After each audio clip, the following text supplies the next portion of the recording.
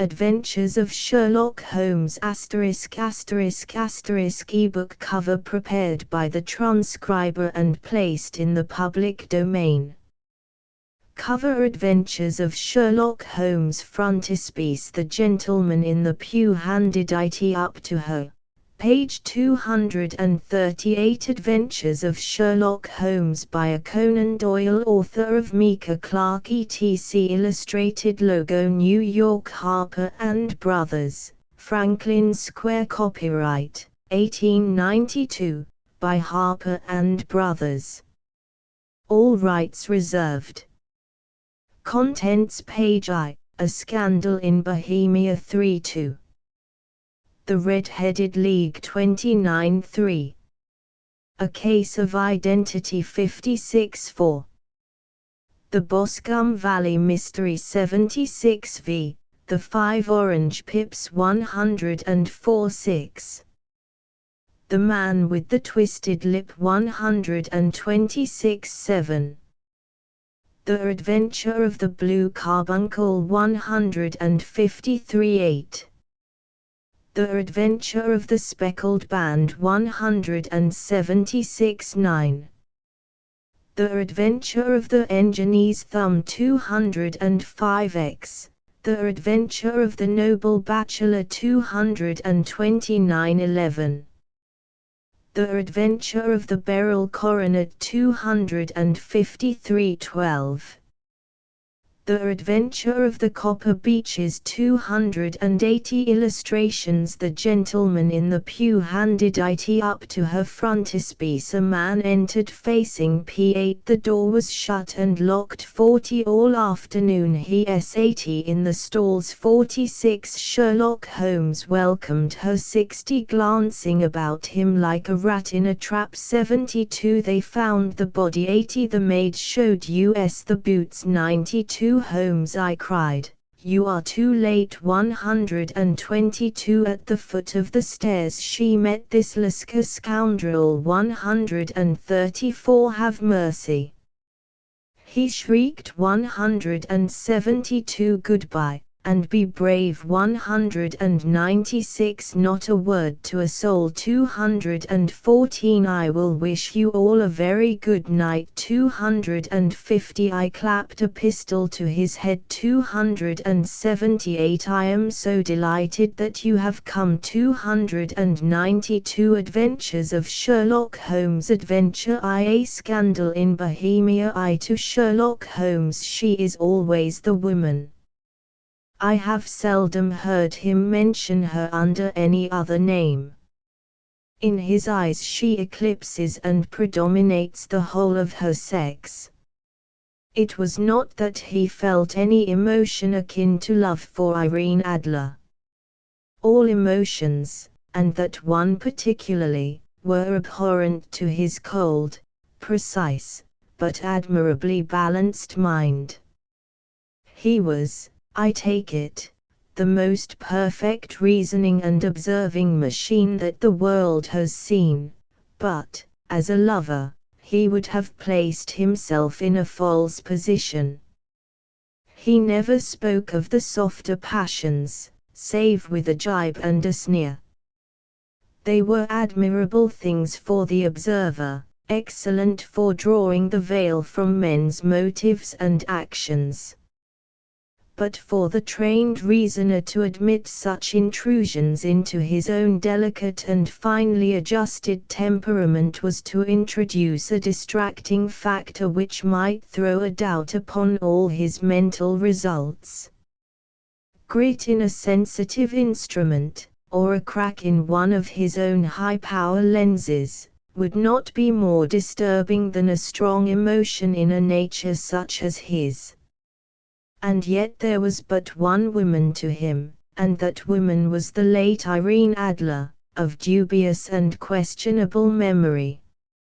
I had seen little of Holmes lately. My marriage had drifted us away from each other. My own complete happiness, and the home-centered interests which rise up around the man who first finds himself master of his own establishment, were sufficient to absorb all my attention, while Holmes, who loathed every form of society with his whole Bohemian soul, remained in our lodgings in Baker Street, buried among his old books, and alternating from week to week between cocaine and ambition, the drowsiness of the drug, and the fierce energy of his own keen nature. He was still, as ever, deeply attracted by the study of crime, and occupied his immense faculties and extraordinary powers of observation in following out those clues, and clearing up those mysteries, which had been abandoned as hopeless by the official police. From time to time I heard some vague account of his doings, of his summons to Odessa in the case of the Trepoff murder, of his clearing up of the singular tragedy of the Atkinson brothers at Trincomalee, and finally of the mission which he had accomplished so delicately and successfully for the reigning family of Holland. Beyond these signs of his activity, however, which I merely shared with all the readers of the daily press, I knew little of my former friend and companion. One night, it was on the 20th of March, 1888, I was returning from a journey to a patient, for I had now returned to civil practice, when my way led me through Baker Street. As I passed the well-remembered door, which must always be associated in my mind with my wooing, and with the dark incidents of the study in scarlet, I was seized with a keen desire to see Holmes again, and to know how he was employing his extraordinary powers. His rooms were brilliantly lit, and, even as I looked up, I saw his tall, spare figure pass twice in a dark silhouette against the blind.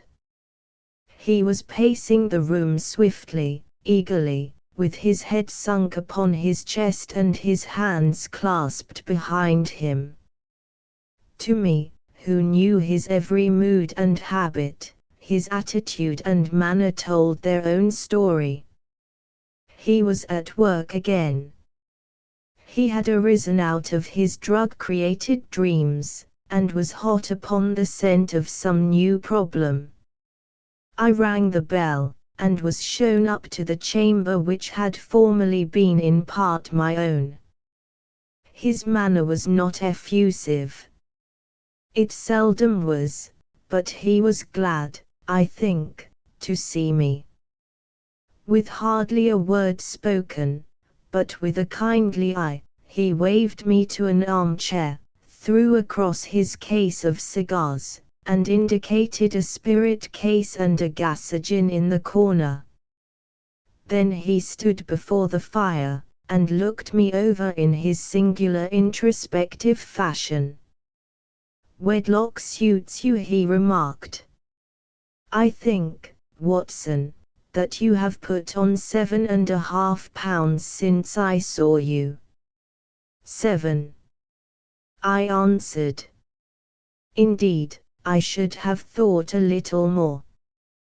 "Just a trifle more, I fancy, Watson." "And in practice again, I observe. You did not tell me that you intended to go into harness." "Then, how do you know?" "I see it, I deduce it." "How do I know that you have been getting yourself very wet lately, and that you have a most clumsy and careless servant girl?" "My dear Holmes," said I, "this is too much. You would certainly have been burned, had you lived a few centuries ago. It is true that I had a country walk on Thursday and came home in a dreadful mess, but, as I have changed my clothes, I can't imagine how you deduce it.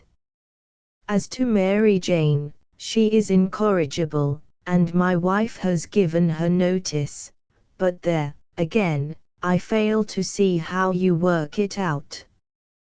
He chuckled to himself and rubbed his long, nervous hands together.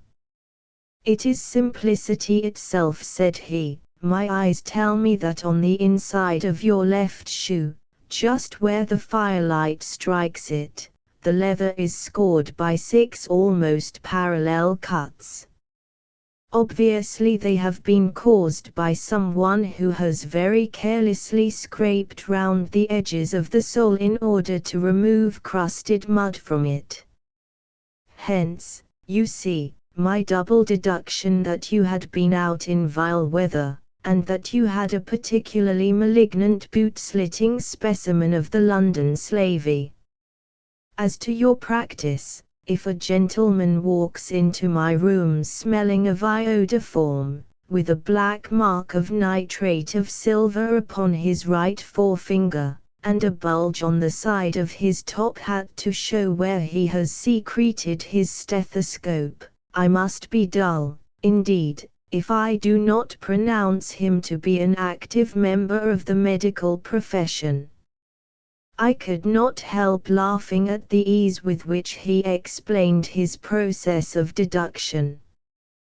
"When I hear you give your reasons," I remarked, "the thing always appears to me to be so ridiculously simple that I could easily do it myself, though at each successive instance of your reasoning I am baffled, until you explain your process. And yet I believe that my eyes are as good as yours."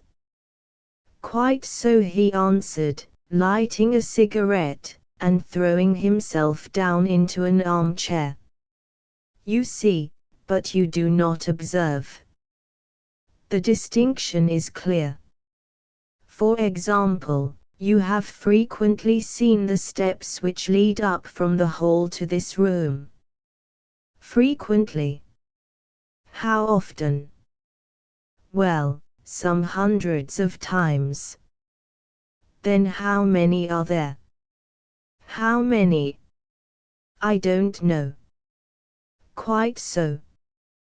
You have not observed. And yet you have seen." "That is just my point. Now, I know that there are 17 steps, because I have both seen and observed. By the way, since you are interested in these little problems, and since you are good enough to chronicle 1 or 2 of my trifling experiences, you may be interested in this." He threw over a sheet of thick, pink-tinted note-paper which had been lying open upon the table. "It came by the last post," said he. "Read it aloud." The note was undated, and without either signature or address.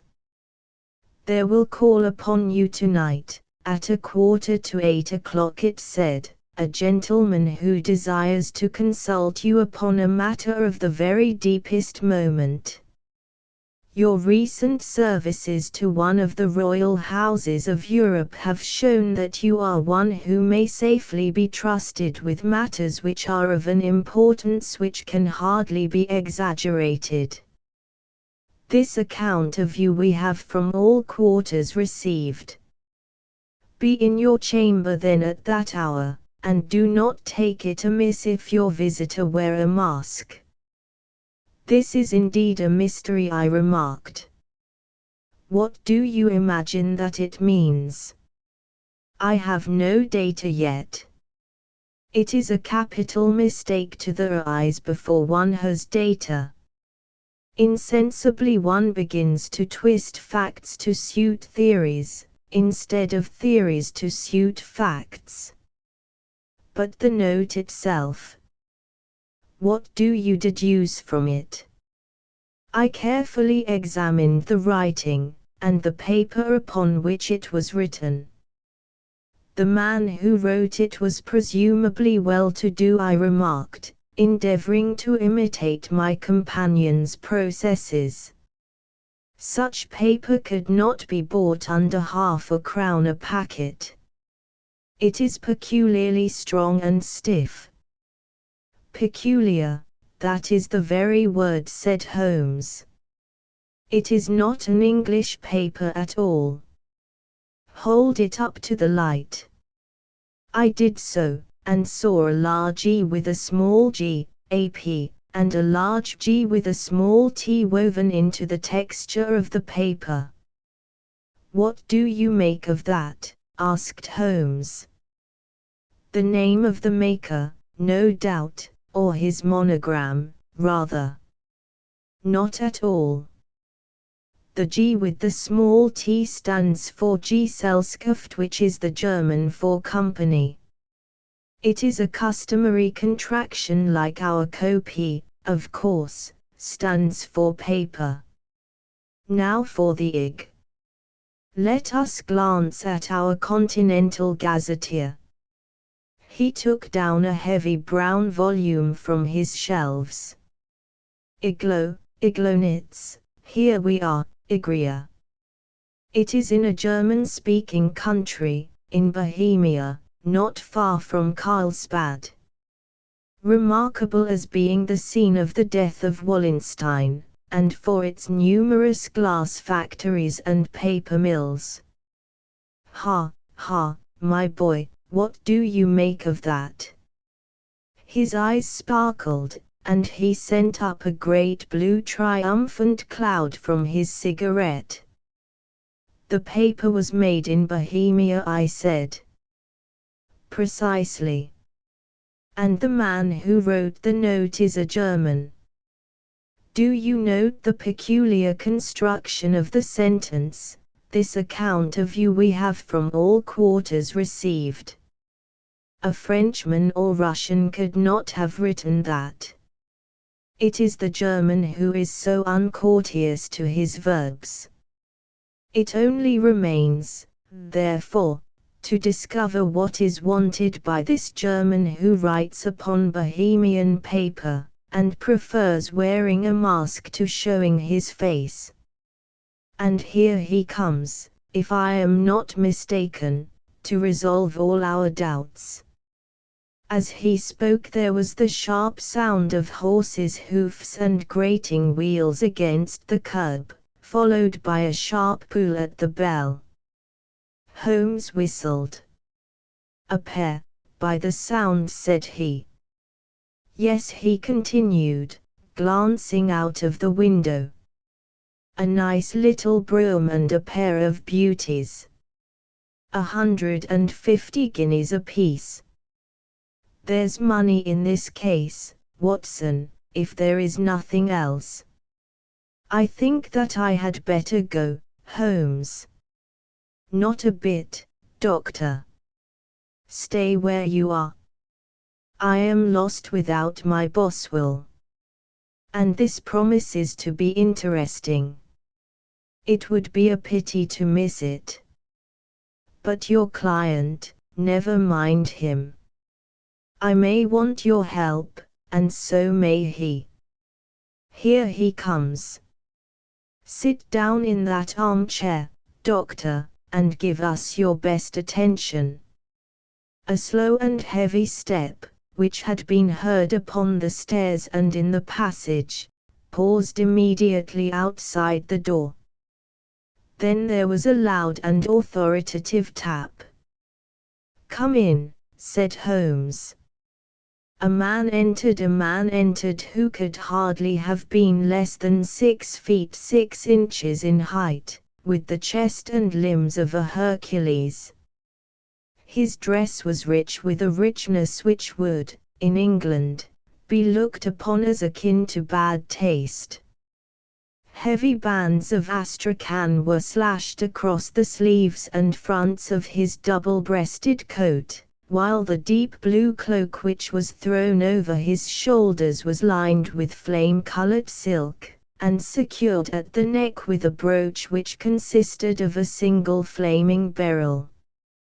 Boots which extended halfway up his calves, and which were trimmed at the tops with rich brown fur, completed the impression of barbaric opulence which was suggested by his whole appearance. He carried a broad-brimmed hat in his hand, while he wore across the upper part of his face, extending down past the cheekbones, a black visored mask, which he had apparently adjusted that very moment, for his hand was still raised to it as he entered. From the lower part of the face he appeared to be a man of strong character, with a thick, hanging lip, and a long, straight chin, suggestive of resolution pushed to the length of obstinacy. "You had my note?" he asked, with a deep harsh voice and a strongly marked German accent. "I told you that I would call."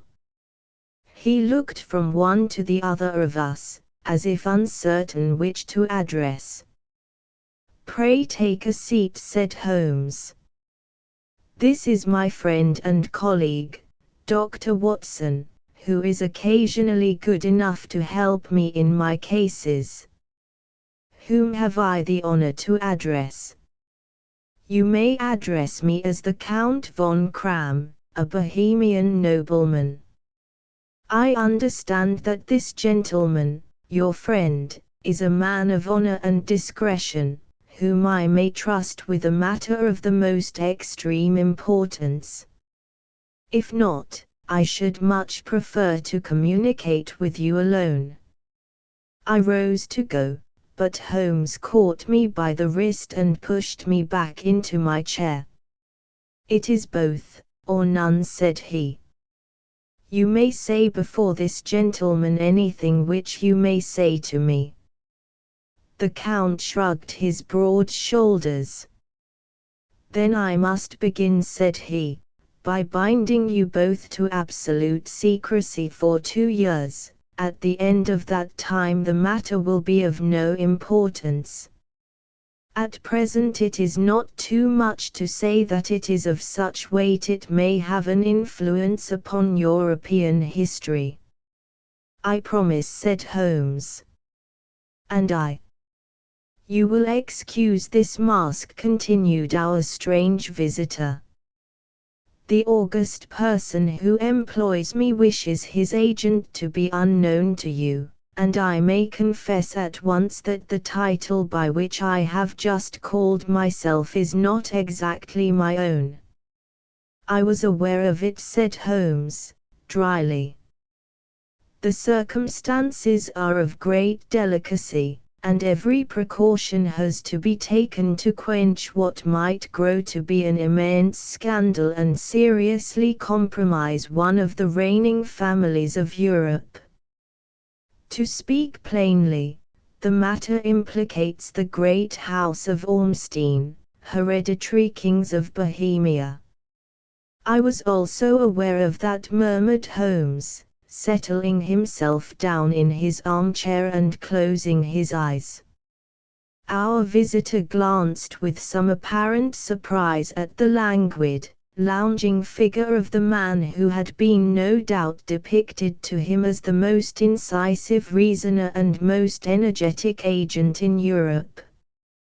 Holmes slowly reopened his eyes and looked impatiently at his gigantic client. "If your Majesty would condescend to state your case," he remarked, "I should be better able to advise you." The man sprang from his chair and paced up and down the room in uncontrollable agitation. Then, with a gesture of desperation, he tore the mask from his face and hurled it upon the ground. "You are right," he cried, "I am the king. Why should I attempt to conceal it?" "Why, indeed," murmured Holmes. "Your Majesty had not spoken before I was aware that I was addressing Wilhelm Gottsreich Sigismund von Ormstein, Grand Duke of Kassel-Felstein, and hereditary King of Bohemia." "But you can understand," said our strange visitor, sitting down once more and passing his hand over his high, white forehead, "you can understand that I am not accustomed to doing such business in my own person. Yet the matter was so delicate that I could not confide it to an agent without putting myself in his power. I have come incognito from Prague for the purpose of consulting you. Then, pray consult, said Holmes, shutting his eyes once more. The facts are briefly these. Some 5 years ago, during a lengthy visit to Warsaw, I made the acquaintance of the well-known adventuress, Irene Adler. The name is no doubt familiar to you. Kindly look her up in my index, Doctor, murmured Holmes, without opening his eyes. For many years he had adopted a system of docketing all paragraphs concerning men and things, so that it was difficult to name a subject or a person on which he could not at once furnish information. In this case I found her biography sandwiched in between that of a Hebrew rabbi and that of a staff commander who had written a monograph upon the deep-sea fishes. Let me see, said Holmes. Born in New Jersey in the year 1858. Contralto, La Scala, Prima donna Imperial Opera of Warsaw, yes. Retired from operatic stage, Living in London, quite so. Your Majesty, as I understand, became entangled with this young person, wrote her some compromising letters, and is now desirous of getting those letters back. Precisely so. But how? Was there a secret marriage? None. No legal papers or certificates? None. Then I fail to follow your Majesty. If this young person should produce her letters for blackmailing or other purposes, how is she to prove their authenticity? There is the writing. Pooh, pooh. Forgery. My private note paper. Stolen. My own seal. Imitated. My photograph.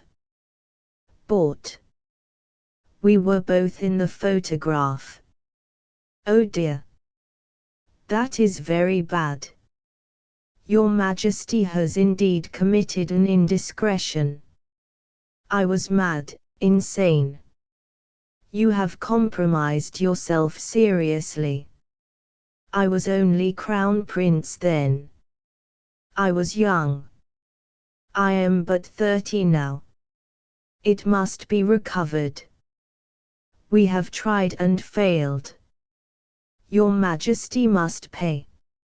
It must be bought. She will not sell. Stolen, then. 5 attempts have been made. Twice burglars in my pay ransacked her house. Once we diverted her luggage when she traveled. Twice she has been waylaid.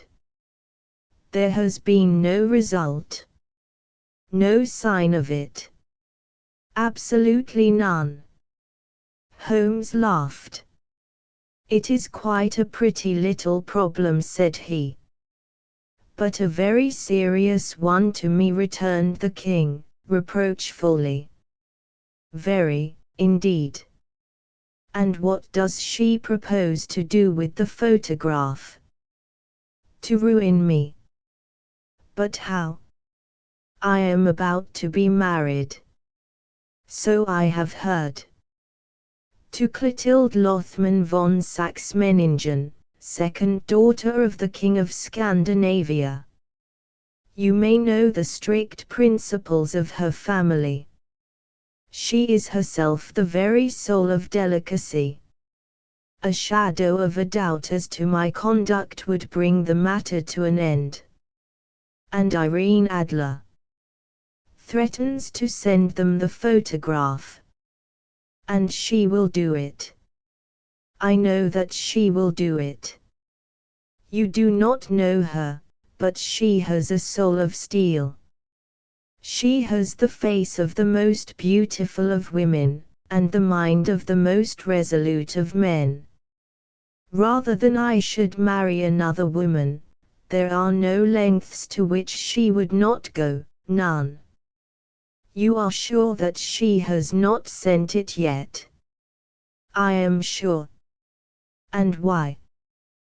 Because she has said that she would send it on the day when the betrothal was publicly proclaimed. That will be next Monday. Oh, then, we have 3 days yet, said Holmes, with a yawn. That is very fortunate, as I have 1 or 2 matters of importance to look into just at present. Your Majesty will, of course, stay in London for the present. Certainly. You will find me at the Langham, under the name of the Count von Cram. Then I shall drop you a line to let you know how we progress. Pray do so. I shall be all anxiety. Then, as to money. You have carte blanche. Absolutely. I tell you that I would give one of the provinces of my kingdom to have that photograph. And for present expenses. The king took a heavy chamois leather bag from under his cloak and laid it on the table. There are £300 in gold and 700 in notes, he said. Holmes scribbled a receipt upon a sheet of his notebook and handed it to him. And mademoiselle's address, he asked. Is Briony Lodge, Serpentine Avenue Street, John's Wood. Holmes took a note of it. One other question, said he. Was the photograph a cabinet? It was. Then, good night, Your Majesty, and I trust that we shall soon have some good news for you. And good night, Watson, he added, as the wheels of the royal brougham rolled down the street. If you will be good enough to call tomorrow afternoon, at 3 o'clock, I should like to chat this little matter over with you. 2 at 3 o'clock precisely I was at Baker Street, but Holmes had not yet returned. The landlady informed me that he had left the house shortly after 8 o'clock in the morning. I sat down beside the fire, however, with the intention of awaiting him, however long he might be. I was already deeply interested in his inquiry, for, though it was surrounded by none of the grim and strange features which were associated with the 2 crimes which I have already recorded, still, the nature of the case and the exalted station of his client gave it a character of its own. Indeed, apart from the nature of the investigation which my friend had on hand, there was something in his masterly grasp of a situation, and his keen, incisive reasoning, which made it a pleasure to me to study his system of work, and to follow the quick, subtle methods by which he disentangled the most inextricable mysteries. So accustomed was I to his invariable success that the very possibility of his failing had ceased to enter into my head. It was close upon 4 before the door opened, and a drunken-looking groom, ill-kempt and side-whiskered, with an inflamed face and disreputable clothes, walked into the room.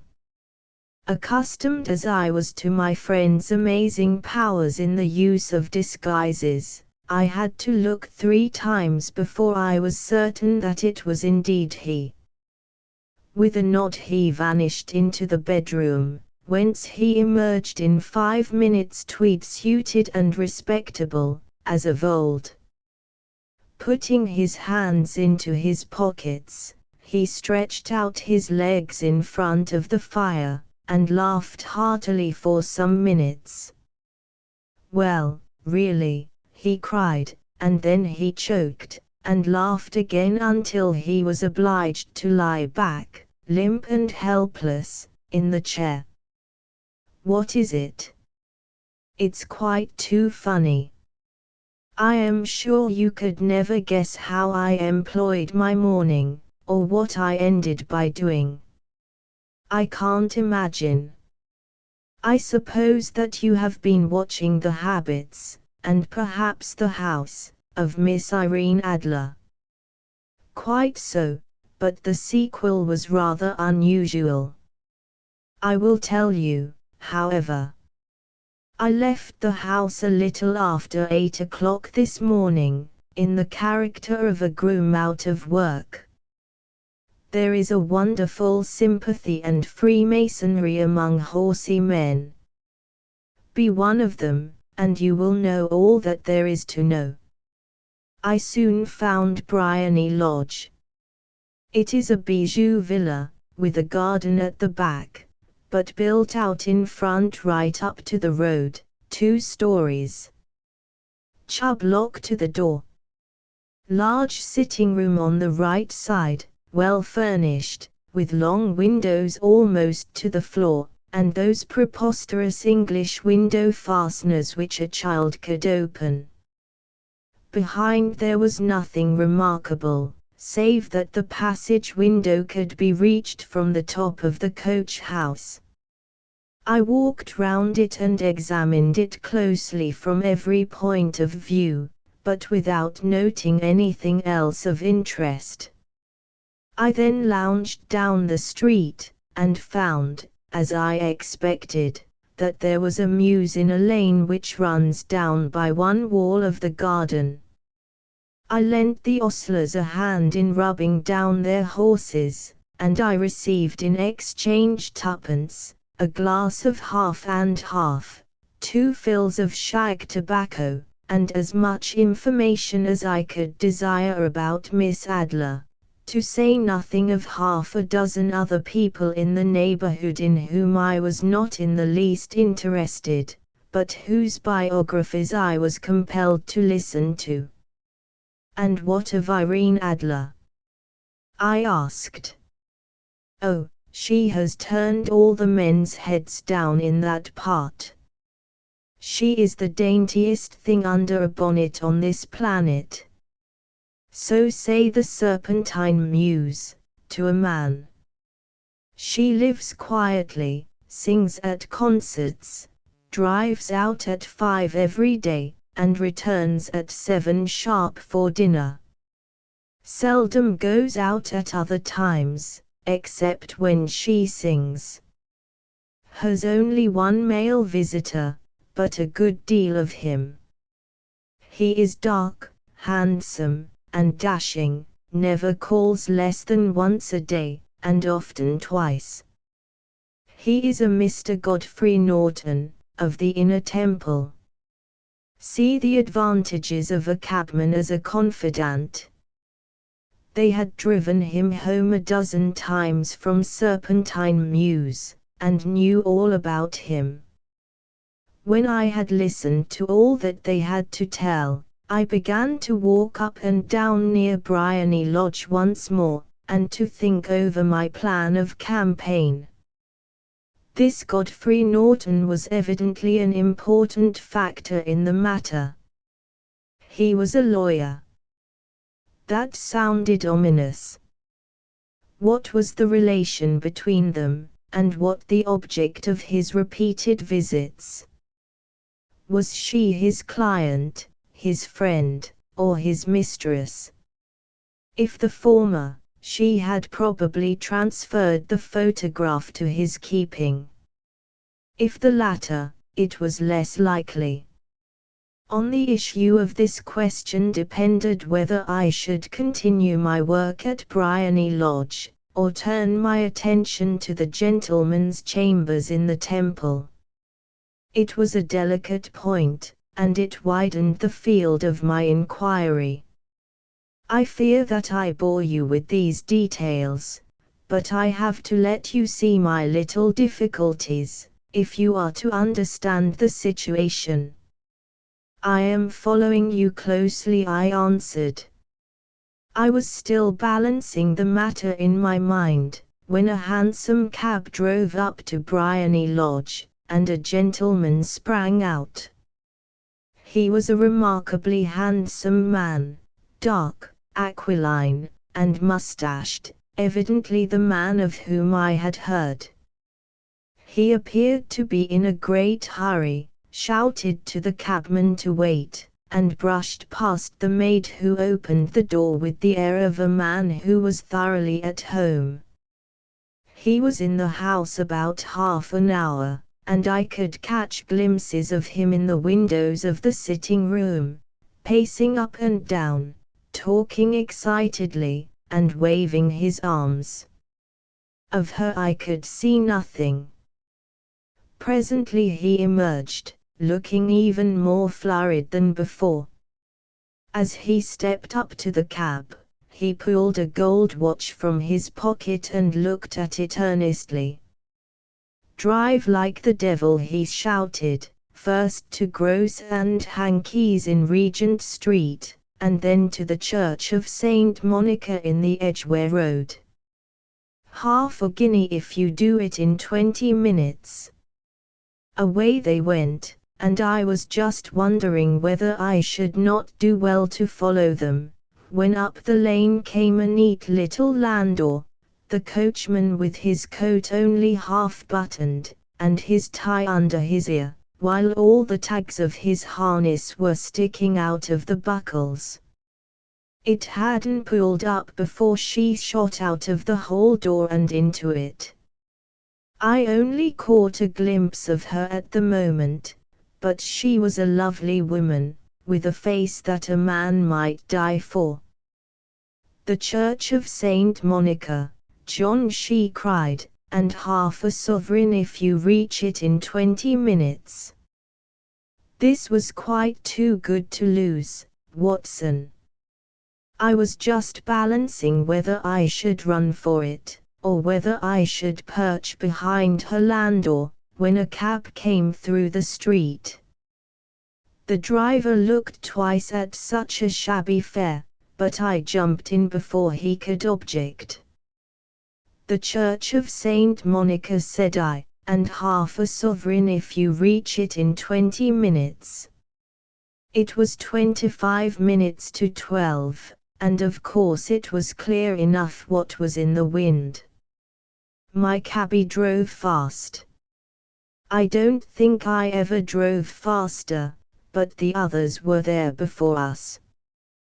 The cab and the landau with their steaming horses were in front of the door when I arrived. I paid the man and hurried into the church.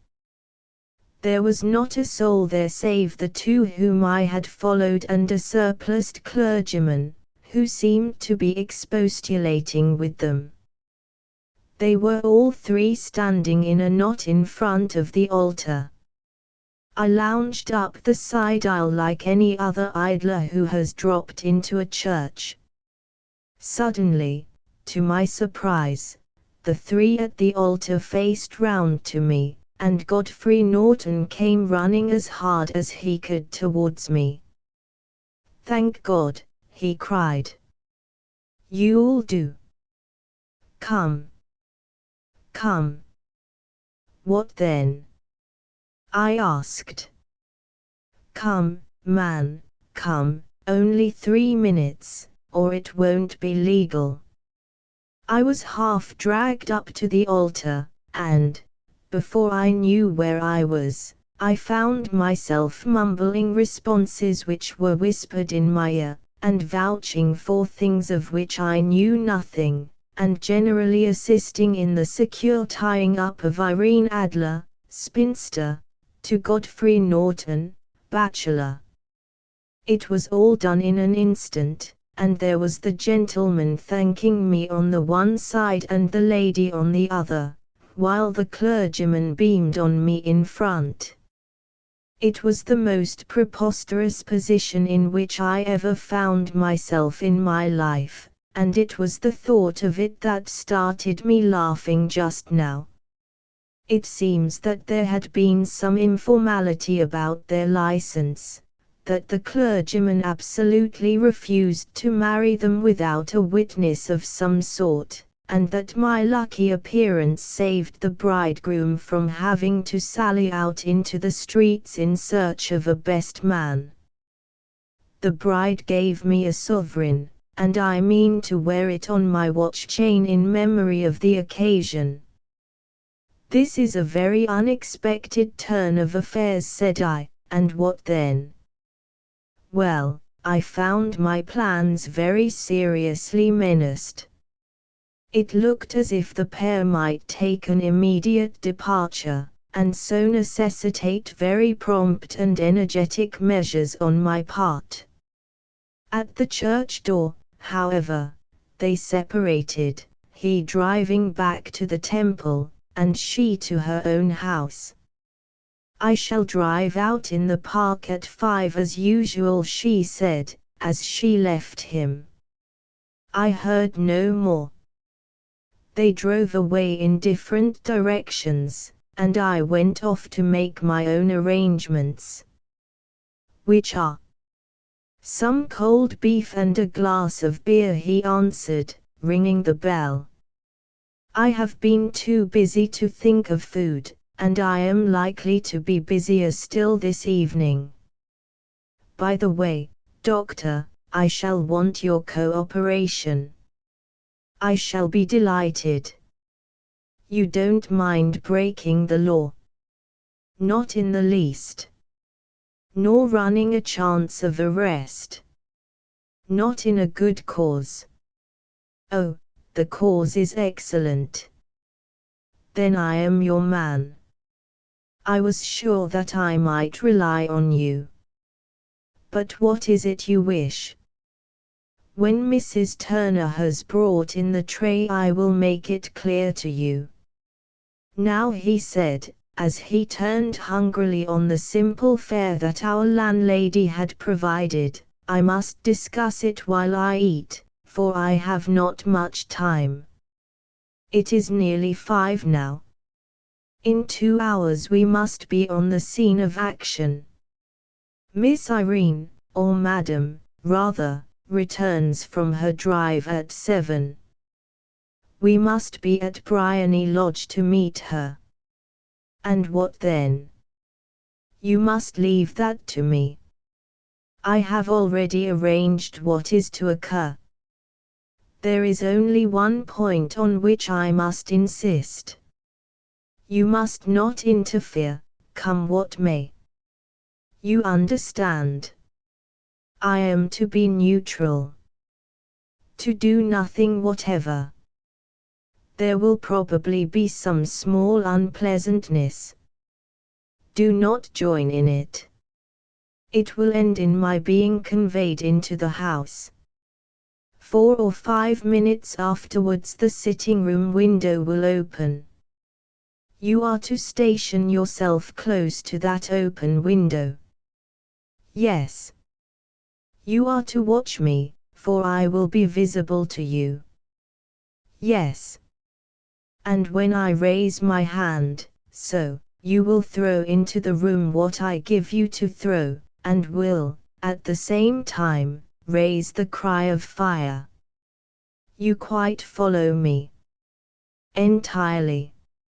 It is nothing very formidable, he said, taking a long cigar-shaped roll from his pocket. It is an ordinary plumber's smoke rocket, fitted with a cap at either end to make it self-lighting. Your task is confined to that. When you raise your cry of fire, it will be taken up by quite a number of people. You may then walk to the end of the street, and I will rejoin you in 10 minutes. I hope that I have made myself clear. I am to remain neutral, to get near the window, to watch you, and, at the signal, to throw in this object, then to raise the cry of fire, and to wait you at the corner of the street. Precisely. Then you may entirely rely on me. That is excellent. I think, perhaps, it is almost time that I prepare for the new role I have to play. He disappeared into his bedroom, and returned in a few minutes in the character of an amiable and simple-minded nonconformist clergyman. His broad black hat, his baggy trousers, his white tie, his sympathetic smile, and general look of peering and benevolent curiosity were such as Mr. John Hare alone could have equalled. It was not merely that Holmes changed his costume. His expression, his manner, his very soul seemed to vary with every fresh part that he assumed. The stage lost a fine actor, even as science lost an acute reasoner, when he became a specialist in crime. It was 6:15 when we left Baker Street, and it still wanted 10 minutes to the hour when we found ourselves in Serpentine Avenue. It was already dusk, and the lamps were just being lighted as we paced up and down in front of Briony Lodge, waiting for the coming of its occupant. The house was just such as I had pictured it from Sherlock Holmes's succinct description, but the locality appeared to be less private than I expected. On the contrary, for a small street in a quiet neighborhood, it was remarkably animated. There was a group of shabbily dressed men smoking and laughing in a corner, a scissors grinder with his wheel, 2 guardsmen who were flirting with a nurse girl, and several well-dressed young men who were lounging up and down with cigars in their mouths. "You see," remarked Holmes, as we paced to and fro in front of the house, "this marriage rather simplifies matters. The photograph becomes a double-edged weapon now.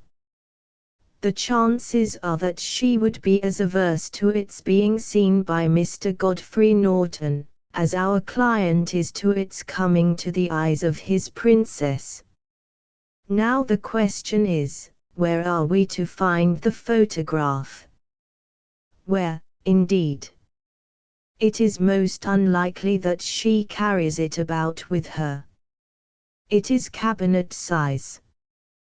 Too large for easy concealment about a woman's dress. She knows that the king is capable of having her waylaid and searched. 2 attempts of the sort have already been made. We may take it, then, that she does not carry it about with her. Where, then? Her banker or her lawyer? There is that double possibility. But I am inclined to think neither. Women are naturally secretive, and they like to do their own secreting. Why should she hand it over to anyone else? She could trust her own guardianship, but she could not tell what indirect or political influence might be brought to bear upon a businessman. Besides, remember that she had resolved to use it within a few days. It must be where she can lay her hands upon it. It must be in her own house. But it has twice been burgled. Pshaw! They did not know how to look. But how will you look? I will not look. What then? I will get her to show me. But she will refuse. She will not be able to. But I hear the rumble of wheels. It is her carriage. Now carry out my orders to the letter. As he spoke, the gleam of the side lights of a carriage came round the curve of the avenue. It was a smart little landau which rattled up to the door of Briony Lodge. As it pulled up, one of the loafing men at the corner dashed forward to open the door in the hope of earning a copper, but was elbowed away by another loafer, who had rushed up with the same intention. A fierce quarrel broke out, which was increased by the two guardsmen, who took sides with one of the loungers, and by the scissors grinder, who was equally hot upon the other side. A blow was struck, and in an instant the lady, who had stepped from her carriage, was the centre of a little knot of flushed and struggling men, who struck savagely at each other with their fists and sticks. Holmes dashed into the crowd to protect the lady, but just as he reached her he gave a cry and dropped to the ground, with the blood running freely down his face. At his fall the guardsmen took to their heels in one direction and the loungers in the other, while a number of better dressed people, who had watched the scuffle without taking part in it, crowded in to help the lady and to attend to the injured man. Irene Adler, as I will still call her, had hurried up the steps, but she stood at the top with her superb figure outlined against the lights of the hall, looking back into the street. "Is the poor gentleman much hurt?" she asked. "He is dead," cried several voices. "No, no, there's life in him," shouted another. "But he'll be gone before you can get him to hospital." "He's a brave fellow," said a woman. "They would have had the lady's purse and watch if it hadn't been for him. They were a gang, and a rough one, too. Ah, he's breathing now. He can't lie in the street.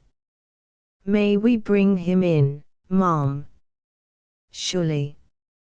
Bring him into the sitting room. There is a comfortable sofa. This way, please."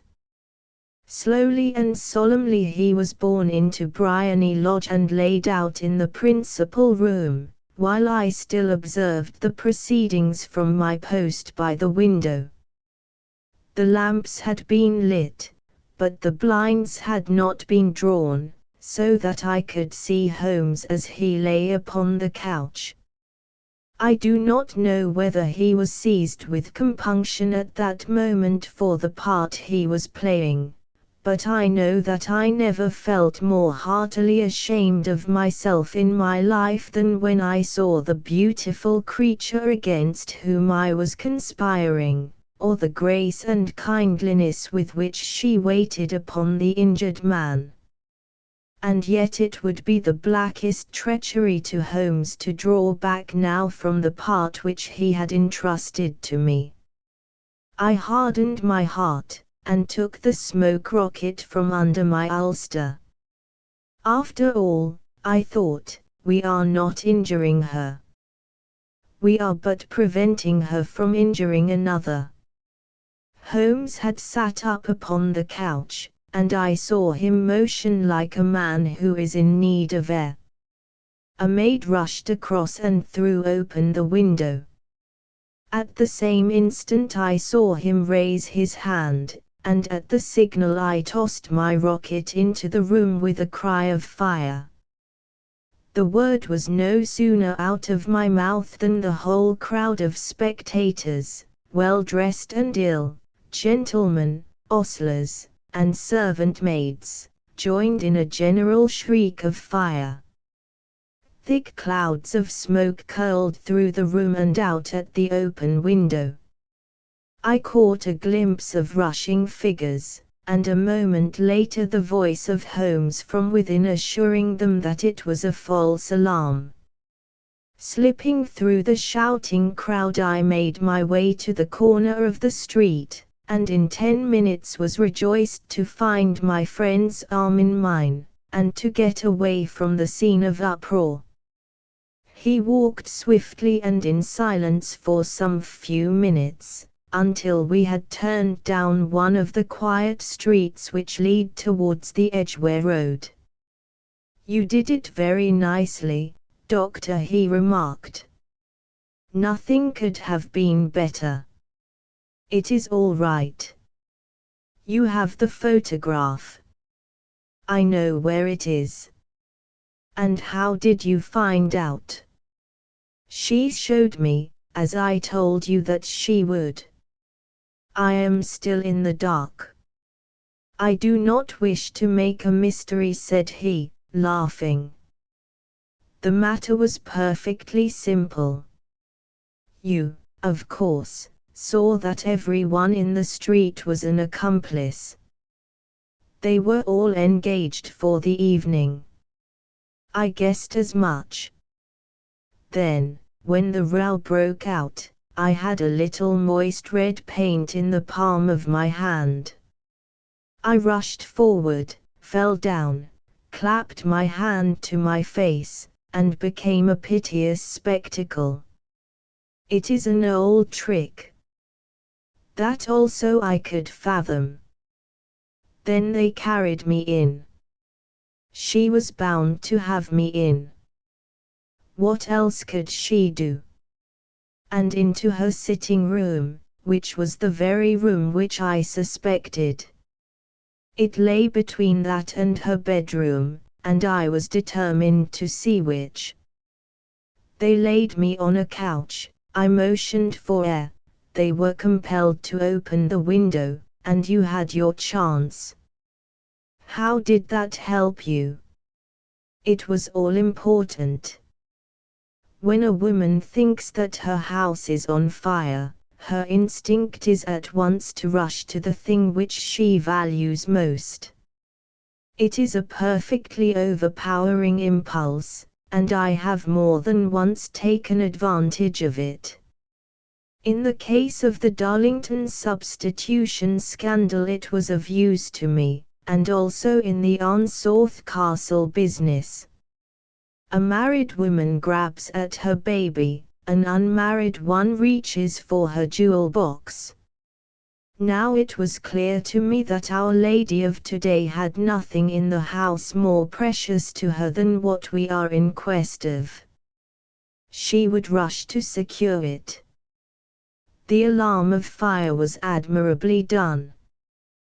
The smoke and shouting were enough to shake nerves of steel.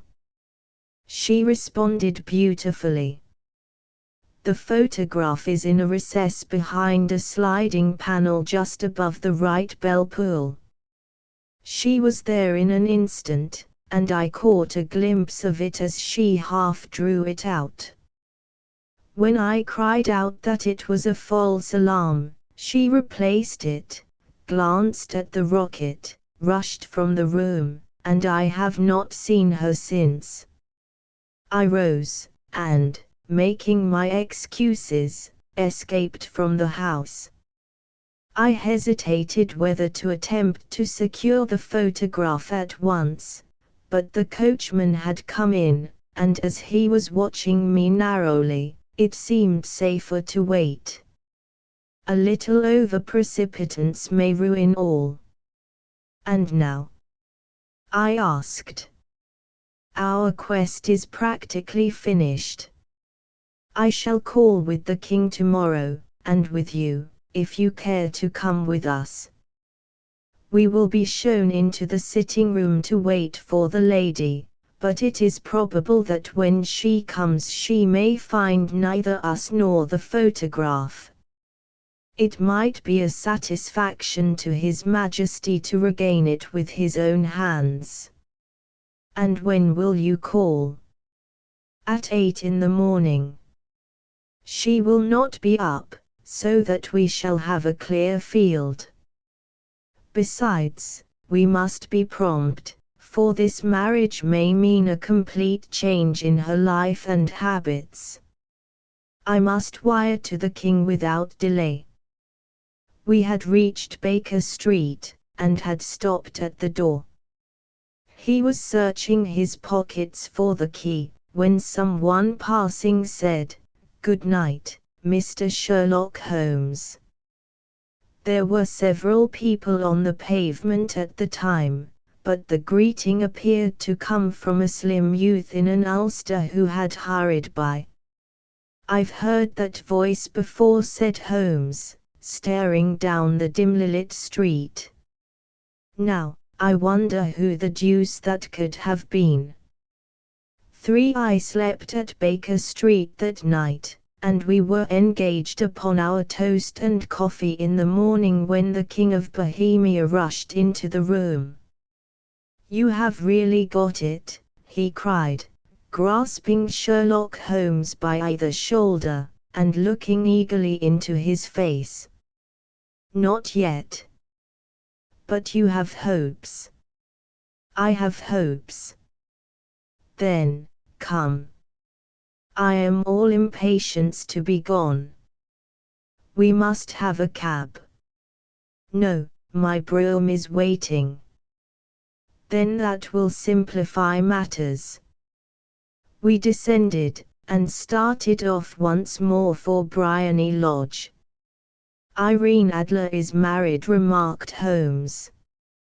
"Married? When?" "Yesterday." "But to whom?" "To an English lawyer named Norton." "But she could not love him."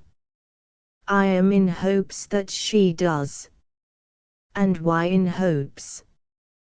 "Because it would spare your Majesty all fear of future annoyance. If the lady loves her husband, she does not love your Majesty. If she does not love your Majesty, there is no reason why she should interfere with your Majesty's plan." "It is true. And yet, well, I wish she had been of my own station. What a queen she would have made." He relapsed into a moody silence, which was not broken until we drew up in Serpentine Avenue. The door of Briony Lodge was open, and an elderly woman stood upon the steps.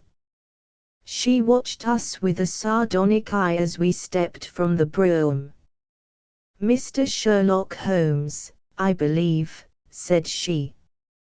"I am Mr. Holmes," answered my companion, looking at her with a questioning and rather startled gaze. "Indeed. My mistress told me that you were likely to call. She left this morning with her husband by the 5:15 train from Charing Cross for the Continent." "What?"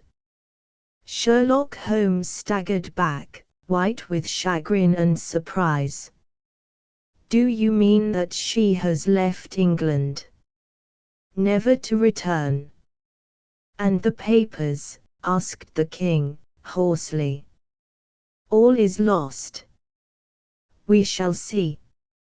He pushed past the servant and rushed into the drawing room, followed by the king and myself. The furniture was scattered about in every direction, with dismantled shelves and open drawers, as if the lady had hurriedly ransacked them before her flight. Holmes rushed at the bell pull, tore back a small sliding shutter, and, plunging in his hand, pulled out a photograph and a letter.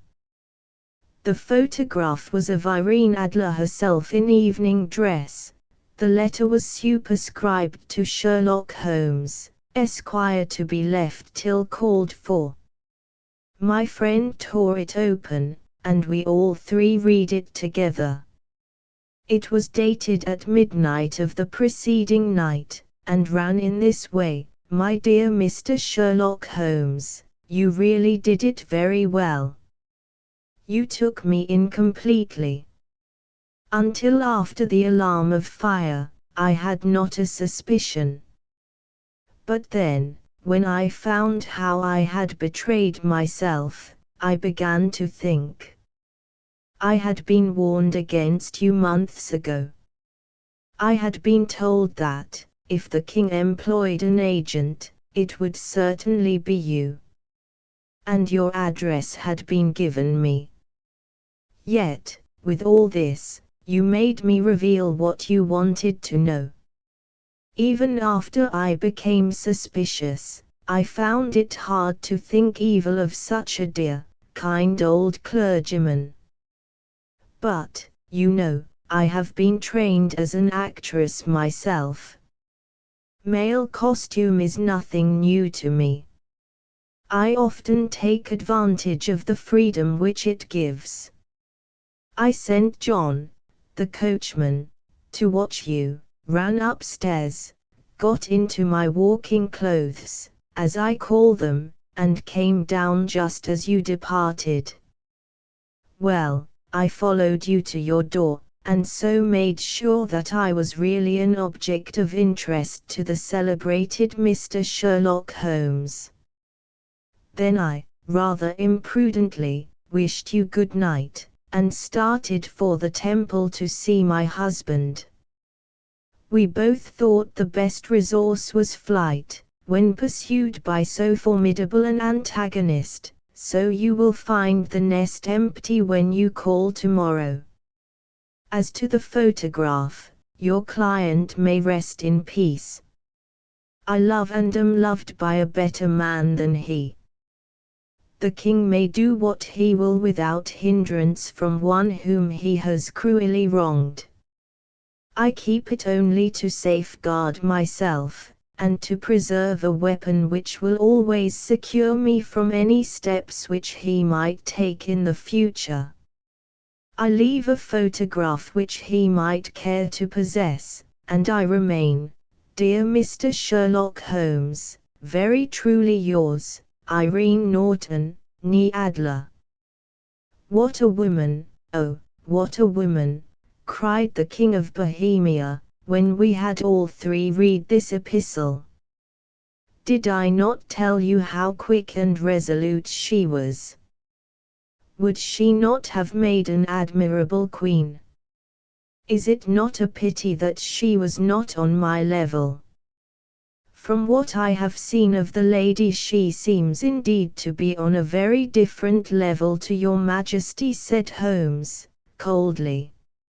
I am sorry that I have not been able to bring your Majesty's business to a more successful conclusion. On the contrary, my dear sir, cried the king, nothing could be more successful. I know that her word is inviolate. The photograph is now as safe as if it were in the fire. I am glad to hear your Majesty say so. I am immensely indebted to you. Pray tell me in what way I can reward you. This ring, he slipped an emerald snake ring from his finger and held it out upon the palm of his hand. Your Majesty has something which I should value even more highly, said Holmes. You have but to name it. This photograph. The king stared at him in amazement. Irene's photograph, he cried. Certainly, if you wish it. I thank your Majesty. Then there is no more to be done in the matter. I have the honor to wish you a very good morning. He bowed, and, turning away without observing the hand which the king had stretched out to him, he set off in my company for his chambers. And that was how a great scandal threatened to affect the kingdom of Bohemia, and how the best plans of Mr. Sherlock Holmes were beaten by a woman's wit. He used to make merry over the cleverness of women, but I have not heard him do it of late. And when he speaks of Irene Adler, or when he refers to her photograph, it is always under the honorable title of the woman. Adventure to the Red-Headed League. I had called upon my friend, Mr. Sherlock Holmes, one day in the autumn of last year, and found him in deep conversation with a very stout, florid-faced, elderly gentleman, with fiery red hair. With an apology for my intrusion, I was about to withdraw, when Holmes pulled me abruptly into the room and closed the door behind me. "You could not possibly have come at a better time, my dear Watson," he said, cordially.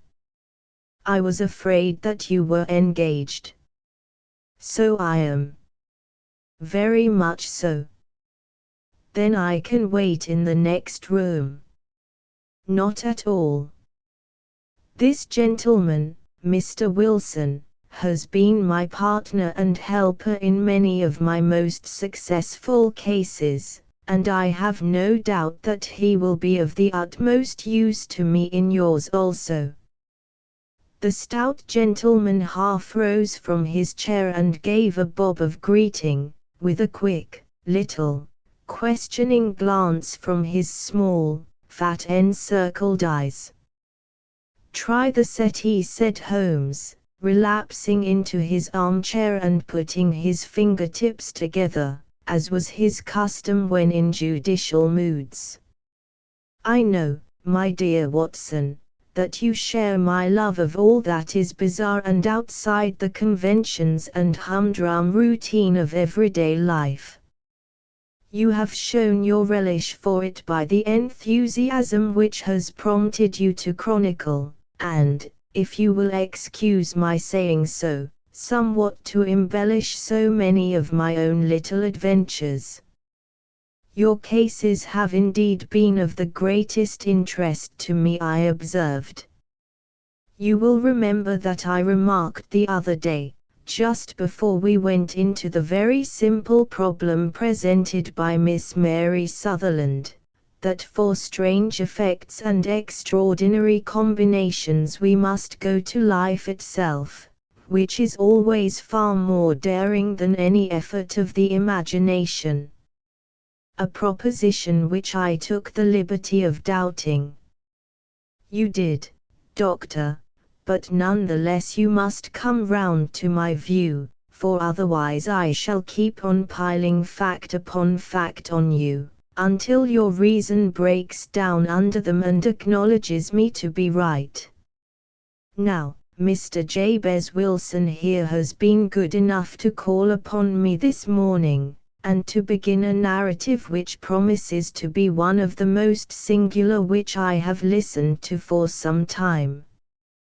You have heard me remark that the strangest and most unique things are very often connected not with the larger but with the smaller crimes, and occasionally, indeed, where there is room for doubt whether any positive crime has been committed.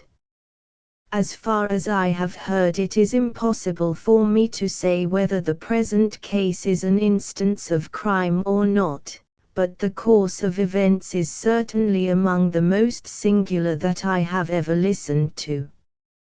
Perhaps, Mr. Wilson, you would have the great kindness to recommence your narrative. I ask you, not merely because my friend Dr. Watson has not heard the opening part, but also because the peculiar nature of the story makes me anxious to have every possible detail from your lips. As a rule, when I have heard some slight indication of the course of events, I am able to guide myself by the thousands of other similar cases which occur to my memory. In the present instance I am forced to admit that the facts are, to the best of my belief, unique." The portly client puffed out his chest with an appearance of some little pride, and pulled a dirty and wrinkled newspaper from the inside pocket of his greatcoat. As he glanced down the advertisement column, with his head thrust forward, and the paper flattened out upon his knee, I took a good look at the man, and endeavored, after the fashion of my companion, to read the indications which might be presented by his dress or appearance. I did not gain very much, however, by my inspection. Our visitor bore every mark of being an average commonplace British tradesman, obese, pompous, and slow. He wore rather baggy grey shepherd's check trousers, a not over clean black frock coat, unbuttoned in the front, and a drab waistcoat with a heavy brassy Albert chain, and a square pierced bit of metal dangling down as an ornament. A frayed top hat and a faded brown overcoat with a wrinkled velvet collar lay upon a chair beside him. Altogether, look as I would, there was nothing remarkable about the man save his blazing red head, and the expression of extreme chagrin and discontent upon his features. Sherlock Holmes's quick eye took in my occupation, and he shook his head with a smile as he noticed my questioning glances. Beyond the obvious facts that he has at some time done manual labor, that he takes snuff, that he is a Freemason, that he has been in China, and that he has done a considerable amount of writing lately, I can deduce nothing else. Mr. Jabez Wilson started up in his chair, with his forefinger upon the paper, but his eyes upon my companion. How, in the name of good fortune, did you know all that, Mr. Holmes? He asked. How did you know, for example, that I did manual labor? It's as true as gospel, for I began as a ship's carpenter. Your hands, my dear sir. Your right hand is quite a size larger than your left. You have worked with it, and the muscles are more developed. Well, the snuff, then, and the Freemasonry. I won't insult your intelligence by telling you how I read that, especially as, rather against the strict rules of your order, you use an arc and compass breastpin. Ah, of course, I forgot that. But the writing. What else can be indicated by that right cuff so very shiny for 5 inches, and the left one with the smooth patch near the elbow where you rest it upon the desk? Well, but China. The fish that you have tattooed immediately above your right wrist could only have been done in China. I have made a small study of tattoo marks, and have even contributed to the literature of the subject. That trick of staining the fish's scales of a delicate pink is quite peculiar to China. When, in addition, I see a Chinese coin hanging from your watch chain, the matter becomes even more simple. Mr. Jabez Wilson laughed heavily. Well, I never, said he. I thought at first that you had done something clever, but I see that there was nothing in it, after all. I begin to think, Watson, said Holmes, that I make a mistake in explaining. Omnignotum pro magnifico, you know, and my poor little reputation, such as it is, will suffer shipwreck if I am so candid. Can you not find the advertisement, Mr. Wilson? Yes, I have got it now, he answered, with his thick, red finger planted halfway down the column. Here it is. This is what began it all. You just read it for yourself, sir.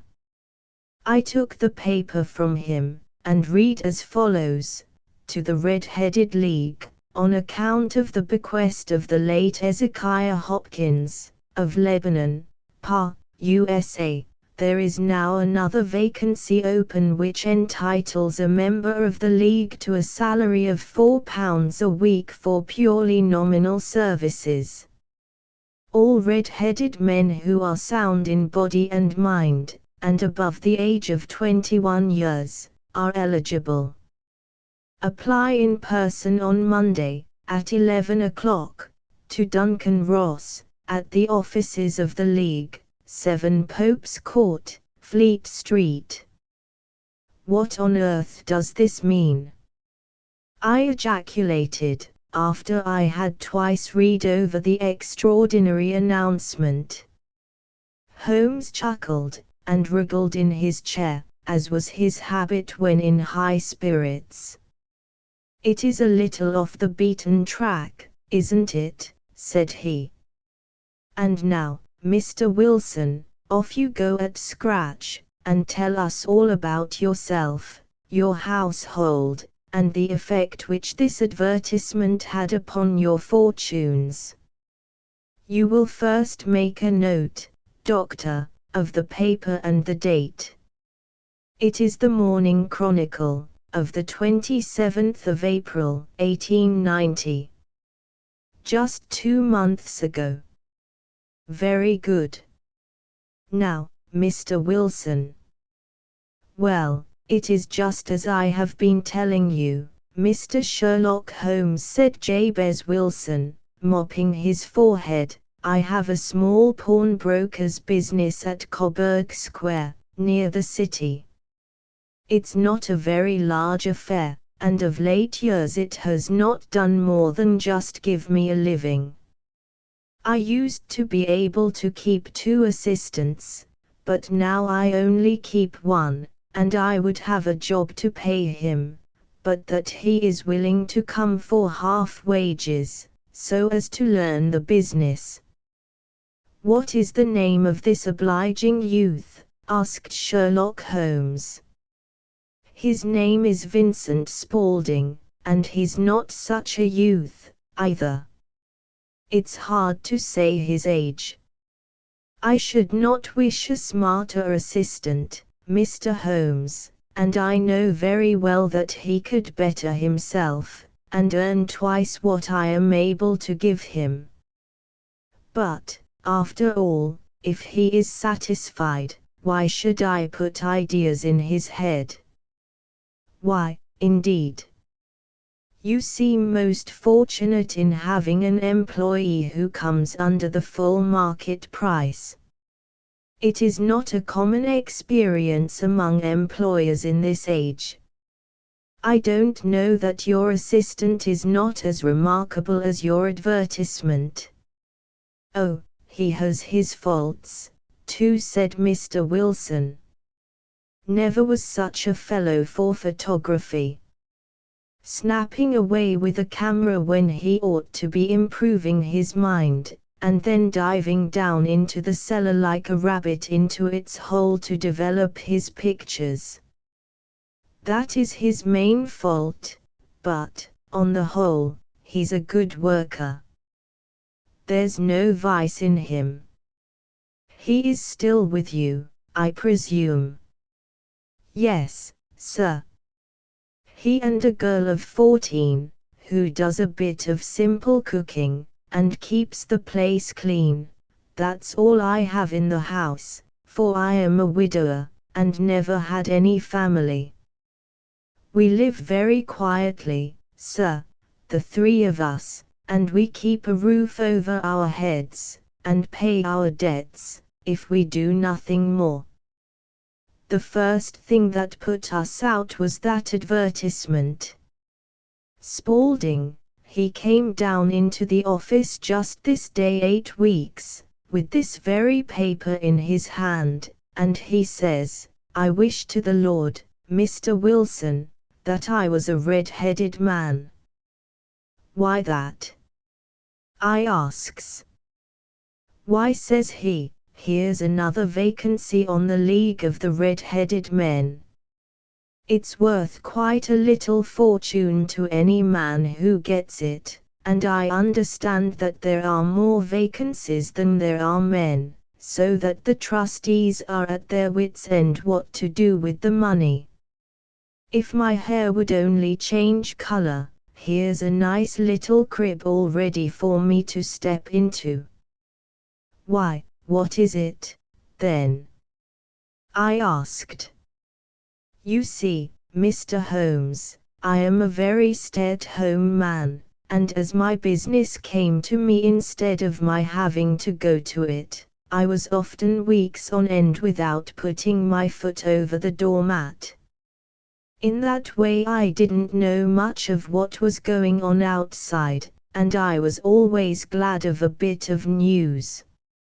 "Have you never heard of the League of the Red-Headed Men?" he asked, with his eyes open. "Never." "Why, I wonder at that, for you are eligible yourself for one of the vacancies." "And what are they worth?" I asked. "Oh, merely a couple of $100 a year, but the work is slight, and it need not interfere very much with one's other occupations."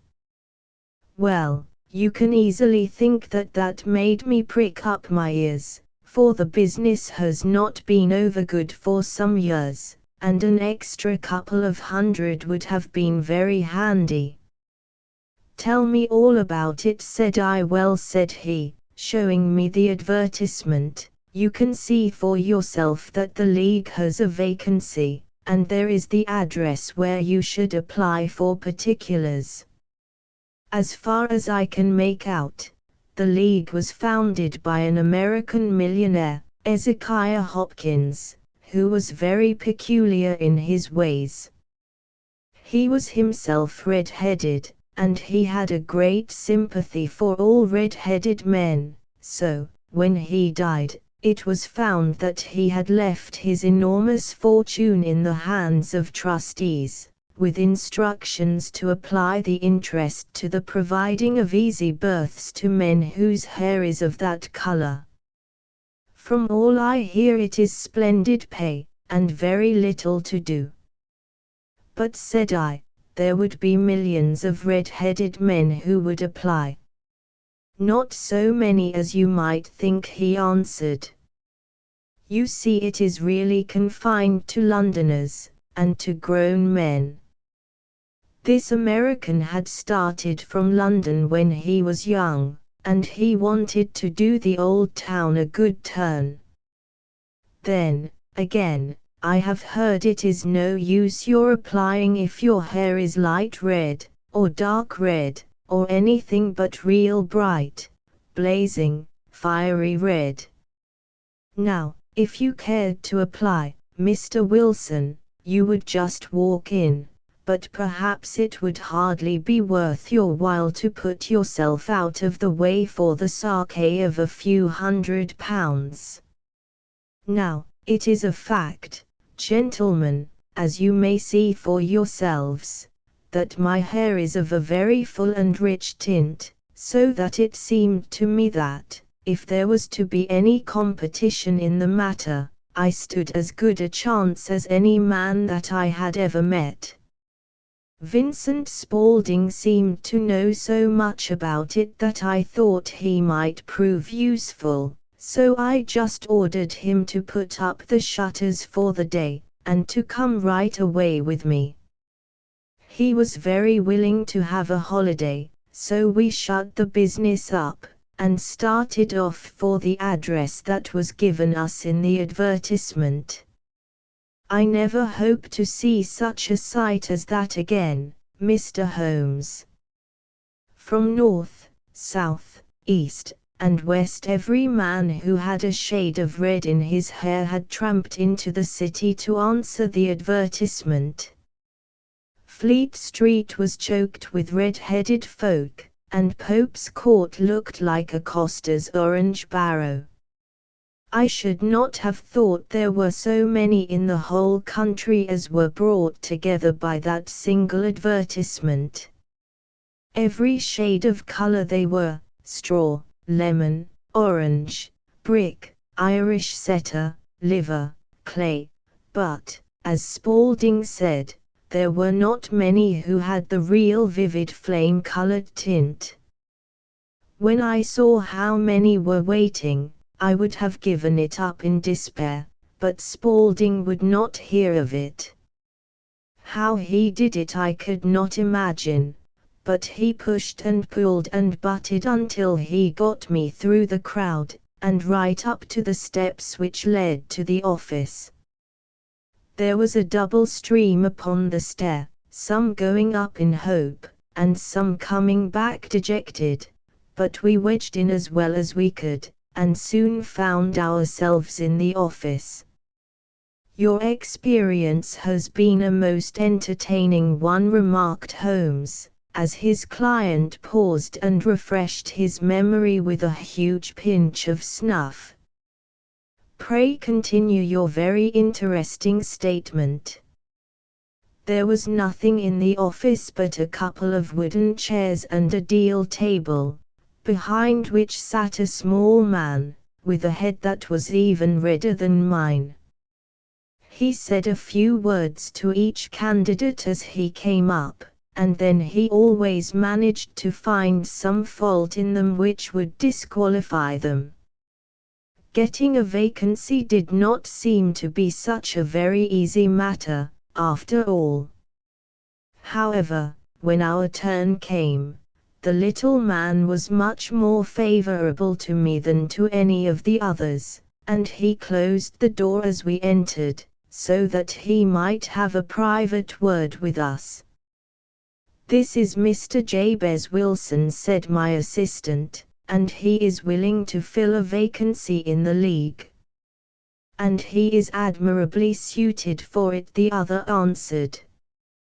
"He has every requirement. I cannot recall when I have seen anything so fine." He took a step backward, cocked his head on one side, and gazed at my hair until I felt quite bashful. Then suddenly he plunged forward, wrung my hand, and congratulated me warmly on my success. "It would be injustice to hesitate," said he. "You will, however, I am sure, excuse me for taking an obvious precaution." With that he seized my hair in both his hands, and tugged until I yelled with the pain. "There is water in your eyes," said he, as he released me. "I perceive that all is as it should be. But we have to be careful, for we have twice been deceived by wigs and once by paint. I could tell you tales of cobbler's wax which would disgust you with human nature." He stepped over to the window, and shouted through it at the top of his voice that the vacancy was filled. A groan of disappointment came up from below, and the folk all trooped away in different directions, until there was not a red head to be seen except my own and that of the manager. "My name," said he, "is Mr. Duncan Ross, and I am myself one of the pensioners upon the fund left by our noble benefactor. Are you a married man, Mr. Wilson? Have you a family?" I answered that I had not. His face fell immediately. "Dear me," he said, gravely, "that is very serious indeed. I am sorry to hear you say that." The fund was, of course, for the propagation and spread of the redheads as well as for their maintenance. "It is exceedingly unfortunate that you should be a bachelor." My face lengthened at this, Mr. Holmes, for I thought that I was not to have the vacancy after all, but, after thinking it over for a few minutes, he said that it would be all right. "In the case of another," said he, "the objection might be fatal, but we must stretch a point in favor of a man with such a head of hair as yours. When shall you be able to enter upon your new duties?" "Well, It is a little awkward, for I have a business already, said I. Oh, never mind about that, Mr. Wilson, said Vincent Spaulding. I shall be able to look after that for you. What would be the hours? I asked. 10 to 2.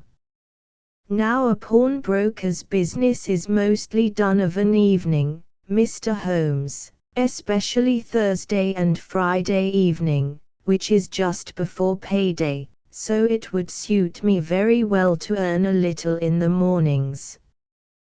Besides, I knew that my assistant was a good man, and that he would see to anything that turned up. That would suit me very well, said I. And the pay is £4 a week. And the work is purely nominal. What do you call purely nominal? Well, you have to be in the office, or at least in the building, the whole time. If you leave, you forfeit your whole position forever. The will is very clear upon that point.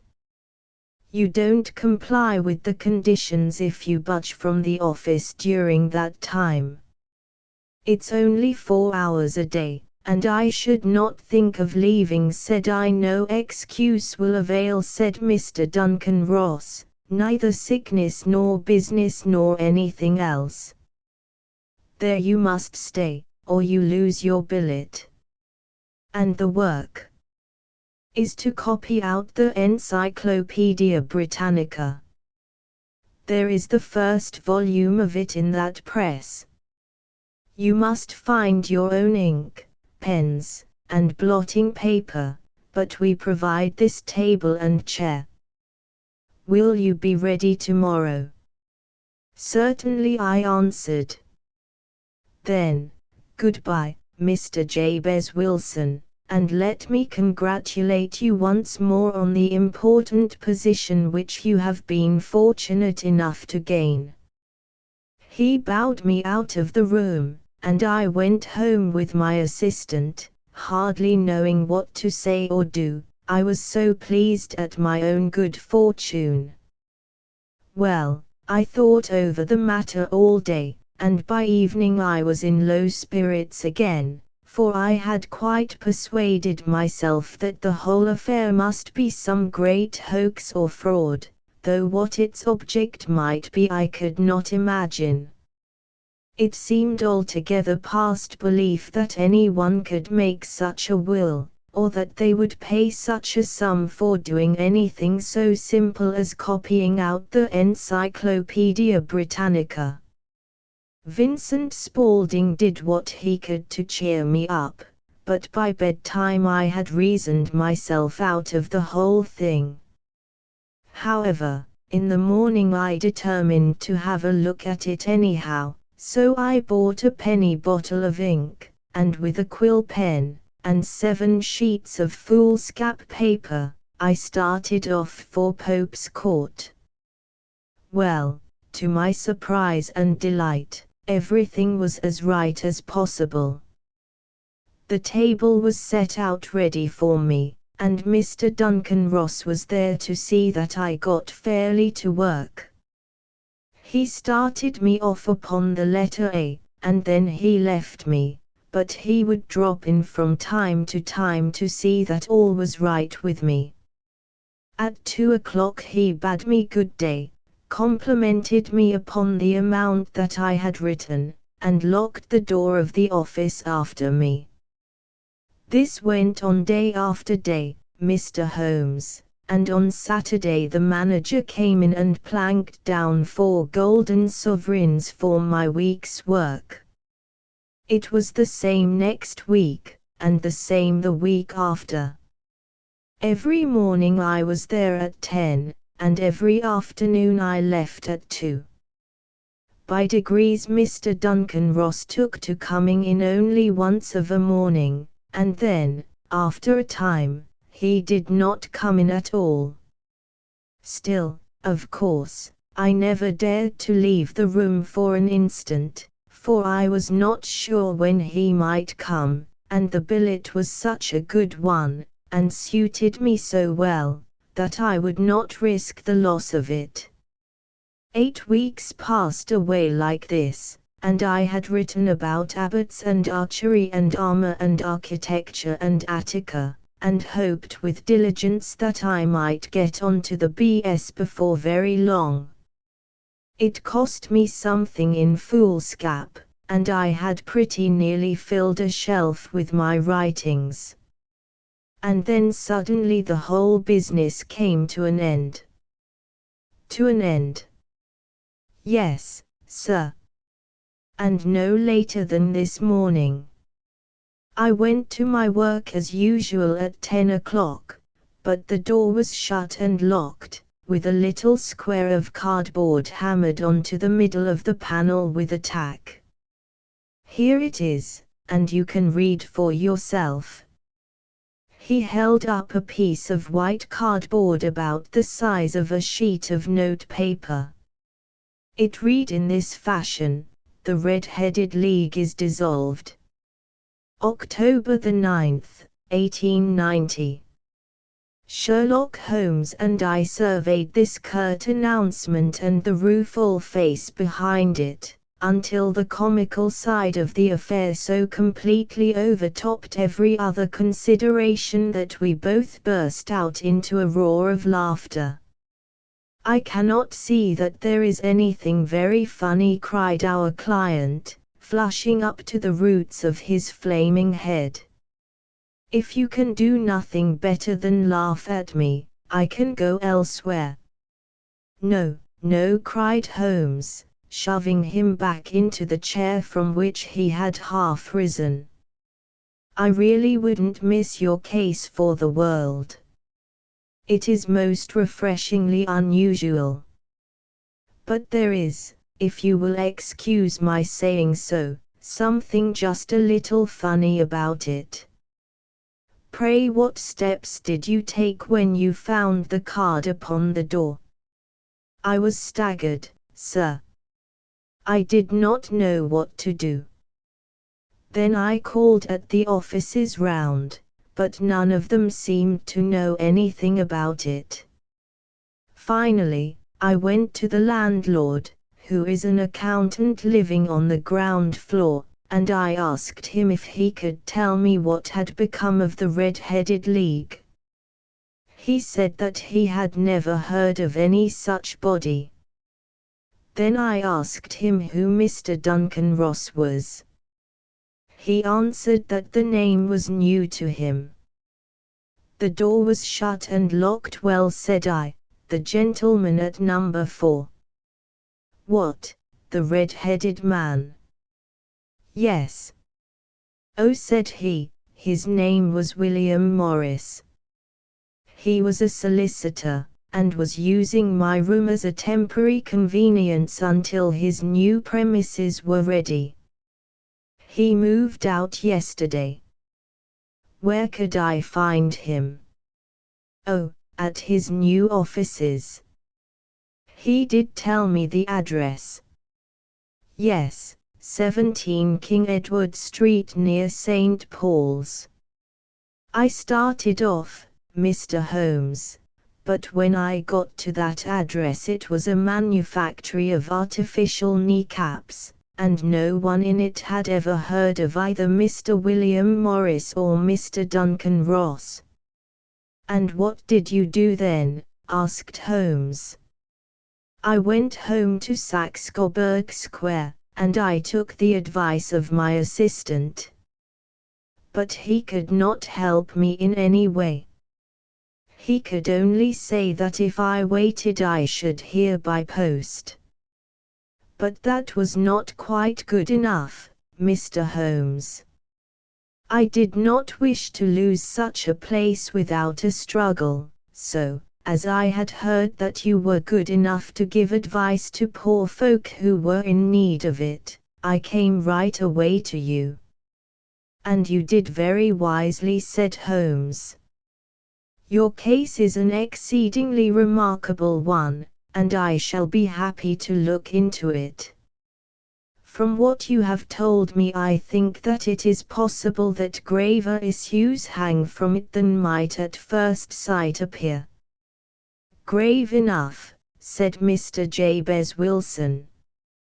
Why, I have lost £4 a week. As far as you are personally concerned, remarked Holmes, I do not see that you have any grievance against this extraordinary league.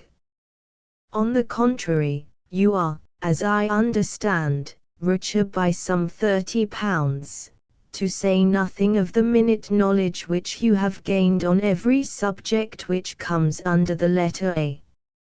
You have lost nothing by them. No, sir.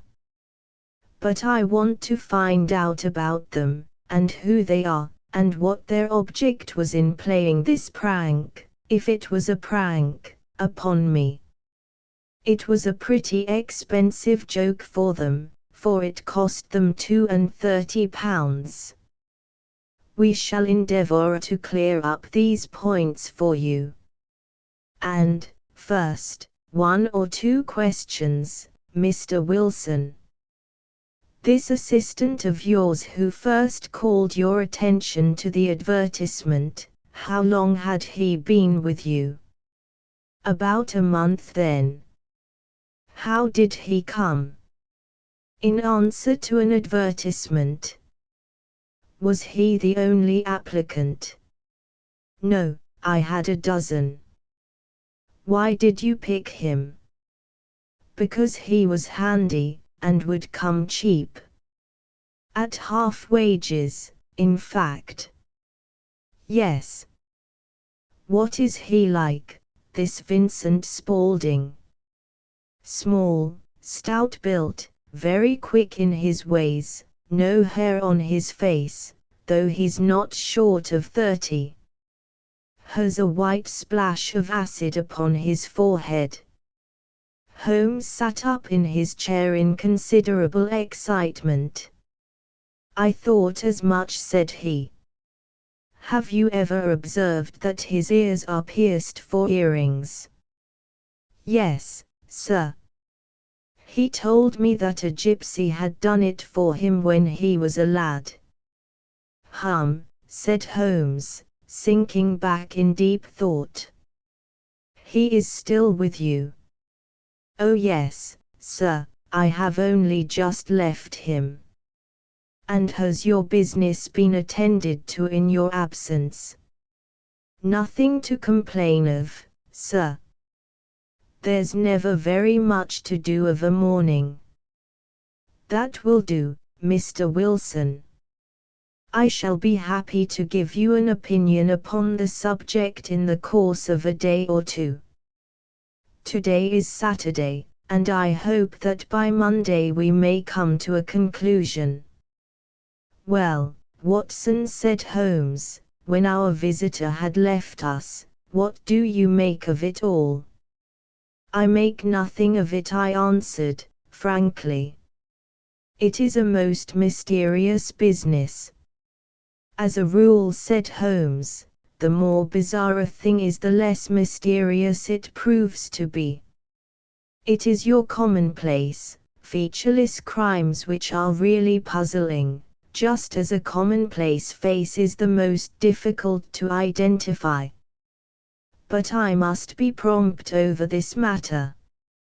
What are you going to do, then? I asked. To smoke, he answered. It is quite a 3-pipe problem, and I beg that you won't speak to me for 50 minutes.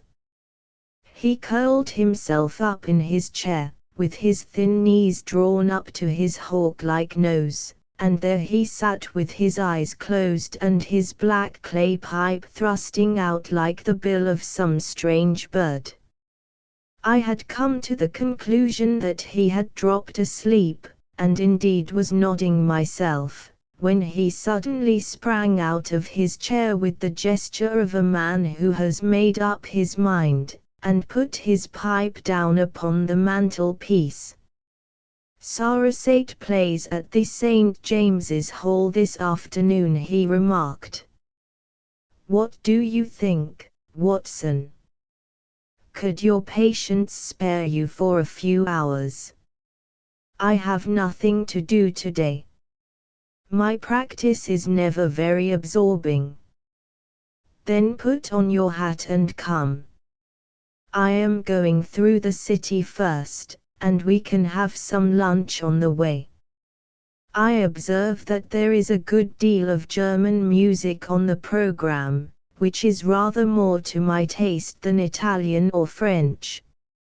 It is introspective, and I want to introspect. Come along. We traveled by the underground as far as Aldersgate, and a short walk took us to Saxe-Coburg Square, the scene of the singular story which we had listened to in the morning. It was a poky, little, shabby-genteel place, where 4 lines of dingy 2-storied brick houses looked out into a small railed-in enclosure, where a lawn of weedy grass and a few clumps of faded laurel bushes made a hard fight against a smoke-laden and uncongenial atmosphere. 3 gilt balls and a brown board with Jabez Wilson in white letters, upon a corner house, announced the place where our red-headed client carried on his business.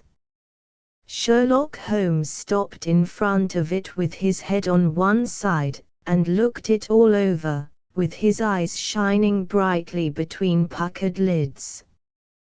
Then he walked slowly up the street, and then down again to the corner, still looking keenly at the houses. Finally he returned to the pawnbroker's, and, having thumped vigorously upon the pavement with his stick 2 or 3 times, he went up to the door and knocked. It was instantly opened by a bright-looking, clean-shaven young fellow, who asked him to step in. "Thank you," said Holmes, "I only wished to ask you how you would go from here to the Strand." "Third right, 4th left," answered the assistant, promptly, closing the door. "Smart fellow, that," observed Holmes, as we walked away. "He is, in my judgment, the 4th smartest man in London, and for daring I am not sure that he has not a claim to be 3rd. I have known something of him before." "Evidently," said I, "Mr. Wilson's assistant counts for a good deal in this mystery of the Red-Headed League. I am sure that you inquired your way merely in order that you might see him." "Not him." "What then?" "The knees of his trousers." "And what did you see?" "What I expected to see." "Why did you beat the pavement?" "My dear doctor, this is a time for observation, not for talk. We are spies in an enemy's country. We know something of Saxe-Coburg Square. Let us now explore the parts which lie behind it." The road in which we found ourselves as we turned round the corner from the retired Saxe-Coburg Square presented as great a contrast to it as the front of a picture does to the back. It was one of the main arteries which convey the traffic of the city to the north and west. The roadway was blocked with the immense stream of commerce flowing in a double tide inward and outward, while the footpaths were black with the hurrying swarm of pedestrians. It was difficult to realize as we looked at the line of fine shops and stately business premises that they really abutted on the other side upon the faded and stagnant square which we had just quitted. "Let me see," said Holmes, standing at the corner, and glancing along the line. "I should like just to remember the order of the houses here. It is a hobby of mine to have an exact knowledge of London. There is Mortimer's, the tobacconist, the little newspaper shop, the Coburg branch of the City and Suburban Bank, the vegetarian restaurant, and McFarlane's carriage building depot. That carries us right on to the other block. And now, Doctor, we've done our work, so it's time we had some play. A sandwich and a cup of coffee, and then off to Violin Land, where all is sweetness and delicacy and harmony, and there are no red-headed clients to vex us with their conundrums. My friend was an enthusiastic musician, being himself not only a very capable performer, but a composer of no ordinary merit. All the afternoon he sat in the stalls wrapped in the most perfect happiness, gently waving his long, thin fingers in time to the music, while his gently smiling face and his languid, dreamy eyes were as unlike those of Holmes, the sleuth hound, Holmes the relentless, keen-witted, ready-handed criminal agent, as it was possible to conceive.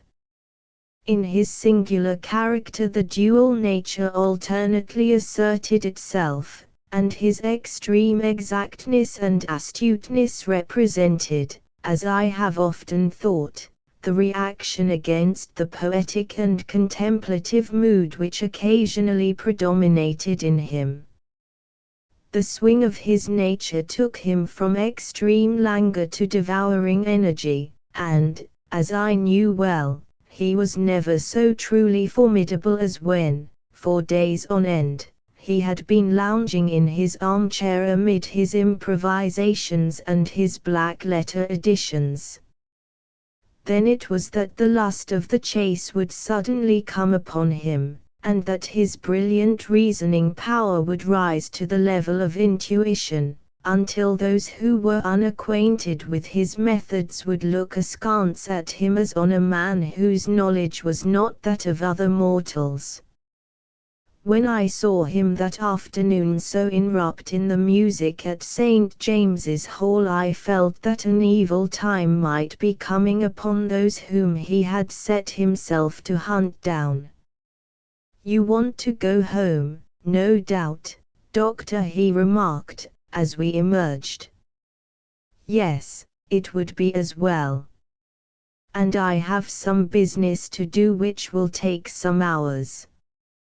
This business at Coburg Square is serious." "Why serious?" "A considerable crime is in contemplation. I have every reason to believe that we shall be in time to stop it. But today being Saturday rather complicates matters. I shall want your help tonight." "At what time?" 10 will be early enough. I shall be at Baker Street at 10. "Very well. And, I say, Doctor, there may be some little danger, so kindly put your army revolver in your pocket." He waved his hand, turned on his heel, and disappeared in an instant among the crowd. All afternoon he sat in the stalls. I trust that I am not more dense than my neighbors, but I was always oppressed with a sense of my own stupidity in my dealings with Sherlock Holmes. Here I had heard what he had heard, I had seen what he had seen, and yet from his words it was evident that he saw clearly not only what had happened, but what was about to happen, while to me the whole business was still confused and grotesque. As I drove home to my house in Kensington I thought over it all, from the extraordinary story of the red-headed copier of the encyclopedia down to the visit to Saxe-Coburg Square, and the ominous words with which he had parted from me. What was this nocturnal expedition, and why should I go armed? Where were we going, and what were we to do? I had the hint from Holmes that this smooth-faced pawnbroker's assistant was a formidable man, a man who might play a deep game. I tried to puzzle it out, but gave it up in despair, and set the matter aside until night should bring an explanation. It was 9:15 when I started from home and made my way across the park, and so through Oxford Street to Baker Street. 2 hansoms were standing at the door, and, as I entered the passage, I heard the sound of voices from above. On entering his room I found Holmes in animated conversation with 2 men, one of whom I recognized as Peter Jones, the official police agent, while the other was a long, thin, sad-faced man, with a very shiny hat and oppressively respectable frock coat. "Ha, our party is complete," said Holmes, buttoning up his pea jacket, and taking his heavy hunting crop from the rack. "Watson, I think you know Mr. Jones, of Scotland Yard. Let me introduce you to Mr. Merryweather, who is to be our companion in tonight's adventure. We're hunting in couples again, Doctor, you see," said Jones, in his consequential way. "Our friend here is a wonderful man for starting a chase. All he wants is an old dog to help him to do the running down. I hope a wild goose may not prove to be the end of our chase," observed Mr. Merryweather, gloomily. "You may place considerable confidence in Mr. Holmes, sir," said the police agent, loftily. "He has his own little methods, which are, if he won't mind my saying so, just a little too theoretical and fantastic, but he has the makings of a detective in him.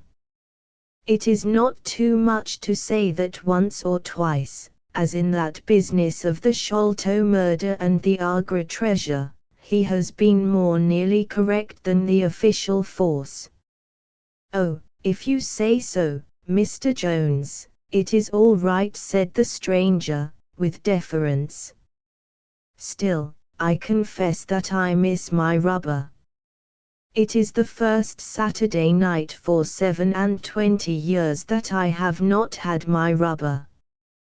"I think you will find," said Sherlock Holmes, "that you will play for a higher stake tonight than you have ever done yet, and that the play will be more exciting.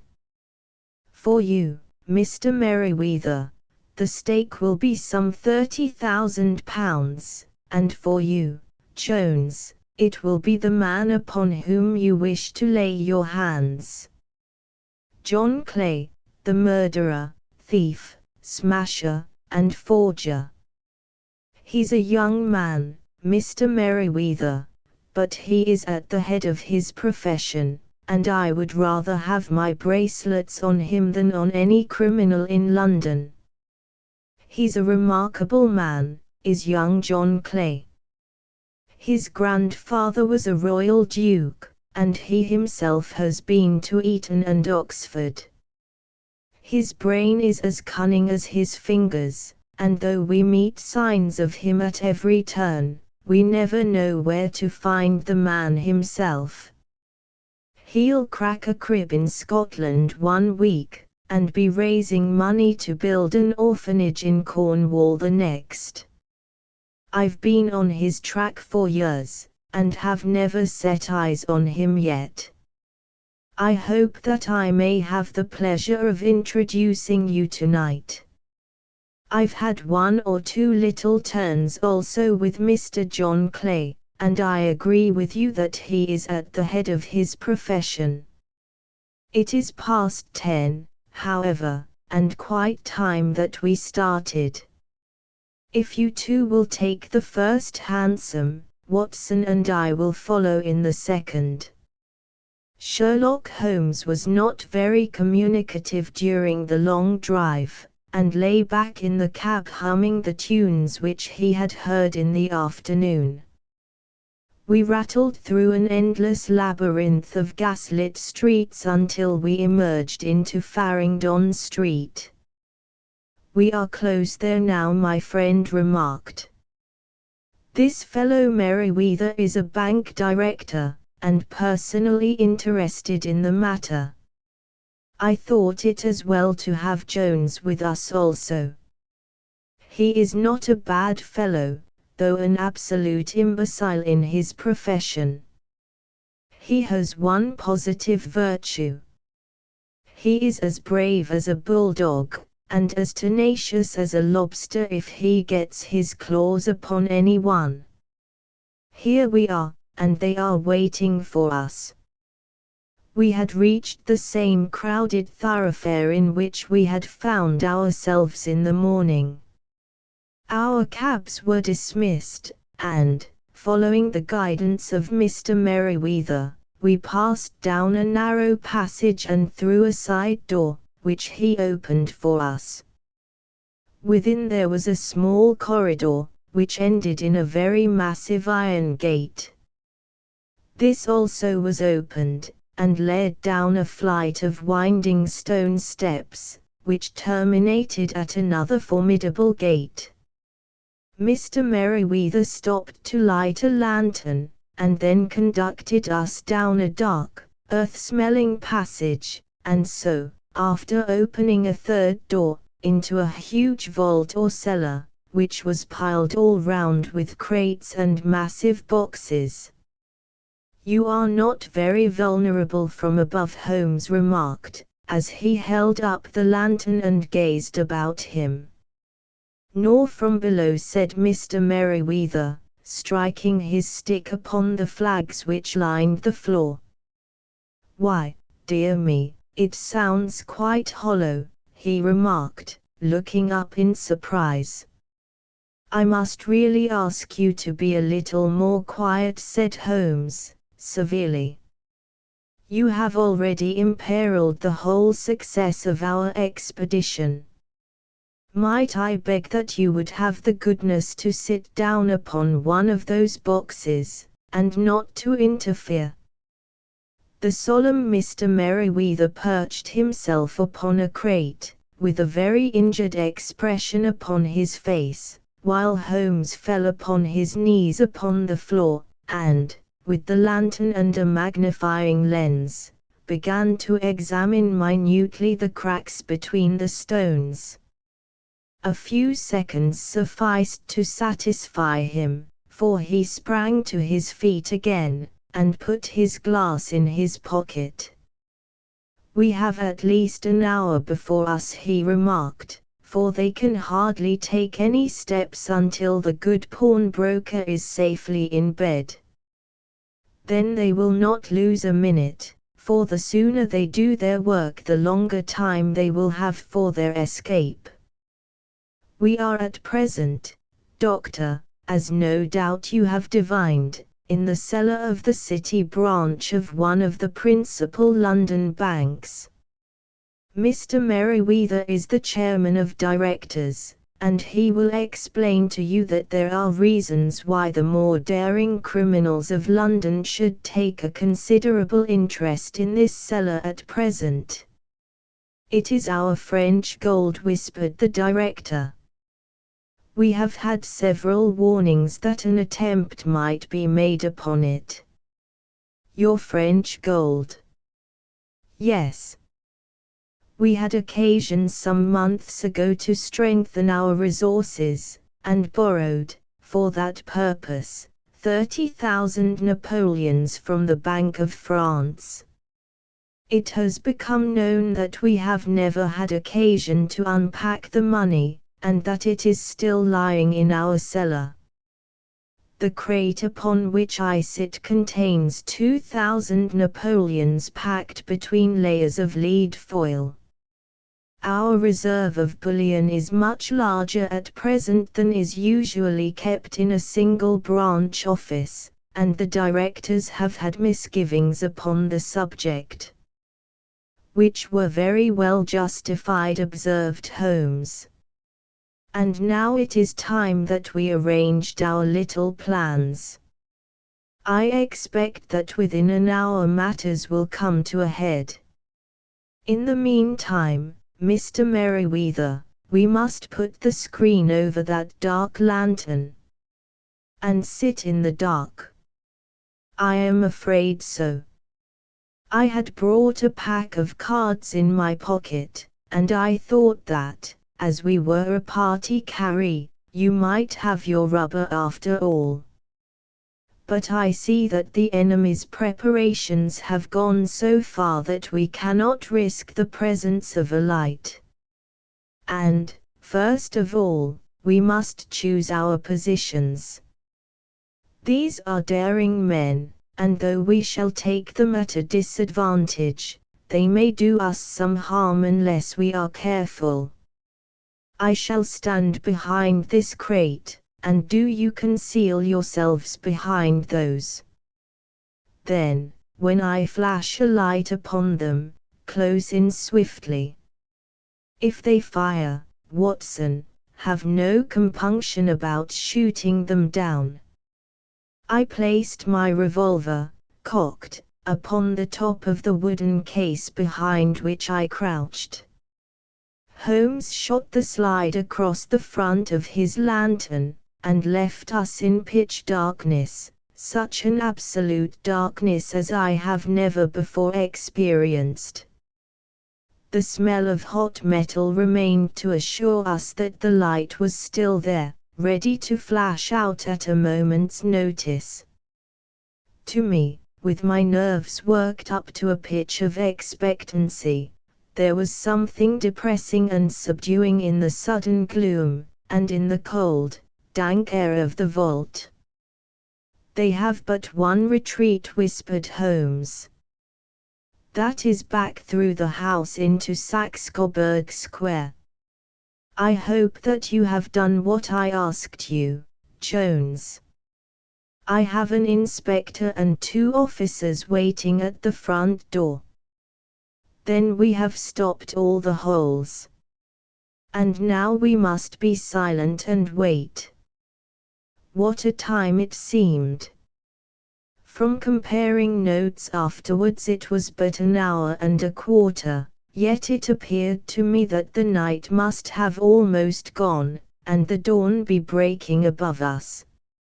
My limbs were weary and stiff, for I feared to change my position, yet my nerves were worked up to the highest pitch of tension, and my hearing was so acute that I could not only hear the gentle breathing of my companions, but I could distinguish the deeper, heavier in breath of the bulky Jones from the thin, sighing note of the bank director. From my position I could look over the case in the direction of the floor. Suddenly my eyes caught the glint of a light. At first it was but a lurid spark upon the stone pavement. Then it lengthened out until it became a yellow line, and then, without any warning or sound, a gash seemed to open and a hand appeared, a white, almost womanly hand, which felt about in the center of the little area of light. For a minute or more the hand, with its writhing fingers, protruded out of the floor. Then it was withdrawn as suddenly as it appeared, and all was dark again save the single lurid spark which marked a chink between the stones. Its disappearance, however, was but momentary. With a rending, tearing sound, one of the broad, white stones turned over upon its side, and left a square, gaping hole, through which streamed the light of a lantern. Over the edge there peeped a clean-cut, boyish face, which looked keenly about it, and then, with a hand on either side of the aperture, drew itself shoulder-high and waist-high, until one knee rested upon the edge. In another instant he stood at the side of the hole, and was hauling after him a companion, lithe and small like himself, with a pale face and a shock of very red hair.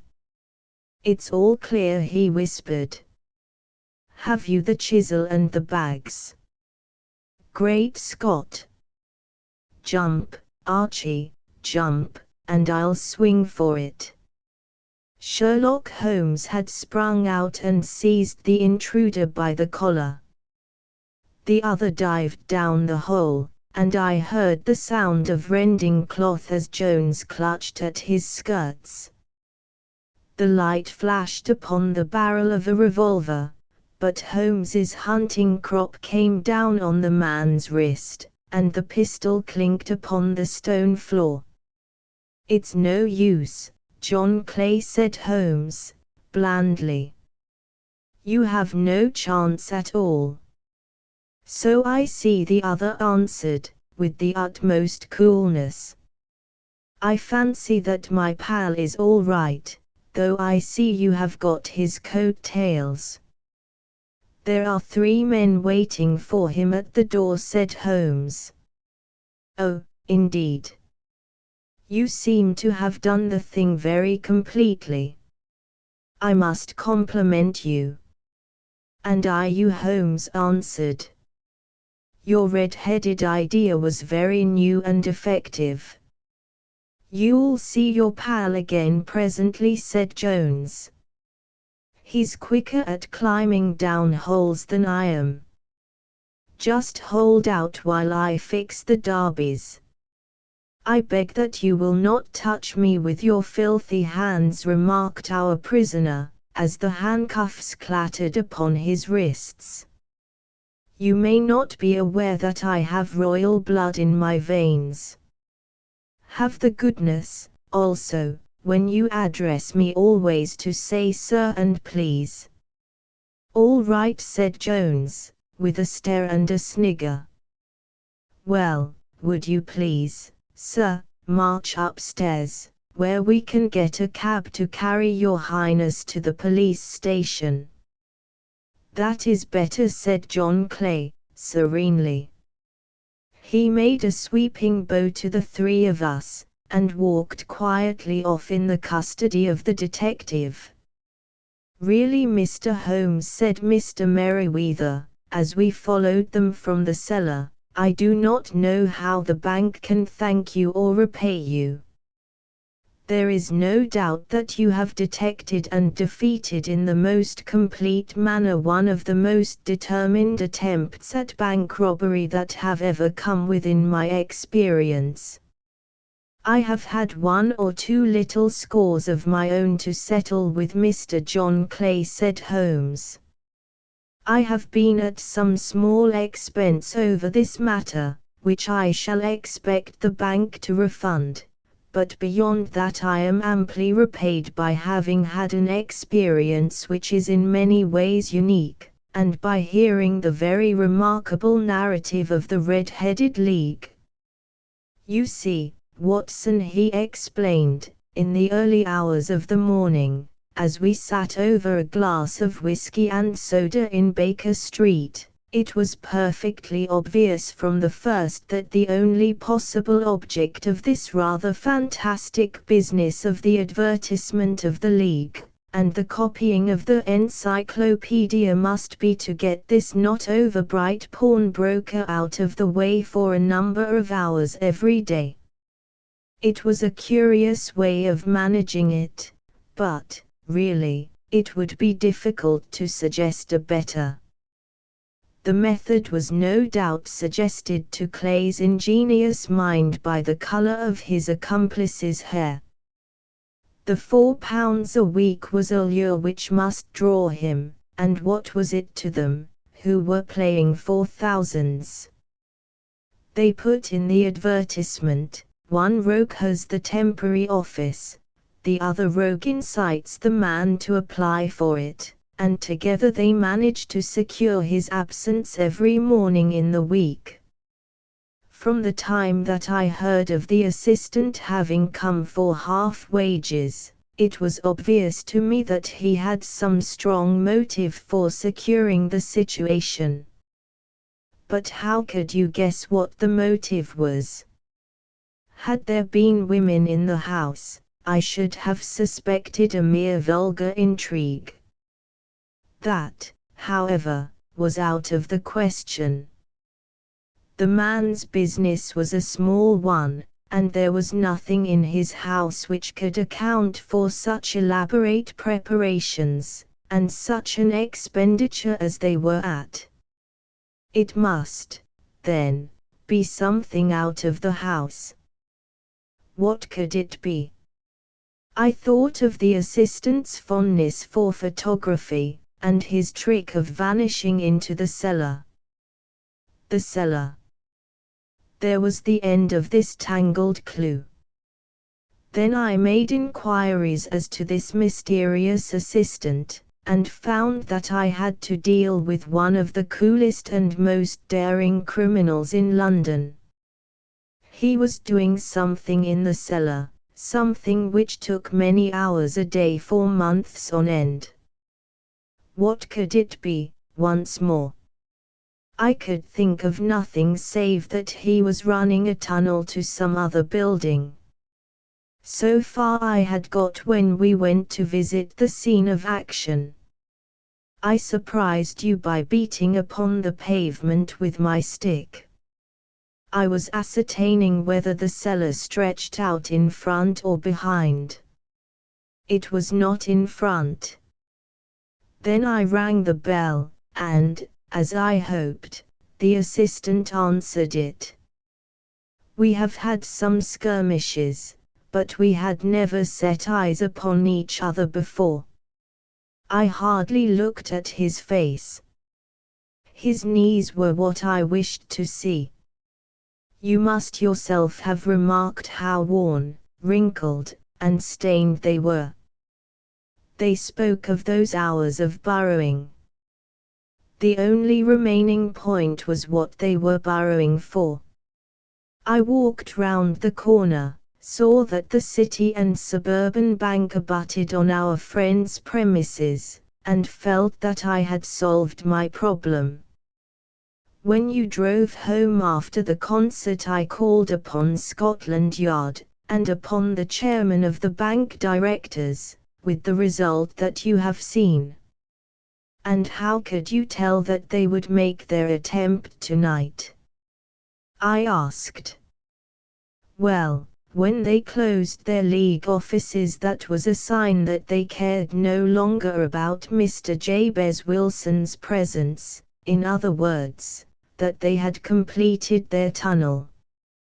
But it was essential that they should use it soon, as it might be discovered, or the bullion might be removed. Saturday would suit them better than any other day, as it would give them 2 days for their escape. For all these reasons I expected them to come tonight. You reasoned it out beautifully, I exclaimed, in unfeigned admiration. It is so long a chain, and yet every link rings true. It saved me from ennui, he answered, yawning. Alas! I already feel it closing in upon me. My life is spent in one long effort to escape from the commonplaces of existence. These little problems help me to do so. And you are a benefactor of the race, said I. He shrugged his shoulders. Well, perhaps, after all, it is of some little use, he remarked. L'homme c'est rien, l'œuvre c'est tout, as Gustave Flaubert wrote to Georges Sand. Adventure 3, a case of identity, my dear fellow, said Sherlock Holmes, as we sat on either side of the fire in his lodgings at Baker Street. Life is infinitely stranger than anything which the mind of man could invent. We would not dare to conceive the things which are really mere commonplaces of existence. If we could fly out of that window hand in hand, hover over this great city, gently remove the roofs, and peep in at the queer things which are going on, the strange coincidences, the plannings, the cross-purposes, the wonderful chains of events, working through generations, and leading to the most outer results, it would make all fiction with its conventionalities and foreseen conclusions most stale and unprofitable. And yet I am not convinced of it, I answered. The cases which come to light in the papers are, as a rule, bald enough, and vulgar enough. We have in our police reports realism pushed to its extreme limits, and yet the result is, it must be confessed, neither fascinating nor artistic. A certain selection and discretion must be used in producing a realistic effect, remarked Holmes.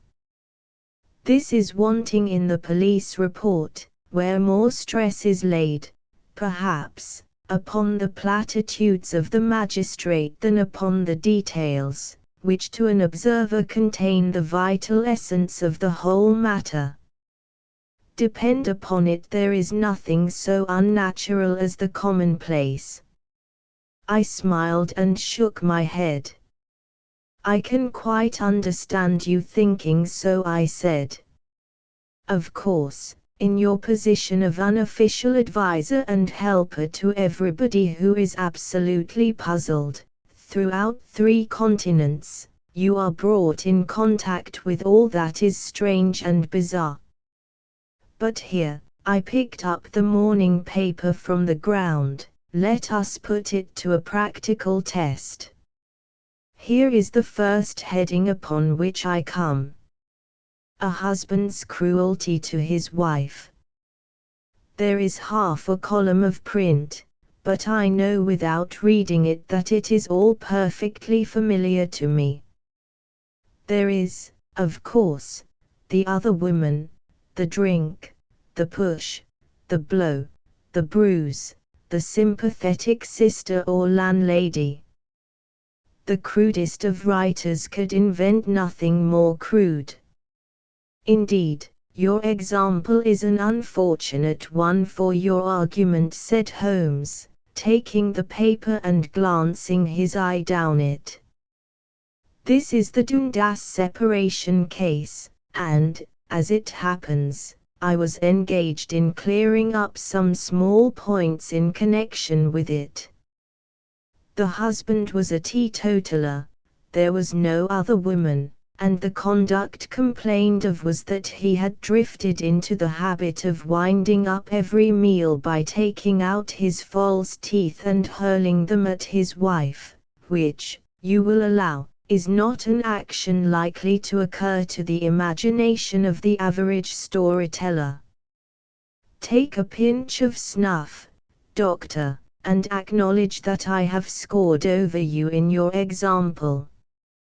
He held out his snuff box of old gold, with a great amethyst in the center of the lid. Its splendor was in such contrast to his homely ways and simple life that I could not help commenting upon it. "Ah," said he, "I forgot that I had not seen you for some weeks. It is a little souvenir from the King of Bohemia in return for my assistance in the case of the Irene Adler papers." "And the ring?" I asked, glancing at a remarkable brilliant which sparkled upon his finger. It was from the reigning family of Holland, though the matter in which I served them was of such delicacy that I cannot confide it even to you, who have been good enough to chronicle 1 or 2 of my little problems. "And have you any on hand just now?" I asked, with interest. "Some 10 or 12, but none which present any feature of interest. They are important, you understand, without being interesting. Indeed, I have found that it is usually in unimportant matters that there is a field for the observation, and for the quick analysis of cause and effect which gives the charm to an investigation. The larger crimes are apt to be the simpler, for the bigger the crime, the more obvious, as a rule, is the motive. In these cases, save for one rather intricate matter which has been referred to me from Marseilles, there is nothing which presents any features of interest. It is possible, however, that I may have something better before very many minutes are over, for this is one of my clients, or I am much mistaken. He had risen from his chair, and was standing between the parted blinds, gazing down into the dull, neutral-tinted London street. Looking over his shoulder, I saw that on the pavement opposite there stood a large woman with a heavy fur ball round her neck, and a large curling red feather in a broad-brimmed hat which was tilted in a coquettish Duchess of Devonshire fashion over her ear. From under this great panoply she peeped up in a nervous, hesitating fashion at our windows, while her body oscillated backward and forward, and her fingers fidgeted with her glove buttons. Suddenly, with a plunge, as of the swimmer who leaves the bank, she hurried across the road, and we heard the sharp clang of the bell. "I have seen those symptoms before," said Holmes, throwing his cigarette into the fire. "Oscillation upon the pavement always means an affaire de coeur. She would like advice, but is not sure that the matter is not too delicate for communication. And yet even here we may discriminate. When a woman has been seriously wronged by a man she no longer oscillates, and the usual symptom is a broken bell wire. Here we may take it that there is a love matter, but that the maiden is not so much angry as perplexed, or grieved. But here she comes in person to resolve our doubts." As he spoke there was a tap at the door, and the boy in buttons entered to announce Miss Mary Sutherland, while the lady herself loomed behind his small black figure like a full-sailed merchantman behind a tiny pilot boat. Sherlock Holmes welcomed her with the easy courtesy for which he was remarkable, and having closed the door, and bowed her into an armchair, he looked her over in the minute, and yet abstracted fashion which was peculiar to him. "Do you not find," he said, "that with your short sight it is a little trying to do so much typewriting?" "I did at first," she answered, "but now I know where the letters are without looking." Then, suddenly realizing the full purport of his words, she gave a violent start and looked up, with fear and astonishment upon her broad, good-humored face. "You've heard about me, Mr. Holmes," she cried, "else how could you know all that?" "Never mind," said Holmes, laughing, "it is my business to know things. Perhaps I have trained myself to see what others overlook. If not, why should you come to consult me?" "I came to you, sir, because I heard of you from Mrs. Etheridge, whose husband you found so easy when the police and everyone had given him up for dead. Oh, Mr. Holmes, I wish you would do as much for me. I'm not rich, but still I have 100 a year in my own right, besides the little that I make by the machine, and I would give it all to know what has become of Mr. Hosmer Angel." "Why did you come away to consult me in such a hurry?" asked Sherlock Holmes, with his fingertips together, and his eyes to the ceiling. Again a startled look came over the somewhat vacuous face of Miss Mary Sutherland. Yes, I did bang out of the house, she said, for it made me angry to see the easy way in which Mr. Windibank, that is, my father, took it all. He would not go to the police, and he would not go to you, and so at last, as he would do nothing, and kept on saying that there was no harm done, it made me mad, and I just on with my things and came right away to you. Your father, said Holmes, your stepfather, surely, since the name is different.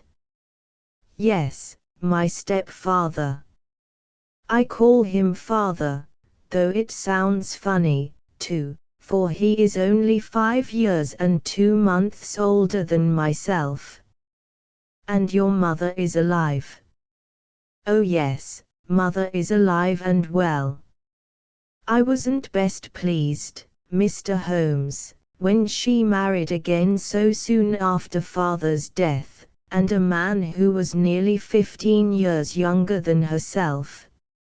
Father was a plumber in the Tottenham Court Road, and he left a tidy business behind him, which mother carried on with Mr. Hardy, the foreman. But when Mr. Windibank came, he made her sell the business, for he was very superior, being a traveller in wines. They got £4,700 for the goodwill and interest, which wasn't near as much as father could have got if he had been alive.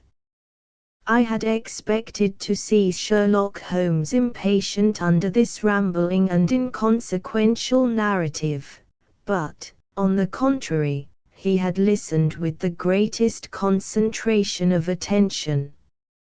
Your own little income, he asked, does it come out of the business? Oh no, sir. It is quite separate, and was left me by my Uncle Ned in Auckland. It is in New Zealand stock, paying 4-1/2%. £2,500 was the amount, but I can only touch the interest.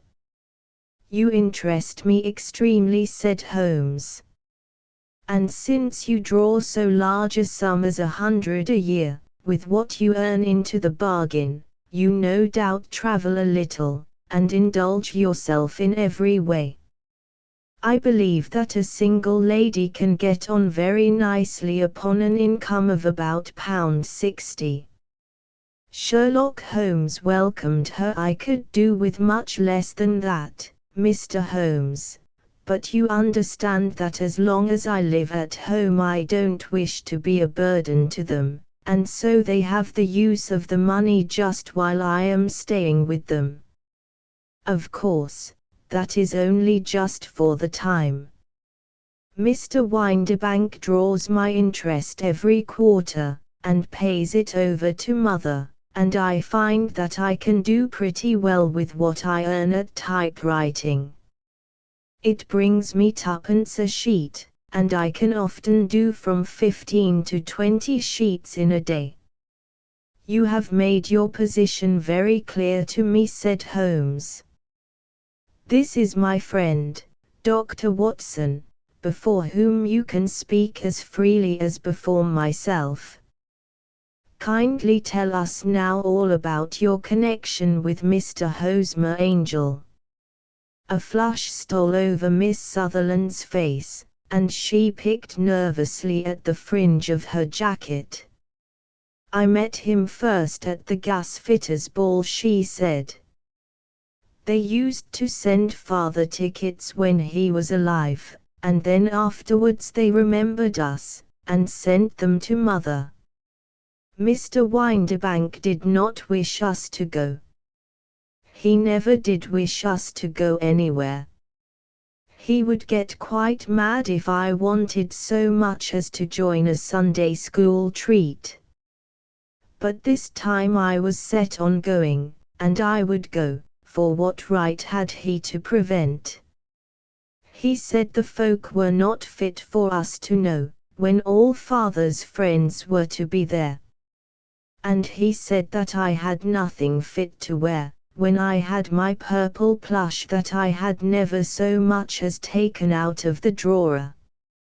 At last, when nothing else would do, he went off to France upon the business of the firm, but we went, mother and I, with Mr. Hardy, who used to be our foreman, and it was there I met Mr. Hosmer Angel.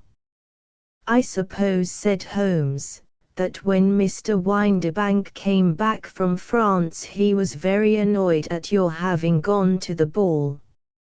Oh, well, he was very good about it.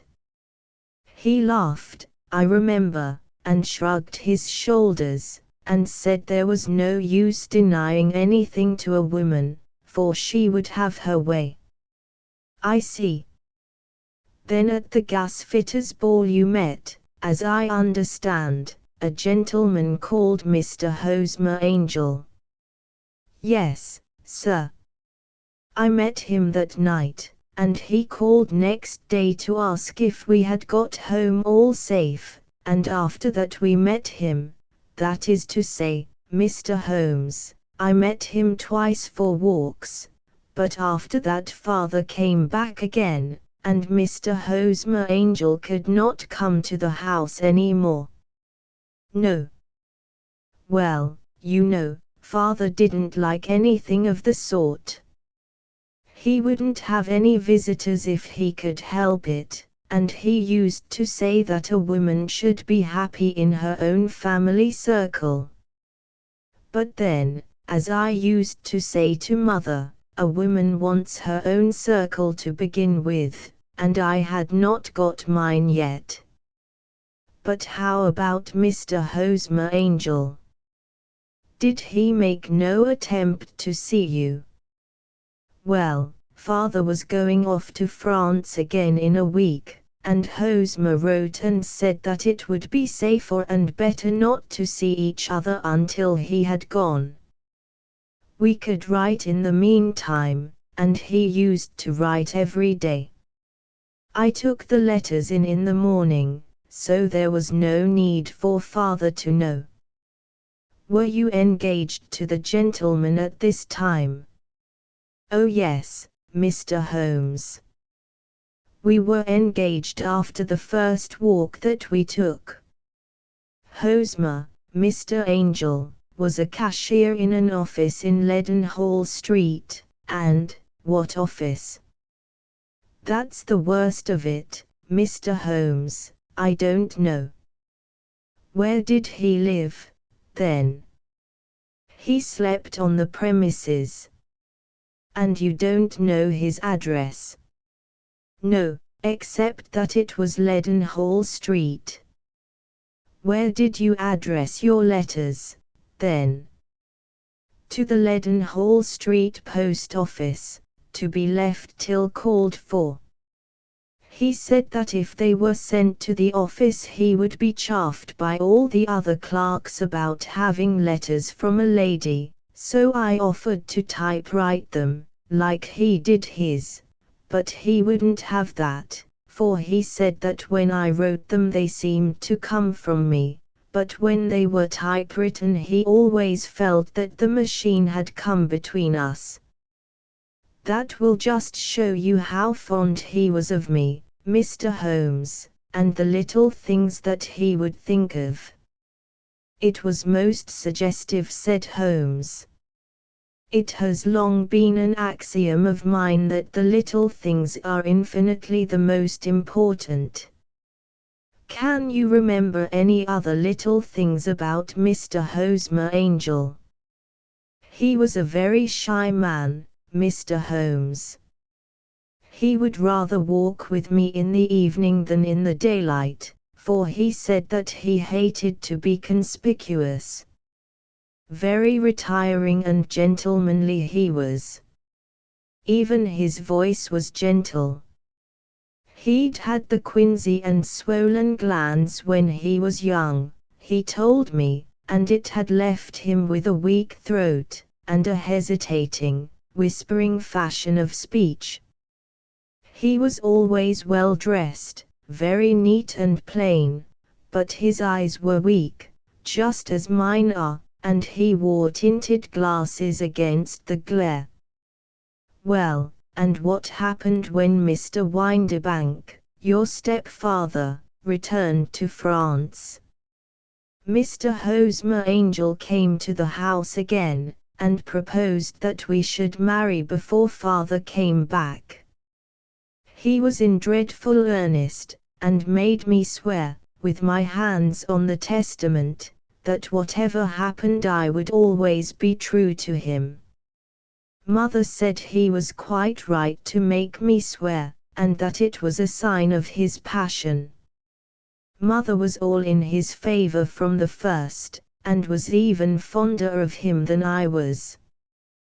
Then, when they talked of marrying within the week, I began to ask about father, but they both said never to mind about father, but just to tell him afterwards, and mother said she would make it all right with him.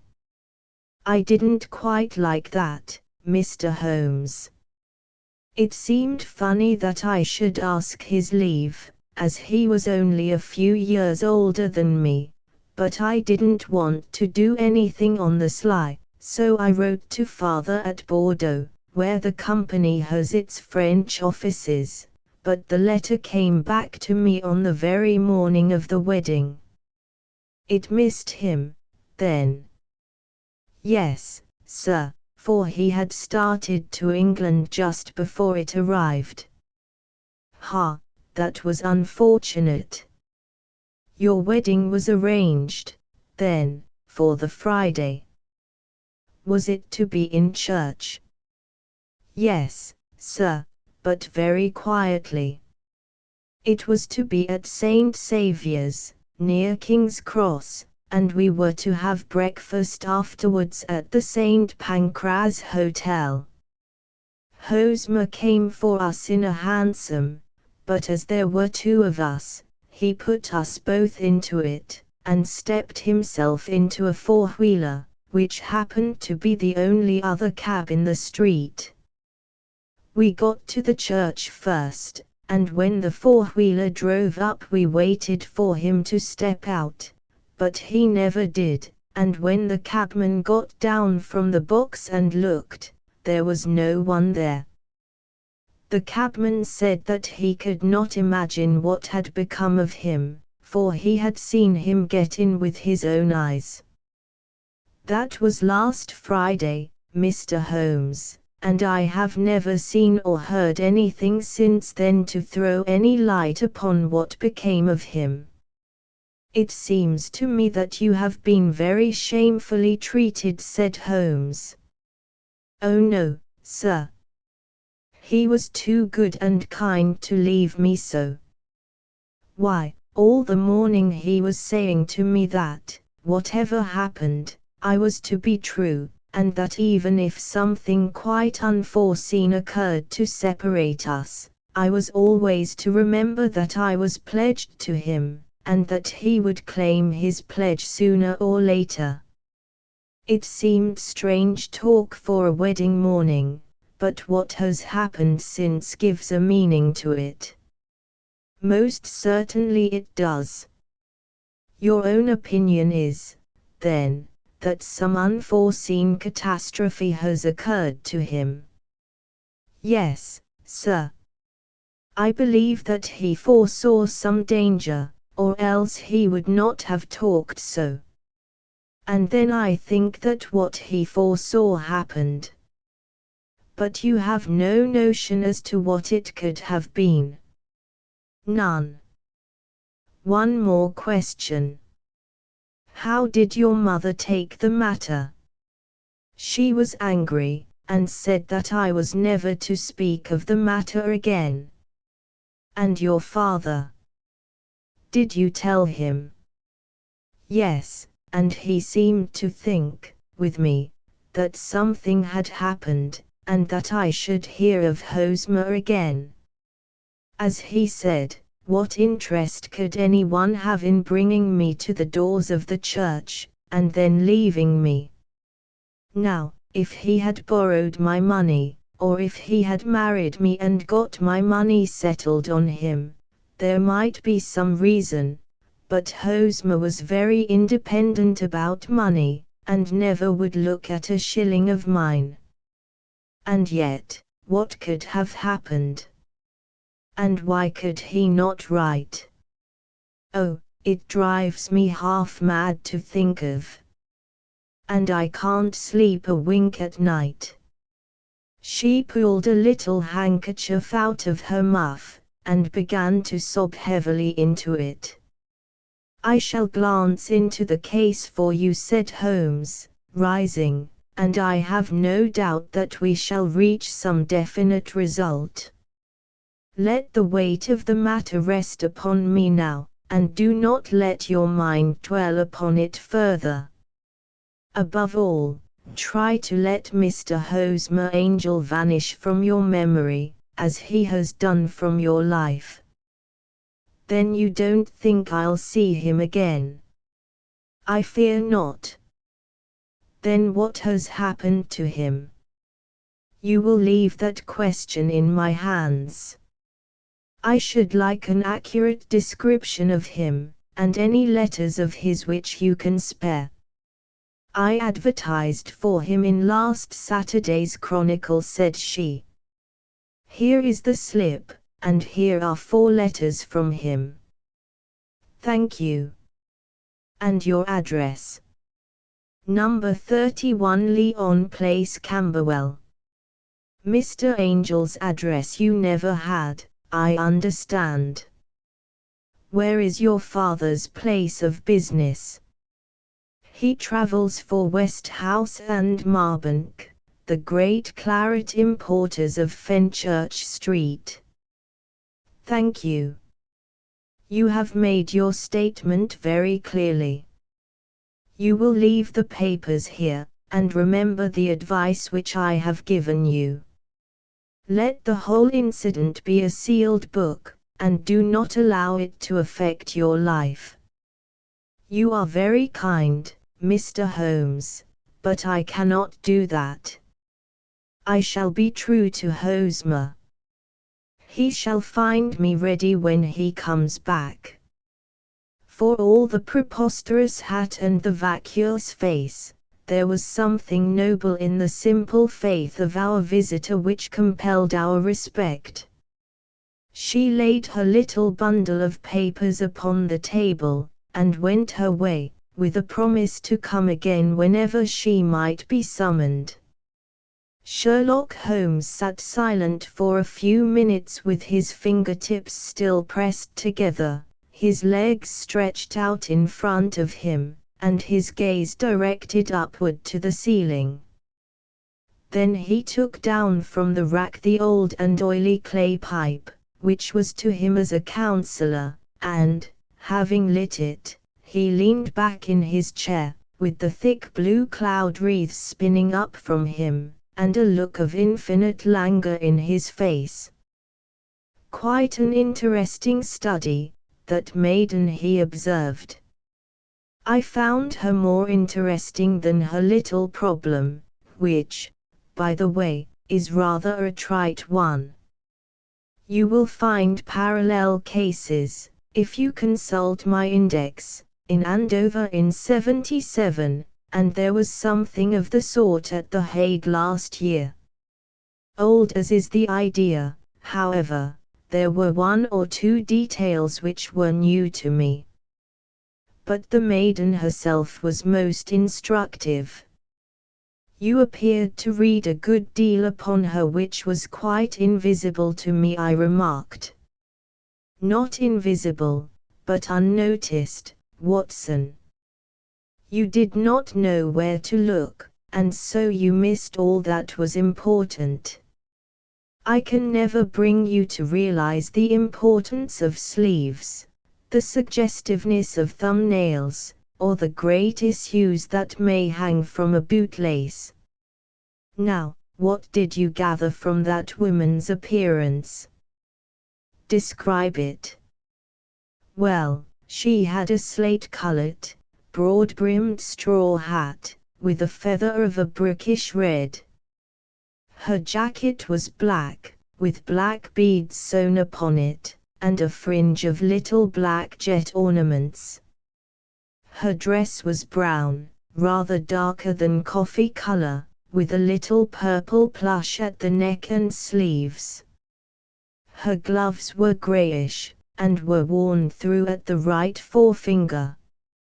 Her boots I didn't observe. She had small, round, hanging gold earrings, and a general air of being fairly well-to-do, in a vulgar, comfortable, easygoing way. Sherlock Holmes clapped his hands softly together and chuckled. "'Pon my word, Watson, you are coming along wonderfully. You have really done very well indeed. It is true that you have missed everything of importance, but you have hit upon the method, and you have a quick eye for color. Never trust to general impressions, my boy, but concentrate yourself upon details. My first glance is always at a woman's sleeve. In a man it is perhaps better first to take the knee of the trouser. As you observe, this woman had plush upon her sleeves, which is a most useful material for showing traces. The double line a little above the wrist, where the typewritist presses against the table, was beautifully defined. The sewing machine, of the hand type, leaves a similar mark, but only on the left arm, and on the side of it farthest from the thumb, instead of being right across the broadest part, as this was. I then glanced at her face, and observing the dint of a pince-nez at either side of her nose, I ventured a remark upon short sight and typewriting, which seemed to surprise her. It surprised me. But, surely, it was very obvious. I was then much surprised and interested on glancing down to observe that, though the boots which she was wearing were not unlike each other, they were really odd ones, the one having a slightly decorated toe cap, and the other a plain one. One was buttoned only in the 2 lower buttons out of 5, and the other at the 1st, 3rd, and 5th. Now, when you see that a young lady, otherwise neatly dressed, has come away from home with odd boots, half-buttoned, it is no great deduction to say that she came away in a hurry. And what else? I asked, keenly interested, as I always was, by my friend's incisive reasoning. I noted, in passing, that she had written a note before leaving home, but after being fully dressed. You observed that her right glove was torn at the forefinger, but you did not apparently see that both glove and finger were stained with violet ink. She had written in a hurry, and dipped her pen too deep. It must have been this morning, or the mark would not remain clear upon the finger. All this is amusing, though rather elementary, but I must go back to business, Watson. Would you mind reading me the advertised description of Mr. Hosmer Angel? I held the little printed slip to the light. Missing it said, on the morning of the 14th, a gentleman named Hosmer Angel. About 5 feet 7 inches. In height, strongly built, sallow complexion, black hair, a little bald in the center, bushy, black side whiskers and mustache, tinted glasses, slight infirmity of speech. Was dressed, when last seen, in black frock coat faced with silk, black waistcoat, gold Albert chain, and grey Harris tweed trousers, with brown gaiters over elastic-sided boots. known to have been employed in an office in Leadenhall Street. Anybody bringing etc., etc. That will do, said Holmes. As to the letters, he continued, glancing over them, they are very commonplace. Absolutely no clue in them to Mr. Angel, save that he quotes Balzac once. There is one remarkable point, however, which will no doubt strike you. They are typewritten, I remarked. Not only that, but the signature is typewritten. Look at the neat little Hosmer angel at the bottom. There is a date, you see, but no superscription except Leadenhall Street, which is rather vague. The point about the signature is very suggestive, in fact, we may call it conclusive. Of what? My dear fellow, is it possible you do not see how strongly it bears upon the case? I cannot say that I do, unless it were that he wished to be able to deny his signature if an action for breach of promise were instituted. No, that was not the point. However, I shall write 2 letters, which should settle the matter. One is to a firm in the city, the other is to the young lady's stepfather, Mr. Windibank, asking him whether he could meet us here at 6 o'clock tomorrow evening. It is just as well that we should do business with the male relatives. And now, Doctor, we can do nothing until the answers to those letters come, so we may put our little problem upon the shelf for the interim. I had had so many reasons to believe in my friend's subtle powers of reasoning, and extraordinary energy in action, that I felt that he must have some solid grounds for the assured and easy demeanor with which he treated the singular mystery which he had been called upon to fathom. Once only had I known him to fail, in the case of the King of Bohemia and of the Irene Adler photograph, but when I looked back to the weird business of the sign of 4, and the extraordinary circumstances connected with the study in scarlet, I felt that it would be a strange tangle indeed which he could not unravel. I left him then, still puffing at his black clay pipe, with the conviction that when I came again on the next evening I would find that he held in his hands all the clues which would lead up to the identity of the disappearing bridegroom of Miss Mary Sutherland. A professional case of great gravity was engaging my own attention at the time, and the whole of next day I was busy at the bedside of the sufferer. It was not until close upon 6 o'clock that I found myself free, and was able to spring into a hansom and drive to Baker Street, half afraid that I might be too late to assist at the denouement of the little mystery.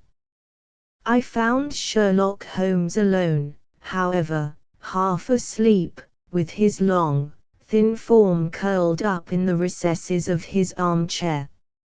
A formidable array of bottles and test tubes, with the pungent cleanly smell of hydrochloric acid, told me that he had spent his day in the chemical work which was so dear to him. "Well, have you solved it?" I asked, as I entered. "Yes. It was the bisulfite of beta." "No, no, the mystery," I cried. "Oh, that. I thought of the salt that I have been working upon. There was never any mystery in the matter, though, as I said yesterday, some of the details are of interest. The only drawback is that there is no law, I fear, that can touch the scoundrel." "Who was he, then?" and what was his object in deserting Miss Sutherland? The question was hardly out of my mouth, and Holmes had not yet opened his lips to reply, when we heard a heavy footfall in the passage, and a tap at the door. "This is the girl's stepfather, Mr. James Windibank," said Holmes. "He has written to me to say that he would be here at 6. Come in." The man who entered was a sturdy, middle-sized fellow, some 30 years of age, clean-shaven, and sallow-skinned, with a bland, insinuating manner, and a pair of wonderfully sharp and penetrating grey eyes. He shot a questioning glance at each of us, placed his shiny top hat upon the sideboard, and with a slight bow sidled down into the nearest chair. "Good evening, Mr. James Windibank," said Holmes. "I think that this typewritten letter is from you, in which you made an appointment with me for 6 o'clock. "Yes, sir. I am afraid that I am a little late, but I am not quite my own master, you know. I am sorry that Miss Sutherland has troubled you about this little matter, for I think it is far better not to wash linen of the sort in public. It was quite against my wishes that she came, but she is a very excitable, impulsive girl, as you may have noticed, and she is not easily controlled when she has made up her mind on a point. Of course, I did not mind you so much, as you are not connected with the official police, but it is not pleasant to have a family misfortune like this noised abroad. Besides, it is a useless expense, for how could you possibly find this Hosmer angel?" "On the contrary," said Holmes, quietly, "I have every reason to believe that I will succeed in discovering Mr. Hosmer Angel." Mr. Windibank gave a violent start, and dropped his gloves. "I am delighted to hear it," he said. "It is a curious thing," remarked Holmes, "that a typewriter has really quite as much individuality as a man's handwriting. Unless they are quite new, no two of them write exactly alike. Some letters get more worn than others, and some wear only on one side. Now, you remark in this note of yours, Mr. Windibank, that in every case there is some little slurring over of the E and a slight defect in the tail of the R. There are 14 other characteristics, but those are the more obvious.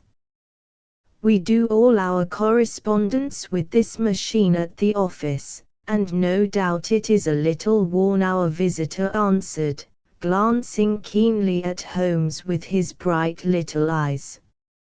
"And now I will show you what is really a very interesting study," Mr. Windibank, Holmes continued. "I think of writing another little monograph some of these days on the typewriter and its relation to crime. It is a subject to which I have devoted some little attention. I have here 4 letters which purport to come from the missing man. They are all typewritten. In each case, not only are the E's slurred and the R's tailless, but you will observe, if you care to use my magnifying lens, that the 14 other characteristics to which I have alluded are there as well." Mr. Windibank sprang out of his chair, and picked up his hat. "I cannot waste time over this sort of fantastic talk, Mr. Holmes," he said. "If you can catch the man, catch him, and let me know when you have done it." "Certainly," said Holmes, stepping over and turning the key in the door. "I'll let you know, then, that I have caught him." "What? Where?" shouted Mr. Windibank, turning white to his lips, and glancing about him like a rat in a trap. "Oh, it won't do, really it won't," said Holmes, suavely. "There is no possible getting out of it, Mr. Windibank. It is quite too transparent, and it was a very bad compliment when you said that it was impossible for me to solve so simple a question." "That's right. Sit down, and let us talk it over." Our visitor collapsed into a chair, with a ghastly face, and a glitter of moisture on his brow. It's not actionable," he stammered. "I am very much afraid that it is not. But between ourselves, Windibank, it was as cruel and selfish and heartless a trick in a petty way as ever came before me. Now, let me just run over the course of events, and you will contradict me if I go wrong." The man sat huddled up in his chair, with his head sunk upon his breast, like one who is utterly crushed. Holmes stuck his feet up on the corner of the mantelpiece, and, leaning back with his hands in his pockets, began talking, rather to himself, as it seemed, than to us. "The man married a woman very much older than himself for her money," said he, "and he enjoyed the use of the money of the daughter as long as she lived with them. It was a considerable sum, for people in their position, and the loss of it would have made a serious difference. It was worth an effort to preserve it. The daughter was of a good, amiable disposition, but affectionate and warm-hearted in her ways, so that it was evident that with her fair personal advantages, and her little income, she would not be allowed to remain single long. Now her marriage would mean, of course, the loss of 100 a year, so what does her stepfather do to prevent it? He takes the obvious course of keeping her at home, and forbidding her to seek the company of people of her own age. But soon he found that that would not answer forever. She became restive, insisted upon her rights, and finally announced her positive intention of going to a certain ball. What does her clever stepfather do then? He conceives an idea more creditable to his head than to his heart. With the connivance and assistance of his wife he disguised himself, covered those keen eyes with tinted glasses, masked the face with a mustache and a pair of bushy whiskers, sunk that clear voice into an insinuating whisper, and doubly secure on account of the girl's short sight, he appears as Mr. Hosmer Angel, and keeps off other lovers by making love himself. Glancing about him like a rat in a trap. "It was only a joke at first," groaned our visitor. "We never thought that she would have been so carried away." "Very likely not. However that may be, the young lady was very decidedly carried away, and having quite made up her mind that her stepfather was in France, the suspicion of treachery never for an instant entered her mind. She was flattered by the gentleman's attentions, and the effect was increased by the loudly expressed admiration of her mother.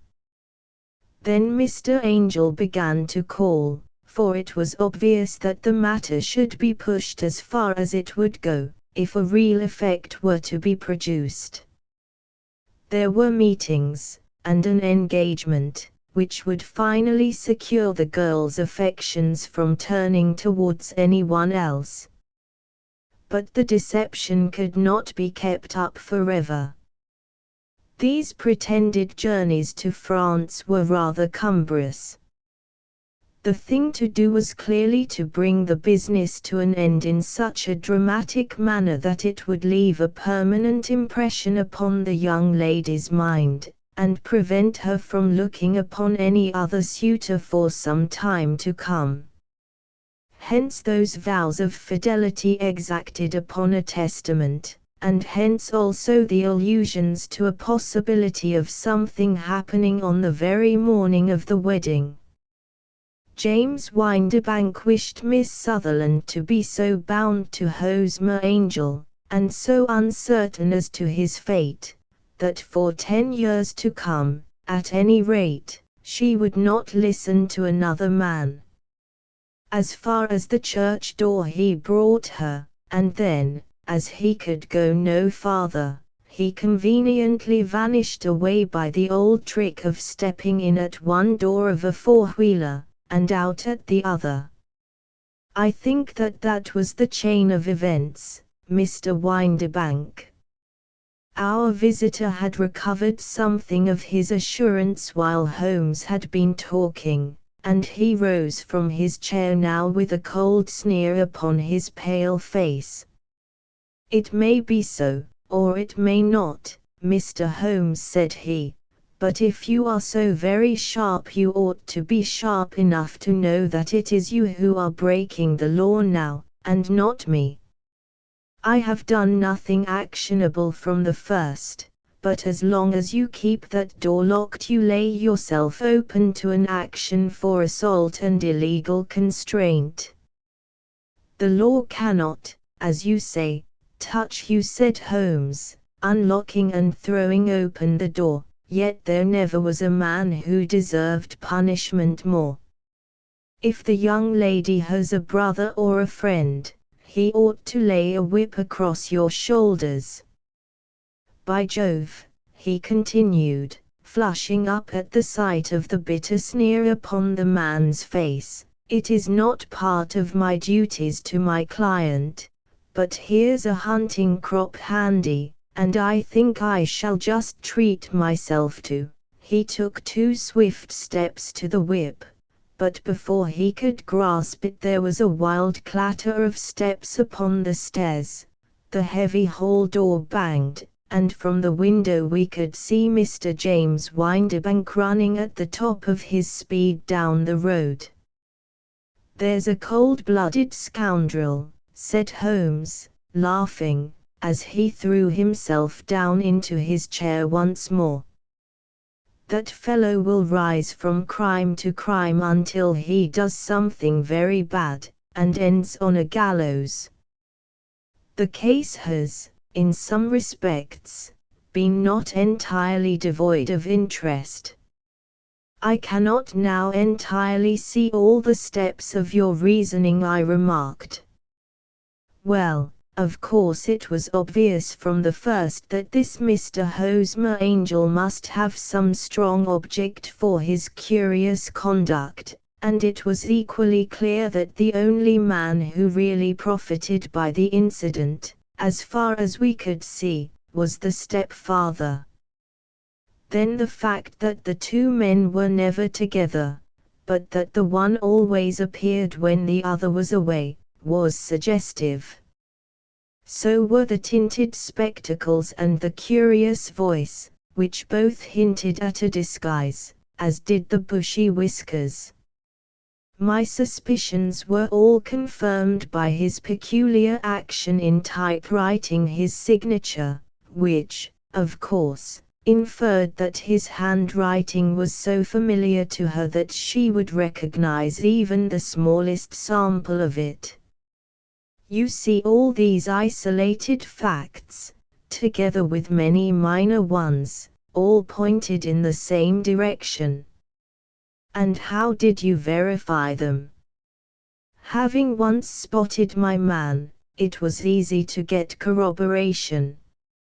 I knew the firm for which this man worked. Having taken the printed description, I eliminated everything from it which could be the result of a disguise: the whiskers, the glasses, the voice, and I sent it to the firm, with a request that they would inform me whether it answered to the description of any of their travelers. I had already noticed the peculiarities of the typewriter, and I wrote to the man himself at his business address, asking him if he would come here. As I expected, his reply was typewritten, and revealed the same trivial but characteristic defects.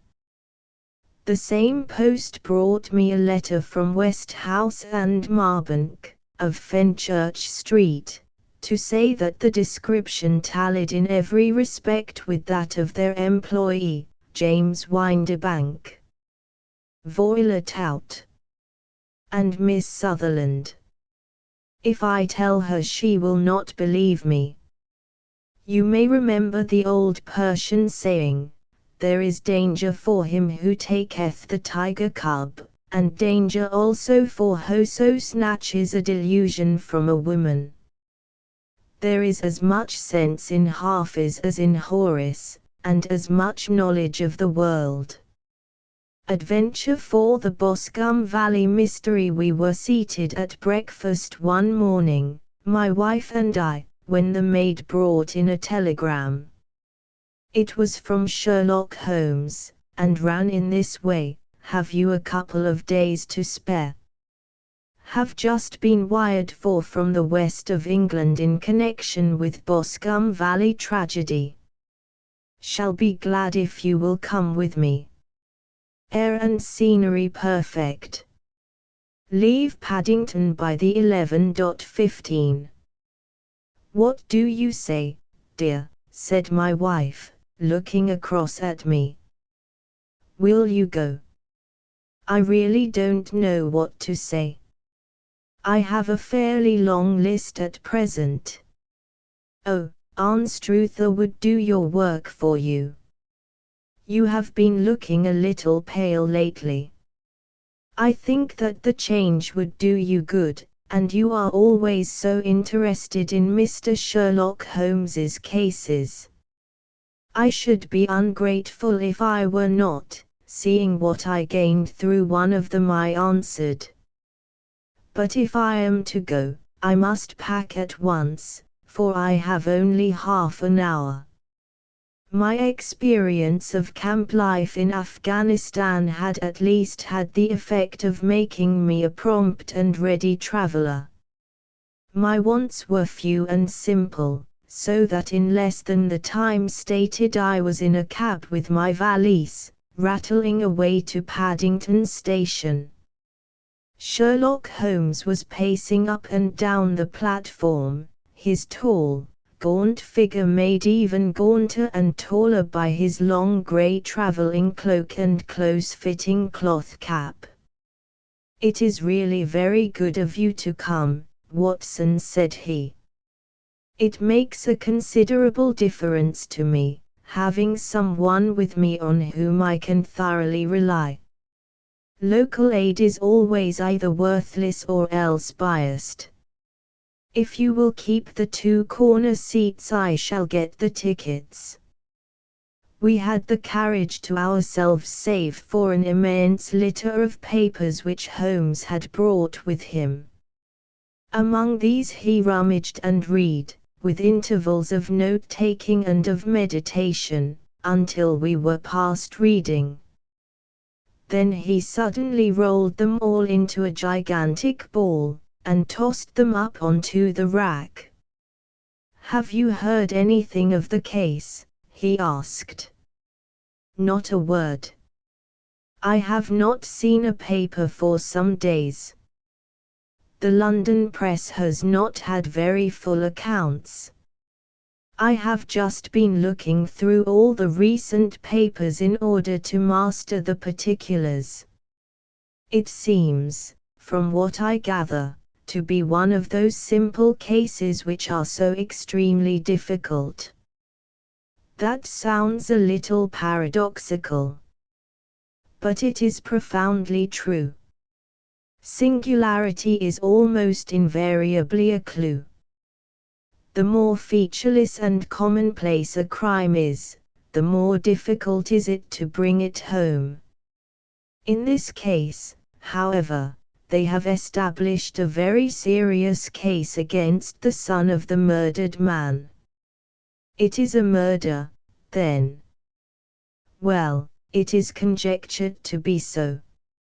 I shall take nothing for granted until I have the opportunity of looking personally into it.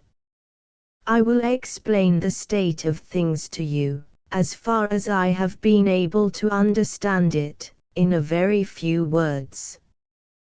Boscombe Valley is a country district not very far from Ross, in Herefordshire. The largest landed proprietor in that part is a Mr. John Turner, who made his money in Australia, and returned some years ago to the old country.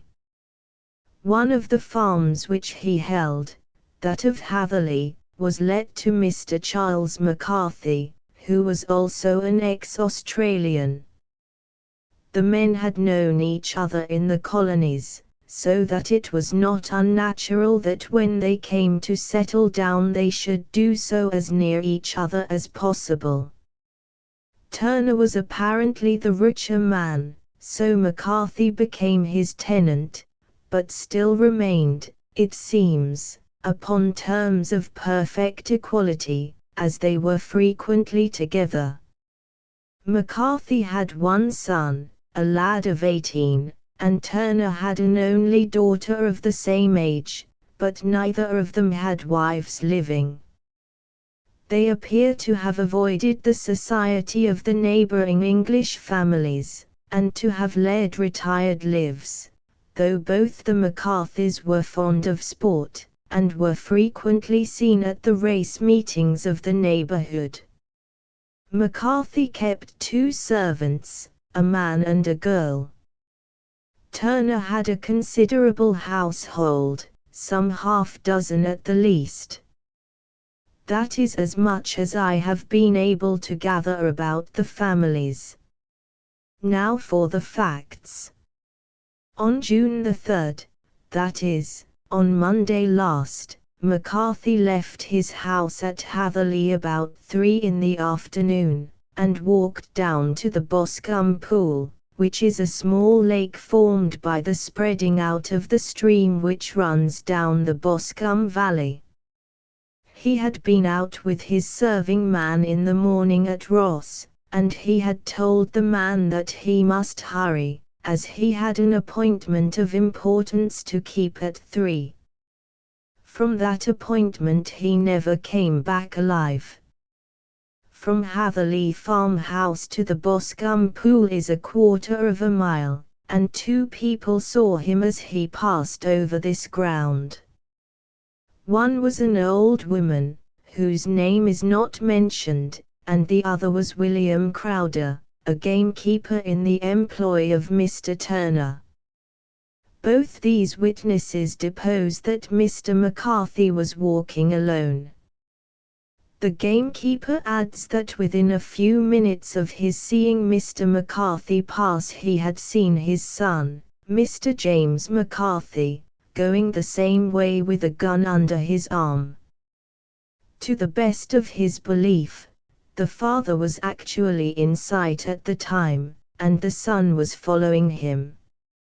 He thought no more of the matter until he heard in the evening of the tragedy that had occurred.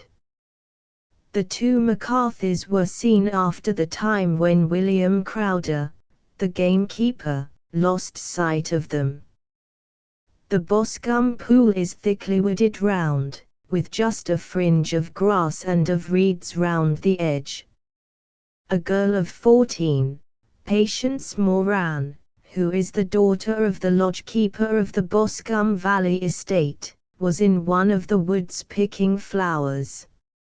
She states that while she was there she saw, at the border of the wood and close by the lake, Mr. McCarthy and his son, and that they appeared to be having a violent quarrel. She heard Mr. McCarthy the elder using very strong language to his son, and she saw the latter raise up his hand as if to strike his father. She was so frightened by their violence that she ran away, and told her mother when she reached home that she had left the two McCarthys quarrelling near Boscombe Pool, and that she was afraid that they were going to fight. She had hardly said the words when young Mr. McCarthy came running up to the lodge to say that he had found his father dead in the wood, and to ask for the help of the lodge-keeper. He was much excited, without either his gun or his hat, and his right hand and sleeve were observed to be stained with fresh blood. On following him they found the dead body stretched out upon the grass beside the pool. The head had been beaten in by repeated blows of some heavy and blunt weapon. The injuries were such as might very well have been inflicted by the butt end of his son's gun, which was found lying on the grass within a few paces of the body. Under these circumstances the young man was instantly arrested, and a verdict of wilful murder having been returned at the inquest on Tuesday, he was on Wednesday brought before the magistrates at Ross, who have referred the case to the next assizes. Those are the main facts of the case as they came out before the coroner and at the police court. I could hardly imagine a more damning case, I remarked. If ever circumstantial evidence pointed to a criminal, it does so here. Circumstantial evidence is a very tricky thing, answered Holmes, thoughtfully. It may seem to point very straight to one thing, but if you shift your own point of view a little, you may find it pointing in an equally uncompromising manner to something entirely different. It must be confessed, however, that the case looks exceedingly grave against the young man, and it is very possible that he is indeed the culprit. There are several people in the neighborhood, however, and among them Miss Turner, the daughter of the neighboring landowner, who believe in his innocence, and who have retained Lestrade, whom you may recollect in connection with the study in Scarlet, to work out the case in his interest. Lestrade, being rather puzzled, has referred the case to me, and hence it is that two middle-aged gentlemen are flying westward at 50 miles an hour, instead of quietly digesting their breakfasts at home. I am afraid, said I, that the facts are so obvious that you will find little credit to be gained out of this case. There is nothing more deceptive than an obvious fact, he answered, laughing. Besides, we may chance to hit upon some other obvious facts which may have been by no means obvious to Mr. Lestrade. You know me too well to think that I am boasting when I say that I shall either confirm or destroy his theory by means which he is quite incapable of employing, or even of understanding. To take the first example to hand, I very clearly perceive that in your bedroom the window is upon the right-hand side, and yet I question whether Mr. Lestrade would have noted even so self-evident a thing as that. How on earth, my dear fellow, I know you well. I know the military neatness which characterizes you. You shave every morning, and in this season you shave by the sunlight. But since your shaving is less and less complete as we get farther back on the left side, until it becomes positively slovenly as we get round the angle of the jaw, it is surely very clear that that side is less well illuminated than the other. I could not imagine a man of your habits looking at himself in an equal light, and being satisfied with such a result. I only quote this as a trivial example of observation and inference.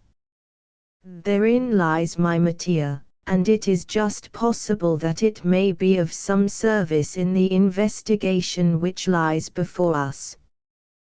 There are one or two minor points which were brought out in the inquest, and which are worth considering. They found the body. What are they?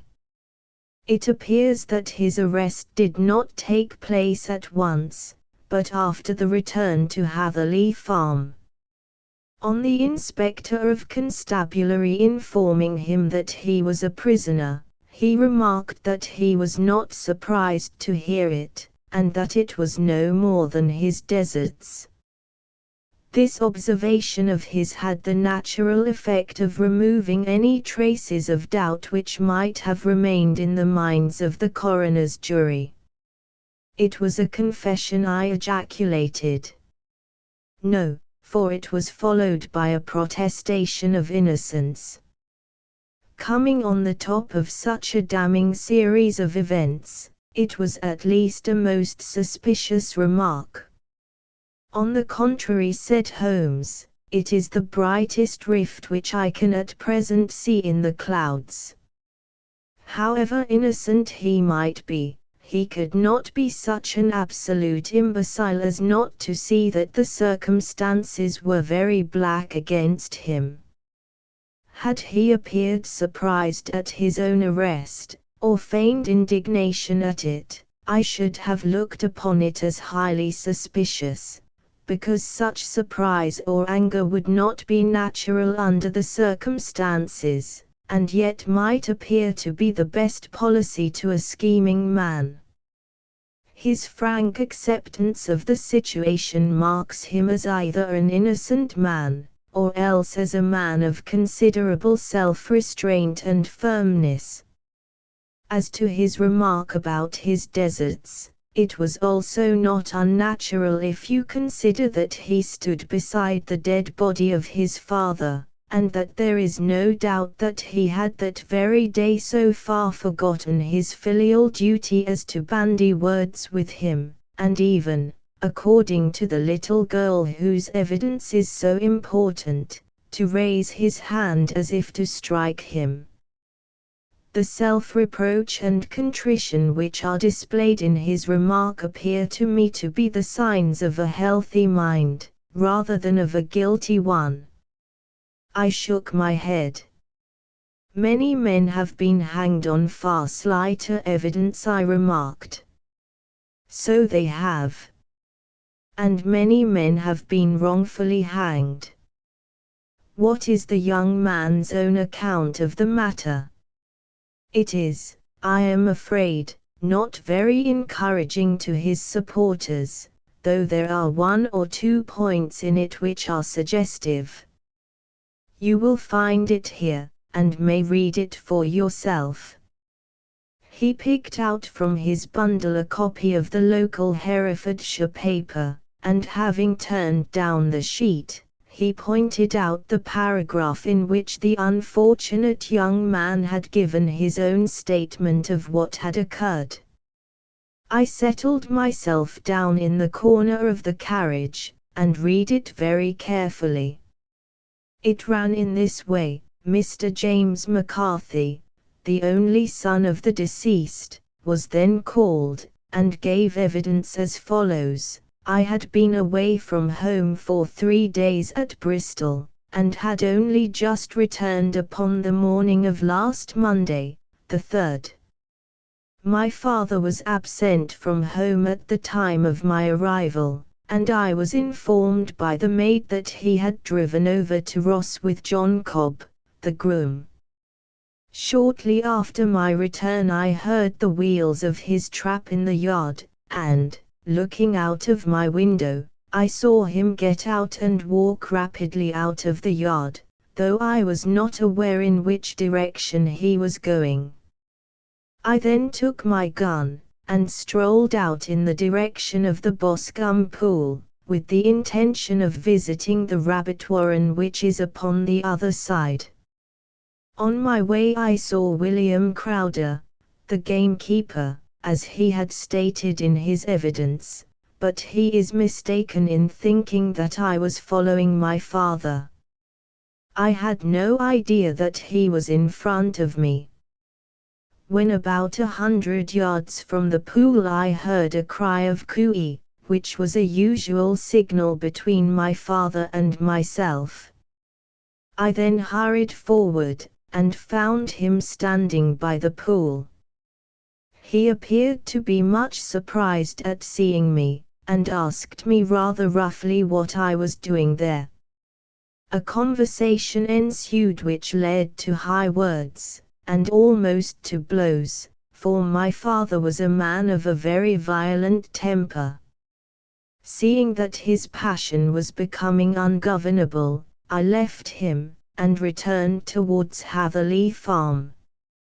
I had not gone more than 150 yards, however, when I heard a hideous outcry behind me, which caused me to run back again. I found my father expiring upon the ground, with his head terribly injured. I dropped my gun, and held him in my arms, but he almost instantly expired.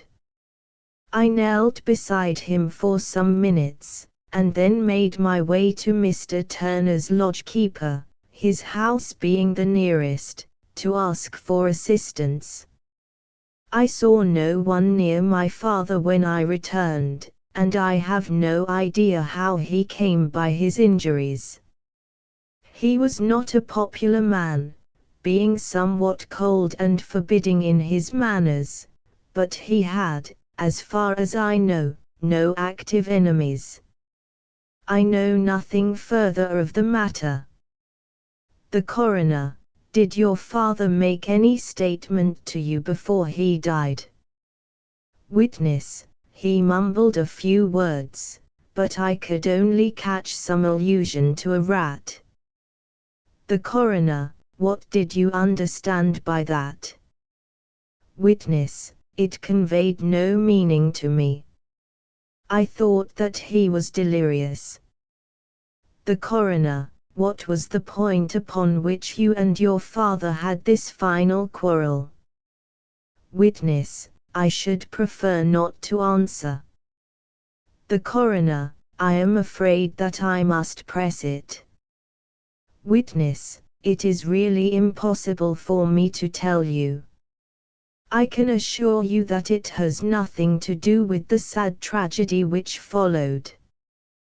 The coroner: that is for the court to decide.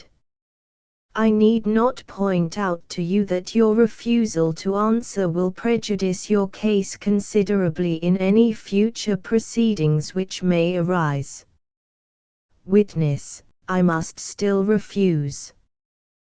The coroner: I understand that the cry of cooey was a common signal between you and your father. Witness: it was. The coroner: how was it, then, that he uttered it before he saw you, and before he even knew that you had returned from Bristol? Witness: with considerable confusion. I do not know. A juryman: did you see nothing which aroused your suspicions when you returned on hearing the cry, and found your father fatally injured? Witness: nothing definite. The coroner: what do you mean? Witness: I was so disturbed and excited as I rushed out into the open, that I could think of nothing except of my father. Yet I have a vague impression that as I ran forward something lay upon the ground to the left of me. It seemed to me to be something grey in color, a coat of some sort, or a plaid perhaps. When I rose from my father I looked round for it, but it was gone. Do you mean that it disappeared before you went for help? Yes, it was gone. You cannot say what it was? No, I had a feeling something was there. How far from the body? a dozen yards or so. And how far from the edge of the wood? About the same. Then if it was removed it was while you were within a dozen yards of it. Yes, but with my back towards it. This concluded the examination of the witness. I see, said I, as I glanced down the column, that the coroner in his concluding remarks was rather severe upon young McCarthy. He calls attention, and with reason, to the discrepancy about his father having signaled to him before seeing him, also to his refusal to give details of his conversation with his father, and his singular account of his father's dying words. They are all, as he remarks, very much against the son. Holmes laughed softly to himself, and stretched himself out upon the cushioned seat. Both you and the coroner have been at some pains, said he, to single out the very strongest points in the young man's favor. Don't you see that you alternately give him credit for having too much imagination and too little? Too little, if he could not invent a cause of quarrel which would give him the sympathy of the jury; too much, if he evolved from his own inner consciousness anything so outer as a dying reference to a rat, and the incident of the vanishing cloth. No, sir, I shall approach this case from the point of view that what this young man says is true, and we shall see whither that hypothesis will lead us. And now here is my pocket Petrarch, and not another word shall I say of this case until we are on the scene of action. We lunch at Swindon, and I see that we shall be there in 20 minutes. It was nearly 4 o'clock when we at last, after passing through the beautiful Stroud Valley, and over the broad gleaming Severn, found ourselves at the pretty little country town of Ross. A lean, ferret-like man, furtive and sly-looking, was waiting for us upon the platform. In spite of the light brown dustcoat and leather leggings which he wore in deference to his rustic surroundings, I had no difficulty in recognizing Lestrade, of Scotland Yard. With him we drove to the Hereford Arms, where a room had already been engaged for us. I have ordered a carriage, said Lestrade, as we sat over a cup of tea. I knew your energetic nature, and that you would not be happy until you had been on the scene of the crime. It was very nice and complimentary of you, Holmes answered.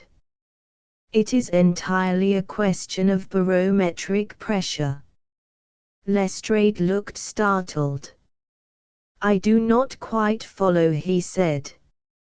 How is the glass? 29, I see. No wind, and not a cloud in the sky. I have a case full of cigarettes here which need smoking, and the sofa is very much superior to the usual country hotel abomination. I do not think that it is probable that I shall use the carriage tonight. Lestrade laughed indulgently. You have, no doubt, already formed your conclusions from the newspapers, he said. The case is as plain as a pikestaff, and the more one goes into it the plainer it becomes. Still, of course, one can't refuse a lady, and such a very positive one, too. She had heard of you, and would have your opinion, though I repeatedly told her that there was nothing which you could do which I had not already done. Why, bless my soul! Here is her carriage at the door. He had hardly spoken before there rushed into the room one of the most lovely young women that I have ever seen in my life. her violet eyes shining, her lips parted, a pink flush upon her cheeks, all thought of her natural reserve lost in her overpowering excitement and concern. "Oh, Mr. Sherlock Holmes," she cried, glancing from one to the other of us, and finally, with a woman's quick intuition, fastening upon my companion, "I am so glad that you have come. I have driven down to tell you so. I know that James didn't do it. I know it, and I want you to start upon your work knowing it, too. Never let yourself doubt upon that point. We have known each other since we were little children, and I know his faults as no one else does, but he is too tender-hearted to hurt a fly. Such a charge is absurd to anyone who really knows him. I hope we may clear him, Miss Turner," said Sherlock Holmes. "You may rely upon my doing all that I can. But you have read the evidence. You have formed some conclusion. Do you not see some loophole, some flaw? Do you not yourself think that he is innocent? I think that it is very probable." "There, now," she cried, throwing back her head, and looking defiantly at Lestrade. "You hear? He gives me hopes." Lestrade shrugged his shoulders. "I am afraid that my colleague has been a little quick in forming his conclusions," he said. "But he is right. Oh, I know that he is right. James never did it. And about his quarrel with his father, I am sure that the reason why he would not speak about it to the coroner was because I was concerned in it." "In what way?" asked Holmes. "It is no time for me to hide anything. James and his father had many disagreements about me. Mr. McCarthy was very anxious that there should be a marriage between us. James and I have always loved each other as brother and sister, but of course he is young, and has seen very little of life yet, and, well, he naturally did not wish to do anything like that yet. So there were quarrels, and this, I am sure, was one of them." "And your father?" asked Holmes. "Was he in favor of such a union?" "No, he was averse to it also. No one but Mr. McCarthy was in favor of it." A quick blush passed over her fresh young face as Holmes shot one of his keen, questioning glances at her. "Thank you for this information," said he. "May I see your father if I call tomorrow?" "I am afraid the doctor won't allow it." "The doctor?" "Yes, have you not heard? Poor father has never been strong for years back, but this has broken him down completely. He has taken to his bed, and Dr. Willows says that he is a wreck, and that his nervous system is shattered. Mr. McCarthy was the only man alive who had known Dad in the old days in Victoria." "Ha! In Victoria. That is important." "Yes, at the mines." "Quite so, at the gold mines, where, as I understand, Mr. Turner made his money." "Yes, certainly." "Thank you, Miss Turner. You have been of material assistance to me. You will tell me if you have any news tomorrow. No doubt you will go to the prison to see James. Oh, if you do, Mr. Holmes, do tell him that I know him to be innocent." I will, Miss Turner.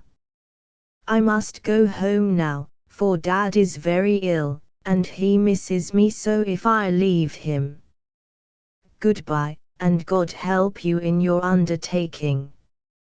She hurried from the room as impulsively as she had entered, and we heard the wheels of her carriage rattle off down the street.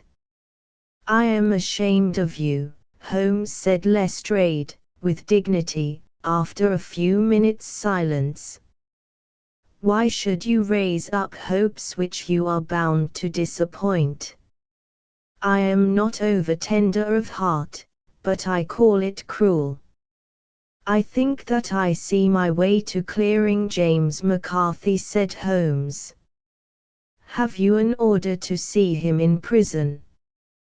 "Yes, but only for you and me." "Then I shall reconsider my resolution about going out. We have still time to take a train to Hereford and see him tonight." "Ample. Then let us do so. Watson, I fear that you will find it very slow, but I shall only be away a couple of hours." I walked down to the station with them, and then wandered through the streets of the little town, finally returning to the hotel, where I lay upon the sofa and tried to interest myself in a yellow-backed novel. The puny plot of the story was so thin, however, when compared to the deep mystery through which we were groping, and I found my attention wander so continually from the fiction to the fact, that I at last flung it across the room, and gave myself up entirely to a consideration of the events of the day. Supposing that this unhappy young man's story was absolutely true, then what hellish thing, what absolutely unforeseen and extraordinary calamity could have occurred between the time when he parted from his father, and the moment when, drawn back by his screams, he rushed into the glade? It was something terrible and deadly. What could it be? Might not the nature of the injuries reveal something to my medical instincts? I rang the bell, and called for the weekly county paper, which contained a verbatim account of the inquest. In the surgeon's deposition it was stated that the posterior third of the left parietal bone and the left half of the occipital bone had been shattered by a heavy blow from a blunt weapon. I marked the spot upon my own head. Clearly such a blow must have been struck from behind. That was to some extent in favor of the accused, as when seen quarreling he was face to face with his father. Still, it did not go for very much, for the older man might have turned his back before the blow fell. Still, it might be worthwhile to call Holmes's attention to it. Then there was the peculiar dying reference to a rat. What could that mean? It could not be delirium. A man dying from a sudden blow does not commonly become delirious. No, it was more likely to be an attempt to explain how he met his fate. But what could it indicate? I cudgelled my brains to find some possible explanation. And then the incident of the grey cloth, seen by young McCarthy. If that were true, the murderer must have dropped some part of his dress, presumably his overcoat, in his flight, and must have had the hardihood to return and to carry it away at the instant when the sun was kneeling with his back turned not a dozen paces off. What a tissue of mysteries and improbabilities the whole thing was! I did not wonder at Lestrade's opinion, and yet I had so much faith in Sherlock Holmes's insight that I could not lose hope as long as every fresh fact seemed to strengthen his conviction of young McCarthy's innocence. It was late before Sherlock Holmes returned. He came back alone, for Lestrade was staying in lodgings in the town. "The glass still keeps very high," he remarked, as he sat down. "It is of importance that it should not rain before we are able to go over the ground.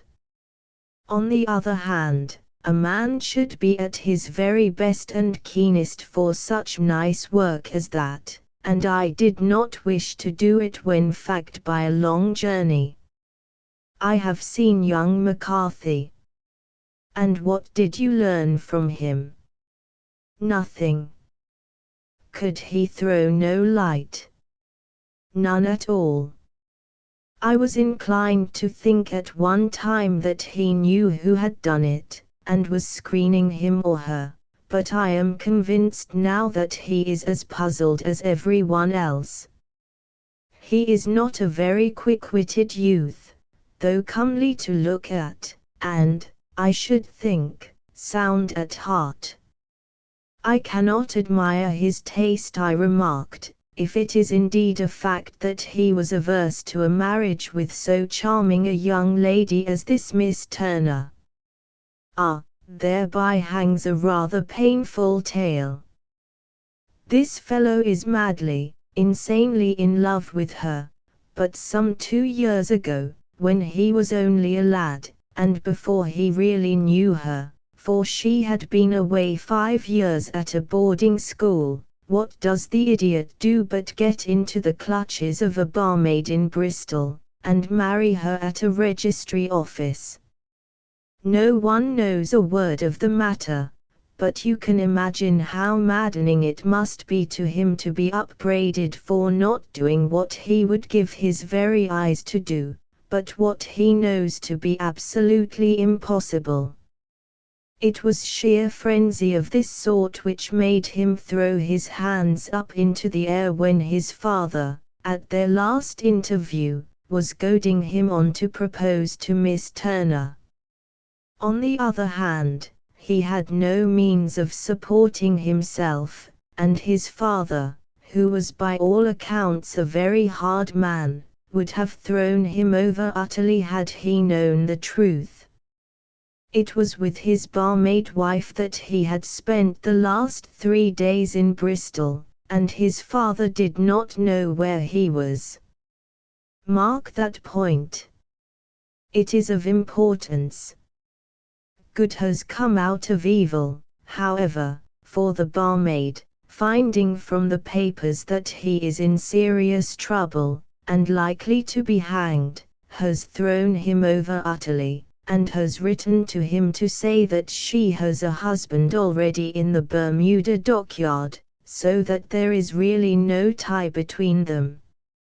I think that that bit of news has consoled young McCarthy for all that he has suffered. But if he is innocent, who has done it? Ah, who? I would call your attention very particularly to 2 points.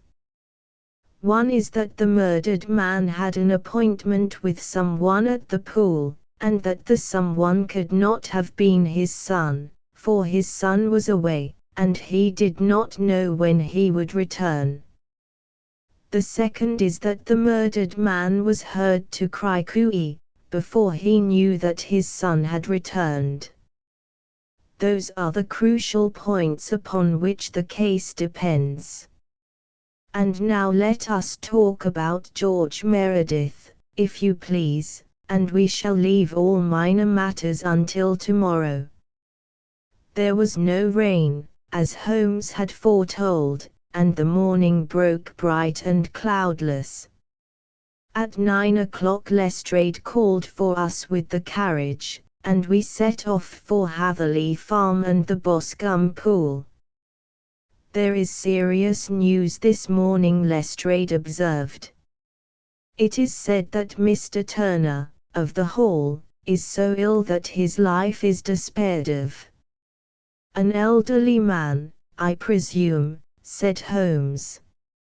About 60, but his constitution has been shattered by his life abroad, and he has been in failing health for some time. This business has had a very bad effect upon him. He was an old friend of McCarthy's, and, I may add, a great benefactor to him, for I have learned that he gave him Hatherley Farm rent-free. Indeed. That is interesting, said Holmes. Oh yes. In 100 other ways he has helped him. Everybody about here speaks of his kindness to him. Really? Does it not strike you as a little singular that this McCarthy, who appears to have had little of his own, and to have been under such obligations to Turner, should still talk of marrying his son to Turner's daughter, who is, presumably, heiress to the estate, and that in such a very cocksure manner, as if it were merely a case of a proposal and all else would follow? It is the more strange, since we know that Turner himself was averse to the idea. The daughter told us as much.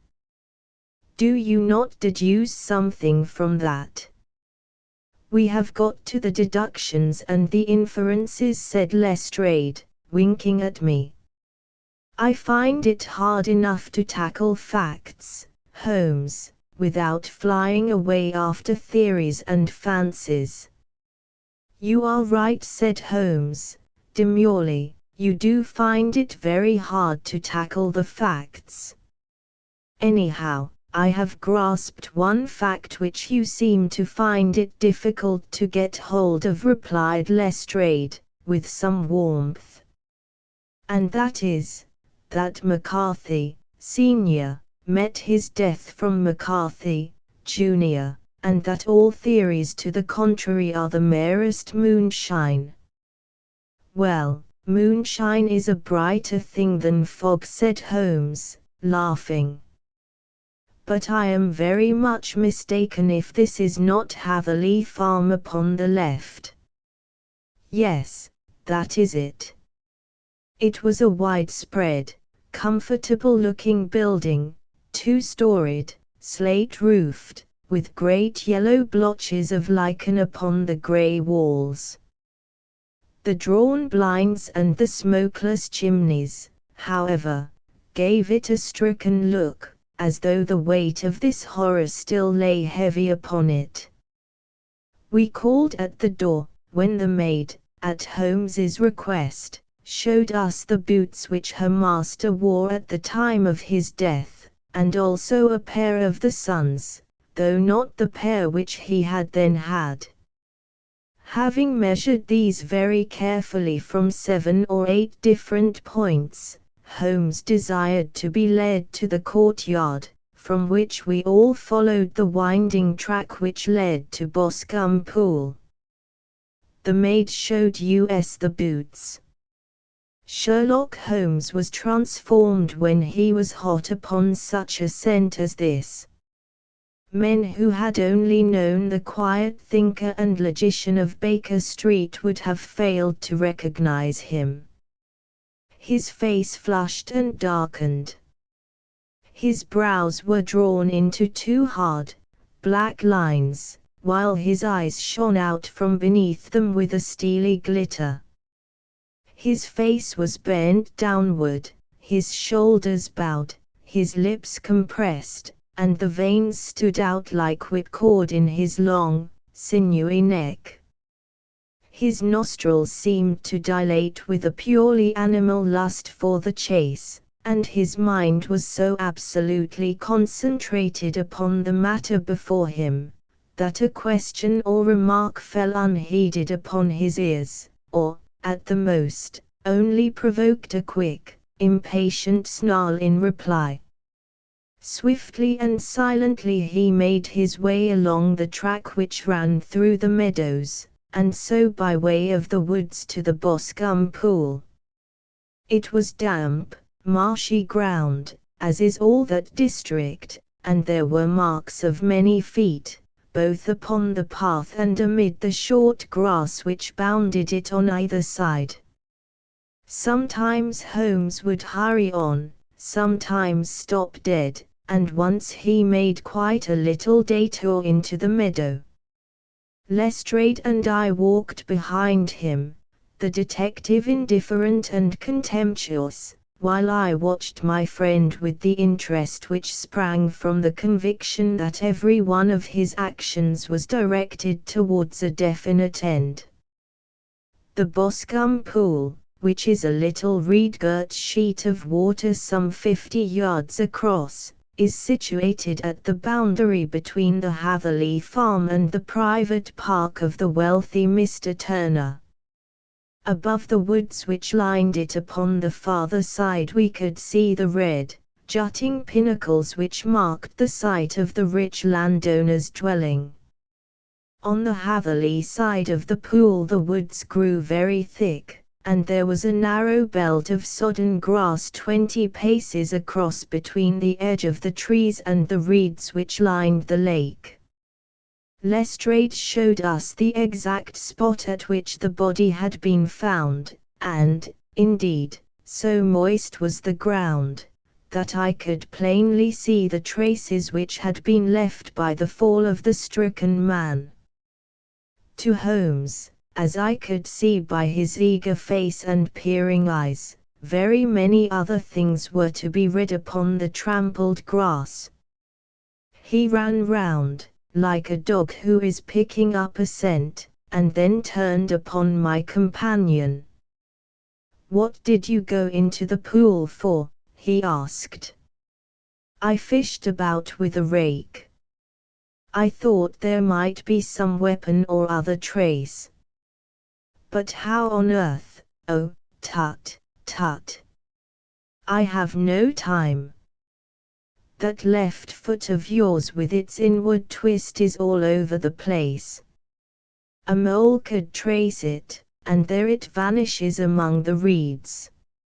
Oh, how simple it would all have been had I been here before they came like a herd of buffalo, and wallowed all over it. Here is where the party with the lodge-keeper came, and they have covered all tracks for 6 or 8 feet round the body. But here are 3 separate tracks of the same feet." He drew out a lens, and lay down upon his waterproof to have a better view, talking all the time rather to himself than to us. "These are young McCarthy's feet. Twice he was walking, and once he ran swiftly so that the soles are deeply marked, and the heels hardly visible. That bears out his story. He ran when he saw his father on the ground. Then here are the father's feet as he paced up and down. What is this, then? It is the butt end of the gun as the son stood listening. And this? Ha, ha! What have we here? Tiptoes. Tiptoes. Square, too, quite unusual boots.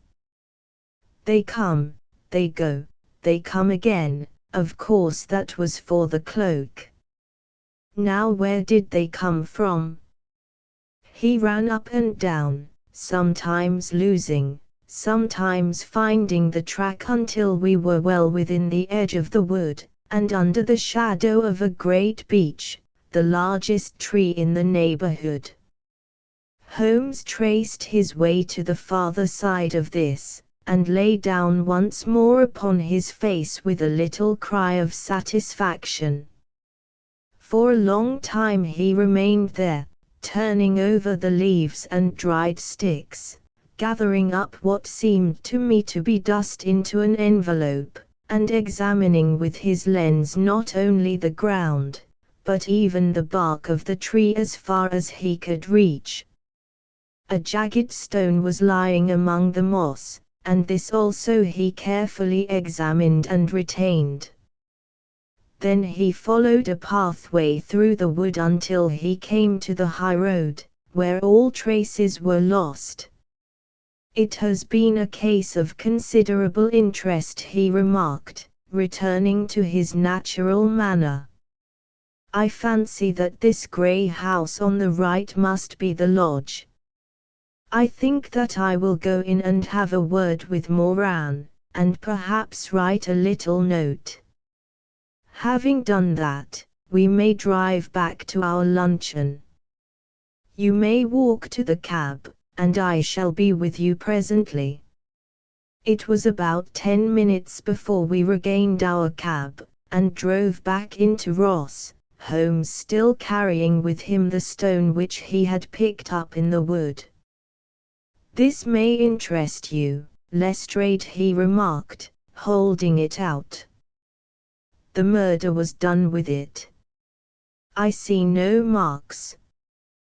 "There are none." "How do you know, then?" "The grass was growing under it. It had only lain there a few days. There was no sign of a place whence it had been taken. It corresponds with the injuries. There is no sign of any other weapon. And the murderer is a tall man, left-handed, limps with the right leg, wears thick-soled shooting boots and a grey cloak, smokes Indian cigars, uses a cigar holder, and carries a blunt penknife in his pocket. There are several other indications, but these may be enough to aid us in our search." Lestrade laughed. "I am afraid that I am still a skeptic," he said. "Theories are all very well, but we have to deal with a hard-headed British jury." "Now Sverrons," answered Holmes, calmly. "You work your own method, and I shall work mine. I shall be busy this afternoon, and shall probably return to London by the evening train." "And leave your case unfinished?" "No, finished. But the mystery? It is solved." "Who was the criminal, then?" "The gentleman I describe." "But who is he?" "Surely it would not be difficult to find out. This is not such a populous neighborhood." Lestrade shrugged his shoulders. "I am a practical man," he said, "and I really cannot undertake to go about the country looking for a left-handed gentleman with a game leg. I should become the laughing-stock of Scotland Yard." "All right," said Holmes, quietly. "I have given you the chance. Here are your lodgings. Goodbye. I shall drop you a line before I leave." Having left Lestrade at his rooms, we drove to our hotel, where we found lunch upon the table. Holmes was silent and buried in thought, with a pained expression upon his face, as one who finds himself in a perplexing position. "Look here, Watson," he said, when the cloth was cleared, "just sit down in this chair and let me preach to you for a little. I don't quite know what to do, and I should value your advice. Light a cigar, and let me expound." "Pray do so." "Well, now, in considering this case there are 2 points about young MacArthur's narrative which struck us both instantly, although they impressed me in his favor and you against him. One was the fact that his father should, according to his account, cry cooey before seeing him. The other was his singular dying reference to a rat.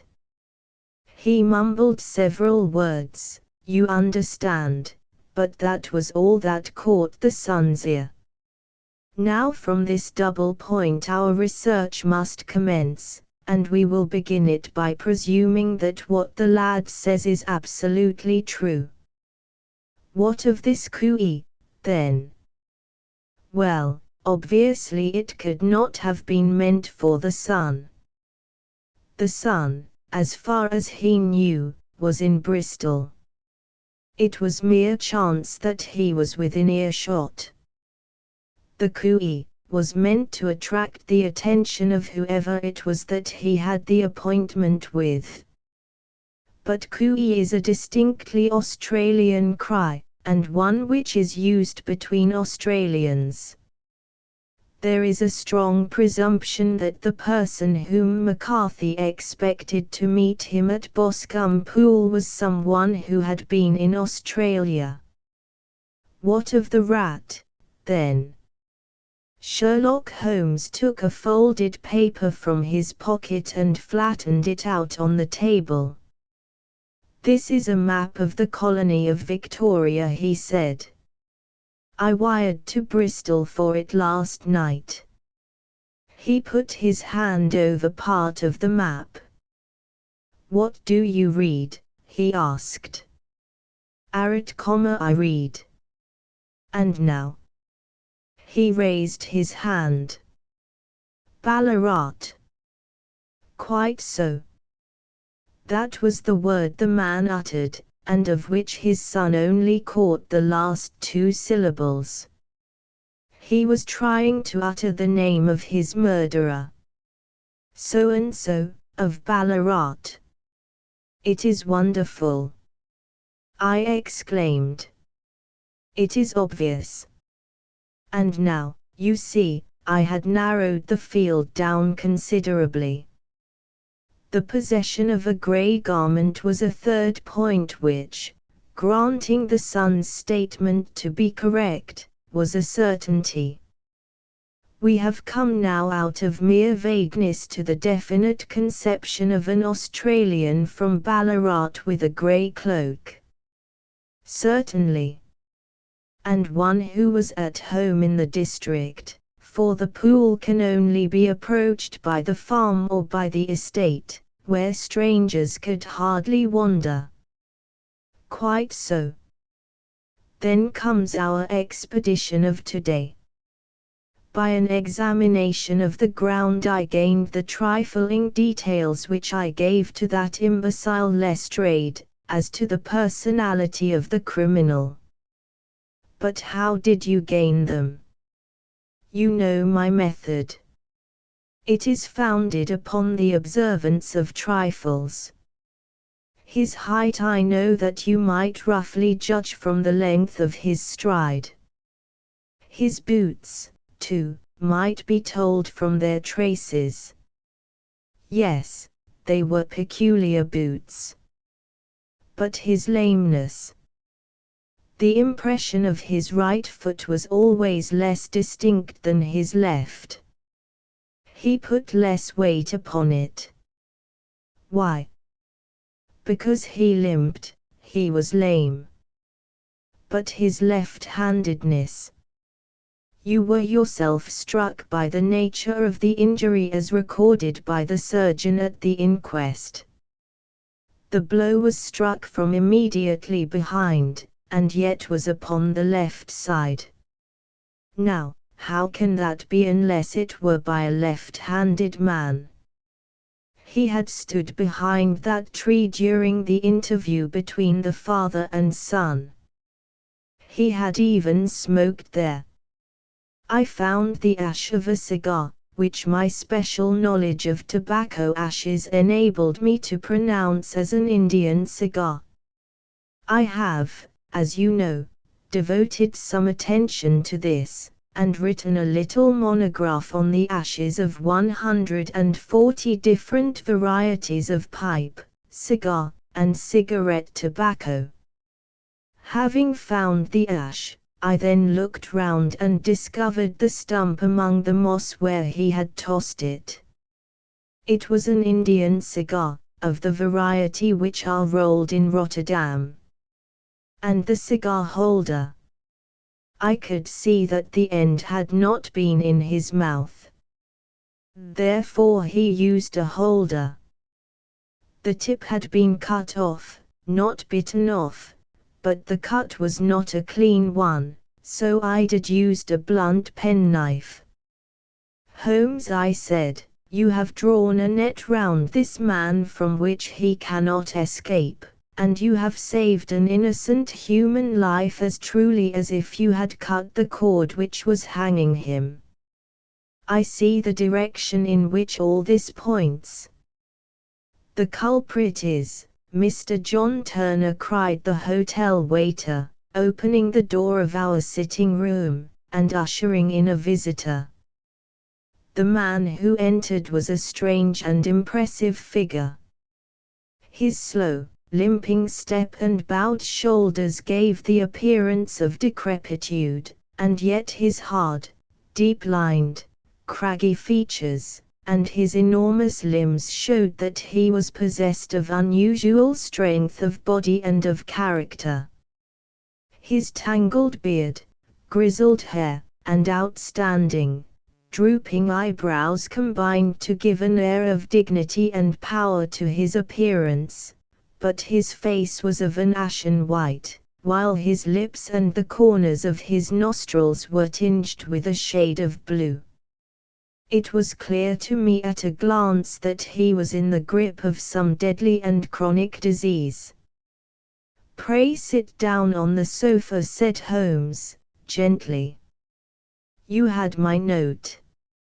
"Yes, the lodge-keeper brought it up. You said that you wished to see me here to avoid scandal. I thought people would talk if I went to the hall." "And why did you wish to see me?" He looked across at my companion with despair in his weary eyes, as though his question was already answered. "Yes," said Holmes, answering the look rather than the words. "It is so. I know all about McCarthy." The old man sank his face in his hands. "God help me," he cried. "But I would not have let the young man come to harm. I give you my word that I would have spoken out if it went against him at the assizes." "I am glad to hear you say so," said Holmes, gravely. "I would have spoken now had it not been for my dear girl. It would break her heart. It will break her heart when she hears that I am arrested." "It may not come to that," said Holmes. "What?" "I am no official agent. I understand that it was your daughter who required my presence here, and I am acting in her interests. Young McCarthy must be got off, however." "I am a dying man," said old Turner. "I have had diabetes for years. My doctor says it is a question whether I shall live a month. Yet I would rather die under my own roof than in a jail." Holmes rose and sat down at the table with his pen in his hand and a bundle of paper before him. "Just tell us the truth," he said. "I shall jot down the facts. You will sign it, and Watson here can witness it. Then I could produce your confession at the last extremity to save young McCarthy. I promise you that I shall not use it unless it is absolutely needed." "It's as well," said the old man. "It's a question whether I shall live to the assizes, so it matters little to me, but I should wish to spare Alice the shock.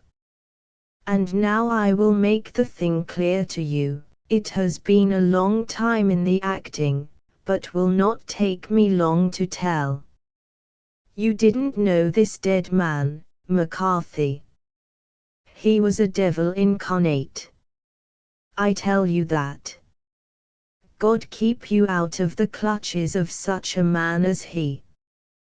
His grip has been upon me these 20 years, and he has blasted my life. I'll tell you first how I came to be in his power. It was in the early 60s at the diggings. I was a young chap then, hot-blooded and reckless, ready to turn my hand at anything. I got among bad companions, took to drink, had no luck with my claim, took to the bush, and in a word became what you would call over here a highway robber. There were 6 of us, and we had a wild, free life of it, sticking up a station from time to time, or stopping the wagons on the road to the diggings. Black Jack of Ballarat was the name I went under, and our party is still remembered in the colony as the Ballarat Gang. One day a gold convoy came down from Ballarat to Melbourne, and we lay in wait for it and attacked it. There were 6 troopers and 6 of us, so it was a close thing, but we emptied 4 of their saddles at the first volley. 3 of our boys were killed, however, before we got the swag.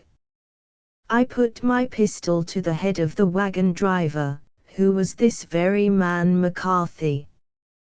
I wish to the Lord that I had shot him then, but I spared him, though I saw his wicked little eyes fixed on my face, as though to remember every feature. We got away with the gold, became wealthy men, and made our way over to England without being suspected. There I parted from my old pals, and determined to settle down to a quiet and respectable life. I bought this estate, which chanced to be in the market, and I set myself to do a little good with my money, to make up for the way in which I had earned it. I married, too, and though my wife died young, she left me my dear little Alice. Even when she was just a baby, her wee hand seemed to lead me down the right path as nothing else had ever done. In a word, I turned over a new leaf, and did my best to make up for the past. All was going well when McCarthy laid his grip upon me. I had gone up to town about an investment, and I met him in Regent Street with hardly a coat to his back or a boot to his foot. "Here we are, Jack," says he, touching me on the arm, "we'll be as good as a family to you. There's 2 of us, me and my son, and you can have the keeping of us. If you don't, it's a fine, law-abiding country is England, and there's always a policeman within hail." Well, down they came to the West Country, there was no shaking them off, and there they have lived rent-free on my best land ever since. There was no rest for me, no peace, no forgetfulness, turn where I would, there was his cunning, grinning face at my elbow. It grew worse as Alice grew up, for he soon saw I was more afraid of her knowing my past than of the police. Whatever he wanted he must have, and whatever it was I gave him without question, land, money, houses, until at last he asked a thing which I could not give. He asked for Alice. His son, you see, had grown up, and so had my girl, and as I was known to be in weak health, it seemed a fine stroke to him that his lad should step into the whole property. But there I was firm. I would not have his cursed stock mixed with mine, not that I had any dislike to the lad, but his blood was in him, and that was enough. I stood firm. McCarthy threatened. I braved him to do his worst. We were to meet at the pool midway between our houses to talk it over. When I went down there I found him talking with his son, so I smoked a cigar, and waited behind a tree until he should be alone. But as I listened to his talk all that was black and bitter in me seemed to come uppermost. He was urging his son to marry my daughter with as little regard for what she might think as if she were a slut from off the streets. It drove me mad to think that I and all that I held most dear should be in the power of such a man as this. Could I not snap the bond? I was already a dying and a desperate man. Though clear of mind and fairly strong of limb, I knew that my own fate was sealed. But my memory and my girl, both could be saved, if I could but silence that foul tongue. I did it, Mr. Holmes. I would do it again. Deeply as I have sinned, I have led a life of martyrdom to atone for it.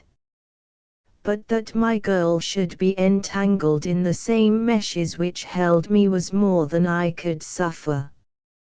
I struck him down with no more compunction than if he had been some foul and venomous beast.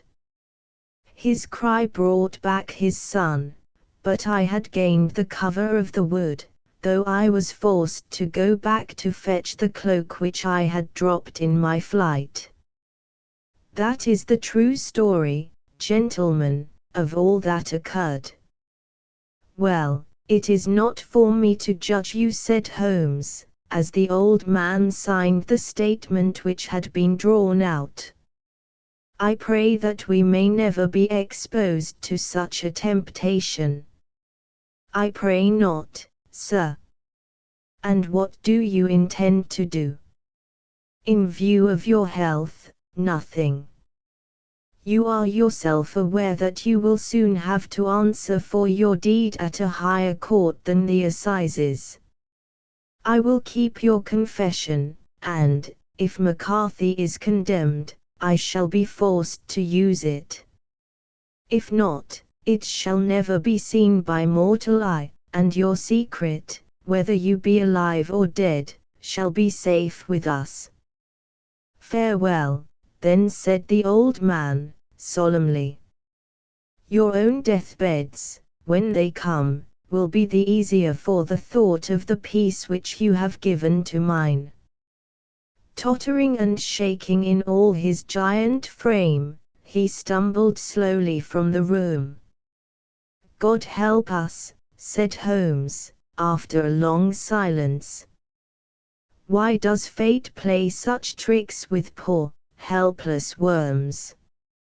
I never hear of such a case as this that I do not think of Baxter's words, and say, there, but for the grace of God, goes Sherlock Holmes.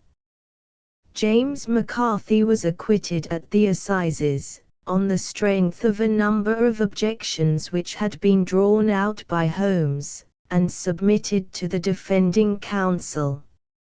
Old Turner lived for 7 months after our interview, but he is now dead, and there is every prospect that the son and daughter may come to live happily together, in ignorance of the black cloud which rests upon their past. Adventure v. The 5 Orange Pips. When I glance over my notes and records of the Sherlock Holmes cases between the years 82 and 90, I am faced by so many which present strange and interesting features that it is no easy matter to know which to choose and which to leave. Some, however, have already gained publicity through the papers, and others have not offered a field for those peculiar qualities which my friend possessed in so high a degree, and which it is the object of these papers to illustrate. Some, too, have baffled his analytical skill, and would be, as narratives, beginnings without an ending, while others have been but partially cleared up, and have their explanations founded rather upon conjecture and surmise than on that absolute logical proof which was so dear to him. There is, however, one of these last which was so remarkable in its details and so startling in its results that I am tempted to give some account of it, in spite of the fact that there are points in connection with it which never have been, and probably never will be, entirely cleared up. The year 87 furnished us with a long series of cases of greater or less interest, of which I retain the records.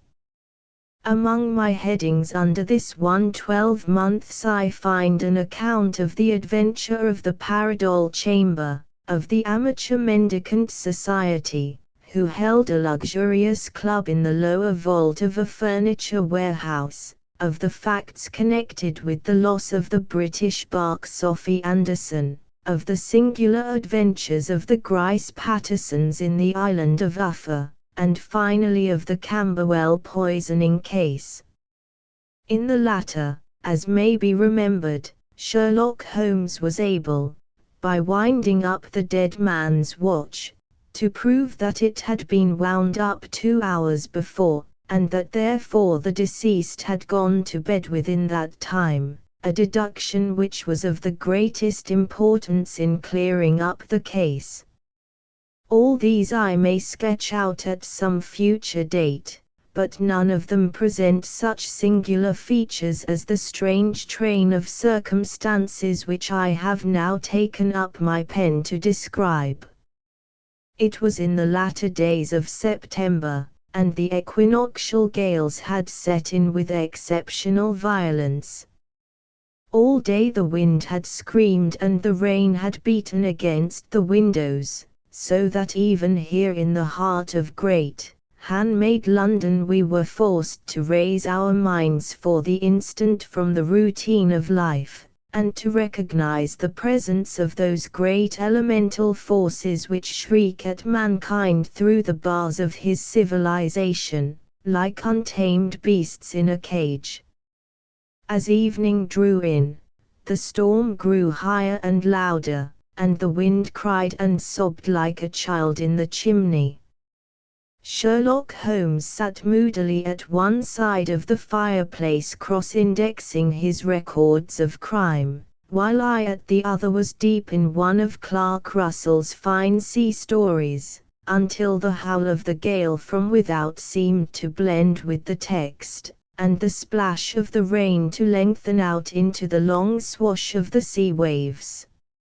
My wife was on a visit to her mother's, and for a few days I was a dweller once more in my old quarters at Baker Street. "Why," said I, glancing up at my companion, "that was surely the bell. Who could come tonight?" "Some friend of yours, perhaps." "Except yourself I have none," he answered. "I do not encourage visitors." "A client, then?" "If so, it is a serious case. Nothing less would bring a man out on such a day and at such an hour. But I take it that it is more likely to be some crony of the landlady's." Sherlock Holmes was wrong in his conjecture, however, for there came a step in the passage and a tapping at the door. He stretched out his long arm to turn the lamp away from himself and towards the vacant chair upon which a newcomer must sit. "Come in," said he. The man who entered was young, some 22 at the outside, well-groomed and trimly clad, with something of refinement and delicacy in his bearing. The steaming umbrella which he held in his hand, and his long shining waterproof told of the fierce weather through which he had come. He looked about him anxiously in the glare of the lamp, and I could see that his face was pale and his eyes heavy, like those of a man who is weighed down with some great anxiety. I owe you an apology, he said, raising his golden pince-nez to his eyes. I trust that I am not intruding. I fear that I have brought some traces of the storm and rain into your snug chamber. Give me your coat and umbrella, said Holmes. They may rest here on the hook, and will be dry presently. You have come up from the southwest, I see. Yes, from Horsham. That clay and chalk mixture which I see upon your toe-caps is quite distinctive. I have come for advice. That is easily got. And help. That is not always so easy. I have heard of you, Mr. Holmes. I heard from Major Prendergast how you saved him in the Tankerville Club scandal. Ah, of course. He was wrongfully accused of cheating at cards. He said that you could solve anything. He said too much. That you are never beaten. I have been beaten 4 times, 3 times by men, and once by a woman. But what is that compared with the number of your successes? It is true that I have been generally successful. Then you may be so with me. I beg that you will draw your chair up to the fire, and favor me with some details as to your case. It is no ordinary one. None of those which come to me are. I am the last court of appeal. And yet I question, sir, whether, in all your experience, you have ever listened to a more mysterious and inexplicable chain of events than those which have happened in my own family. You fill me with interest, said Holmes. Pray give us the essential facts from the commencement, and I can afterwards question you as to those details which seem to me to be most important. The young man pulled his chair up, and pushed his wet feet out towards the blaze. My name, said he, is John Openshaw, but my own affairs have, as far as I can understand it, little to do with this awful business. It is an hereditary matter, so in order to give you an idea of the facts, I must go back to the commencement of the affair. You must know that my grandfather had 2 sons, my uncle Elias and my father Joseph. My father had a small factory at Coventry, which he enlarged at the time of the invention of bicycling. He was the patentee of the Openshaw unbreakable tire, and his business met with such success that he was able to sell it, and to retire upon a handsome competence. My uncle Elias emigrated to America when he was a young man, and became a planter in Florida, where he was reported to have done very well. At the time of the war he fought in Jackson's army, and afterwards under Hood, where he rose to be a colonel. When Lee laid down his arms, my uncle returned to his plantation, where he remained for 3 or 4 years. About 1869 or 1870 he came back to Europe, and took a small estate in Sussex, near Horsham. He had made a very considerable fortune in the States, and his reason for leaving them was his aversion to the Negroes, and his dislike of the Republican policy in extending the franchise to them. He was a singular man, fierce and quick-tempered, very foul-mouthed when he was angry, and of a most retiring disposition. During all the years that he lived at Horsham I doubt if ever he set foot in the town. He had a garden and 2 or 3 fields round his house, and there he would take his exercise, though very often for weeks on end he would never leave his room. He drank a great deal of brandy, and smoked very heavily, but he would see no society, and did not want any friends, not even his own brother. He didn't mind me, in fact, he took a fancy to me, for at the time when he saw me first I was a youngster of 12 or so. This would be in the year 1878, after he had been 8 or 9 years in England. He begged my father to let me live with him, and he was very kind to me in his way.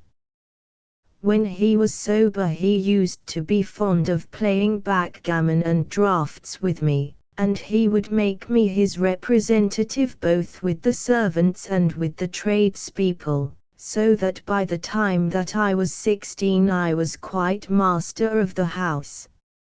I kept all the keys, and could go where I liked and do what I liked, so long as I did not disturb him in his privacy. There was one singular exception, however, for he had a single room, a lumber room up among the attics, which was invariably locked, and which he would never permit either me or anyone else to enter. With a boy's curiosity I have peeped through the keyhole, but I was never able to see more than such a collection of old trunks and bundles as would be expected in such a room. One day, it was in March, 1883, a letter with a foreign stamp lay upon the table in front of the Colonel's plate. It was not a common thing for him to receive letters, for his bills were all paid in ready money, and he had no friends of any sort. "From India," said he, as he took it up, "Pondicherry postmark. What can this be?" Opening it hurriedly, out there jumped 5 little dried orange pips, which pattered down upon his plate. I began to laugh at this, but the laugh was struck from my lips at the sight of his face. His lip had fallen, his eyes were protruding, his skin the color of putty, and he glared at the envelope which he still held in his trembling hand. "KKK. He shrieked, and then, my God, my sins have overtaken me." "What is it, uncle?" I cried.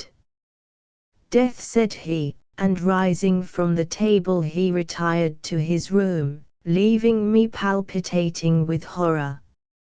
I took up the envelope, and saw scrawled in red ink upon the inner flap, just above the gum, the letter K 3 times repeated. There was nothing else save the 5 dried pips. What could be the reason of his overpowering terror? I left the breakfast table, and as I ascended the stair I met him coming down with an old rusty key, which must have belonged to the attic, in one hand, and a small brass box, like a cash box, in the other. "They may do what they like, but I'll checkmate them still," said he, with an oath. "Tell Mary that I shall want a fire in my room today, and send down to Fordham, the Horsham lawyer." I did as he ordered, and when the lawyer arrived I was asked to step up to the room. The fire was burning brightly, and in the grate there was a mass of black, fluffy ashes, as of burned paper, while the brass box stood open and empty beside it. As I glanced at the box I noticed, with a start, that upon the lid were printed the treble K which I had read in the morning upon the envelope. "I wish you, John," said my uncle, "to witness my will. I leave my estate, with all its advantages and all its disadvantages, to my brother, your father, whence it will, no doubt, descend to you. If you can enjoy it in peace, well and good. If you find you cannot, take my advice, my boy, and leave it to your deadliest enemy. I am sorry to give you such a two-edged thing, but I can't say what turn things are going to take. Kindly sign the paper where Mr. Fordham shows you. I signed the paper as directed, and the lawyer took it away with him. The singular incident made, as you may think, the deepest impression upon me, and I pondered over it, and turned it every way in my mind without being able to make anything of it. Yet I could not shake off the vague feeling of dread which it left behind, though the sensation grew less keen as the weeks passed, and nothing happened to disturb the usual routine of our lives. I could see a change in my uncle, however. He drank more than ever, and he was less inclined for any sort of society.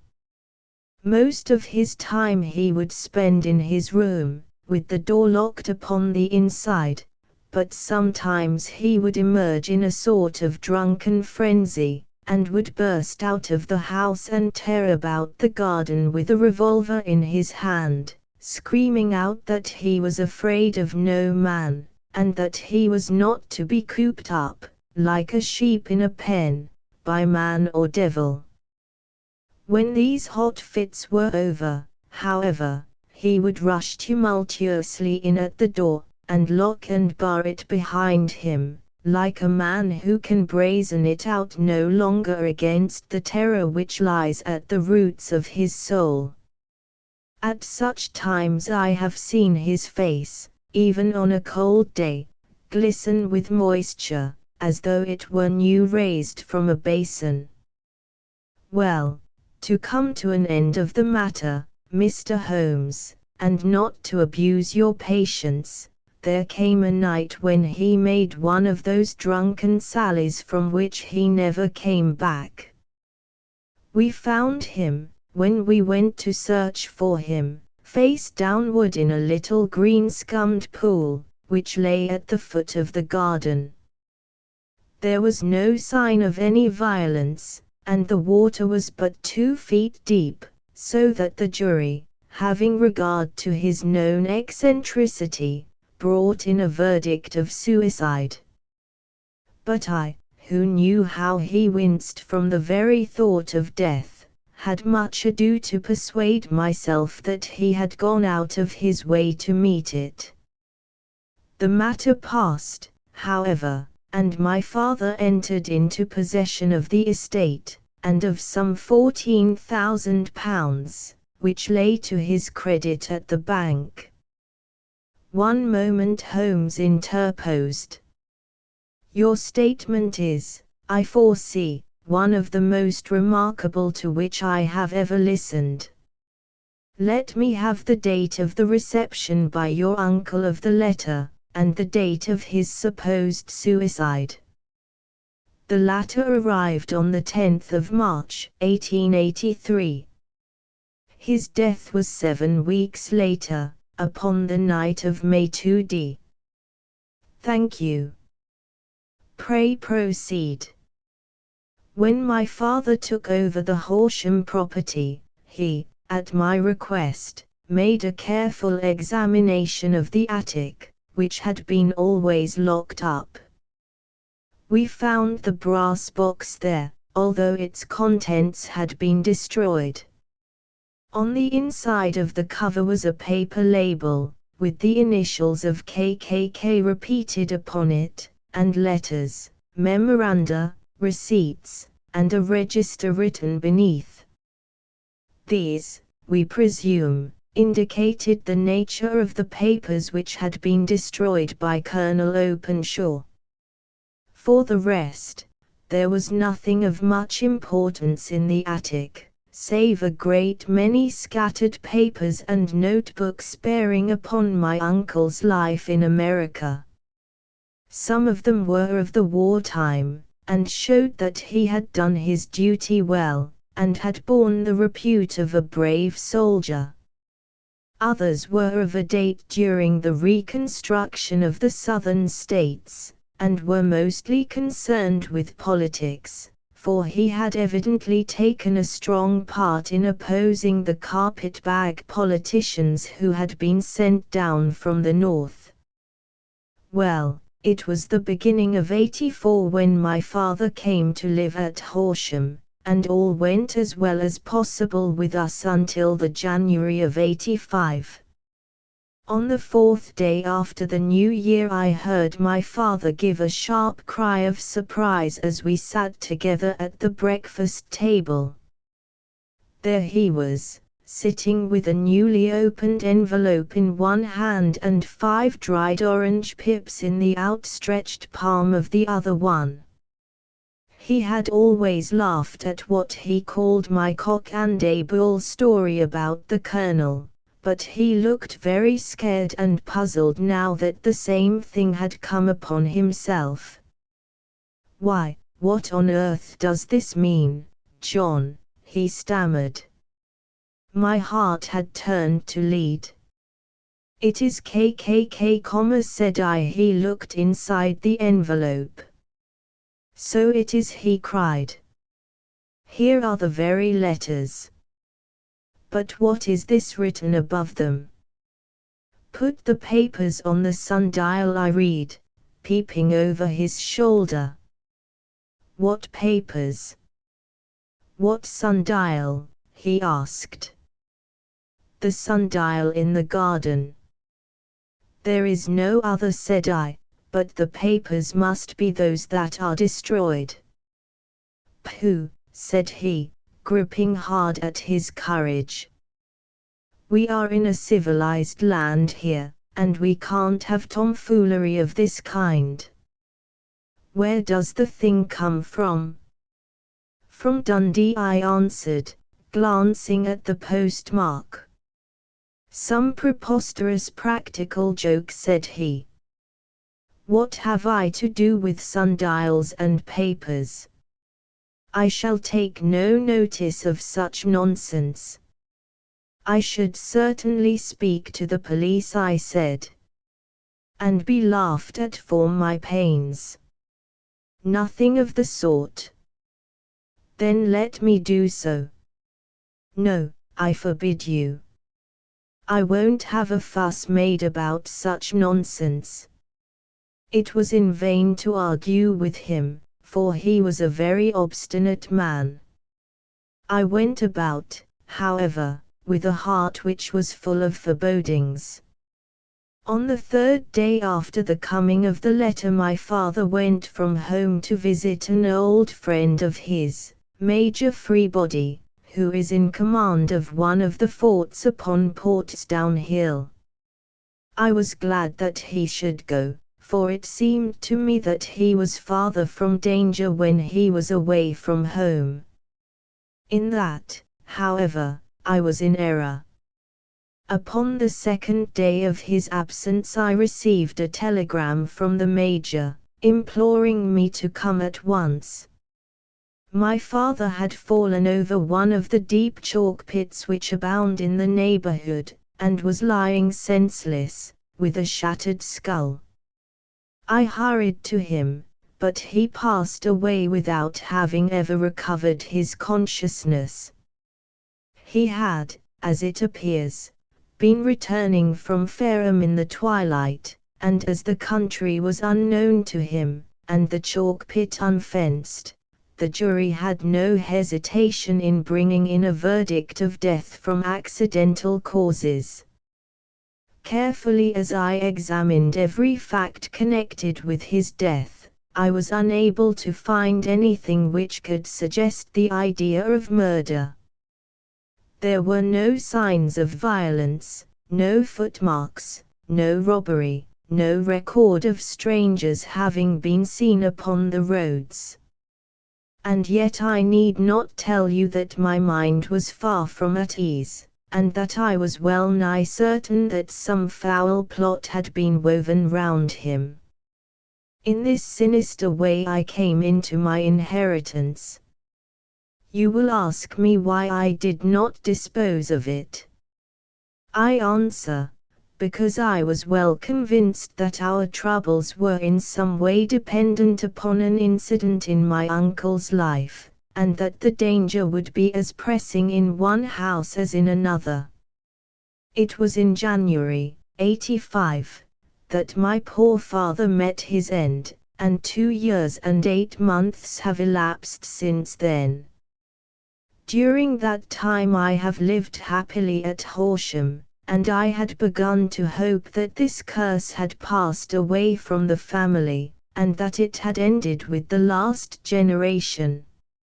I had begun to take comfort too soon, however. Yesterday morning the blow fell in the very shape in which it had come upon my father.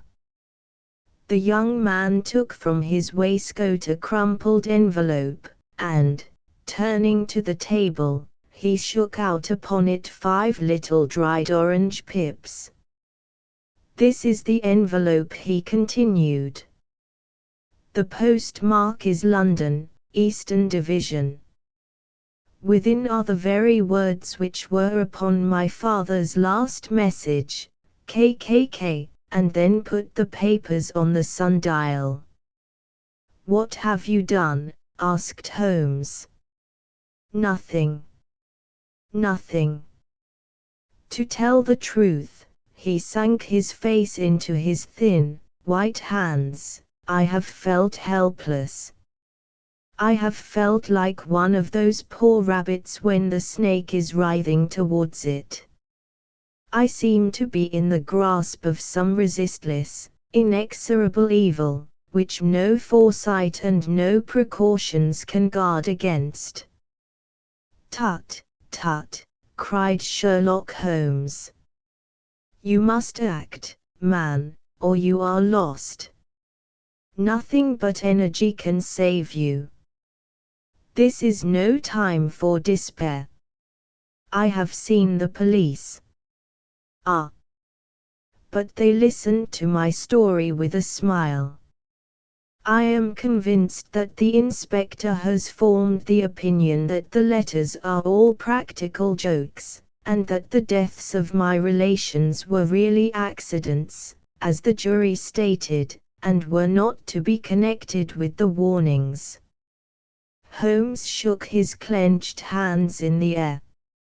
"Incredible imbecility," he cried. "They have, however, allowed me a policeman, who may remain in the house with me." "Has he come with you tonight?" "No. His orders were to stay in the house." Again Holmes raved in the air. "Why did you come to me?" he said, "and, above all, why did you not come at once?" "I did not know.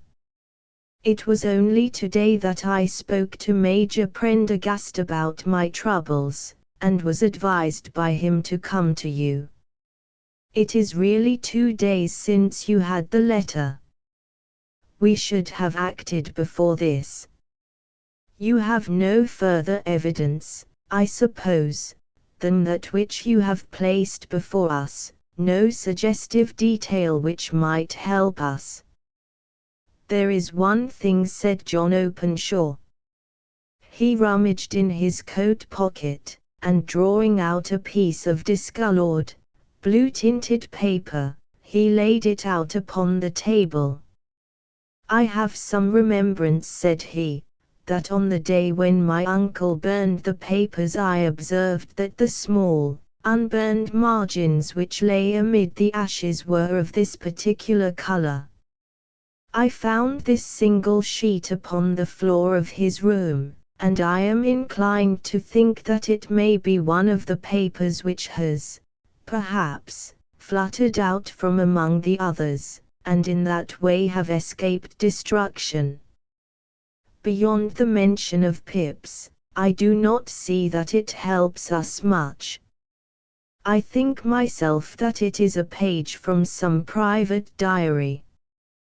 The writing is undoubtedly my uncle's, Holmes moved the lamp, and we both bent over the sheet of paper, which showed by its ragged edge that it had indeed been torn from a book. It was headed, March, 1869, and beneath were the following enigmatical notices: 4th. Hudson came. Same old platform. 7th. Set the pips on Macaulay, Paramore, and John Swain, of St. Augustine. 9th. Macaulay cleared. 10th. John Swain cleared. 12th. Visited Paramore. All well. Thank you, said Holmes, folding up the paper, and returning it to our visitor. And now you must on no account lose another instant. We cannot spare time even to discuss what you have told me. You must get home instantly and act. What shall I do? There is but one thing to do. It must be done at once. You must put this piece of paper which you have shown us into the brass box which you have described. You must also put in a note to say that all the other papers were burned by your uncle, and that this is the only one which remains. You must assert that in such words as will carry conviction with them. Having done this, you must at once put the box out upon the sundial, as directed. Do you understand? Entirely. Do not think of revenge, or anything of the sort, at present. I think that we may gain that by means of the law, but we have our web to weave, while theirs is already woven. The first consideration is to remove the pressing danger which threatens you. The second is to clear up the mystery and to punish the guilty parties. I thank you, said the young man, rising, and pulling on his overcoat. You have given me fresh life and hope. I shall certainly do as you advise. Do not lose an instant. And, above all, take care of yourself in the meanwhile, for I do not think that there can be a doubt that you are threatened by a very real and imminent danger. How do you go back? By train from Waterloo. It is not yet 9. The streets will be crowded, so I trust that you may be in safety. And yet you cannot guard yourself too closely. I am armed. That is well. Tomorrow I shall set to work upon your case. I shall see you at Horsham, then. No, your secret lies in London. It is there that I shall seek it. Then I shall call upon you in a day, or in 2 days, with news as to the box and the papers. I shall take your advice in every particular. He shook hands with us, and took his leave. Outside the wind still screamed, and the rain splashed and pattered against the windows.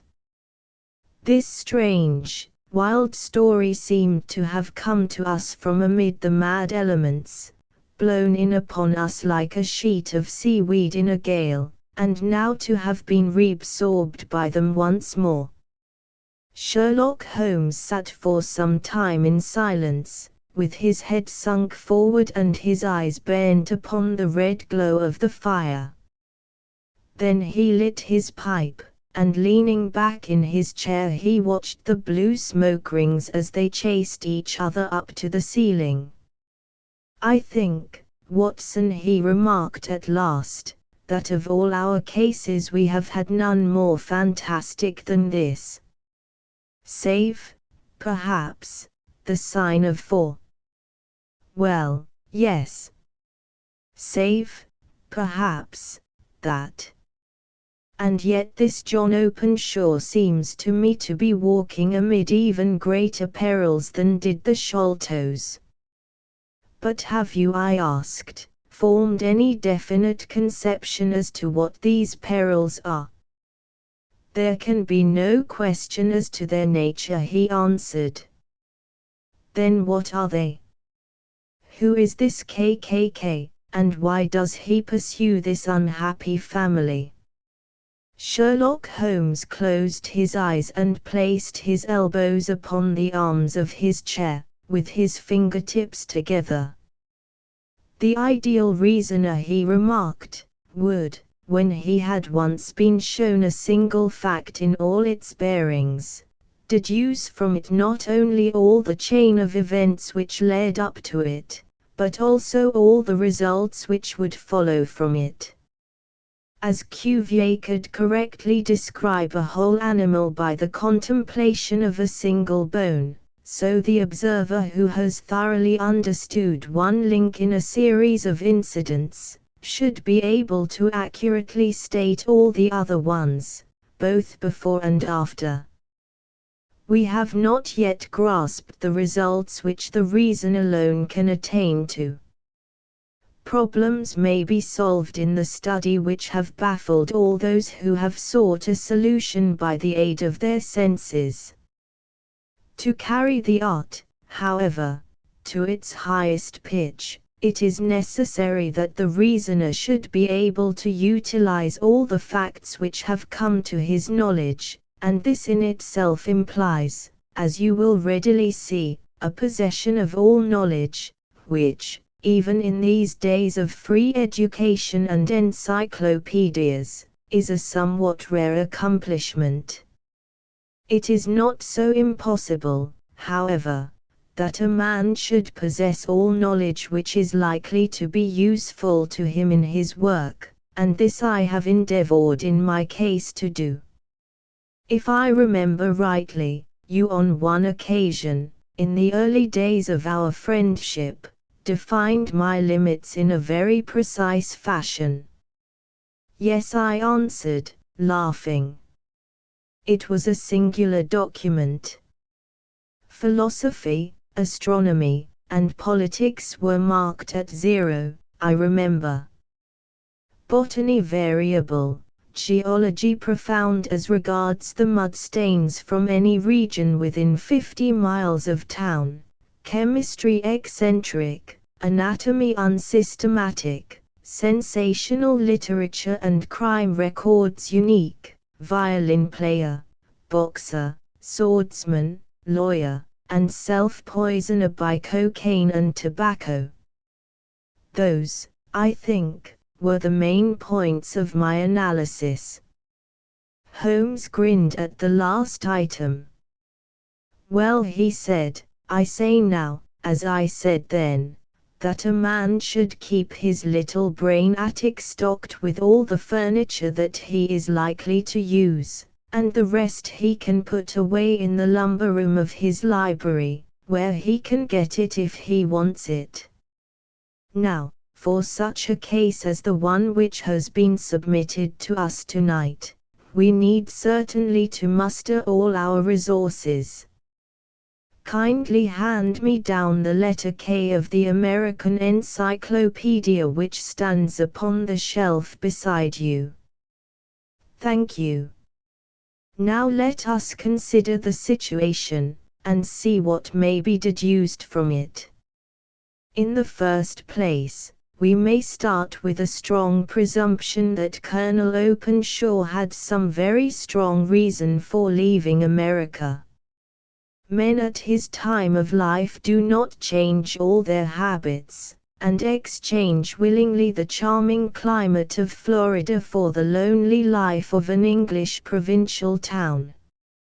His extreme love of solitude in England suggests the idea that he was in fear of someone or something, so we may assume as a working hypothesis that it was fear of someone or something which drove him from America. As to what it was he feared, we can only deduce that by considering the formidable letters which were received by himself and his successors. Did you remark the postmarks of those letters? The first was from Pondicherry, the second from Dundee, and the third from London. From East London. What do you deduce from that? They are all seaports. That the writer was on board of a ship. Excellent. We have already a clue.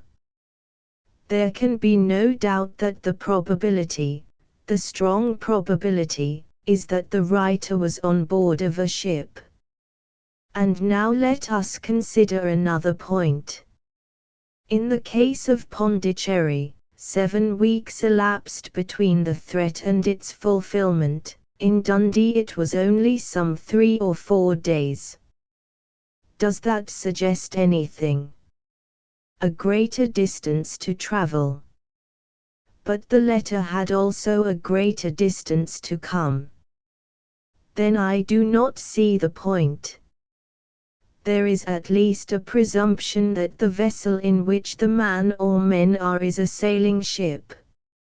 It looks as if they always sent their singular warning or token before them when starting upon their mission. You see how quickly the deed followed the sign when it came from Dundee. If they had come from Pondicherry in a steamer they would have arrived almost as soon as their letter. But as a matter of fact 7 weeks elapsed. I think that those 7 weeks represented the difference between the mailboat which brought the letter, and the sailing vessel which brought the writer. It is possible. More than that. It is probable. And now you see the deadly urgency of this new case, and why I urged young Openshaw to caution. The blow has always fallen at the end of the time which it would take the senders to travel the distance. But this one comes from London, and therefore we cannot count upon delay. Good God! I cried, what can it mean, this relentless persecution? The papers which Openshaw carried are obviously of vital importance to the person or persons in the sailing ship. I think that it is quite clear that there must be more than one of them.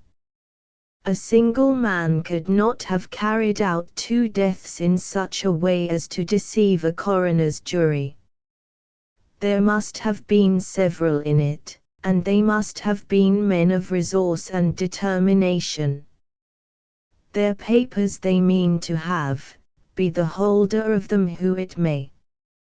In this way you see KKK ceases to be the initials of an individual, and becomes the badge of a society. But of what society?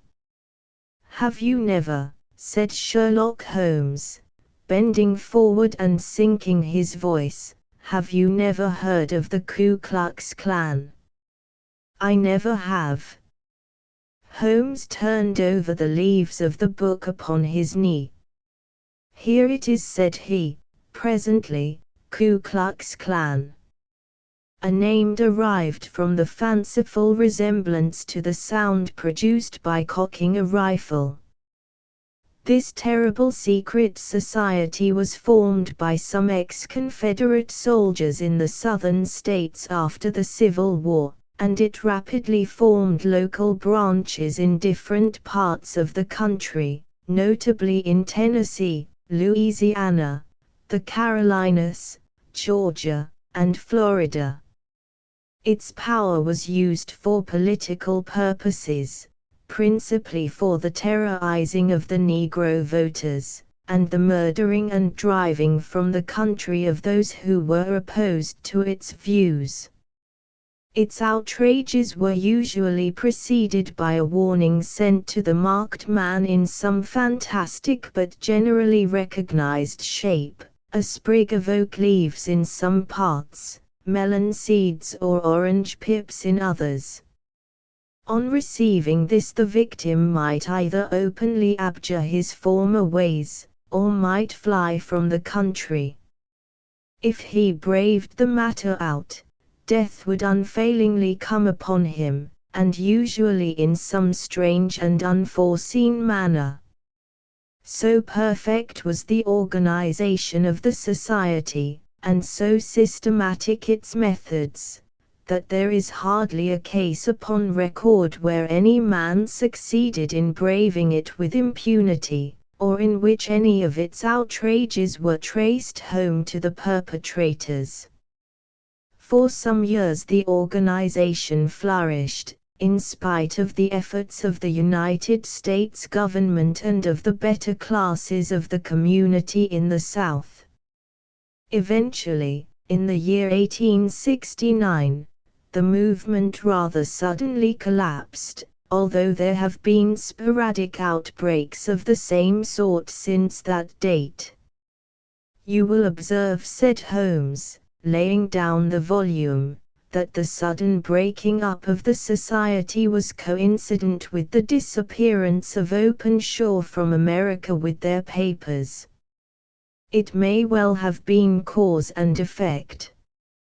It is no wonder that he and his family have some of the more implacable spirits upon their track.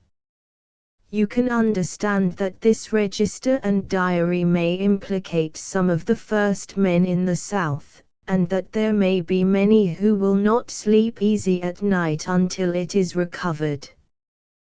Then the page we have seen is such as we might expect. It ran, if I remember right, sent the pips to A, B, and C, that is, sent the society's warning to them. Then there are successive entries that A and B cleared, or left the country, and finally that C was visited, with, I fear, a sinister result for C.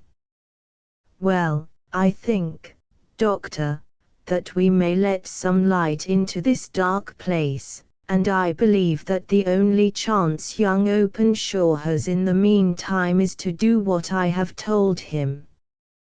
There is nothing more to be said or to be done tonight, so hand me over my violin, and let us try to forget for half an hour the miserable weather and the still more miserable ways of our fellow men.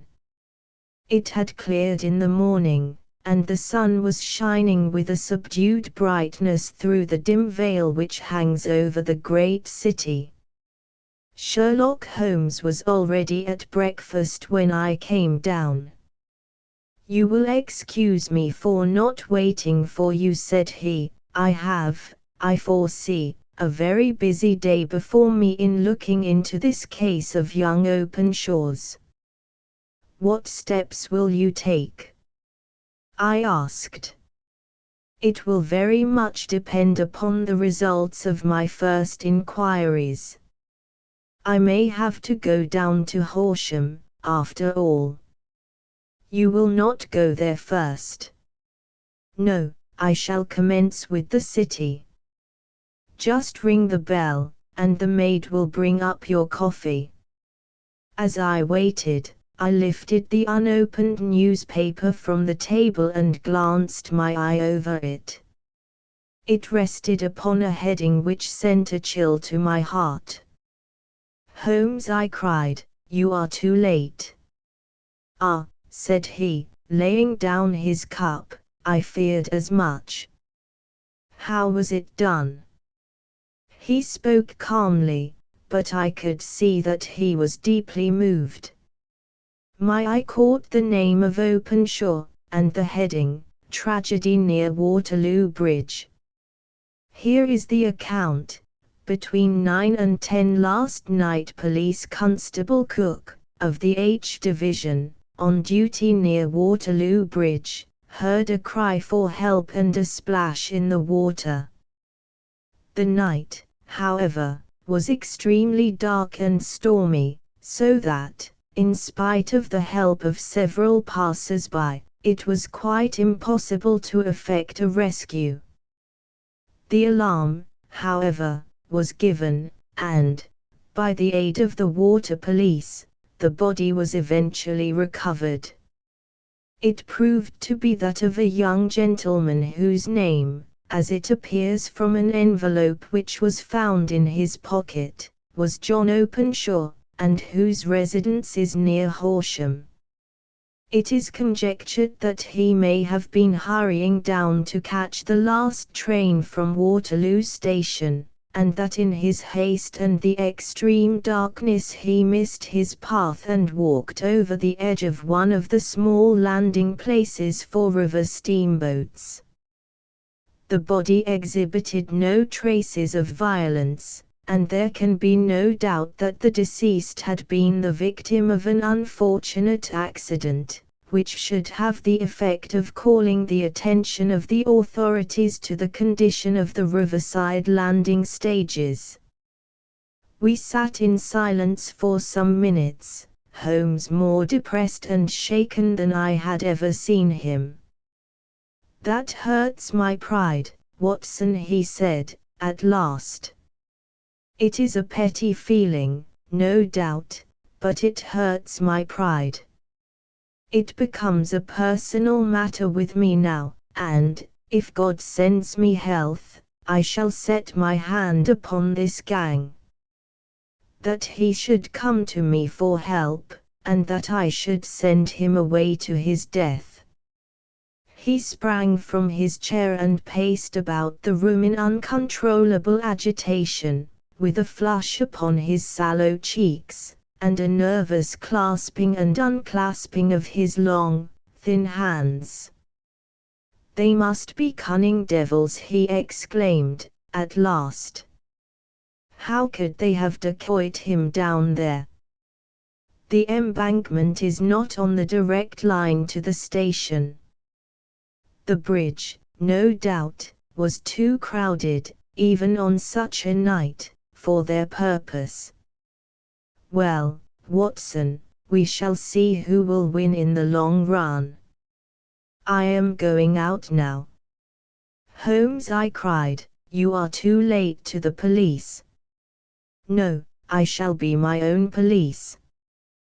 When I have spun the web they may take the flies, but not before. All day I was engaged in my professional work, and it was late in the evening before I returned to Baker Street. Sherlock Holmes had not come back yet. It was nearly 10 o'clock before he entered, looking pale and worn. He walked up to the sideboard, and, tearing a piece from the loaf, he devoured it voraciously, washing it down with a long draught of water. "You are hungry," I remarked. "Starving." It had escaped my memory. "I have had nothing since breakfast." "Nothing?" "Not a bite."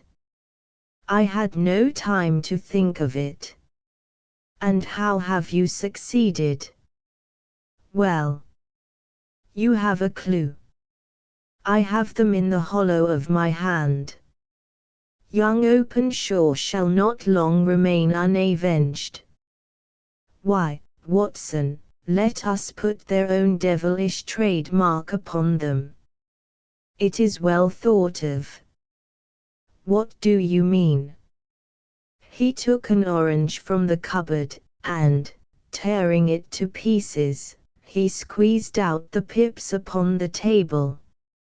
Of these he took 5, and thrust them into an envelope. On the inside of the flap he wrote SH for Jo. Then he sealed it and addressed it to Captain James Calhoun, Bark Lone Star, Savannah, Georgia. "That will await him when he enters port," said he, chuckling. "It may give him a sleepless night. He will find it as sure a precursor of his fate as Openshaw did before him." "And who is this Captain Calhoun?" "The leader of the gang." "I shall have the others, but he first." "How did you trace it, then?" He took a large sheet of paper from his pocket, all covered with dates and names. "I have spent the whole day," said he, "over Lloyd's registers and the files of the old papers, following the future career of every vessel which touched at Pondicherry in January and February in '83. There were 36 ships of fair tonnage which were reported there during those months. Of these, one, the Lone Star, instantly attracted my attention, since, although it was reported as having cleared from London, the name is that which is given to one of the states of the Union. Texas, I think. I was not and am not sure which, but I knew that the ship must have an American origin. What then? I searched the Dundee records, and when I found that the bark Lone Star was there in January, '85, my suspicion became a certainty. I then inquired as to the vessels which lay at present in the port of London. Yes. The Lone Star had arrived here last week.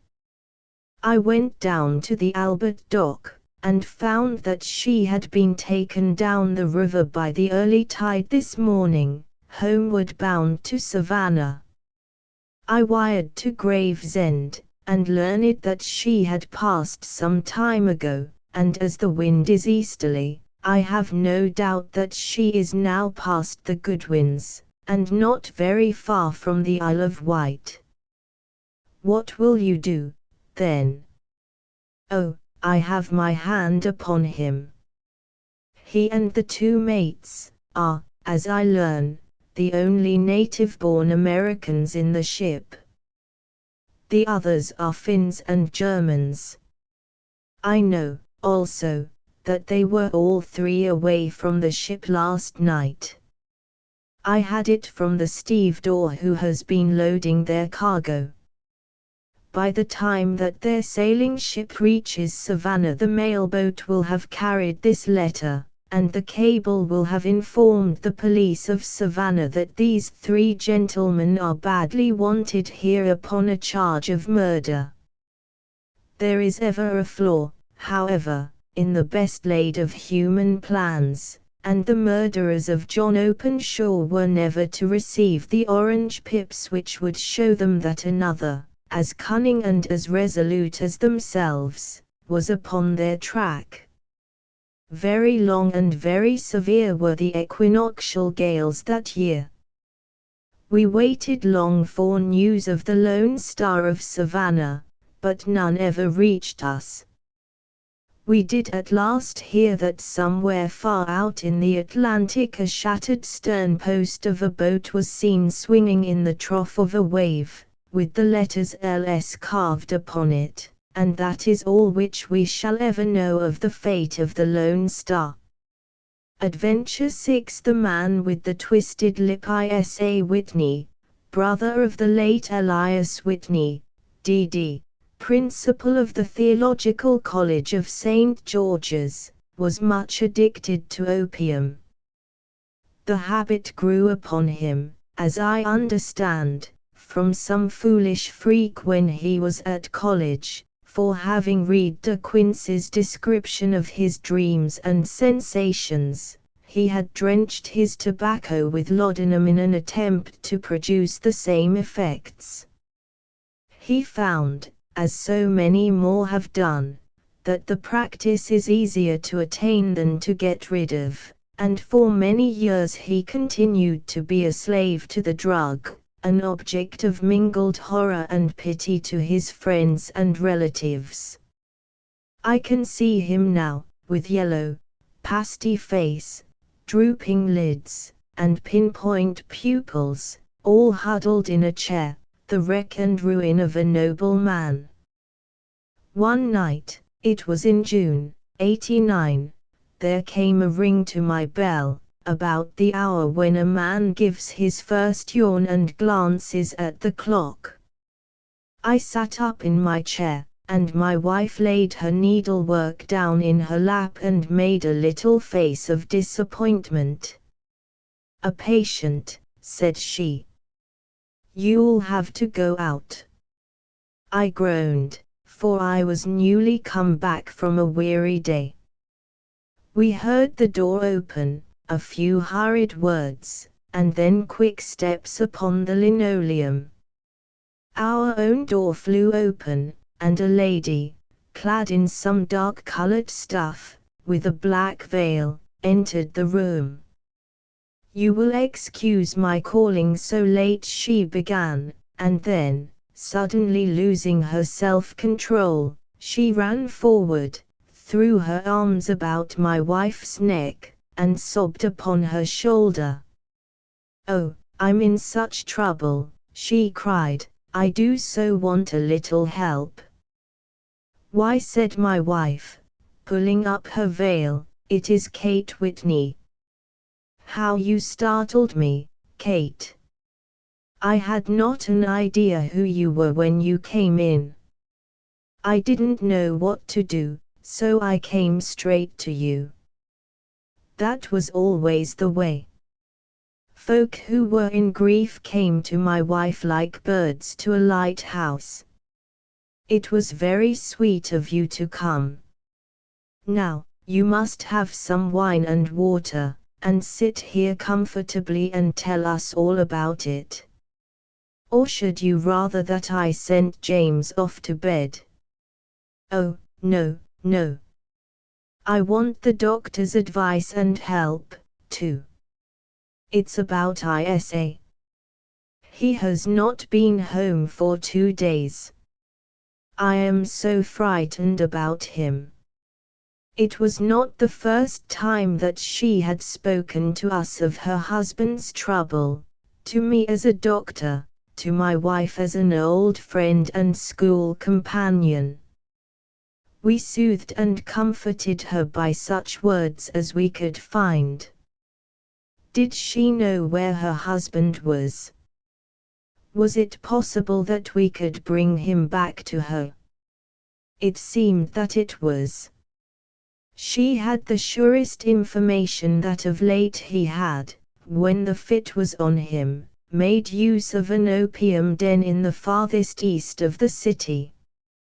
Hitherto his orgies had always been confined to one day, and he had come back, twitching and shattered, in the evening. But now the spell had been upon him 48 hours, and he lay there, doubtless among the dregs of the docks, breathing in the poison or sleeping off the effects. There he was to be found, she was sure of it, at the Bar of Gold in Upper Swandam Lane. But what was she to do? How could she, a young and timid woman, make her way into such a place, and pluck her husband out from among the ruffians who surrounded him? There was the case, and of course there was but one way out of it. Might I not escort her to this place? And then, as a second thought, why should she come at all? I was Isa Whitney's medical advisor, and as such I had influence over him. I could manage it better if I were alone. I promised her on my word that I would send him home in a cab within 2 hours if he were indeed at the address which she had given me. And so in 10 minutes I had left my armchair and cheery sitting room behind me, and was speeding eastward in a hansom on a strange errand, as it seemed to me at the time, though the future only could show how strange it was to be. But there was no great difficulty in the first stage of my adventure. Upper Swandam Lane is a vile alley lurking behind the high wharves which line the north side of the river to the east of London Bridge. Between a slop shop and a gin shop, approached by a steep flight of steps leading down to a black gap like the mouth of a cave, I found the den of which I was in search. Ordering my cab to wait, I passed down the steps, worn hollow in the center by the ceaseless tread of drunken feet, and by the light of a flickering oil lamp above the door I found the latch, and made my way into a long, low room, thick and heavy with the brown opium smoke, and terraced with wooden berths, like the forecastle of an emigrant ship. Through the gloom one could dimly catch a glimpse of bodies lying in strange fantastic poses, bowed shoulders, bent knees, heads thrown back and chins pointing upward, with here and there a dark, lackluster eye turned upon the newcomer. Out of the black shadows there glimmered little red circles of light, now bright, now faint, as the burning poison waxed or waned in the bowls of the metal pipes. The most lay silent, but some muttered to themselves, and others talked together in a strange, low, monotonous voice, their conversation coming in gushes, and then suddenly tailing off into silence, each mumbling out his own thoughts, and paying little heed to the words of his neighbor. At the farther end was a small brazier of burning charcoal, beside which on a three-legged wooden stool there sat a tall, thin old man, with his jaw resting upon his two fists, and his elbows upon his knees, staring into the fire. As I entered, a sallow Malay attendant had hurried up with a pipe for me and a supply of the drug, beckoning me to an empty berth.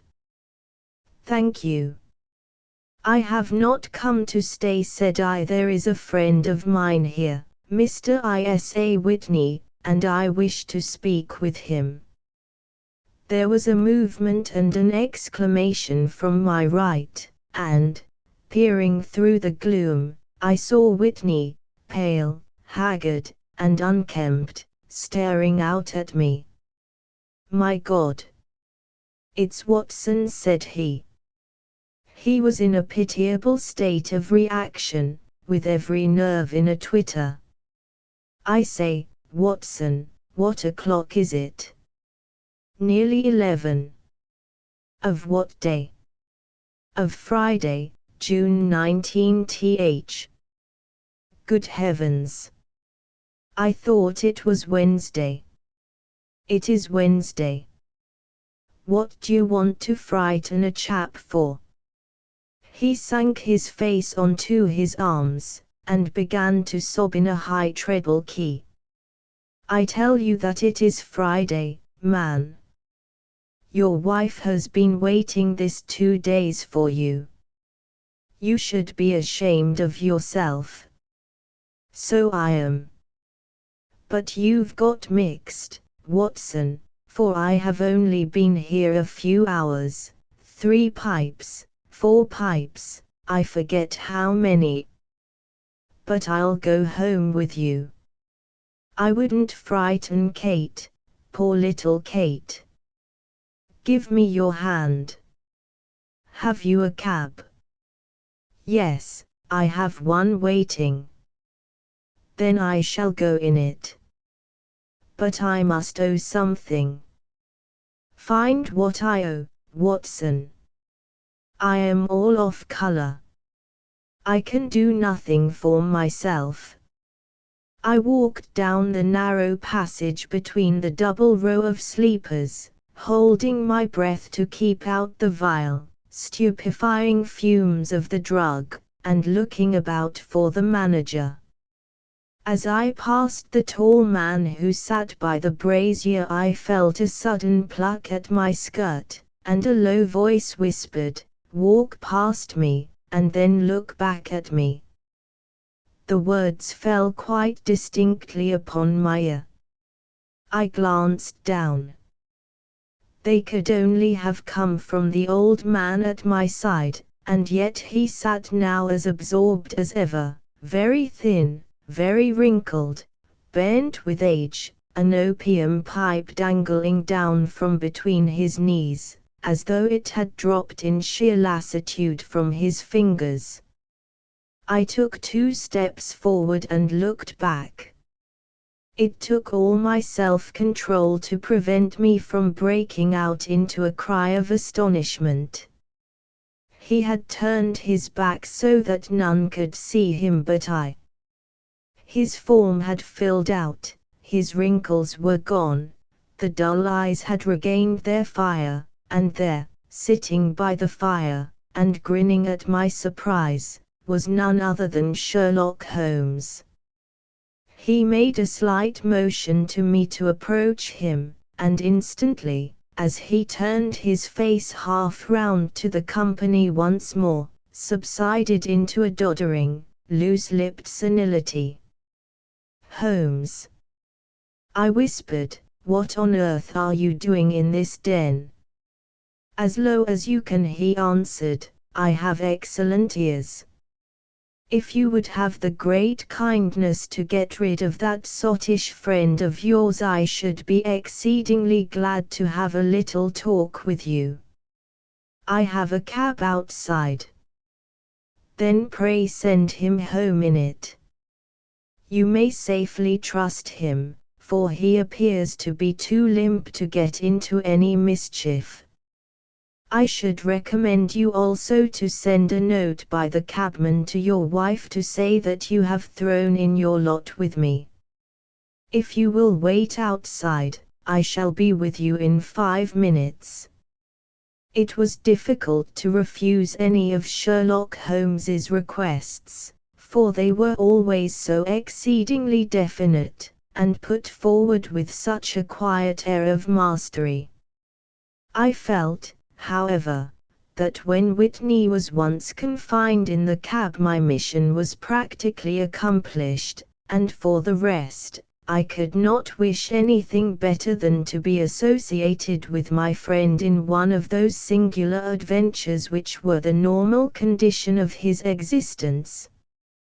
In a few minutes I had written my note, paid Whitney's bill, led him out to the cab, and seen him driven through the darkness.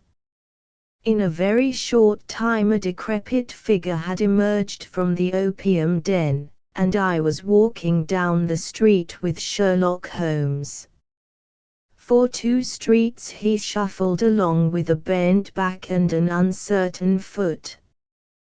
Then, glancing quickly round, he straightened himself out and burst into a hearty fit of laughter. "I suppose, Watson," said he, "that you imagine that I have added opium smoking to cocaine injections, and all the other little weaknesses on which you have favored me with your medical views. I was certainly surprised to find you there. But not more so than I to find you.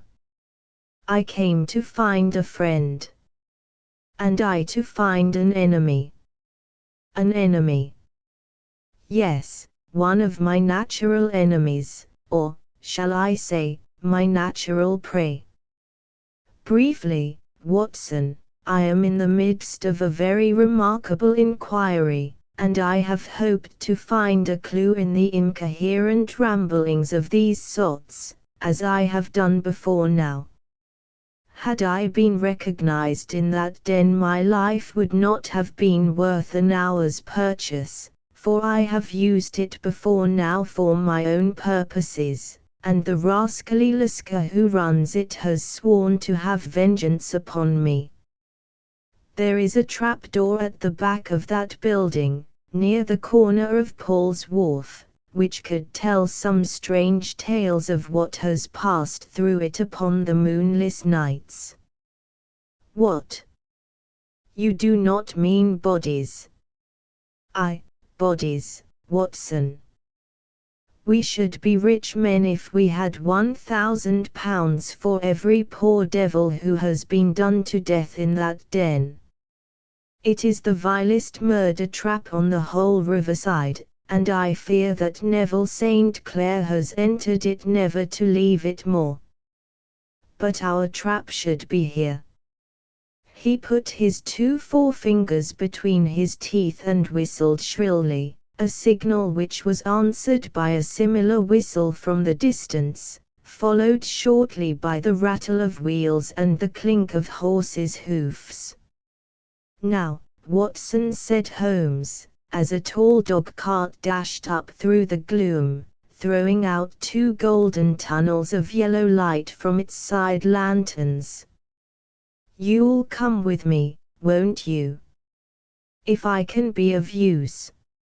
"Oh, a trusty comrade is always of use, and a chronicler still more so. My room at the Cedars is a double-bedded one." "The Cedars?"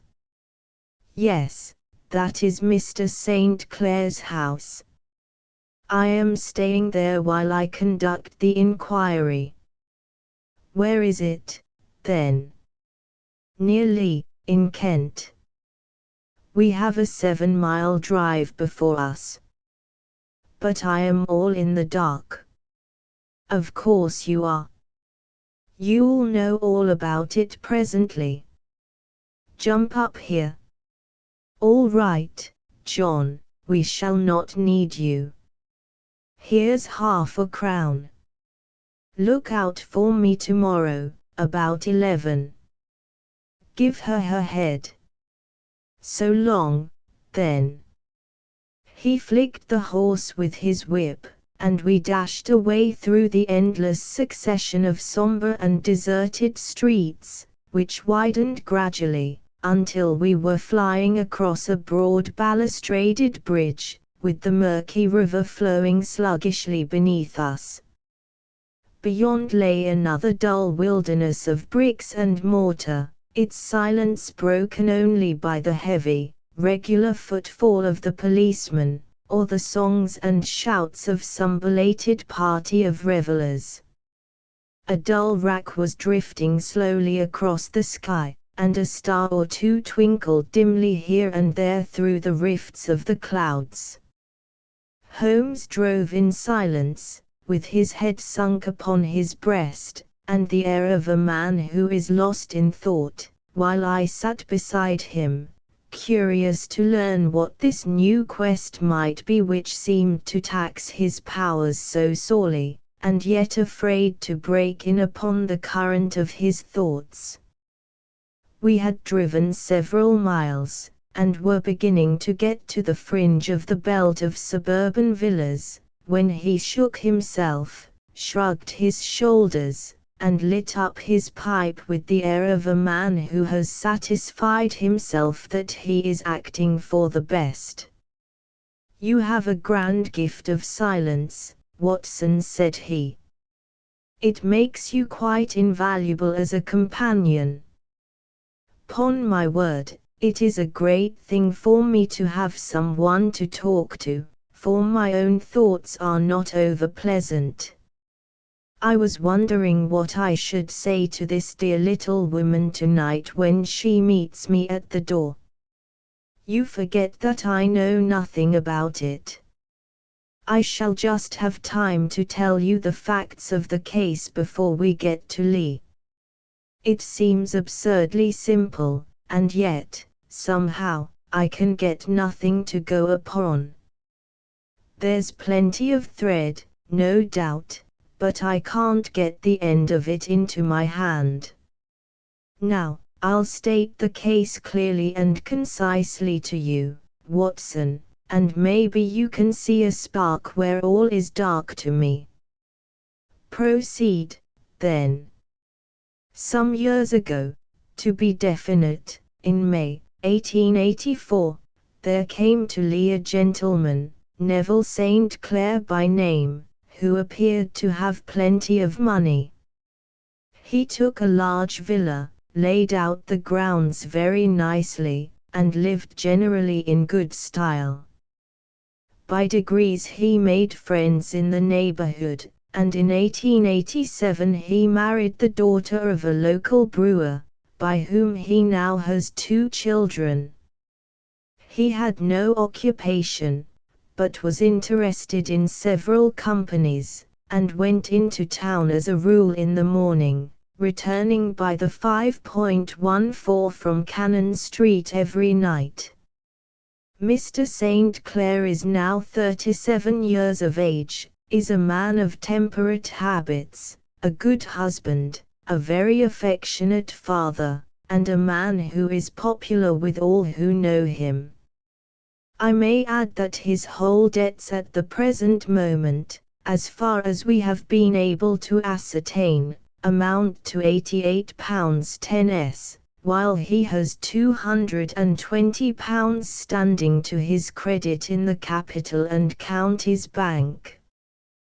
There is no reason, therefore, to think that money troubles have been weighing upon his mind.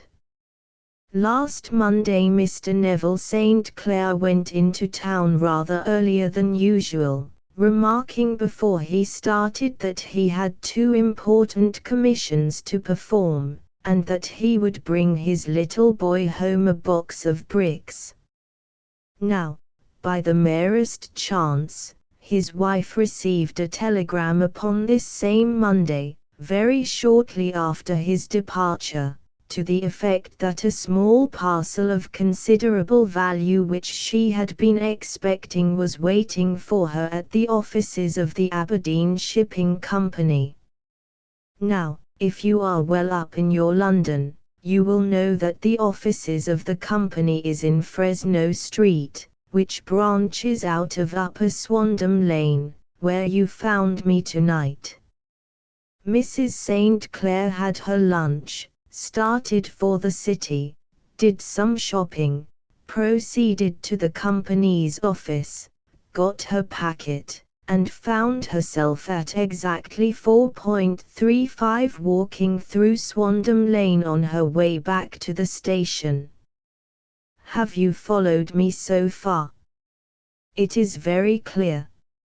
If you remember, Monday was an exceedingly hot day, and Mrs. St. Clair walked slowly, glancing about in the hope of seeing a cab, as she did not like the neighborhood in which she found herself.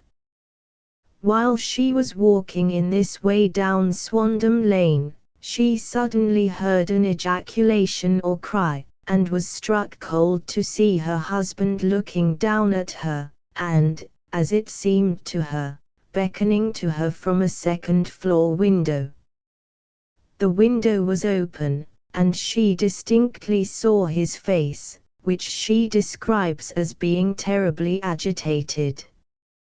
He waved his hands frantically to her, and then vanished from the window so suddenly that it seemed to her that he had been plucked back by some irresistible force from behind. One singular point which struck her quick feminine eye was that, although he wore some dark coat, such as he had started to town in, he had on neither collar nor necktie. At the foot of the stairs she met this Lascar scoundrel. Convinced that something was amiss with him, she rushed down the steps, for the house was none other than the opium den in which you found me tonight, and, running through the front room, she attempted to ascend the stairs which led to the first floor. At the foot of the stairs, however, she met this Lascar scoundrel of whom I have spoken, who thrust her back, and, aided by a Dane, who acts as assistant there, pushed her out into the street. Filled with the most maddening doubts and fears, she rushed down the lane, and, by rare good fortune, met, in Fresno Street, a number of constables with an inspector, all on their way to their beat. The inspector and 2 men accompanied her back, and, in spite of the continued resistance of the proprietor, they made their way to the room in which Mr. St. Clair had last been seen. There was no sign of him there. In fact, in the whole of that floor there was no one to be found, save a crippled wretch of hideous aspect, who, it seems, made his home there. Both he and the Lascar stoutly swore that no one else had been in the front room during the afternoon. So determined was their denial that the inspector was staggered, and had almost come to believe that Mrs. St. Clair had been deluded, when, with a cry, she sprang at a small deal box which lay upon the table, and tore the lid from it. Out there fell a cascade of children's bricks. It was the toy which he had promised to bring home. This discovery, and the evident confusion which the cripple showed, made the inspector realize that the matter was serious. The rooms were carefully examined, and results all pointed to an abominable crime. The front room was plainly furnished as a sitting room, and led into a small bedroom, which looked out upon the back of one of the wharves. Between the wharf and the bedroom window is a narrow strip, which is dry at low tide, but is covered at high tide with at least 4.5 feet of water. The bedroom window was a broad one, and opened from below. On examination, traces of blood were to be seen upon the window sill, and several scattered drops were visible upon the wooden floor of the bedroom. Thrust away behind a curtain in the front room were all the clothes of Mr. Neville St. Clair, with the exception of his coat. His boots, his socks, his hat, and his watch, all were there. There were no signs of violence upon any of these garments, and there were no other traces of Mr. Neville St. Clair. Out of the window he must apparently have gone, for no other exit could be discovered, and the ominous blood stains upon the sill gave little promise that he could save himself by swimming, for the tide was at its very highest at the moment of the tragedy. And now as to the villains who seemed to be immediately implicated in the matter. The Lascar was known to be a man of the vilest antecedents, but as, by Mrs. St. Clair's story, he was known to have been at the foot of the stair within a very few seconds of her husband's appearance at the window, he could hardly have been more than an accessory to the crime. His defense was one of absolute ignorance, and he protested that he had no knowledge as to the doings of Hugh Boone, his lodger, and that he could not account in any way for the presence of the missing gentleman's clothes. So much for the Lascar manager. Now for the sinister cripple who lives upon the second floor of the opium den, and who was certainly the last human being whose eyes rested upon Neville St. Clair. His name is Hugh Boone, and his hideous face is one which is familiar to every man who goes much to the city. He is a professional beggar, though, in order to avoid the police regulations, he pretends to a small trade in wax vestas. Some little distance down Threadneedle Street, upon the left-hand side, there is, as you may have remarked, a small angle in the wall. Here it is that this creature takes his daily seat, cross-legged, with his tiny stock of matches on his lap, and, as he is a piteous spectacle, a small rain of charity descends into the greasy leather cap which lies upon the pavement beside him. I have watched the fellow more than once, before ever I thought of making his professional acquaintance, and I have been surprised at the harvest which he has reaped in a short time. His appearance, you see, is so remarkable that no one can pass him without observing him. A shock of orange hair, a pale face disfigured by a horrible scar, which, by its contraction, has turned up the outer edge of his upper lip, a bulldog chin, and a pair of very penetrating dark eyes, which present a singular contrast to the color of his hair, all mark him out from amid the common crowd of mendicants, and so, too, does his wit, for he is ever ready with a reply to any piece of chaff which may be thrown at him by the passers-by. This is the man whom we now learn to have been the lodger at the opium den, and to have been the last man to see the gentleman of whom we are in quest. But a cripple, said I, what could he have done single-handed against a man in the prime of life? He is a cripple in the sense that he walks with a limp, but in other respects he appears to be a powerful and well-nurtured man. Surely your medical experience would tell you, Watson, that weakness in one limb is often compensated for by exceptional strength in the others. Pray continue your narrative. Mrs. St. Clair had fainted at the sight of the blood upon the window, and she was escorted home in a cab by the police, as her presence could be of no help to them in their investigations. Inspector Barton, who had charge of the case, made a very careful examination of the premises, but without finding anything which threw any light upon the matter.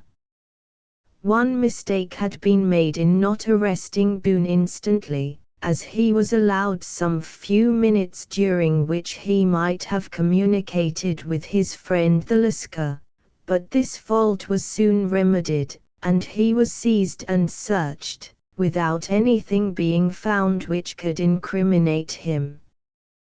There were, it is true, some blood stains upon his right shirt sleeve, but he pointed to his ring finger, which had been cut near the nail, and explained that the bleeding came from there, adding that he had been to the window not long before, and that the stains which had been observed there came doubtless from the same source.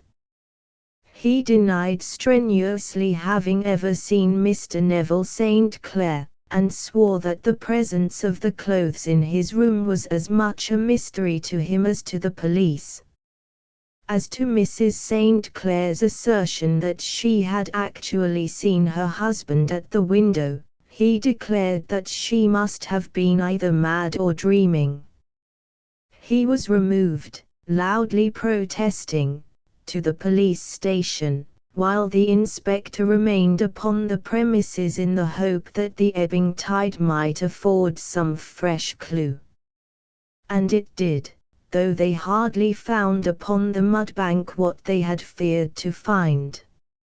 It was Neville St. Clair's coat, and not Neville St. Clair, which lay uncovered as the tide receded. And what do you think they found in the pockets? I cannot imagine. No, I don't think you would guess. Every pocket stuffed with pennies and halfpennies, 421 pennies and 270 halfpennies. It was no wonder that it had not been swept away by the tide. But a human body is a different matter. There is a fierce eddy between the wharf and the house. It seemed likely enough that the weighted coat had remained when the stripped body had been sucked away into the river.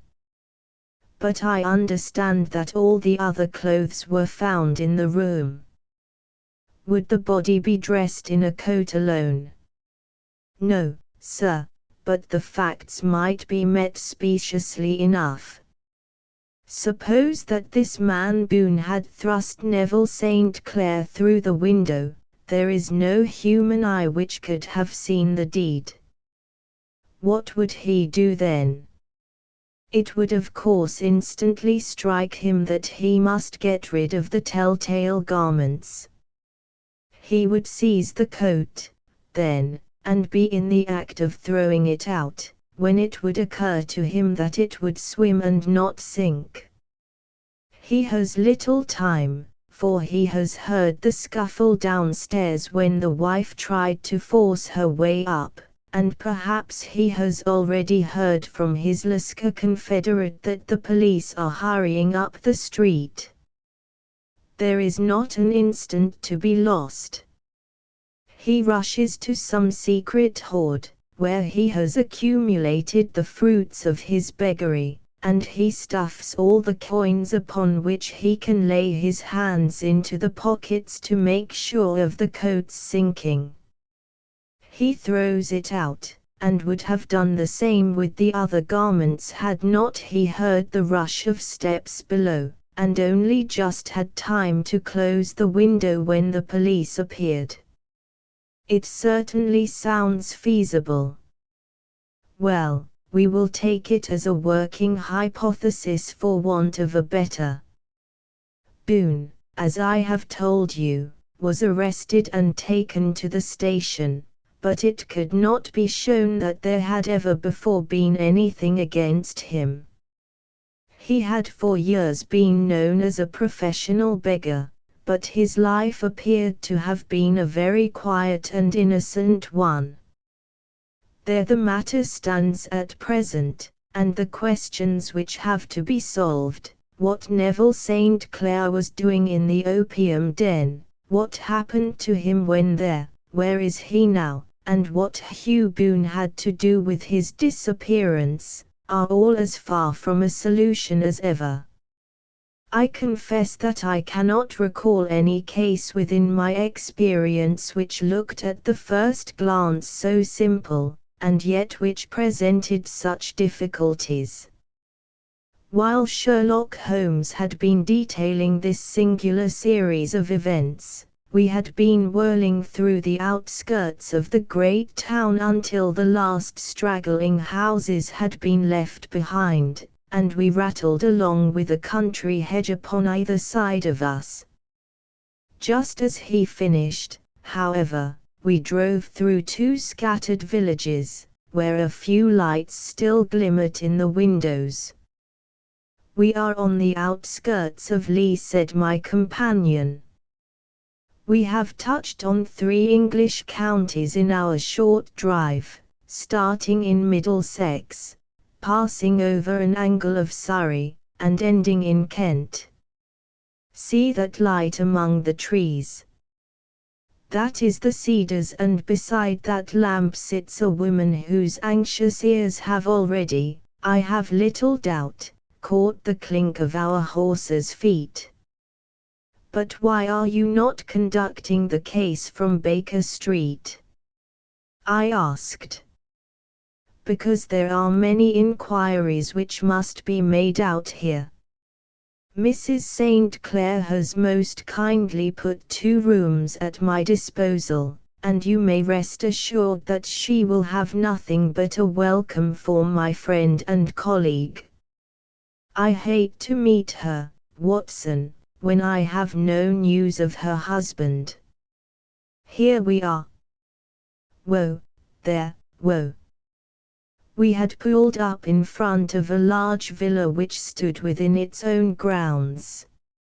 A stable boy had run out to the horse's head, and, springing down, I followed Holmes up the small, winding gravel drive which led to the house.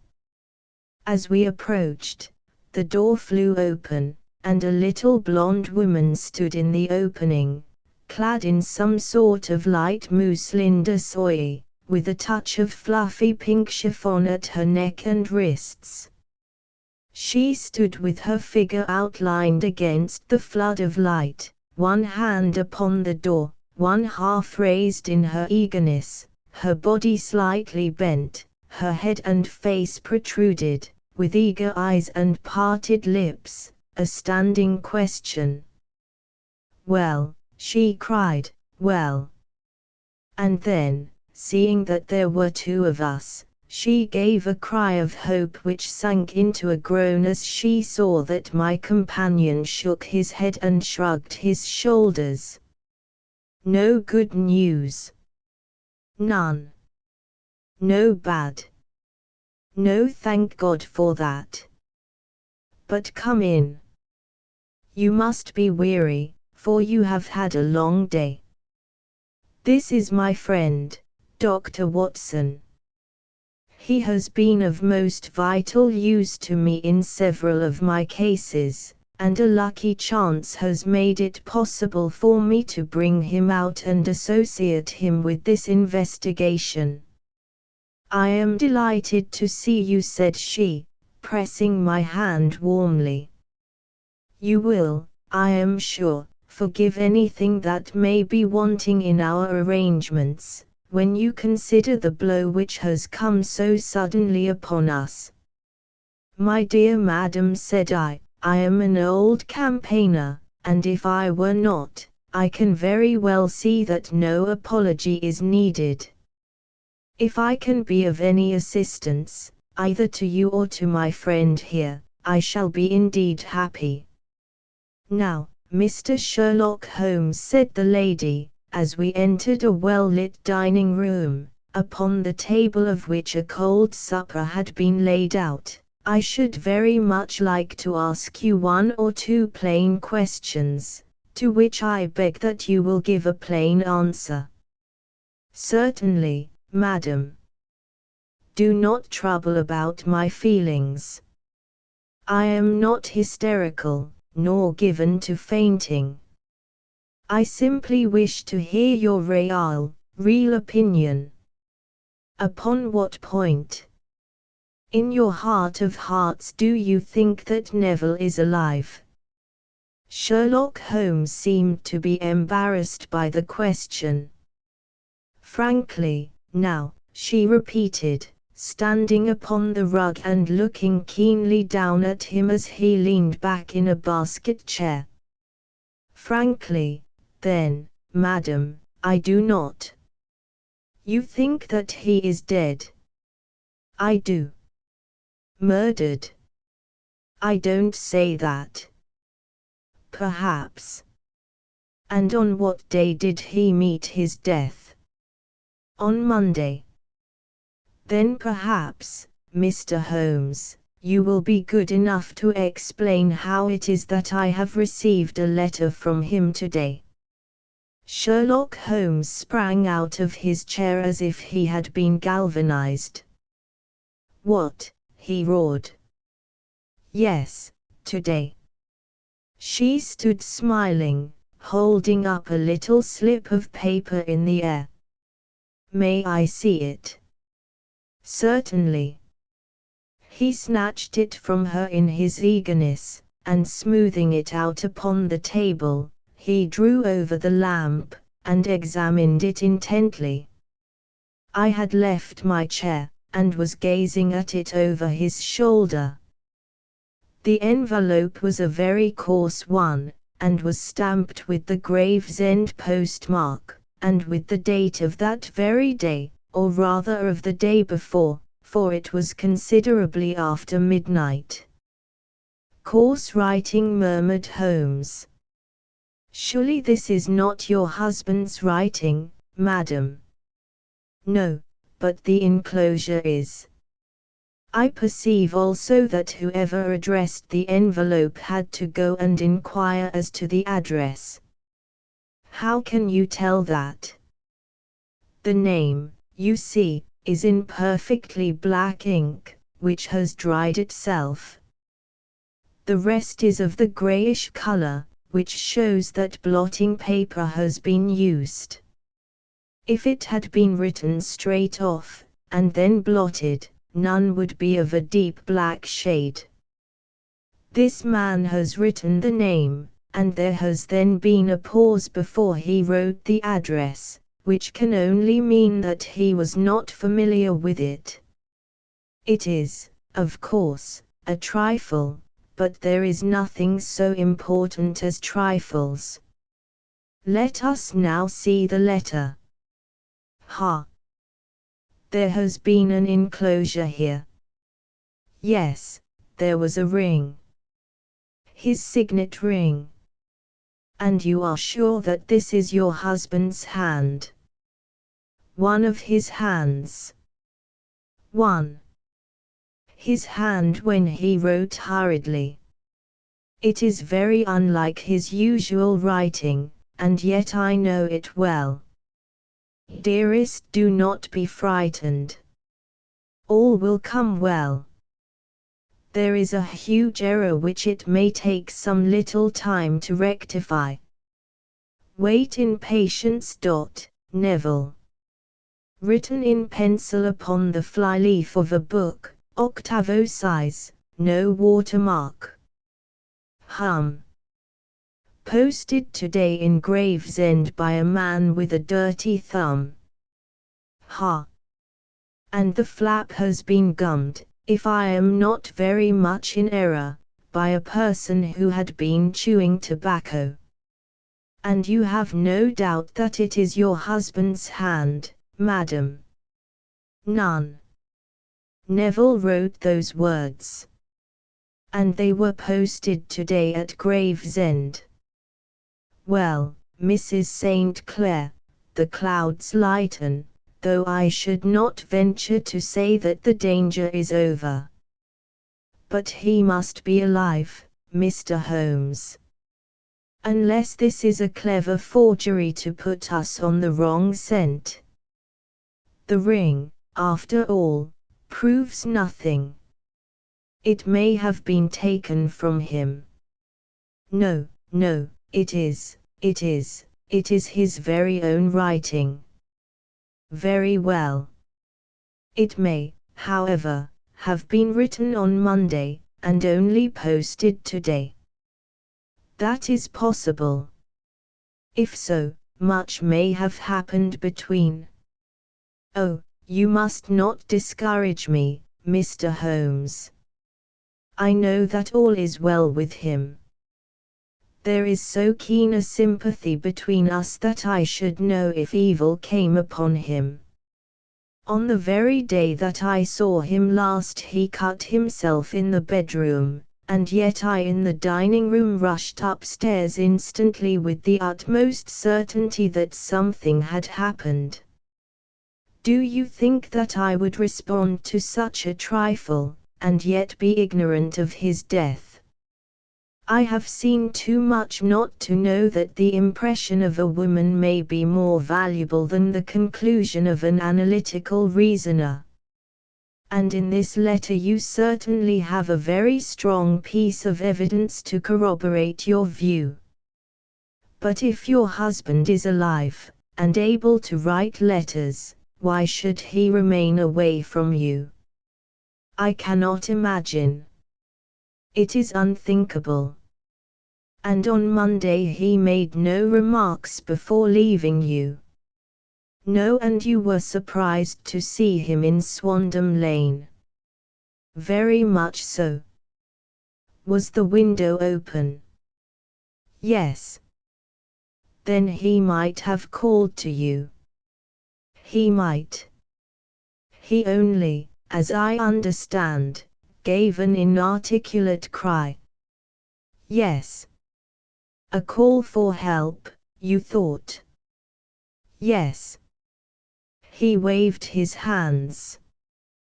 But it might have been a cry of surprise. Astonishment at the unexpected sight of you might cause him to throw up his hands. It is possible. And you thought he was pulled back. He disappeared so suddenly. He might have leaped back. You did not see anyone else in the room. No, but this horrible man confessed to having been there, and the Lascar was at the foot of the stairs. Quite so. Your husband, as far as you could see, had his ordinary clothes on. But without his collar or tie. I distinctly saw his bare throat. Had he ever spoken of Swandam Lane? Never. Had he ever showed any signs of having taken opium? Never. Thank you, Mrs. St. Clair. Those are the principal points about which I wished to be absolutely clear. We shall now have a little supper and then retire, for we may have a very busy day tomorrow." A large and comfortable double-bedded room had been placed at our disposal, and I was quickly between the sheets, for I was weary after my night of adventure.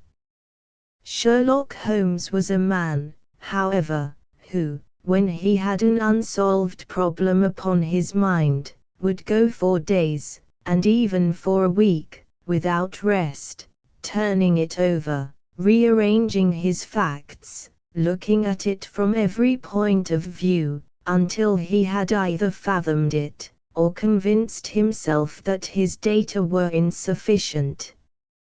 It was soon evident to me that he was now preparing for an all-night sitting. He took off his coat and waistcoat, put on a large blue dressing gown, and then wandered about the room collecting pillows from his bed and cushions from the sofa and armchairs. With these he constructed a sort of Eastern divan, upon which he perched himself cross-legged, with an ounce of shag tobacco and a box of matches laid out in front of him.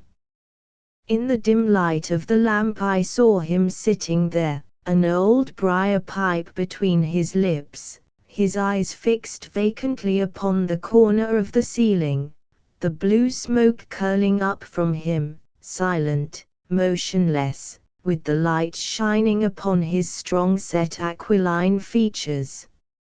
So he sat as I dropped off to sleep, and so he sat when a sudden ejaculation caused me to wake up, and I found the summer sun shining into the apartment.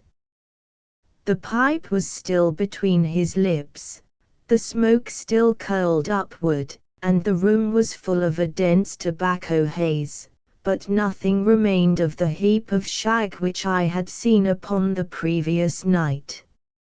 "Awake, Watson?" he asked. "Yes." "Game for a morning drive?" "Certainly." "Then dress."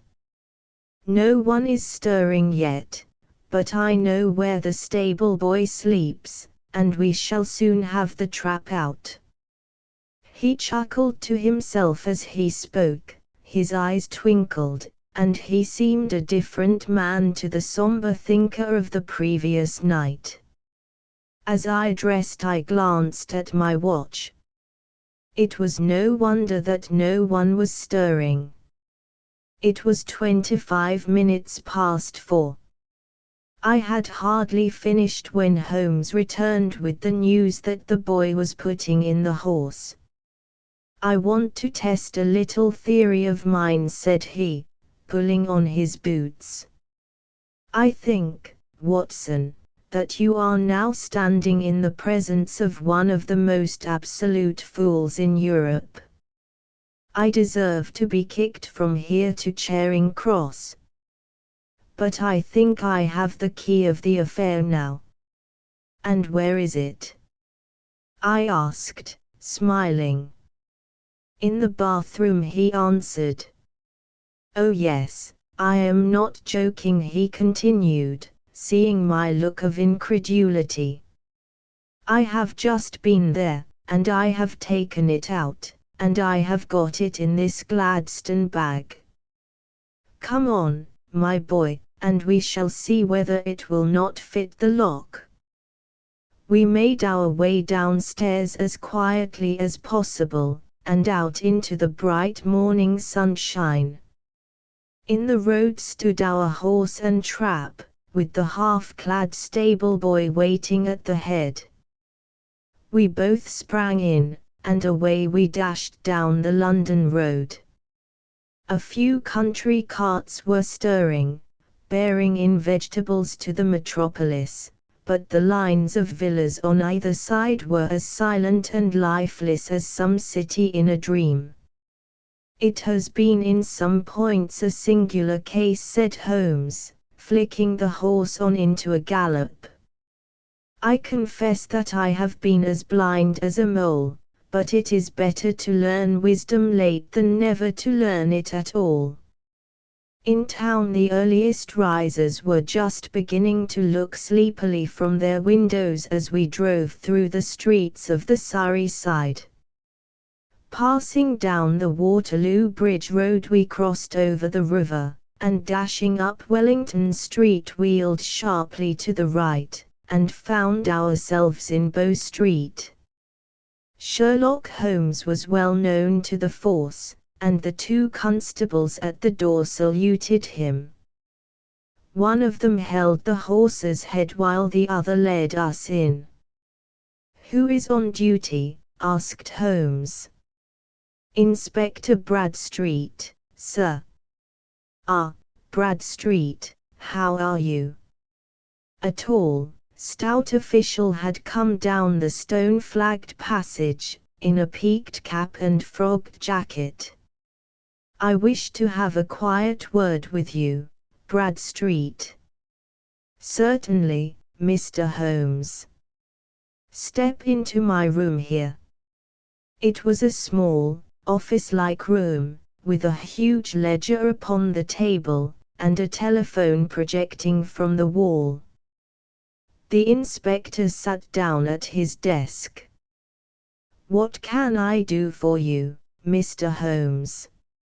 "I called about that beggarman, Boone, the one who was charged with being concerned in the disappearance of Mr. Neville St. Clair, of Lee." "Yes. He was brought up and remanded for further inquiries." "So I heard." "You have him here?" "In the cells." "Is he quiet?" "Oh, he gives no trouble." "But he is a dirty scoundrel." "Dirty?" "Yes, it is all we can do to make him wash his hands, and his face is as black as a tinker's." "Well, when once his case has been settled, he will have a regular prison bath, and I think, if you saw him, you would agree with me that he needed it." "I should like to see him very much." "Would you?" "That is easily done. Come this way. You can leave your bag." "No, I think that I'll take it." "Very good. Come this way, if you please." He led us down a passage, opened a barred door, passed down a winding stair, and brought us to a whitewashed corridor with a line of doors on each side. "The third on the right is his," said the inspector. "Here it is." He quietly shot back a panel in the upper part of the door and glanced through. "He is asleep," said he. "You can see him very well." We both put our eyes to the grating. The prisoner lay with his face towards us, in a very deep sleep, breathing slowly and heavily. He was a middle-sized man, coarsely clad as became his calling, with a coloured shirt protruding through the rent in his tattered coat. He was, as the inspector had said, extremely dirty, but the grime which covered his face could not conceal its repulsive ugliness. A broad weal from an old scar ran right across it from eye to chin, and by its contraction had turned up one side of the upper lip, so that 3 teeth were exposed in a perpetual snarl. A shock of very bright red hair grew low over his eyes and forehead. "He's a beauty, isn't he?" said the inspector. "He certainly needs a wash," remarked Holmes. "I had an idea that he might, and I took the liberty of bringing the tools with me." He opened the Gladstone bag as he spoke, and took out, to my astonishment, a very large bath sponge. He. "You are a funny one," chuckled the inspector. "Now, if you will have the great goodness to open that door very quietly, We will soon make him cut a much more respectable figure. Well, I don't know why not, said the inspector. He doesn't look a credit to the Bow Street cells, does he? He slipped his key into the lock, and we all very quietly entered the cell. The sleeper half turned, and then settled down once more into a deep slumber. Holmes stooped to the water jug, moistened his sponge, and then rubbed it twice vigorously across and down the prisoner's face. "Let me introduce you," he shouted, "to Mr. Neville St. Clair, of Lee, in the county of Kent. Never in my life have I seen such a sight." The man's face peeled off under the sponge like the bark from a tree. Gone was the coarse brown tint. Gone, too, was the horrid scar which had seamed it across, and the twisted lip which had given the repulsive sneer to the face.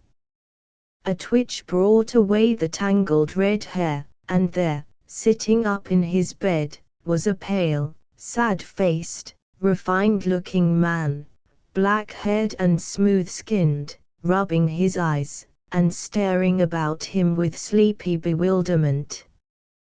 Then suddenly realizing the exposure, he broke into a scream, and threw himself down with his face to the pillow. "Great heavens!" cried the inspector, "it is, indeed, the missing man. I know him from the photograph." The prisoner turned with the reckless air of a man who abandons himself to his destiny. "Be it so," said he. "And pray, what am I charged with?"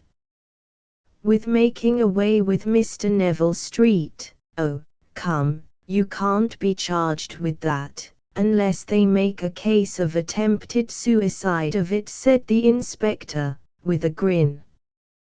"Well, I have been 27 years in the force, but this really takes the cake. If I am Mr. Neville St. Clair, then it is obvious that no crime has been committed, and that, therefore, I am illegally detained." "No crime, but a very great error has been committed," said Holmes. "You would have done better to have trusted your wife." "It was not the wife, it was the children," groaned the prisoner. "God help me, I would not have them ashamed of their father. My God! What an exposure! What can I do?" Sherlock Holmes sat down beside him on the couch and patted him kindly on the shoulder. "If you leave it to a court of law to clear the matter up," said he, "of course you can hardly avoid publicity. On the other hand, if you convince the police authorities that there is no possible case against you, I do not know that there is any reason that the details should find their way into the papers. Inspector Bradstreet would, I am sure, make notes upon anything which you might tell us, and submit it to the proper authorities. The case would then never go into court at all." "God bless you," cried the prisoner, passionately. "I would have endured imprisonment, even execution, rather than have left my miserable secret as a family blot to my children. You are the first who have ever heard my story. My father was a schoolmaster in Chesterfield, where I received an excellent education. I traveled in my youth, took to the stage, and finally became a reporter on an evening paper in London. One day my editor wished to have a series of articles upon begging in the metropolis, and I volunteered to supply them. There was the point from which all my adventures started. It was only by trying begging as an amateur that I could get the facts upon which to base my articles. When an actor I had, of course, learned all the secrets of making up, and had been famous in the green room for my skill. I took advantage now of my attainments. I painted my face, and to make myself as pitiable as possible I made a good scar and fixed one side of my lip in a twist by the aid of a small slip of flesh-colored plaster. Then with a red head of hair, and an appropriate dress, I took my station in the busiest part of the city, ostensibly as a match seller, but really as a beggar. For 7 hours I plied my trade, and when I returned home in the evening I found, to my surprise, that I had received no less than 26s. 4d. I wrote my articles, and thought little more of the matter until, some time later, I backed a bill for a friend, and had a writ served upon me for £25.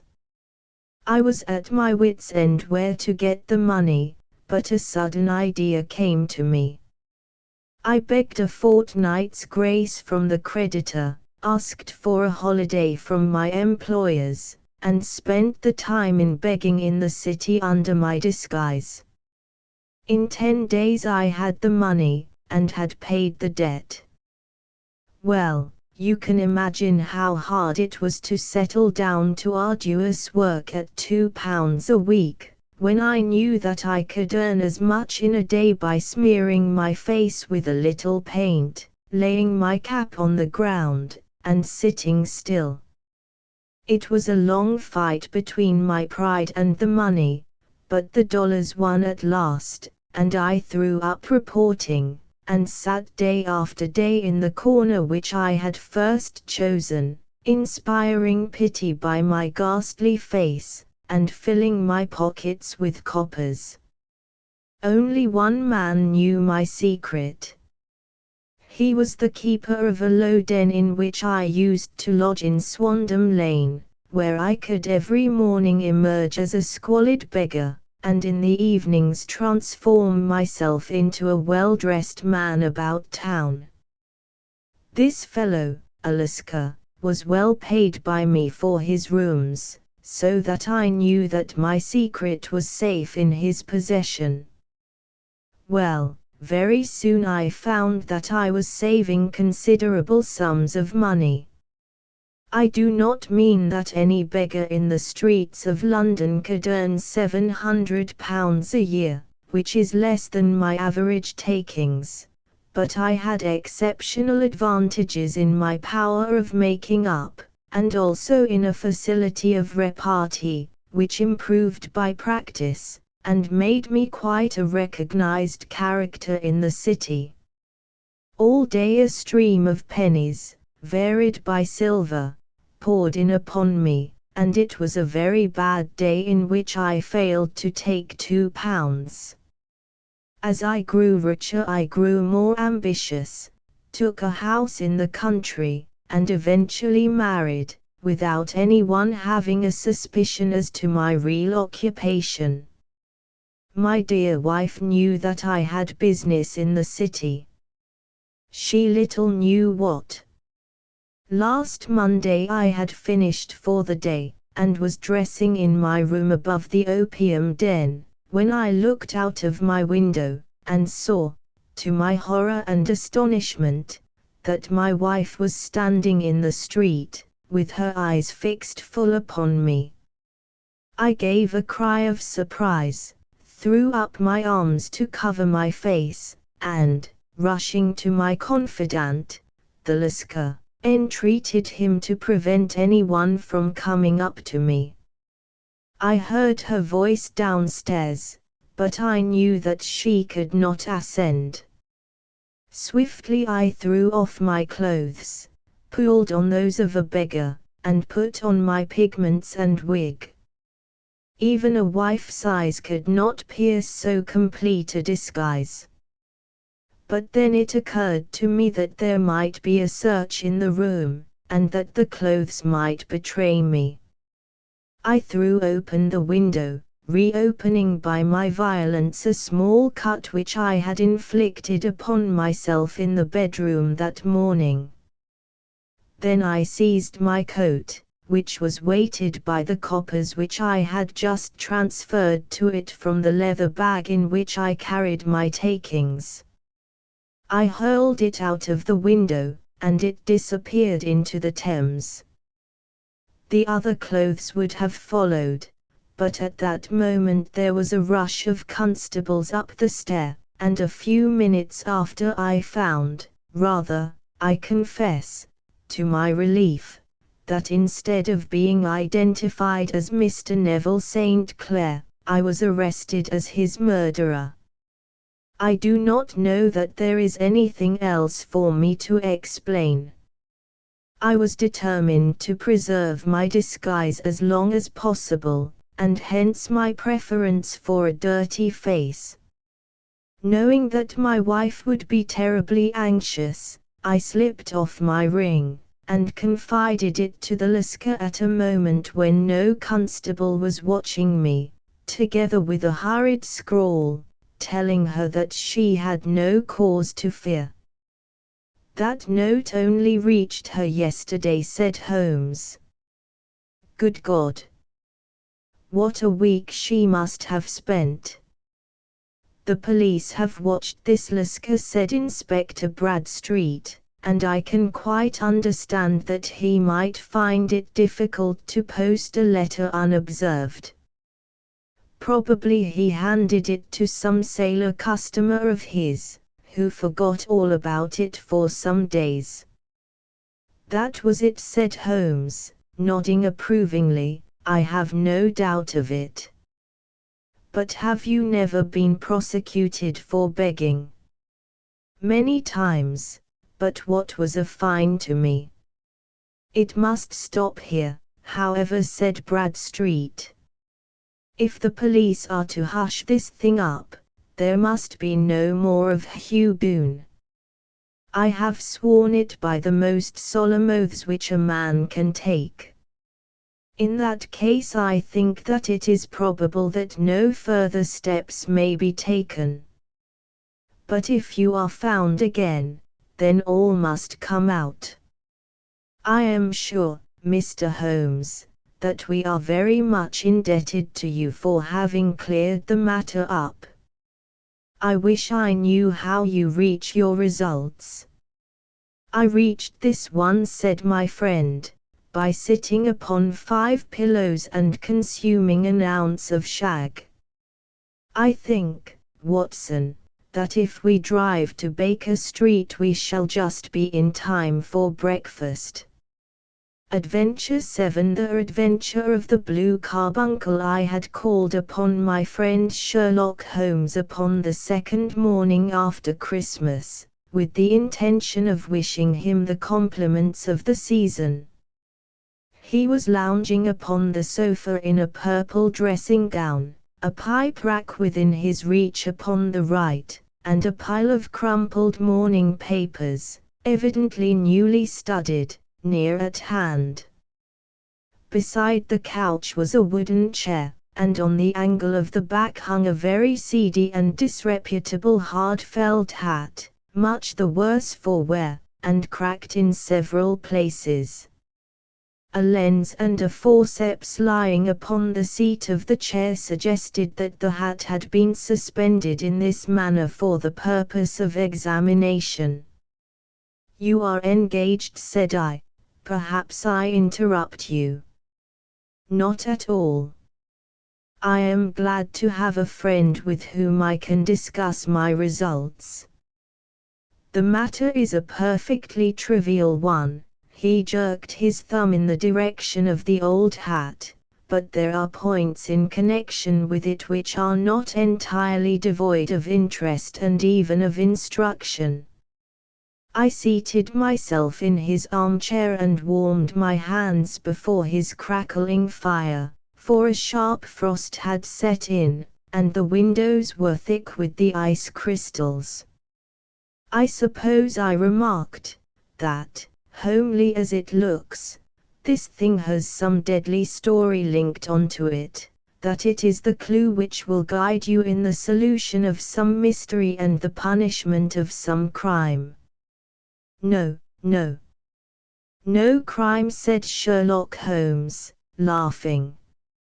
Only one of those whimsical little incidents which will happen when you have 4 million human beings all jostling each other within the space of a few square miles.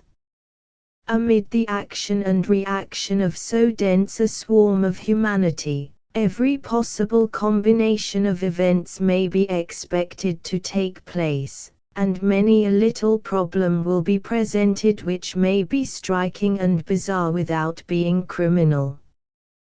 We have already had experience of such.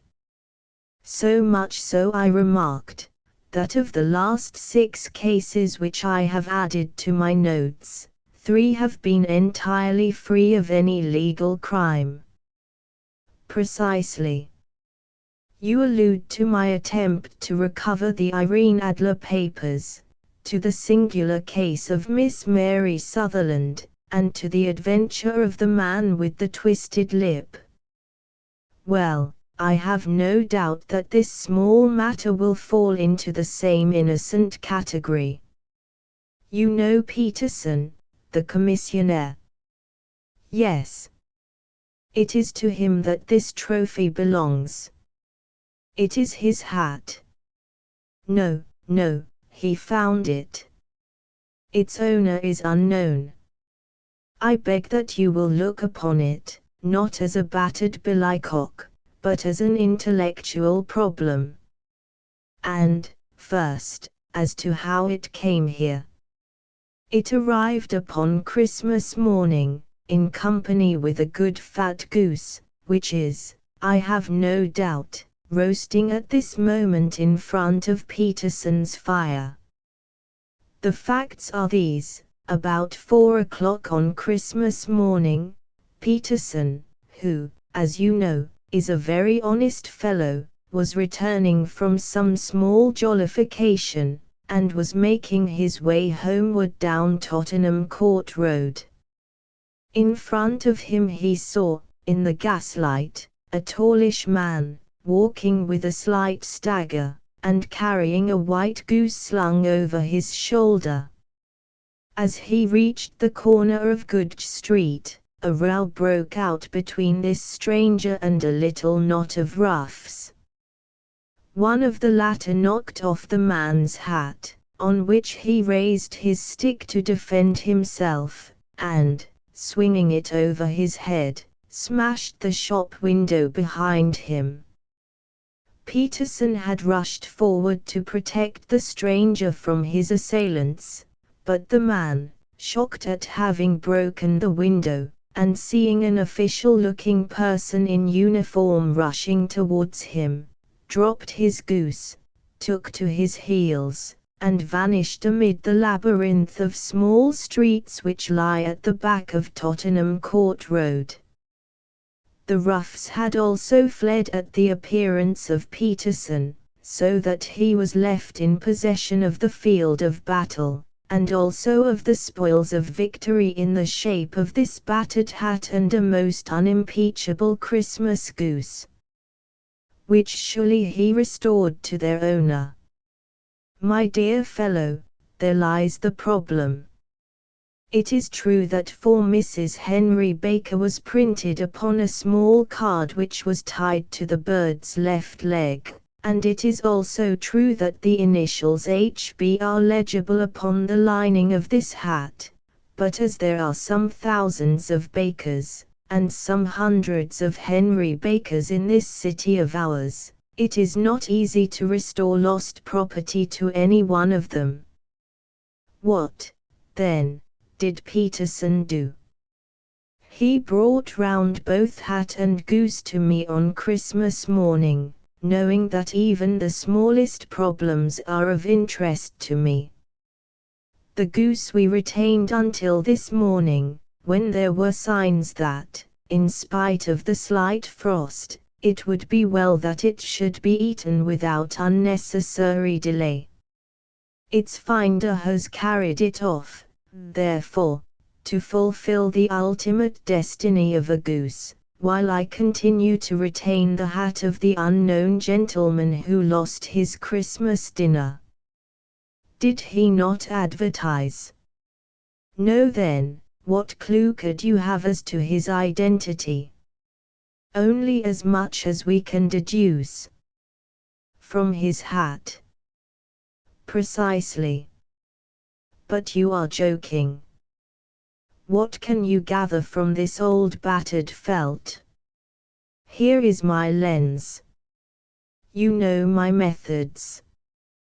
What can you gather yourself as to the individuality of the man who has worn this article? I took the tattered object in my hands and turned it over rather ruefully. It was a very ordinary black hat of the usual round shape, hard, and much the worse for wear. The lining had been of red silk, but was a good deal discolored.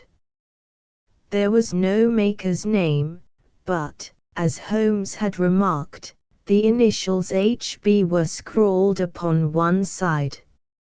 It was pierced in the brim for a hat secure, but the elastic was missing. For the rest, it was cracked, exceedingly dusty, and spotted in several places, although there seemed to have been some attempt to hide the discolored patches by smearing them with ink. I can see nothing, said I, handing it back to my friend. On the contrary, Watson, you can see everything. You fail, however, to reason from what you see. You are too timid in drawing your inferences. Then, pray tell me what it is that you can infer from this hat. He picked it up and gazed at it in the peculiar introspective fashion which was characteristic of him. It is perhaps less suggestive than it might have been, he remarked, and yet there are a few inferences which are very distinct, and a few others which represent at least a strong balance of probability. That the man was highly intellectual is of course obvious upon the face of it, and also that he was fairly well-to-do within the last 3 years, although he has now fallen upon evil days. He had foresight, but has less now than formerly, pointing to a moral retrogression, which, when taken with the decline of his fortunes, seems to indicate some evil influence, probably drink, at work upon him. This may account also for the obvious fact that his wife has ceased to love him. My dear Holmes, he has, however, retained some degree of self-respect, he continued, disregarding my remonstrance. He is a man who leads a sedentary life, goes out little, is out of training entirely, is middle-aged, has grizzled hair which he has had cut within the last few days, and which he anoints with lime cream. These are the more patent facts which are to be deduced from his hat. Also, by the way, that it is extremely improbable that he has gas laid on in his house. You are certainly joking, Holmes. Not in the least. Is it possible that even now, when I give you these results, you are unable to see how they are attained? I have no doubt that I am very stupid, but I must confess that I am unable to follow you. For example, how did you deduce that this man was intellectual? For answer Holmes clapped the hat upon his head. It came right over the forehead and settled upon the bridge of his nose. It is a question of cubic capacity, said he. A man with so large a brain must have something in it. The decline of his fortunes, then. This hat is 3 years old. These flat brims curled at the edge came in then. It is a hat of the very best quality. Look at the band of ribbed silk and the excellent lining. If this man could afford to buy so expensive a hat 3 years ago, and has had no hat since, then he has assuredly gone down in the world. Well, that is clear enough, certainly. But how about the foresight and the moral retrogression? Sherlock Holmes laughed. Here is the foresight, said he, putting his finger upon the little disc and loop of the hat secure. They are never sold upon hats. If this man ordered one, it is a sign of a certain amount of foresight, since he went out of his way to take this precaution against the wind.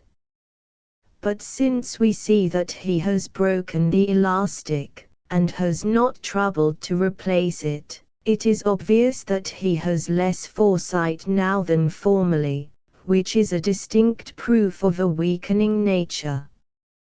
On the other hand, he has endeavored to conceal some of these stains upon the felt by daubing them with ink, which is a sign that he has not entirely lost his self-respect.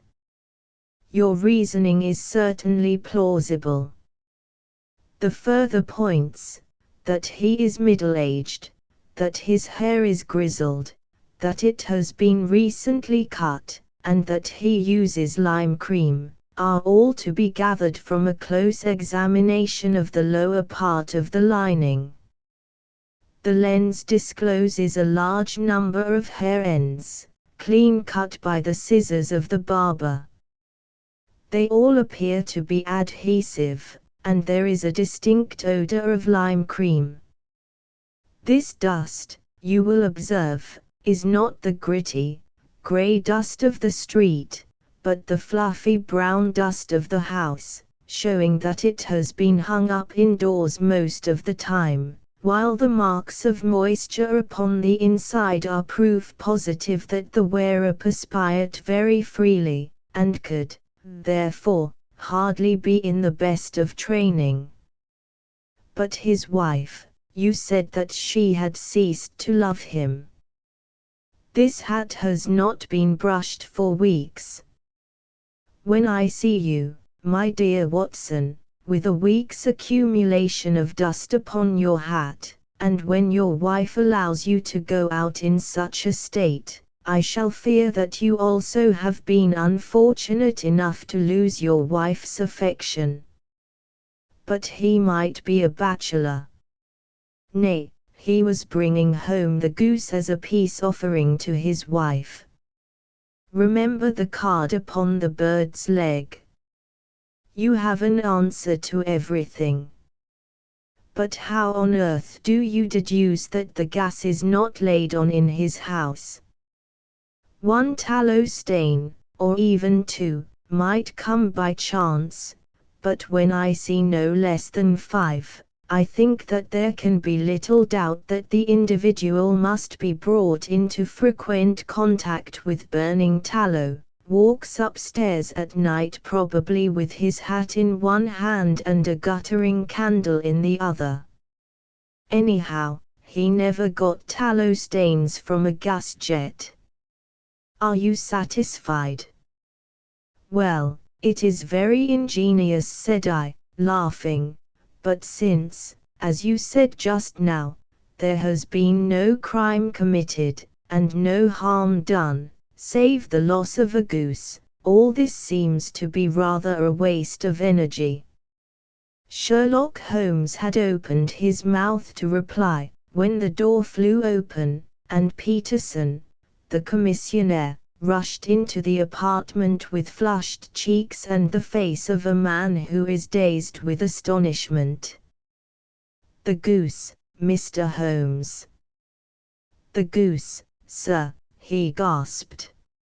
Eh? What of it, then? as it returned to life and flapped off through the kitchen window. Holmes twisted himself round upon the sofa to get a fairer view of the man's excited face. "See here, sir. See what my wife found in its crop." He held out his hand and displayed upon the center of the palm a brilliantly scintillating blue stone, rather smaller than a bean in size, but of such purity and radiance that it twinkled like an electric point in the dark hollow of his hand. Sherlock Holmes sat up with a whistle. "By Jove, Peterson," said he, "this is treasure trove indeed. I suppose you know what you have got." "A diamond, sir. A precious stone. It cuts into glass as though it were putty. It's more than a precious stone. It is the precious stone. Not the Countess of Morcar's blue carbuncle," I ejaculated.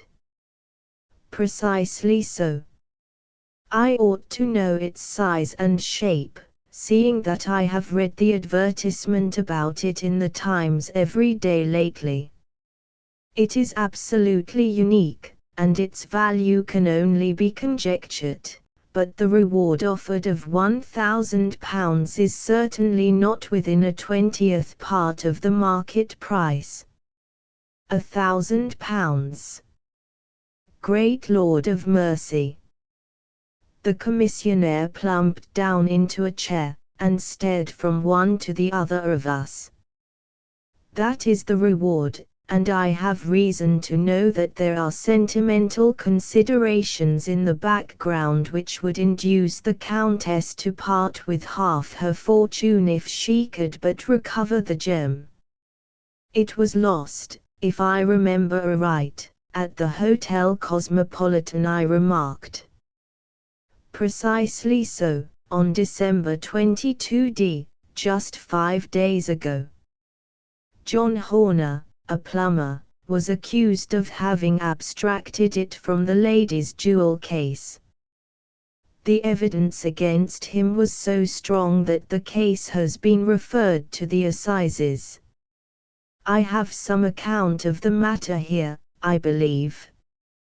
He rummaged amid his newspapers, glancing over the dates, until at last he smoothed one out, doubled it over, and read the following paragraph: "Hotel Cosmopolitan jewel robbery. John Horner, 26, plumber, was brought up upon the charge of having upon the 22d inst. abstracted from the jewel case of the Countess of Morcar the valuable gem known as the blue carbuncle. James Ryder, upper attendant at the hotel, gave his evidence to the effect that he had shown Horner up to the dressing-room of the Countess of Morcar upon the day of the robbery, in order that he might solder the second bar of the grate, which was loose. He had remained with Horner some little time, but had finally been called away. On returning, he found that Horner had disappeared, that the bureau had been forced open, and that the small morocco casket in which, as it afterwards transpired, the Countess was accustomed to keep her jewel, was lying empty upon the dressing-table. Ryder instantly gave the alarm, and Horner was arrested the same evening, but the stone could not be found either upon his person or in his rooms. Catherine Cusack, maid to the Countess, deposed to having heard Ryder's cry of dismay on discovering the robbery, and to having rushed into the room, where she found matters as described by the last witness. Inspector Bradstreet, B Division, gave evidence as to the arrest of Horner, who struggled frantically, and protested his innocence in the strongest terms. Evidence of a previous conviction for robbery having been given against the prisoner, the magistrate refused to deal summarily with the offence, but referred it to the assizes. Horner, who had shown signs of intense emotion during the proceedings, fainted away at the conclusion, and was carried out of court. So much for the police court, said Holmes, thoughtfully, tossing aside the paper. The question for us now to solve is the sequence of events leading from a rifled jewel case at one end to the crop of a goose in Tottenham Court Road at the other. You see, Watson, our little deductions have suddenly assumed a much more important and less innocent aspect. Here is the stone. The stone came from the goose, and the goose came from Mr. Henry Baker, the gentleman with the bad hat and all the other characteristics with which I have bored you. So now we must set ourselves very seriously to finding this gentleman, and ascertaining what part he has played in this little mystery. To do this, we must try the simplest means first, and these lie undoubtedly in an advertisement in all the evening papers. If this fails, I shall have recourse to other methods. What will you say? Give me a pencil and that slip of paper. Now, then, found at the corner of Goodge Street, a goose and a black felt hat. Mr. Henry Baker can have the same by applying at 6.30 this evening at 221B, Baker Street. That is clear and concise. Very. But will he see it?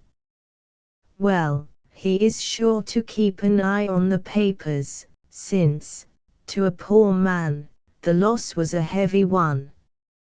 He was clearly so scared by his mischance in breaking the window and by the approach of Peterson, that he thought of nothing but flight, but since then he must have bitterly regretted the impulse which caused him to drop his bird. Then, again, the introduction of his name will cause him to see it, for everyone who knows him will direct his attention to it. Here you are, Peterson, run down to the advertising agency, and have this put in the evening papers. In which, sir?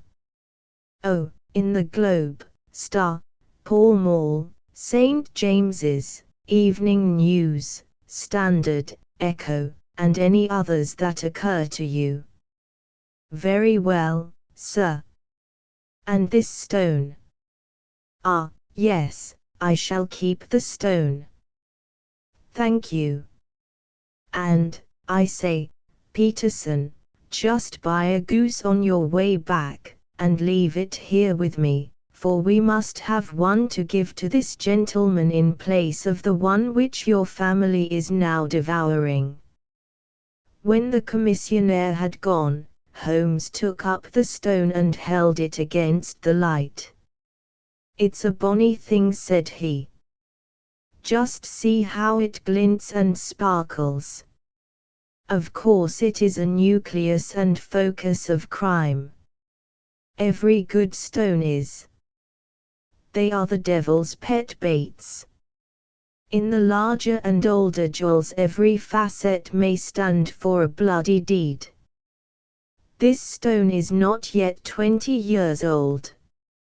It was found in the banks of the Amoy River in southern China, and is remarkable in having every characteristic of the carbuncle, save that it is blue in shade, instead of ruby red. In spite of its youth, it has already a sinister history. There have been 2 murders, a vitriol throwing, a suicide, and several robberies brought about for the sake of this 40 grain weight of crystallized charcoal. Who would think that so pretty a toy would be a purveyor to the gallows and the prison? I'll lock it up in my strong box now, and drop a line to the Countess to say that we have it. Do you think that this man Horner is innocent? I cannot tell. Well, then, do you imagine that this other one, Henry Baker, had anything to do with the matter? It is, I think, much more likely that Henry Baker is an absolutely innocent man, who had no idea that the bird which he was carrying was of considerably more value than if it were made of solid gold. That, however, I shall determine by a very simple test, if we have an answer to our advertisement. And you can do nothing until then. Nothing. In that case I shall continue my professional round. But I shall come back in the evening at the hour you have mentioned, for I should like to see the solution of so tangled a business. Very glad to see you. I dine at 7. There is a woodcock, I believe. By the way, in view of recent occurrences, perhaps I ought to ask Mrs. Hudson to examine its crop. I had been delayed at a case, and it was a little after 6:30 when I found myself in Baker Street once more. As I approached the house I saw a tall man in a Scotch bonnet with a coat which was buttoned up to his chin, waiting outside in the bright semicircle which was thrown from the fanlight. Just as I arrived, the door was opened, and we were shown up together to Holmes's room. "Mr. Henry Baker, I believe," said he, rising from his armchair, and greeting his visitor with the easy air of geniality which he could so readily assume. "Pray take this chair by the fire, Mr. Baker. It is a cold night, and I observe that your circulation is more adapted for summer than for winter. Ah, Watson, you have just come at the right time. Is that your hat, Mr. Baker?" "Yes, sir, that is undoubtedly my hat." He was a large man, with rounded shoulders, a massive head, and a broad, intelligent face, sloping down to a pointed beard of grizzled brown. A touch of red in nose and cheeks, with a slight tremor of his extended hand, recalled Holmes's surmise as to his habits. His rusty black frock coat was buttoned right up in front, with the collar turned up, and his lank wrists protruded from his sleeves without a sign of cuff or shirt. He spoke in a slow staccato fashion, choosing his words with care, and gave the impression generally of a man of learning and letters who had had ill usage at the hands of fortune. "We have retained these things for some days," said Holmes, "because we expected to see an advertisement from you giving your address.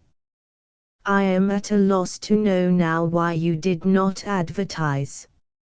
Our visitor gave a rather shamefaced laugh. "Shillings have not been so plentiful with me as they once were," he remarked. "I had no doubt that the gang of roughs who assaulted me had carried off both my hat and the bird. I did not care to spend more money in a hopeless attempt at recovering them. Very naturally. By the way, about the bird, we were compelled to eat it." "To eat it?" Our visitor half rose from his chair in his excitement. "Yes, it would have been of no use to anyone had we not done so. But I presume that this other goose upon the sideboard, which is about the same weight and perfectly fresh, will answer your purpose equally well." Oh, certainly, certainly, answered Mr. Baker, with a sigh of relief. Of course, we still have the feathers, legs, crop, and so on of your own bird, so if you wish, the man burst into a hearty laugh. They might be useful to me as relics of my adventure, said he, but beyond that I can hardly see what use the disjecta membra of my late acquaintance are going to be to me. No, sir, I think that, with your permission, I will confine my attentions to the excellent bird which I perceive upon the sideboard. Sherlock Holmes glanced sharply across at me with a slight shrug of his shoulders. There is your hat, then, and there your bird, said he. By the way, would it bore you to tell me where you got the other one from? I am somewhat of a fowl fancier, and I have seldom seen a better grown goose. Certainly, sir, said Baker, who had risen and tucked his newly gained property under his arm. There are a few of us who frequent the Alpha Inn near the museum. We are to be found in the museum itself during the day, you understand. This year our good host, Windigate by name, instituted a goose club, by which, on consideration of some few pence every week, we were each to receive a bird at Christmas. My pence were duly paid, and the rest is familiar to you. I am much indebted to you, sir, for a Scotch bonnet is fitted neither to my years nor my gravity. With a comical pomposity of manner he bowed solemnly to both of us and strode off upon his way. So much for Mr. Henry Baker, said Holmes, when he had closed the door behind him. It is quite certain that he knows nothing whatever about the matter. Are you hungry, Watson? Not particularly. Then I suggest that we turn our dinner into a supper, and follow up this clue while it is still hot. By all means. It was a bitter night, so we drew on our ulsters and wrapped cravats about our throats. Outside, the stars were shining coldly in a cloudless sky, and the breath of the passers-by blew out into smoke like so many pistol shots. Our footfalls rang out crisply and loudly as we swung through the Doctor's Quarter, Wimpole Street, Harley Street, and so through Wigmore Street into Oxford Street. In a quarter of an hour we were in Bloomsbury at the Alpha Inn, which is a small public house at the corner of one of the streets which runs down into Holborn. Holmes pushed open the door of the private bar, and ordered 2 glasses of beer from the ruddy-faced, white-aproned landlord. Your beer should be excellent if it is as good as your geese, said he. My geese? The man seemed surprised. Yes. I was speaking only half an hour ago to Mr. Henry Baker, who was a member of your goose club. Ah, yes, I see. But you see, sir, them's not our geese. Indeed. Whose, then? Well, I got the 2 dozen from a salesman in Covent Garden. Indeed. I know some of them. Which was it? Breckinridge is his name. Ah. I don't know him. Well, here's your good health, landlord, and prosperity to your house. Good night. Now for Mr. Breckinridge, he continued, buttoning up his coat, as we came out into the frosty air. Remember, Watson, that though we have so homely a thing as a goose at one end of this chain, we have at the other a man who will certainly get 7 years penal servitude unless we can establish his innocence. It is possible that our inquiry may but confirm his guilt, but, in any case, we have a line of investigation which has been missed by the police, and which a singular chance has placed in our hands. Let us follow it out to the bitter end. Faces to the south, then, and quick march. We passed across Holborn, down Endell Street, and so through a zigzag of slums to Covent Garden Market. One of the largest stalls bore the name of Breckinridge upon it, and the proprietor, a horsey-looking man, with a sharp face and trim side whiskers, was helping a boy to put up the shutters. "Good evening." "It's a cold night," said Holmes. The salesman nodded, and shot a questioning glance at my companion. "Sold out of geese, I see," continued Holmes, pointing at the bare slabs of marble. "Let you have 500, tomorrow morning." "That's no good." "Well, there are some on the stall with the gas flare." "Ah, but I was recommended to you." "Who by?"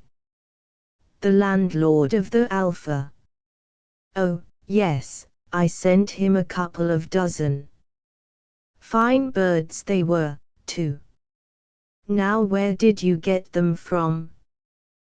To my surprise the question provoked a burst of anger from the salesman. "Now, then, mister," said he, with his head cocked and his arms akimbo, "what are you driving at? Let's have it straight, now." "It is straight enough. I should like to know who sold you the geese which you supplied to the Alpha." "Well, then, I shan't tell you." "So now." "Oh, it is a matter of no importance, but I don't know why you should be so warm over such a trifle." "Warm? You'd be as warm, maybe, if you were as pestered as I am. When I pay good money for a good article there should be an end of the business, but it's where are the geese, and who did you sell the geese to, and what will you take for the geese? One would think they were the only geese in the world, to hear the fuss that is made over them." "Well, I have no connection with any other people who have been making inquiries," said Holmes, carelessly. "If you won't tell us the bet is off, that is all. But I'm always ready to back my opinion on a matter of fowls, and I have a fiver on it that the bird I ate is country bred." "Well, then, you've lost your fiver, for it's town bred," snapped the salesman. "It's nothing of the kind." "I say it is." "I don't believe it." "Do you think you know more about fowls than I, who have handled them ever since I was a nipper? I tell you, all those birds that went to the Alpha were town bred." "You'll never persuade me to believe that." "Will you bet, then?" "It's merely taking your money, for I know that I am right. But I'll have a sovereign on with you, just to teach you not to be obstinate." The salesman chuckled grimly. "Bring me the books, Bill," said he. The small boy brought round a small thin volume and a great greaser-backed one, laying them out together beneath the hanging lamp. "Now then, Mr. Cockshaw," said the salesman, "I thought that I was out of geese, but before I finish you'll find that there is still one left in my shop. You see this little book? Well, That's the list of the folk from whom I buy. Do you see? Well, then, here on this page are the country folk, and the numbers after their names are where their accounts are in the big ledger. Now, then, you see this other page in red ink? Well, that is a list of my town suppliers. Now, look at that third name. Just read it out to me. Mrs. Oakshott, 117, Brixton Road, 249 Red Holmes. Quite so. Now turn that up in the ledger. Holmes turned to the page indicated. Here you are, Mrs. Oakshott, 117 Brixton Road, egg and poultry supplier. Now, then, what's the last entry? December 22. 24 geese at 7s. 6d. Quite so. There you are. And underneath. Sold to Mr. Windigate of the Alpha at 12s. What have you to say now? Sherlock Holmes looked deeply chagrined. He drew a sovereign from his pocket and threw it down upon the slab, turning away with the air of a man whose disgust is too deep for words. A few yards off he stopped under a lamp-post, and laughed in the hearty, noiseless fashion which was peculiar to him. When you see a man with whiskers of that cut and the pink UN protruding out of his pocket, you can always draw him by a bet, said he. I dare say that if I had put £100 down in front of him, that man would not have given me such complete information as was drawn from him by the idea that he was doing me on a wager. Well, Watson, we are, I fancy, nearing the end of our quest, and the only point which remains to be determined is whether we should go on to this Mrs. Oakshott tonight, or whether we should reserve it for tomorrow. It is clear from what that surly fellow said that there are others besides ourselves who are anxious about the matter, and I should. His remarks were suddenly cut short by a loud hubbub which broke out from the stall which we had just left.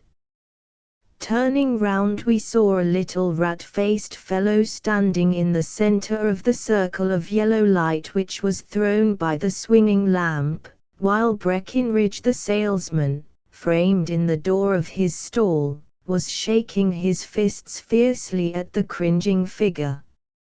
"I've had enough of you and your geese," he shouted. "I wish you were all at the devil together. If you come pestering me any more with your silly talk, I'll set the dog at you. You bring Mrs. Oakshott here and I'll answer her, but what have you to do with it? Did I buy the geese off you?" "No, but one of them was mine all the same," whined the little man. "Well, then, ask Mrs. Oakshott for it. She told me to ask you." "Well, you can ask the King of Prussia, for all I care. I've had enough of it. Get out of this." He rushed fiercely forward, and the inquirer flitted away into the darkness. "Ha, this may save us a visit to Brixton Road," whispered Holmes.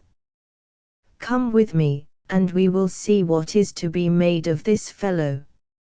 Striding through the scattered knots of people who lounged round the flaring stalls, my companion speedily overtook the little man and touched him upon the shoulder.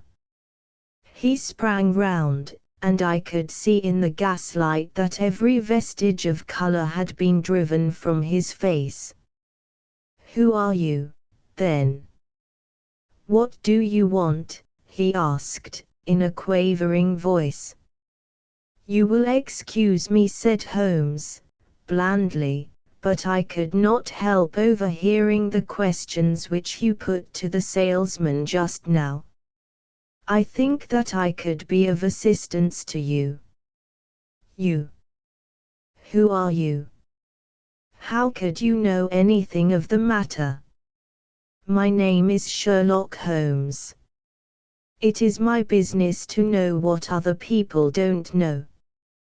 But you can know nothing of this. Excuse me, I know everything of it. You are endeavoring to trace some geese which were sold by Mrs. Oakshott, of Brixton Road, to a salesman named Breckinridge, by him in turn to Mr. Windigate, of the Alpha, and by him to his club, of which Mr. Henry Baker is a member. Oh, sir, you are the very man whom I have longed to meet, cried the little fellow, with outstretched hands and quivering fingers. I can hardly explain to you how interested I am in this matter. Sherlock Holmes hailed a four-wheeler which was passing. In that case we had better discuss it in a cosy room rather than in this windswept market-place, said he. But pray tell me, before we go farther, who it is that I have the pleasure of assisting. The man hesitated for an instant. My name is John Robinson, he answered, with a sidelong glance. No, no, the real name, said Holmes, sweetly. It is always awkward doing business with an alias. A flush sprang to the white cheeks of the stranger. Well, then, said he, my real name is James Ryder. Precisely so. Head attendant at the Hotel Cosmopolitan. Pray step into the cab, and I shall soon be able to tell you everything which you would wish to know. The little man stood glancing from one to the other of us with half-frightened, half-hopeful eyes, as one who is not sure whether he is on the verge of a windfall or of a catastrophe. Then he stepped into the cab, and in half an hour we were back in the sitting-room at Baker Street. Nothing had been said during our drive, but the high, thin breathing of our new companion, and the claspings and unclaspings of his hands, spoke of the nervous tension within him. Here we are, said Holmes, cheerily, as we filed into the room. The fire looks very seasonable in this weather. You look cold, Mr. Ryder. Pray take the basket chair. I will just put on my slippers before we settle this little matter of yours. Now, then. You want to know what became of those geese? Yes, sir. Or rather, I fancy, of that goose. It was one bird, I imagine, in which you were interested, white, with a black bar across the tail. Ryder quivered with emotion. Oh, sir, he cried, can you tell me where it went to? It came here. Here? Yes, and a most remarkable bird it proved. I don't wonder that you should take an interest in it. It laid an egg after it was dead, the bonniest, brightest little blue egg that ever was seen. I have it here in my museum. Our visitor staggered to his feet and clutched the mantelpiece with his right hand. Holmes unlocked his strong box, and held up the blue carbuncle, which shone out like a star, with a cold, brilliant, many-pointed radiance. Ryder stood glaring with a drawn face, uncertain whether to claim or to disown it. The game's up, Ryder, said Holmes, quietly. Hold up, man, or you'll be into the fire. Give him an arm back into his chair, Watson. He's not got blood enough to go in for felony with impunity. Give him a dash of brandy. So. Now he looks a little more human. What a shrimp it is, to be sure. For a moment he had staggered and nearly fallen, but the brandy brought a tinge of color into his cheeks, and he sat staring with frightened eyes at his accuser. I have almost every link in my hands, and all the proofs which I could possibly need, so there is little which you need tell me. Still, that little may as well be cleared up to make the case complete. You had heard, Ryder, of this blue stone of the Countess of Morcar's. It was Catherine Cusack who told me of it, said he, in a crackling voice. I see, her ladyship's waiting maid. Well, the temptation of sudden wealth so easily acquired was too much for you, as it has been for better men before you, but you were not very scrupulous in the means you used. It seems to me, Ryder, that there is the making of a very pretty villain in you. You knew that this man Horner, the plumber, had been concerned in some such matter before, and that suspicion would rest the more readily upon him. What did you do, then? You made some small job in my lady's room, you and your confederate Cusack, and you managed that he should be the man sent for. Then, when he had left, you rifled the jewel case, raised the alarm, and had this unfortunate man arrested. You then, Ryder threw himself down suddenly upon the rug and clutched at my companion's knees. For God's sake, have mercy, he shrieked. Think of my father, of my mother. It would break their hearts. I never went wrong before. I never will again. I swear it. I'll swear it on a Bible. Oh, don't bring it into court. For Christ's sake, don't. Get back into your chair, said Holmes, sternly. It is very well to cringe and crawl now, but you thought little enough of this poor Horner in the dock for a crime of which he knew nothing. I will fly, Mr. Holmes. I will leave the country, sir. Then the charge against him will break down. Hum. We will talk about that. And now let us hear a true account of the next act. How came the stone into the goose, and how came the goose into the open market? Tell us the truth, for there lies your only hope of safety. Have mercy. He shrieked. Ryder passed his tongue over his parched lips.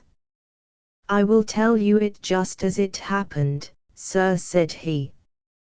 When Horner had been arrested, it seemed to me that it would be best for me to get away with the stone at once, for I did not know at what moment the police might not take it into their heads to search me and my room.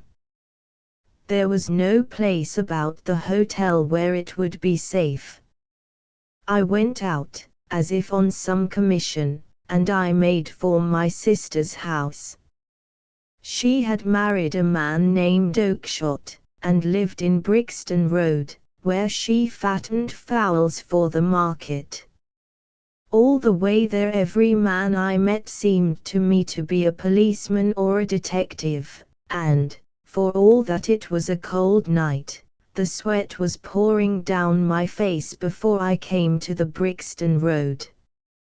My sister asked me what was the matter, and why I was so pale, but I told her that I had been upset by the jewel robbery at the hotel. Then I went into the backyard and smoked a pipe, and wondered what it would be best to do. I had a friend once called Maudsley, who went to the bad, and has just been serving his time in Pentonville. One day he had met me, and fell into talk about the ways of thieves, and how they could get rid of what they stole. I knew that he would be true to me, for I knew one or two things about him, so I made up my mind to go right on to Kilburn, where he lived, and take him into my confidence. He would show me how to turn the stone into money. But how to get to him in safety? I thought of the agonies I had gone through in coming from the hotel. I might at any moment be seized and searched, and there would be the stone in my waistcoat pocket. I was leaning against the wall at the time, and looking at the geese which were waddling about round my feet, and suddenly an idea came into my head which showed me how I could beat the best detective that ever lived. My sister had told me some weeks before that I might have the pick of her geese for a Christmas present, and I knew that she was always as good as her word. I would take my goose now, and in it I would carry my stone to Kilburn. There was a little shed in the yard, and behind this I drove one of the birds, a fine big one, white, with a barred tail. I caught it, and, prying its bill open, I thrust the stone down its throat as far as my finger could reach. The bird gave a gulp, and I felt the stone pass along its gullet and down into its crop. But the creature flapped and struggled, and out came my sister to know what was the matter. As I turned to speak to her, the brute broke loose and fluttered off among the others. "Whatever were you doing with that bird, Jim?" says she. "Well," said I, "you said you'd give me one for Christmas, and I was feeling which was the fattest." "Oh," says she, "we've set yours aside for you, Jim's bird, we call it. It's the big white one over yonder. There's 26 of them, which makes one for you, and one for us, and 24 for the market." "Thank you, Maggie," says I, "but if it is all the same to you, I'd rather have that one I was handling just now. The other is a good 3 pound heavier," said she, "and we fattened it expressly for you." "Never mind. I'll have the other, and I'll take it now," said I. "Oh, just as you like," said she, a little huffed. "Which is it you want, then?" "That white one with the barred tail, right in the middle of the flock." "Oh, very well. Kill it and take it with you." Well, I did what she said, Mr. Holmes, and I carried the bird all the way to Kilburn. I told my pal what I had done, for he was a man that it was easy to tell a thing like that to. He laughed until he choked, and we got a knife and opened the goose. My heart turned to water, for there was no sign of the stone, and I knew that some terrible mistake had occurred. I left the bird, rushed back to my sister's, and hurried into the backyard. There was not a bird to be seen there. "Where are they all, Maggie?" I cried. "Gone to the dealers, Jim." "Which dealers?" "Breckinridge, of Covent Garden." "But was there another with a barred tail?" I asked, "the same as the one I chose?" "Yes, Jim, there were 2 barred-tailed ones, and I could never tell them apart. Well, then, of course I saw it all, and I ran off as hard as my feet would carry me to this man Breckinridge, but he had sold the lot at once, and not one word would he tell me as to where they had gone. You heard him yourselves tonight. Well, he has always answered me like that. My sister thinks that I am going mad. Sometimes I think that I am myself. And now I am myself a branded thief, without ever having touched the wealth for which I sold my character. God help me! God help me! He burst into convulsive sobbing, with his face buried in his hands. There was a long silence, broken only by his heavy breathing, and by the measured tapping of Sherlock Holmes's fingertips upon the edge of the table. Then my friend rose and threw open the door. "Get out," said he. "What, sir?" "Oh, heaven bless you! No more words. Get out." And no more words were needed. There was a rush, a clatter upon the stairs, the bang of a door, and the crisp rattle of running footfalls from the street. "After all, Watson," said Holmes, reaching up his hand for his clay pipe, "I am not retained by the police to supply their deficiencies. If Horner were in danger it would be another thing, but this fellow will not appear against him, and the case must collapse. I suppose that I am commuting a felony, but it is just possible that I am saving a soul. This fellow will not go wrong again, he is too terribly frightened. Send him to jail now, and you make him a jailbird for life. Besides, it is the season of forgiveness. Chance has put in our way a most singular and whimsical problem, and its solution is its own reward. If you will have the goodness to touch the bell, Doctor, we will begin another investigation, in which, also, a bird will be the chief feature.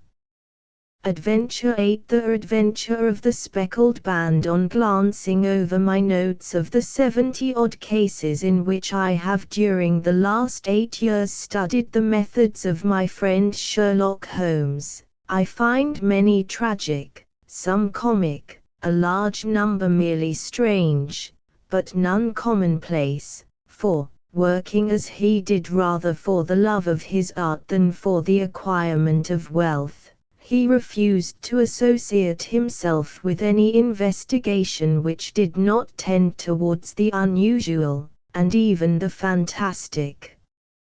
Of all these varied cases, however, I cannot recall any which presented more singular features than that which was associated with the well-known Surrey family of the Roylotts of Stoke Moran. The events in question occurred in the early days of my association with Holmes, when we were sharing rooms as bachelors in Baker Street. It is possible that I might have placed them upon record before, but a promise of secrecy was made at the time, from which I have only been freed during the last month by the untimely death of the lady to whom the pledge was given. It is perhaps as well that the facts should now come to light, for I have reasons to know that there are widespread rumors as to the death of Dr. Grimesby Roylott which tend to make the matter even more terrible than the truth. It was early in April in the year 83 that I woke one morning to find Sherlock Holmes standing, fully dressed, by the side of my bed. He was a late riser as a rule, and as the clock on the mantelpiece showed me that it was only 7:15, I blinked up at him in some surprise, and perhaps just a little resentment, for I was myself regular in my habits. "Very sorry to knock you up, Watson," said he, "but it's the common lot this morning." "Mrs. Hudson has been knocked up," she retorted, "upon me, and I on you." "What is it, then, a fire?" "No, a client. It seems that a young lady has arrived in a considerable state of excitement, who insists upon seeing me. She is waiting now in the sitting room." Now, when young ladies wander about the metropolis at this hour of the morning, and knock sleepy people up out of their beds, I presume that it is something very pressing which they have to communicate. Should it prove to be an interesting case, you would, I am sure, wish to follow it from the outset.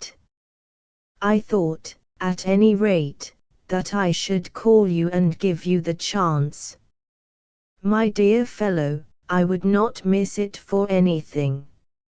I had no keener pleasure than in following Holmes in his professional investigations, and in admiring the rapid deductions, as swift as intuitions, and yet always founded on a logical basis, with which he unraveled the problems which were submitted to him. I rapidly threw on my clothes, and was ready in a few minutes to accompany my friend down to the sitting room. A lady dressed in black and heavily veiled, who had been sitting in the window, rose as we entered. "Good morning, madam," said Holmes, cheerily. "My name is Sherlock Holmes.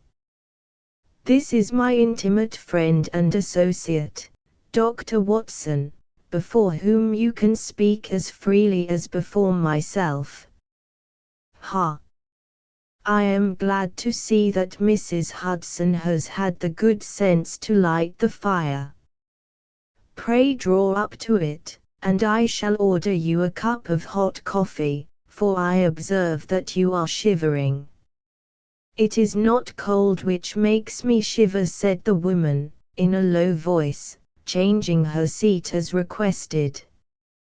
"What, then?"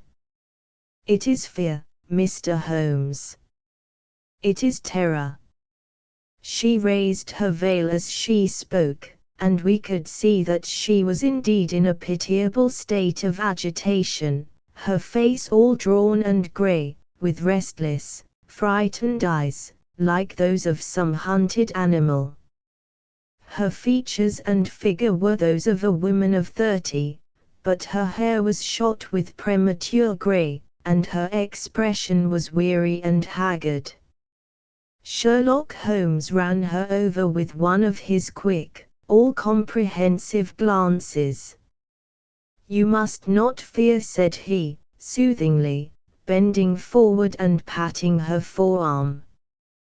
"We shall soon set matters right, I have no doubt.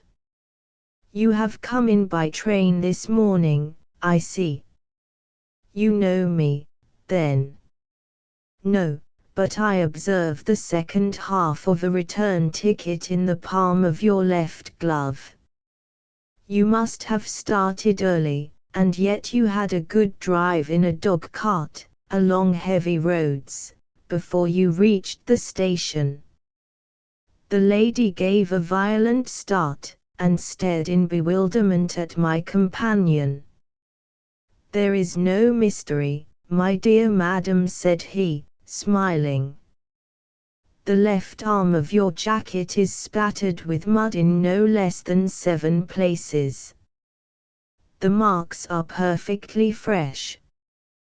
There is no vehicle save a dog-cart which throws up mud in that way, and then only when you sit on the left-hand side of the driver. Whatever your reasons may be, you are perfectly correct," said she. "I started from home before 6, reached Leatherhead at 20 past, and came in by the first train to Waterloo. Sir, I can stand this strain no longer. I shall go mad if it continues.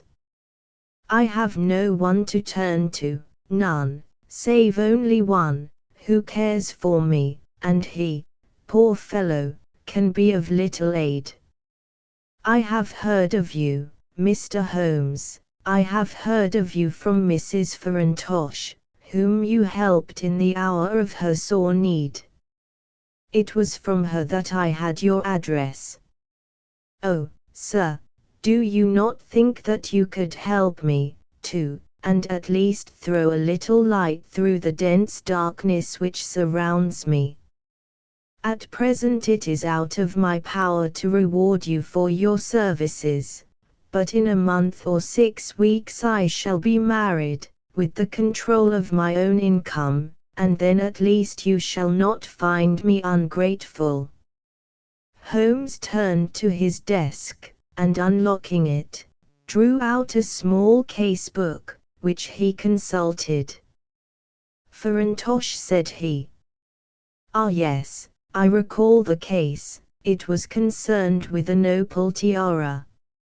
I think it was before your time, Watson. I can only say, madam, that I shall be happy to devote the same care to your case as I did to that of your friend. As to reward, my profession is its own reward, but you are at liberty to defray whatever expenses I may be put to, at the time which suits you best. And now I beg that you will lay before us everything that may help us in forming an opinion upon the matter. Alas, replied our visitor, the very horror of my situation lies in the fact that my fears are so vague, and my suspicions depend so entirely upon small points, which might seem trivial to another, that even he to whom of all others I have a right to look for help and advice looks upon all that I tell him about it as the fancies of a nervous woman. He does not say so, but I can read it from his soothing answers and averted eyes.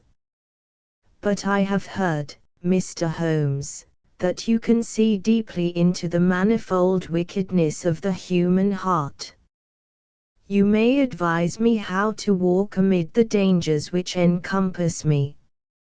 I am all attention, madam. My name is Helen Stoner, and I am living with my stepfather, who is the last survivor of one of the oldest Saxon families in England, the Roylotes of Stoke Moran, on the western border of Surrey. Holmes nodded his head. The name is familiar to me, said he. The family was at one time among the richest in England, and the estates extended over the borders into Berkshire in the north, and Hampshire in the west. In the last century, however, 4 successive heirs were of a dissolute and wasteful disposition, and the family ruin was eventually completed by a gambler in the days of the Regency. Nothing was left save a few acres of ground, and the 200-year-old house, which is itself crushed under a heavy mortgage. The last squire dragged out his existence there, living the horrible life of an aristocratic pauper, but his only son, my stepfather, seeing that he must adapt himself to the new conditions, obtained an advance from a relative, which enabled him to take a medical degree, and went out to Calcutta, where, by his professional skill and his force of character, he established a large practice. In a fit of anger, however, caused by some robberies which had been perpetrated in the house, he beat his native butler to death, and narrowly escaped a capital sentence. As it was, he suffered a long term of imprisonment, and afterwards returned to England a morose and disappointed man. When Dr. Roylott was in India he married my mother, Mrs. Stoner, the young widow of Major General Stoner, of the Bengal Artillery. My sister Julia and I were twins, and we were only 2 years old at the time of my mother's remarriage. She had a considerable sum of money, not less than £1,000 a year, and this she bequeathed to Dr. Roylott entirely while we resided with him, with a provision that a certain annual sum should be allowed to each of us in the event of our marriage. Shortly after our return to England my mother died. She was killed 8 years ago in a railway accident near Crewe. Dr. Roylott then abandoned his attempts to establish himself in practice in London, and took us to live with him in the old ancestral house at Stoke Moran. The money which my mother had left was enough for all our wants, and there seemed to be no obstacle to our happiness. But a terrible change came over our stepfather about this time.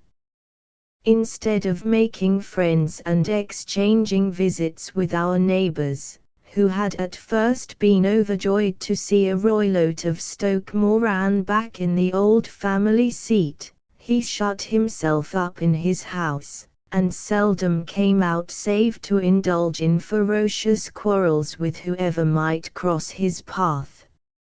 Violence of temper approaching to mania has been hereditary in the men of the family, and in my stepfather's case it had, I believe, been intensified by his long residence in the tropics. A series of disgraceful brawls took place, 2 of which ended in the police court, until at last he became the terror of the village, and the folks would fly at his approach, for he is a man of immense strength, and absolutely uncontrollable in his anger. Last week he hurled the local blacksmith over a parapet into a stream, and it was only by paying over all the money which I could gather together that I was able to avert another public exposure. He had no friends at all save the wandering gypsies, and he would give these vagabonds leave to encamp upon the few acres of bramble-covered land which represent the family estate, and would accept in return the hospitality of their tents, wandering away with them sometimes for weeks on end. He has a passion also for Indian animals, which are sent over to him by a correspondent, and he has at this moment a cheetah and a baboon, which wander freely over his grounds, and are feared by the villagers almost as much as their master. You can imagine from what I say that my poor sister Julia and I had no great pleasure in our lives. No servant would stay with us, and for a long time we did all the work of the house.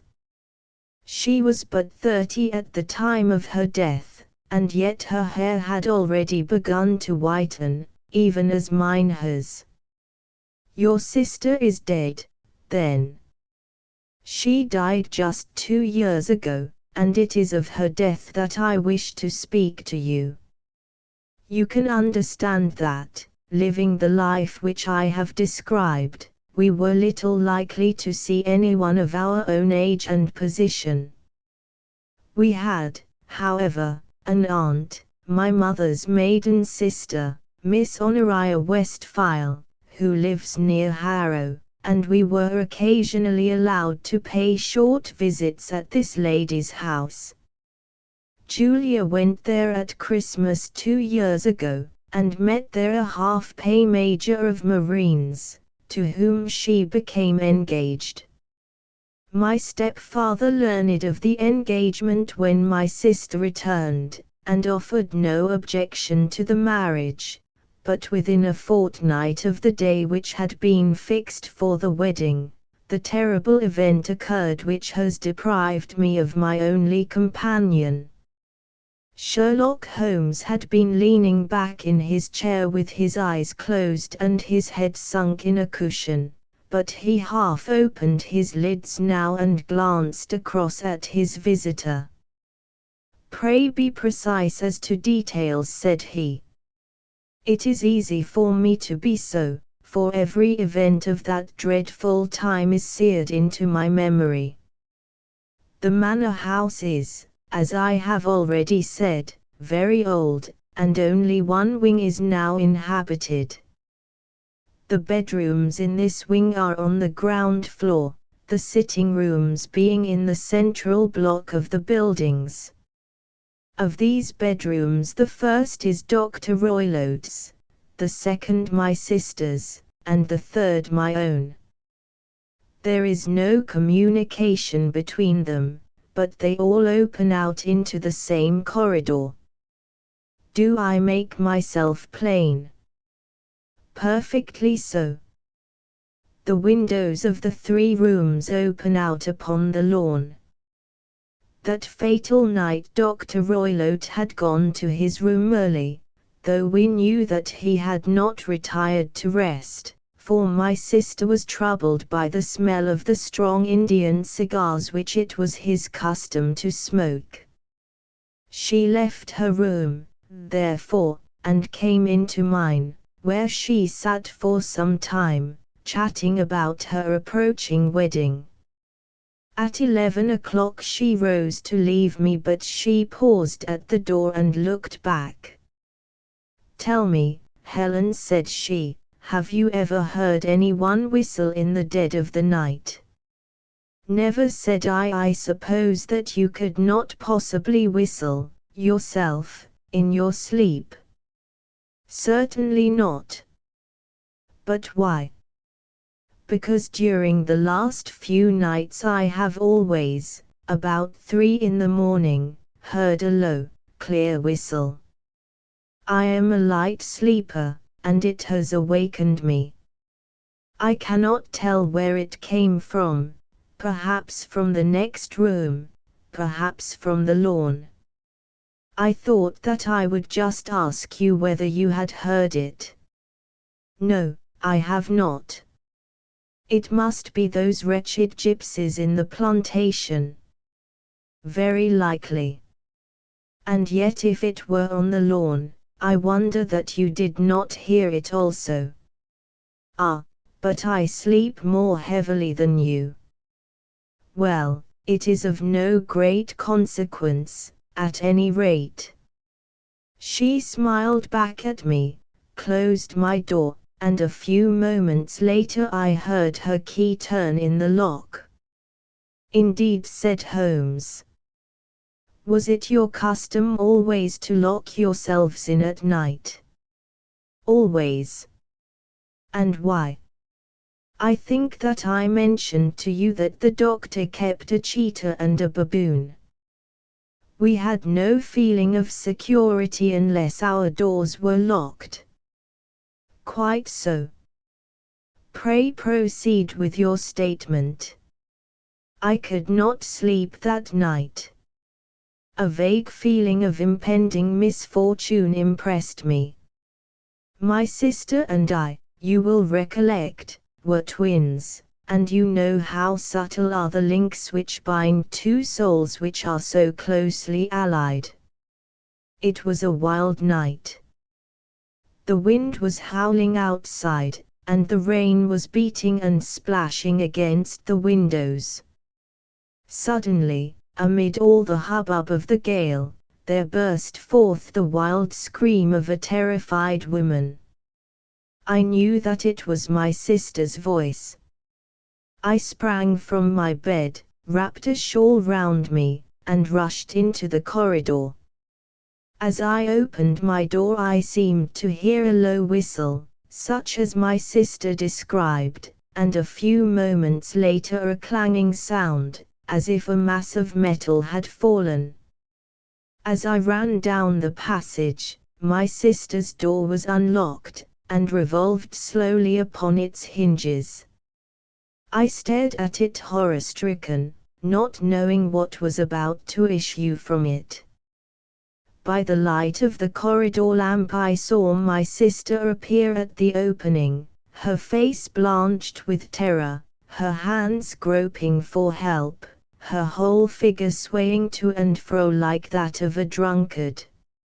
I ran to her and threw my arms round her, but at that moment her knees seemed to give way and she fell to the ground.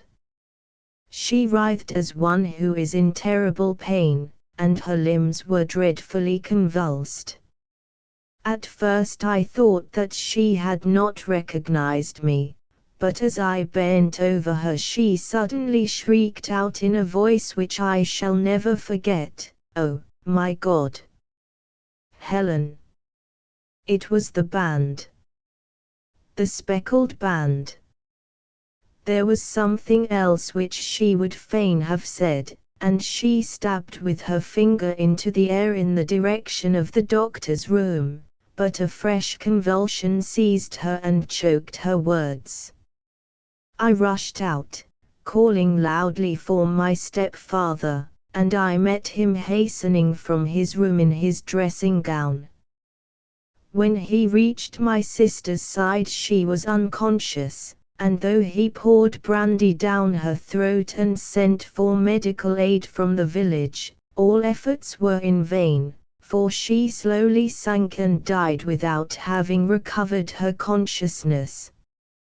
Such was the dreadful end of my beloved sister. "One moment," said Holmes, "are you sure about this whistle and metallic sound? Could you swear to it?" "That was what the county coroner asked me at the inquiry. It is my strong impression that I heard it, and yet, among the crash of the gale and the creaking of an old house, I may possibly have been deceived." "Was your sister dressed?"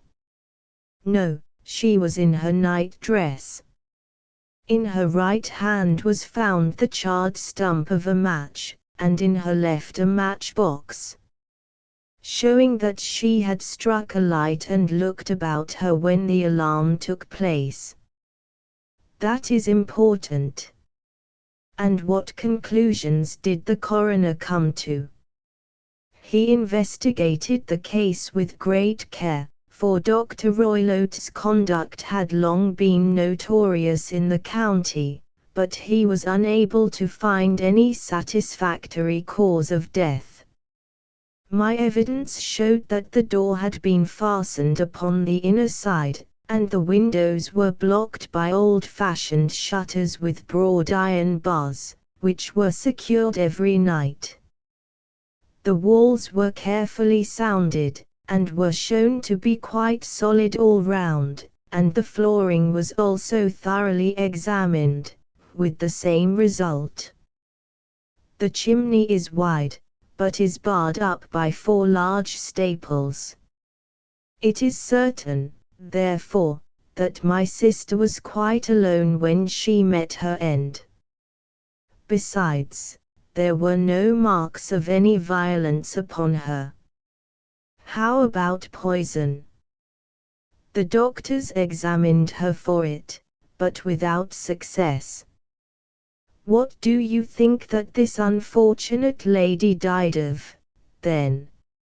"It is my belief that she died of pure fear and nervous shock, though what it was that frightened her I cannot imagine." "Were there gypsies in the plantation at the time?" "Yes, there are nearly always some there." "Ah, and what did you gather from this allusion to a band, a speckled band?" "Sometimes I have thought that it was merely the wild talk of delirium, sometimes that it may have referred to some band of people, perhaps to these very gypsies in the plantation. I do not know whether the spotted handkerchiefs which so many of them wear over their heads might have suggested the strange adjective which she used." Holmes shook his head like a man who is far from being satisfied. "These are very deep waters," said he. "Pray go on with your narrative." 2 years have passed since then, and my life has been until lately lonelier than ever. A month ago, however, a dear friend, whom I have known for many years, has done me the honor to ask my hand in marriage. His name is Armitage, Percy Armitage, the second son of Mr. Armitage, of Crane Water, near Reading. My stepfather has offered no opposition to the match, and we are to be married in the course of the spring. 2 days ago some repairs were started in the west wing of the building, and my bedroom wall has been pierced, so that I have had to move into the chamber in which my sister died, and to sleep in the very bed in which she slept. Imagine, then, my thrill of terror when last night, as I lay awake, thinking over her terrible fate, I suddenly heard in the silence of the night the low whistle which had been the herald of her own death. I sprang up and lit the lamp, but nothing was to be seen in the room. I was too shaken to go to bed again, however, so I dressed, and as soon as it was daylight I slipped down, got a dog-cart at the Crown Inn which is opposite, and drove to Leatherhead, from whence I have come on this morning with the one object of seeing you and asking your advice. You have done wisely, said my friend.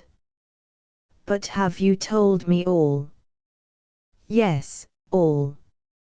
Miss Roylott, you have not. You are screening your stepfather. Why, what do you mean? For answer Holmes pushed back the frill of black lace which fringed the hand that lay upon our visitor's knee. 5 little livid spots, the marks of 4 fingers and a thumb, were printed upon the white wrist. You have been cruelly used, said Holmes. The lady colored deeply and covered over her injured wrist. He is a hard man, she said, and perhaps he hardly knows his own strength. There was a long silence, during which Holmes leaned his chin upon his hands and stared into the crackling fire. This is a very deep business, he said, at last. There are 1,000 details which I should desire to know before I decide upon our course of action. Yet we have not a moment to lose. If we were to come to Stoke Moran today, would it be possible for us to see over these rooms without the knowledge of your stepfather? As it happens, he spoke of coming into town today upon some most important business. It is probable that he will be away all day, and that there would be nothing to disturb you. We have a housekeeper now, but she is old and foolish, and I could easily get her out of the way. Excellent. You are not averse to this trip, Watson? By no means. Then we shall both come. What are you going to do yourself? I have 1 or 2 things which I would wish to do now that I am in town.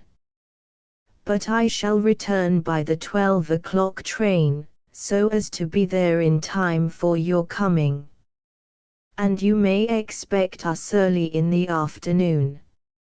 I have myself some small business matters to attend to. Will you not wait and breakfast? No, I must go. My heart is lightened already since I have confided my trouble to you. I shall look forward to seeing you again this afternoon. She dropped her thick black veil over her face and glided from the room. And what do you think of it all, Watson? Asked Sherlock Holmes, leaning back in his chair. It seems to me to be a most dark and sinister business. Dark enough and sinister enough. Yet if the lady is correct in saying that the flooring and walls are sound, and that the door, window, and chimney are impassable, then her sister must have been undoubtedly alone when she met her mysterious end. What becomes, then, of these nocturnal whistles, and what of the very peculiar words of the dying woman? I cannot think. When you combine the ideas of whistles at night, the presence of a band of gypsies who are on intimate terms with this old doctor, the fact that we have every reason to believe that the doctor has an interest in preventing his stepdaughter's marriage, the dying allusion to a band, and, finally, the fact that Miss Helen Stoner heard a metallic clang, which might have been caused by one of those metal bars which secured the shutters falling back into their place, I think that there is good ground to think that the mystery may be cleared along those lines. But what, then, did the gypsies do? I cannot imagine. I see many objections to any such theory. And so do I. It is precisely for that reason that we are going to Stoke Moran this day. I want to see whether the objections are fatal, or if they may be explained away. But what in the name of the devil? The ejaculation had been drawn from my companion by the fact that our door had been suddenly dashed open, and that a huge man had framed himself in the aperture. His costume was a peculiar mixture of the professional and of the agricultural, having a black top hat, a long frock coat, and a pair of high gaiters, with a hunting crop swinging in his hand. So tall was he that his hat actually brushed the crossbar of the doorway, and his breadth seemed to span it across from side to side. A large face, seared with 1,000 wrinkles, burned yellow with the sun, and marked with every evil passion, was turned from one to the other of us, while his deep-set, bile-shot eyes, and his high, thin, fleshless nose, gave him somewhat the resemblance to a fierce old bird of prey. "Which of you is Holmes?" asked this apparition. "My name, sir, but you have the advantage of me," said my companion, quietly. "I am Dr. Grimesby Roylott, of Stoke Moran." "Indeed, doctor," said Holmes, blandly. "Pray take a seat." "I will do nothing of the kind. My stepdaughter has been here. I have traced her." "What has she been saying to you?" "It is a little cold for the time of the year," said Holmes. "What has she been saying to you?" screamed the old man, furiously. "But I have heard that the crocuses promise well," continued my companion, imperturbably. "Ha! You put me off, do you?" said our new visitor, taking a step forward and shaking his hunting crop. "I know you, you scoundrel. I have heard of you before. You are Holmes, the meddler." My friend smiled. "Holmes, the busybody." His smile broadened. "Holmes, the Scotland Yard Jack in office." Holmes chuckled heartily. "Your conversation is most entertaining," said he. "When you go out, close the door, for there is a decided draught. I will go when I have said my say. Don't you dare to meddle with my affairs. I know that Miss Stoner has been here. I traced her. I am a dangerous man to fall foul of. See here." He stepped swiftly forward, seized the poker, and bent it into a curve with his huge brown hands. "See that you keep yourself out of my grip," he snarled, and hurling the twisted poker into the fireplace, he strode out of the room. "He seems a very amiable person," said Holmes, laughing. "I am not quite so bulky, but if he had remained I might have shown him that my grip was not much more feeble than his own." As he spoke he picked up the steel poker, and with a sudden effort straightened it out again. "Fancy his having the insolence to confound me with the official detective force. This incident gives zest to our investigation, however, and I only trust that our little friend will not suffer from her imprudence in allowing this brute to trace her. And now, Watson, we shall order breakfast, and afterwards I shall walk down to Doctors' Commons, where I hope to get some data which may help us in this matter." It was nearly 1 o'clock when Sherlock Holmes returned from his excursion. He held in his hand a sheet of blue paper, scrawled over with notes and figures. "I have seen the will of the deceased wife," said he.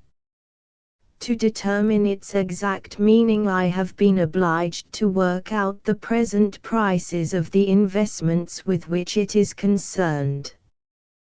The total income, which at the time of the wife's death was little short of £1,100, is now, through the fall in agricultural prices, not more than £750.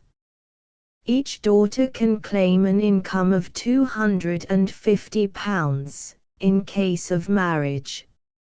It is evident, therefore, that if both girls had married, this beauty would have had a mere pittance, while even one of them would cripple him to a very serious extent.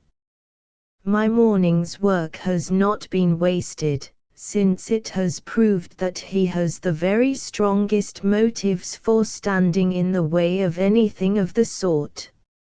And now, Watson, this is too serious for dawdling, especially as the old man is aware that we are interesting ourselves in his affairs, so if you are ready, we shall call a cab and drive to Waterloo. I should be very much obliged if you would slip your revolver into your pocket. An Ellie's number 2 is an excellent argument with gentlemen who can twist steel pokers into knots. That and a toothbrush are, I think, all that we need."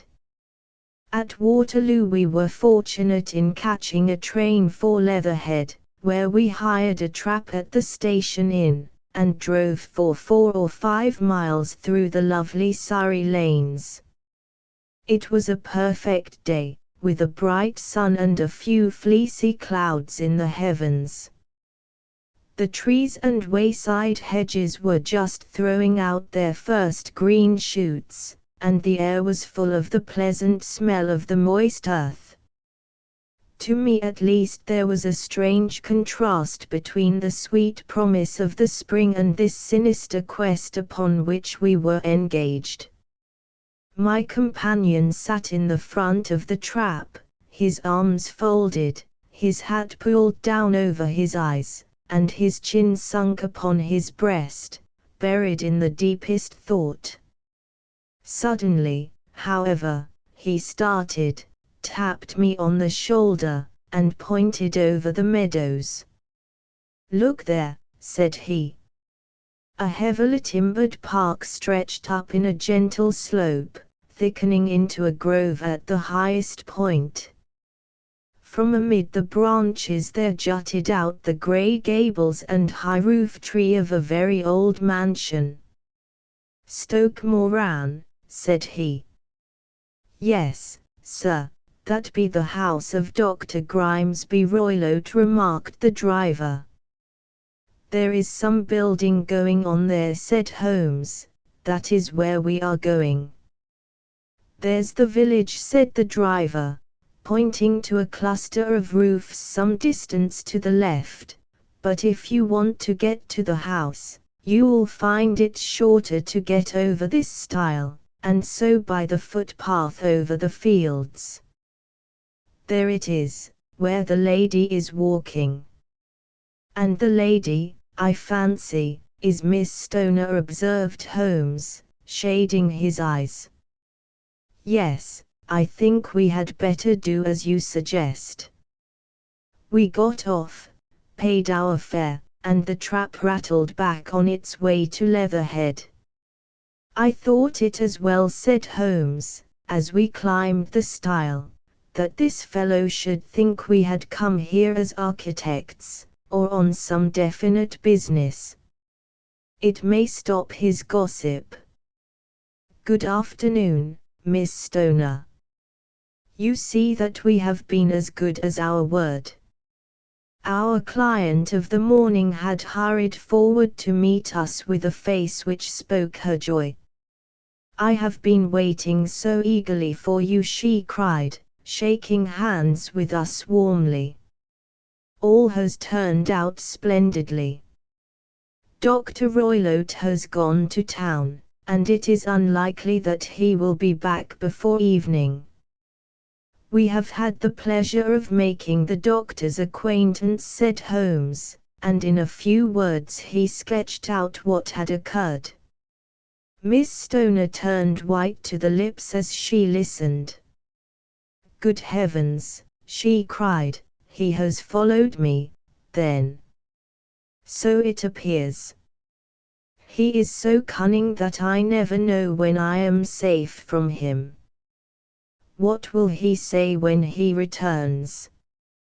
He must guard himself, for he may find that there is someone more cunning than himself upon his track. You must lock yourself up from him tonight. If he is violent, we shall take you away to your aunt's at Harrow. Now, we must make the best use of our time, so kindly take us at once to the rooms which we are to examine. The building was of grey, lichen-blotched stone, with a high central portion, and two curving wings, like the claws of a crab, thrown out on each side. In one of these wings the windows were broken, and blocked with wooden boards, while the roof was partly caved in, a picture of ruin. The central portion was in little better repair, but the right-hand block was comparatively modern, and the blinds in the windows, with the blue smoke curling up from the chimneys, showed that this was where the family resided.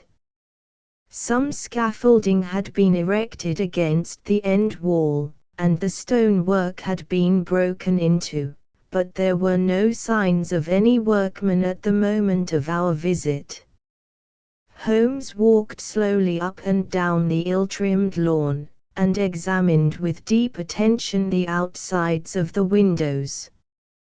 This, I take it, belongs to the room in which you used to sleep, the centre one to your sisters, and the one next to the main building to Dr. Roylott's chamber. Exactly so. But I am now sleeping in the middle one. Pending the alterations, as I understand.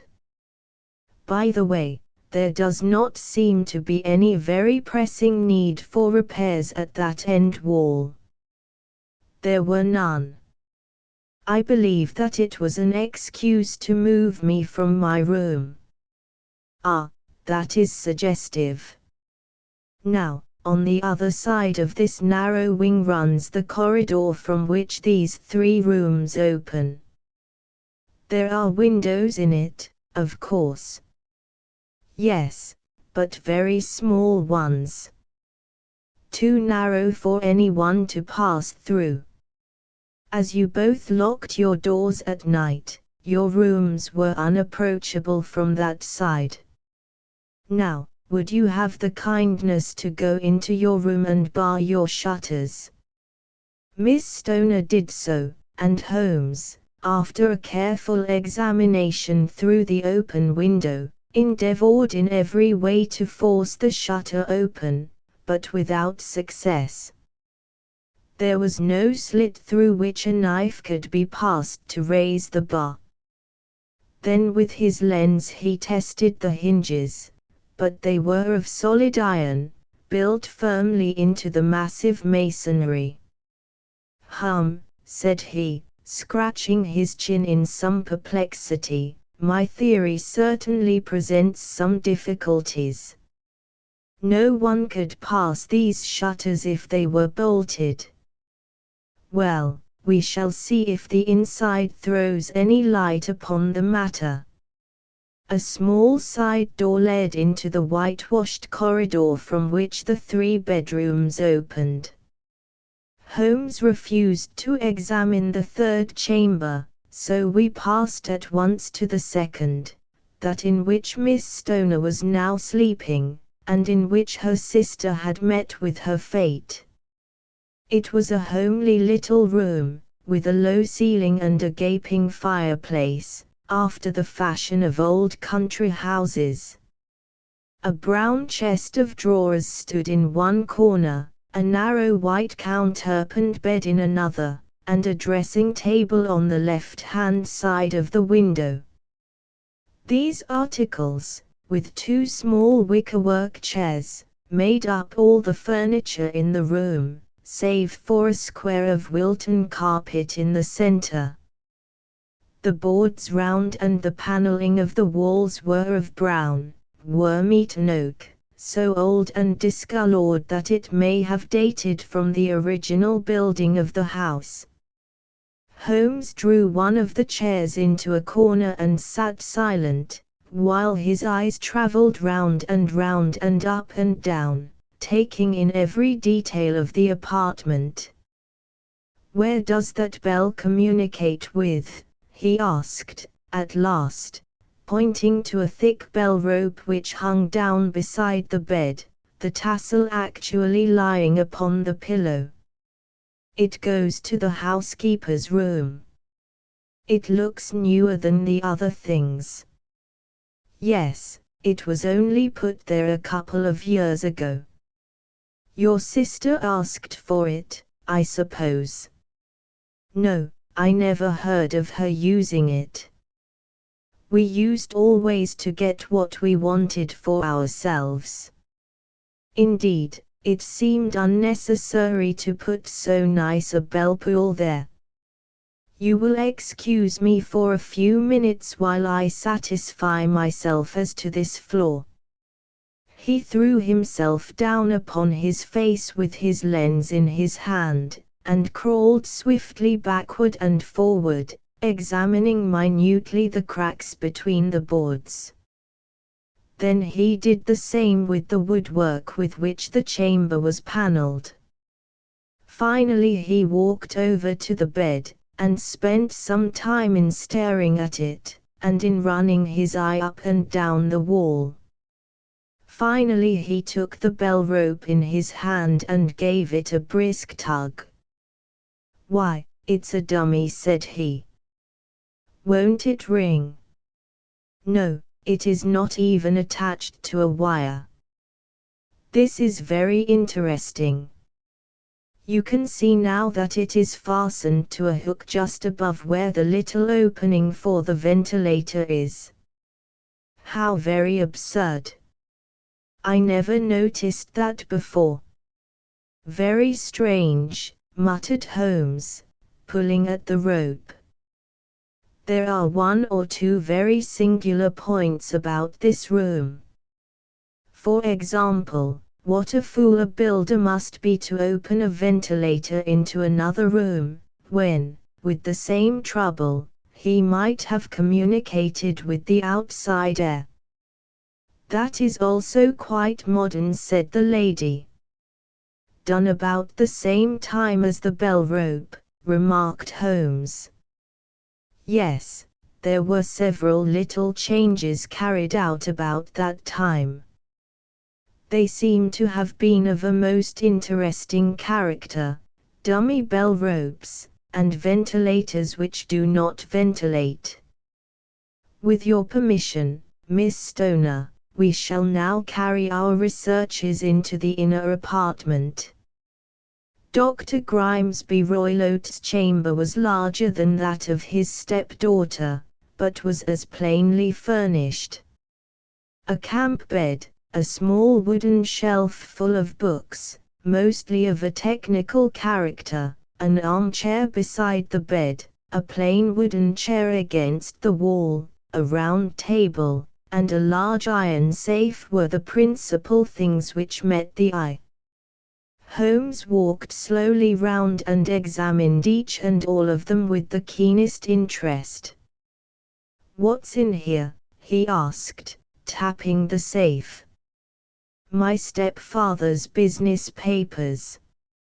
"Oh, you have seen inside, then?" "Only once, some years ago.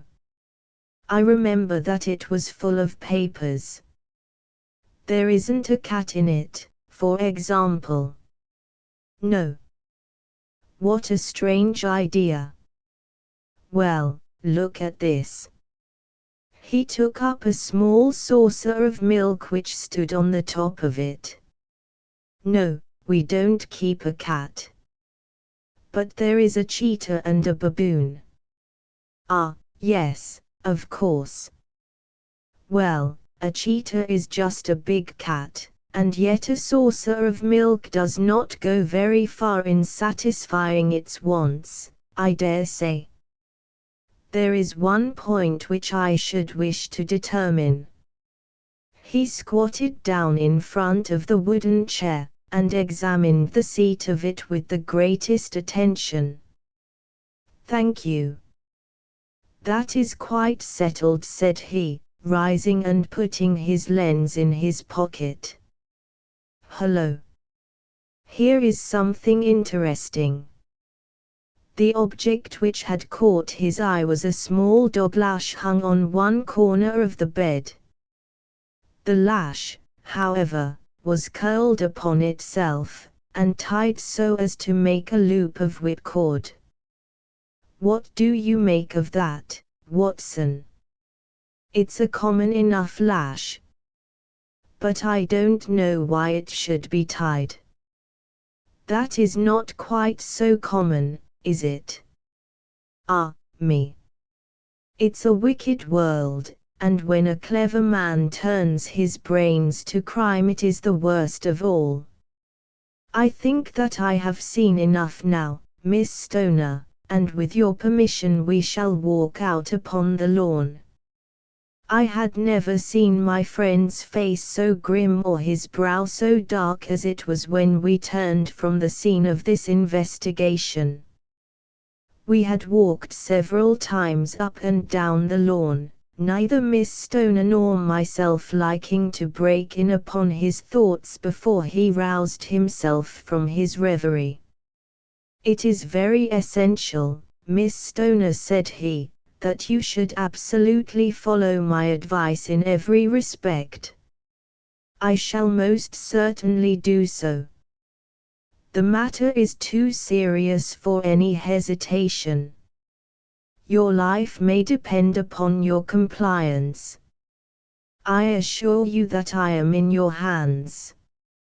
In the first place, both my friend and I must spend the night in your room." Both Miss Stoner and I gazed at him in astonishment. "Yes, it must be so." "Let me explain. I believe that is the village inn over there." "Yes, that is the Crown." "Very good. Your windows would be visible from there." "Certainly." "You must confine yourself to your room, on pretense of a headache, when your stepfather comes back. Then when you hear him retire for the night, you must open the shutters of your window, undo the hasp, put your lamp there as a signal to us, and then withdraw quietly with everything which you are likely to want into the room which you used to occupy. I have no doubt that, in spite of the repairs, you could manage there for one night. Oh yes, easily. The rest you will leave in our hands. But what will you do? We shall spend the night in your room, and we shall investigate the cause of this noise which has disturbed you. I believe, Mr. Holmes, that you have already made up your mind, said Miss Stoner, laying her hand upon my companion's sleeve. Perhaps I have. Then for pity's sake tell me what was the cause of my sister's death. I should prefer to have clearer proofs before I speak. You can at least tell me whether my own thought is correct, and if she died from some sudden fright. Goodbye, and be brave. No, I do not think so. I think that there was probably some more tangible cause. And now, Miss Stoner, we must leave you. For if Dr. Roylott returned and saw us, our journey would be in vain. Goodbye, and be brave, for if you will do what I have told you, you may rest assured that we shall soon drive away the dangers that threaten you. Sherlock Holmes and I had no difficulty in engaging a bedroom and sitting room at the Crown Inn. They were on the upper floor, and from our window we could command a view of the Avenue Gate, and of the inhabited wing of Stoke Moran Manor House. At dusk we saw Dr. Grimesby Roylott drive past, his huge form looming up beside the little figure of the lad who drove him. The boy had some slight difficulty in undoing the heavy iron gates, and we heard the hoarse roar of the doctor's voice, and saw the fury with which he shook his clenched fists at him. The trap drove on, and a few minutes later we saw a sudden light spring up among the trees as the lamp was lit in one of the sitting rooms. "Do you know, Watson," said Holmes, as we sat together in the gathering darkness, "I have really some scruples as to taking you tonight. There is a distinct element of danger. Can I be of assistance? Your presence might be invaluable." "Then I shall certainly come. It is very kind of you. You speak of danger. You have evidently seen more in these rooms than was visible to me." "No, but I fancy that I may have deduced a little more." "I imagine that you saw all that I did." "I saw nothing remarkable save the bell rope, and what purpose that could answer I confess is more than I can imagine." "You saw the ventilator, too?" "Yes. But I do not think that it is such a very unusual thing to have a small opening between two rooms. It was so small that a rat could hardly pass through. I knew that we should find a ventilator before ever we came to Stoke Moran." "My dear Holmes." "Oh yes, I did. You remember in her statement she said that her sister could smell Dr. Roylott's cigar. Now, of course that suggested at once that there must be a communication between the two rooms. It could only be a small one, or it would have been remarked upon at the coroner's inquiry. I deduced a ventilator. But what harm can there be in that? Well, there is at least a curious coincidence of dates. A ventilator is made, a cord is hung, and a lady who sleeps in the bed dies. Does not that strike you? I cannot as yet see any connection." Did you observe anything very peculiar about that bed? No, it was clamped to the floor. Did you ever see a bed fastened like that before? I cannot say that I have. The lady could not move her bed. It must always be in the same relative position to the ventilator and to the rope, for so we may call it, since it was clearly never meant for a bell pull. Holmes, I cried, I seem to see dimly what you are hinting at.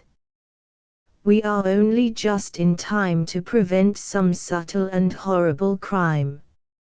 Subtle enough and horrible enough. When a doctor does go wrong, he is the first of criminals. He has nerve and he has knowledge. Palmer and Pritchard were among the heads of their profession. This man strikes even deeper, but I think, Watson, that we shall be able to strike deeper still.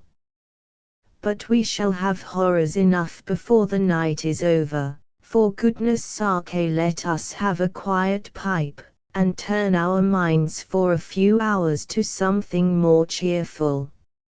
About 9 o'clock the light among the trees was extinguished, and all was dark in the direction of the manor house. 2 hours passed slowly away, and then, suddenly, just at the stroke of 11, a single bright light shone out right in front of us. That is our signal, said Holmes, springing to his feet. It comes from the middle window. As we passed out he exchanged a few words with the landlord, explaining that we were going on a late visit to an acquaintance, and that it was possible that we might spend the night there. A moment later we were out on the dark road, a chill wind blowing in our faces, and one yellow light twinkling in front of us through the gloom to guide us on our somber errand.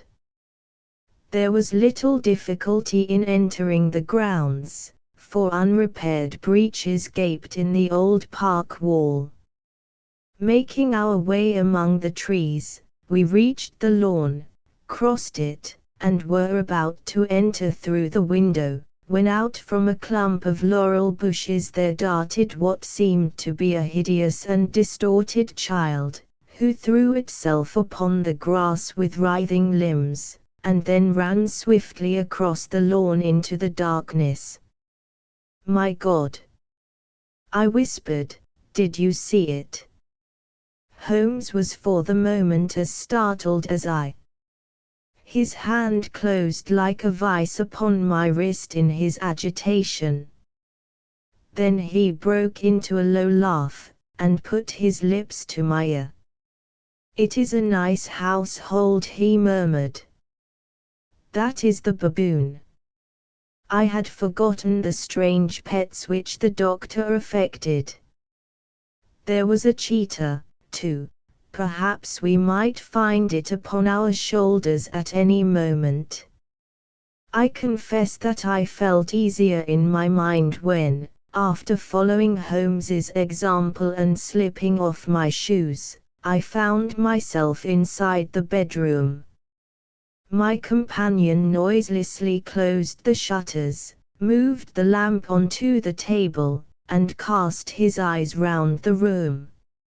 All was as we had seen it in the daytime.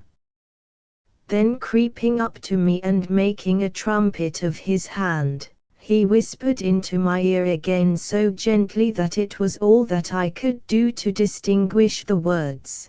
The least sound would be fatal to our plans. I nodded to show that I had heard. We must sit without light. He would see it through the ventilator. I nodded again. Do not go asleep, your very life may depend upon it. Have your pistol ready in case we should need it. I will sit on the side of the bed, and you in that chair. I took out my revolver and laid it on the corner of the table. Holmes had brought up a long thin cane, and this he placed upon the bed beside him. By it he laid the box of matches and the stump of a candle. Then he turned down the lamp, and we were left in darkness. How shall I ever forget that dreadful vigil? I could not hear a sound, not even the drawing of a breath, and yet I knew that my companion sat open-eyed, within a few feet of me, in the same state of nervous tension in which I was myself. The shutters cut off the least ray of light, and we waited in absolute darkness. From outside came the occasional cry of a night bird, and once at our very window a long-drawn cat-like whine, which told us that the cheetah was indeed at liberty. Far away we could hear the deep tones of the parish clock, which boomed out every quarter of an hour. How long they seemed, those quarters! 12 struck, and 1 and 2 and 3, and still we sat waiting silently for whatever might befall. Suddenly there was the momentary gleam of a light up in the direction of the ventilator, which vanished immediately, but was succeeded by a strong smell of burning oil and heated metal. Someone in the next room had lit a dark lantern. I heard a gentle sound of movement, and then all was silent once more, though the smell grew stronger. For half an hour I sat with straining ears. Then suddenly another sound became audible, a very gentle, soothing sound, like that of a small jet of steam escaping continually from a kettle. The instant that we heard it, Holmes sprang from the bed, struck a match, and lashed furiously with his cane at the bell pull. "You see it, Watson," he yelled. "You see it." But I saw nothing. At the moment when Holmes struck the light I heard a low, clear whistle, but the sudden glare flashing into my weary eyes made it impossible for me to tell what it was at which my friend lashed so savagely. I could, however, see that his face was deadly pale, and filled with horror and loathing. He had ceased to strike, and was gazing up at the ventilator, when suddenly there broke from the silence of the night the most horrible cry to which I have ever listened. It swelled up louder and louder, a hoarse yell of pain and fear and anger all mingled in the one dreadful shriek. They say that away down in the village, and even in the distant parsonage, that cry raised the sleepers from their beds.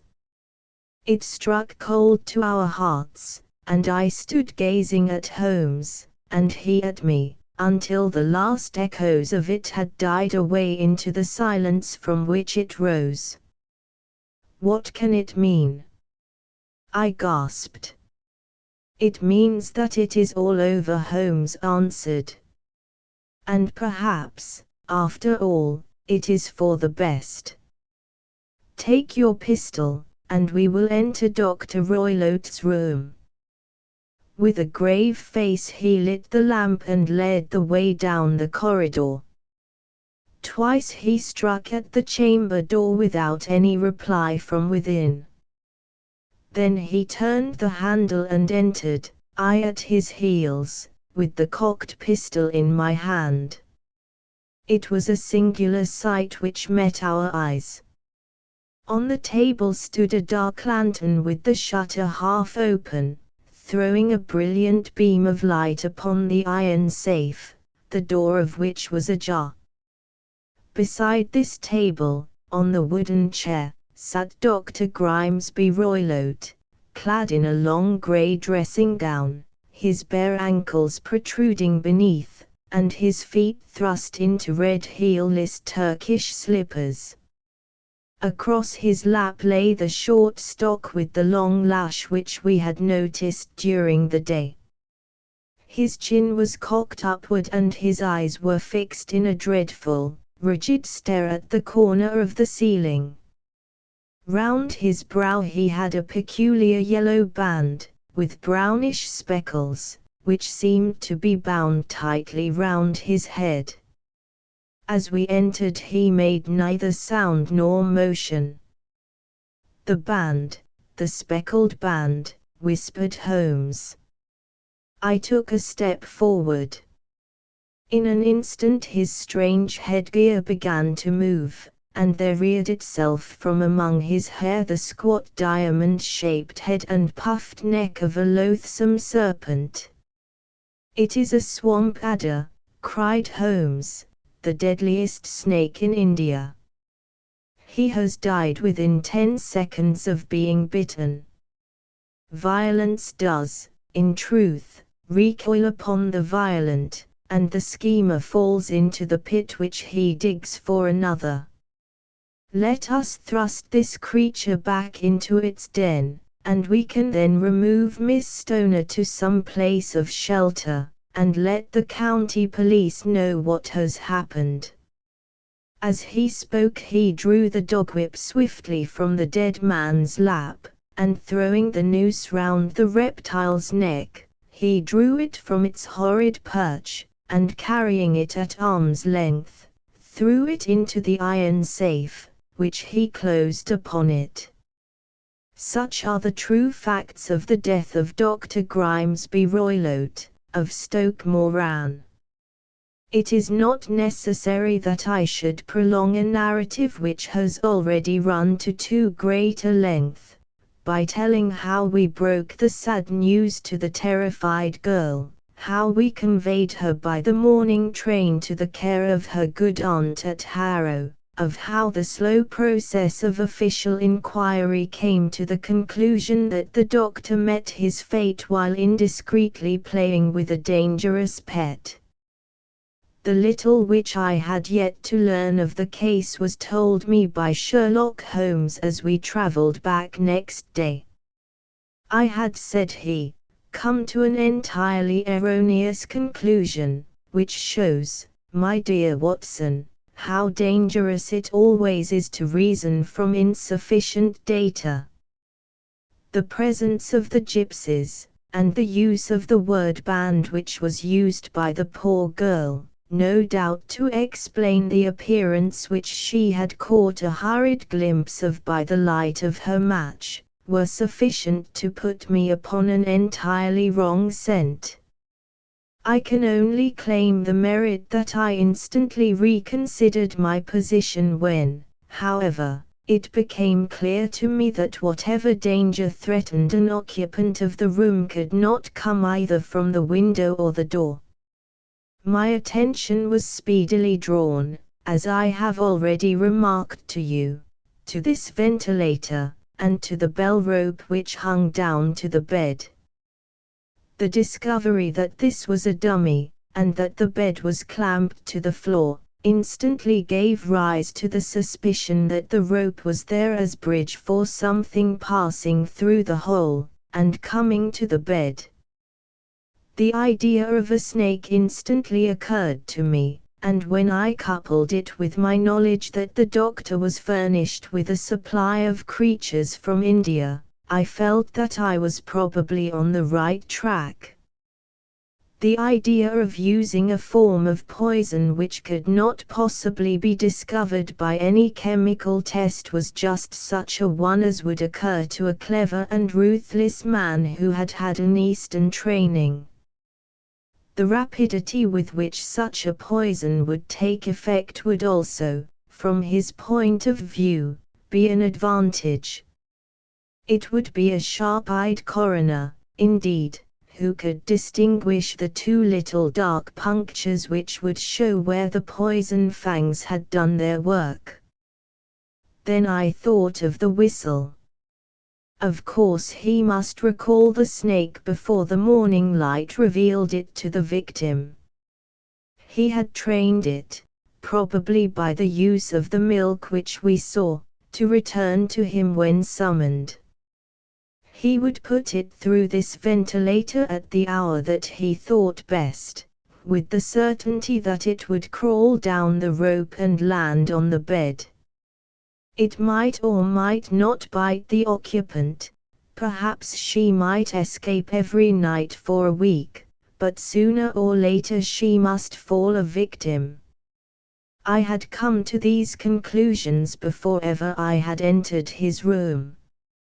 An inspection of his chair showed me that he had been in the habit of standing on it, which of course would be necessary in order that he should reach the ventilator. The sight of the safe, the saucer of milk, and the loop of whipcord were enough to finally dispel any doubts which may have remained. The metallic clang heard by Miss Stoner was obviously caused by her stepfather hastily closing the door of his safe upon its terrible occupant. Having once made up my mind, you know the steps which I took in order to put the matter to the proof. I heard the creature hiss, as I have no doubt that you did also, and I instantly lit the light and attacked it, with the result of driving it through the ventilator, and also with the result of causing it to turn upon its master at the other side. Some of the blows of my cane came home, and roused its snakish temper, so that it flew upon the first person it saw. In this way I am no doubt indirectly responsible for Dr. Grimesby Roylote's death, and I cannot say that it is likely to weigh very heavily upon my conscience.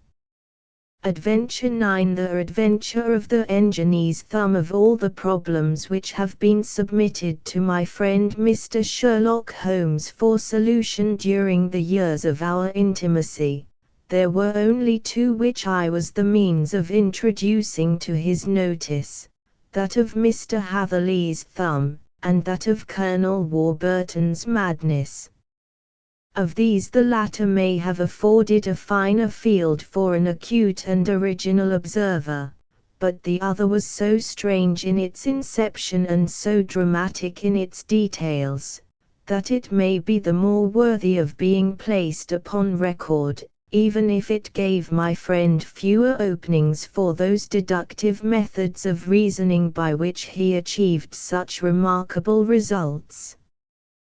The story has, I believe, been told more than once in the newspapers, but, like all such narratives, its effect is much less striking when set forth en bloc in a single half-column of print than when the facts slowly evolve before your own eyes, and the mystery clears gradually away as each new discovery furnishes a step which leads on to the complete truth. At the time the circumstances made a deep impression upon me, and the lapse of 2 years has hardly served to weaken the effect. It was in the summer of '89, not long after my marriage, that the events occurred which I am now about to summarize. I had returned to civil practice, and had finally abandoned Holmes in his Baker Street rooms, although I continually visited him, and occasionally even persuaded him to forego his bohemian habits so far as to come and visit us. My practice had steadily increased, and as I happened to live at no very great distance from Paddington Station, I got a few patients from among the officials. One of these, whom I had cured of a painful and lingering disease, was never weary of advertising my virtues, and of endeavoring to send me on every sufferer over whom he might have any influence. One morning, at a little before 7 o'clock, I was awakened by the maid tapping at the door, to announce that 2 men had come from Paddington, and were waiting in the consulting room. I dressed hurriedly, for I knew by experience that railway cases were seldom trivial, and hastened downstairs. As I descended, my old ally, the god, came out of the room and closed the door tightly behind him. "I've got him here," he whispered, jerking his thumb over his shoulder. "He's all right." "What is it, then?" I asked, for his manner suggested that it was some strange creature which he had caged up in my room. "It's a new patient," he whispered. "I thought I'd bring him round myself, then he couldn't slip away. There he is, all safe and sound. I must go now, doctor, I have my duties, just the same as you." And off he went, this trusty tout, without even giving me time to thank him. I entered my consulting room and found a gentleman seated by the table. He was quietly dressed in a suit of heather tweed, with a soft cloth cap, which he had laid down upon my books. Round one of his hands he had a handkerchief wrapped, which was mottled all over with blood stains. He was young, not more than 25, I should say, with a strong, masculine face, but he was exceedingly pale, and gave me the impression of a man who was suffering from some strong agitation, which it took all his strength of mind to control. "I am sorry to knock you up so early, doctor," said he, "but I have had a very serious accident during the night. I came in by train this morning, and on inquiring at Paddington as to where I might find a doctor, a worthy fellow very kindly escorted me here. I gave the maid a card, but I see that she has left it upon the side table." I took it up and glanced at it. "Mr. Victor Hatherley, hydraulic engineer, 16 Victoria Street, 3D floor. That was the name, style, and abode of my morning visitor. "I regret that I have kept you waiting," said I, sitting down in my library chair. "You are fresh from a night journey, I understand, which is in itself a monotonous occupation." "Oh, my night could not be called monotonous," said he, and laughed. He laughed very heartily, with a high, ringing note, leaning back in his chair and shaking his sides. All my medical instincts rose up against that laugh. "Stop it!" I cried. "Pull yourself together," and I poured out some water from a carafe. It was useless, however. He was off in one of those hysterical outbursts which come upon a strong nature when some great crisis is over and gone. Presently he came to himself once more, very weary and blushing hotly.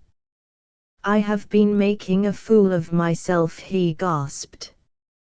"Not at all. Drink this." I dashed some brandy into the water, and the color began to come back to his bloodless cheeks.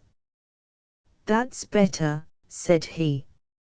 "And now, doctor, perhaps you would kindly attend to my thumb, or rather to the place where my thumb used to be." He unwound the handkerchief and held out his hand. It gave even my hardened nerves a shudder to look at it. There were 4 protruding fingers and a horrid red, spongy surface where the thumb should have been. It had been hacked or torn right out from the roots. "Good heavens!" I cried, "this is a terrible injury. It must have bled considerably." "Yes, it did. I fainted when it was done, and I think that I must have been senseless for a long time. When I came to, I found that it was still bleeding, so I tied one end of my handkerchief very tightly round the wrist, and braced it up with a twig. Excellent. You should have been a surgeon. It is a question of hydraulics, you see, and came within my own province. This has been done, said I, examining the wound, by a very heavy and sharp instrument. A thing like a cleaver, said he. An accident, I presume. By no means. What, a murderous attack? Very murderous indeed. You horrify me. I sponged the wound, cleaned it, dressed it, and finally covered it over with cotton wadding and carbolised bandages. He lay back without wincing, though he bit his lip from time to time. How is that? I asked, when I had finished. Capital. Between your brandy and your bandage, I feel a new man. I was very weak, but I have had a good deal to go through. Perhaps you had better not speak of the matter. It is evidently trying to your nerves. Oh no, not now. I shall have to tell my tale to the police, but, between ourselves, if it were not for the convincing evidence of this wound of mine, I should be surprised if they believed my statement, for it is a very extraordinary one, and I have not much in the way of proof with which to back it up, and, even if they believe me, the clues which I can give them are so vague that it is a question whether justice will be done. Ha! Cried I, if it is anything in the nature of a problem which you desire to see solved, I should strongly recommend you to come to my friend Mr. Sherlock Holmes before you go to the official police.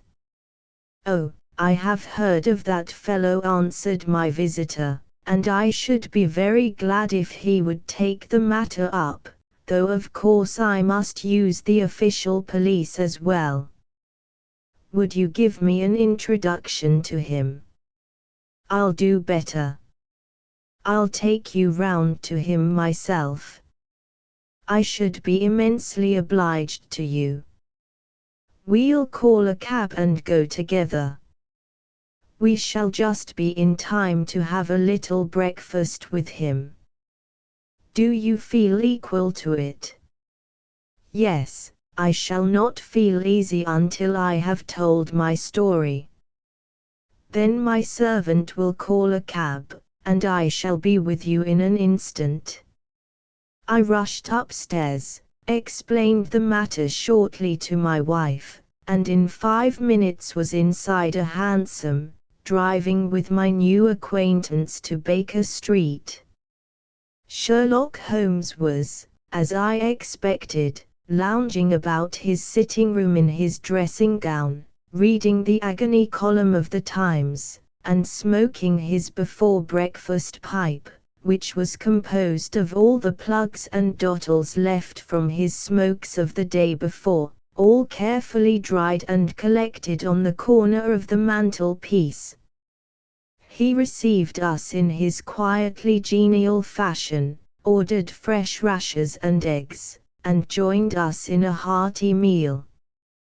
When it was concluded, he settled our new acquaintance upon the sofa, placed a pillow beneath his head, and laid a glass of brandy and water within his reach. It is easy to see that your experience has been no common one, Mr. Hatherley, said he. Pray, lie down there and make yourself absolutely at home. Tell us what you can, but stop when you are tired, and keep up your strength with a little stimulant. Thank you, said my patient, but I have felt another man since the doctor bandaged me, and I think that your breakfast has completed the cure. I shall take up as little of your valuable time as possible, so I shall start at once upon my peculiar experiences. Holmes sat in his big armchair with the weary, heavy-lidded expression which veiled his keen and eager nature, while I sat opposite to him, and we listened in silence to the strange story which our visitor detailed to us. "You must know," said he, "that I am an orphan and a bachelor, residing alone in lodgings in London. By profession I am an hydraulic engineer, and I have had considerable experience of my work during the 7 years that I was apprenticed to Venner and Matheson, the well-known firm, of Greenwich. 2 years ago, having served my time, and having also come into a fair sum of money through my poor father's death, I determined to start in business for myself, and took professional chambers in Victoria Street. I suppose that everyone finds his first independent start in business a dreary experience.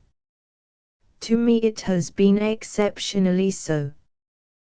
During 2 years I have had 3 consultations and 1 small job, and that is absolutely all that my profession has brought me. My gross takings amount to £27 10s. Every day, from 9 in the morning until 4 in the afternoon, I waited in my little den, until at last my heart began to sink, and I came to believe that I should never have any practice at all. Yesterday, however, just as I was thinking of leaving the office, my clerk entered to say there was a gentleman waiting who wished to see me upon business. He brought up a card, too, with the name of Colonel Lysander Stark engraved upon it. Close at his heels came the colonel himself, a man rather over the middle size, but of an exceeding thinness. I do not think that I have ever seen so thin a man. His whole face sharpened away into nose and chin, and the skin of his cheeks was drawn quite tense over his outstanding bones. Yet this emaciation seemed to be his natural habit, and due to no disease, for his eye was bright, his step brisk, and his bearing assured. He was plainly but neatly dressed, and his age, I should judge, would be nearer 40 than 30. "Mr. Hatherley," said he, with something of a German accent. "You have been recommended to me, Mr. Hatherley, as being a man who is not only proficient in his profession, but is also discreet and capable of preserving a secret." I bowed, feeling as flattered as any young man would at such an address.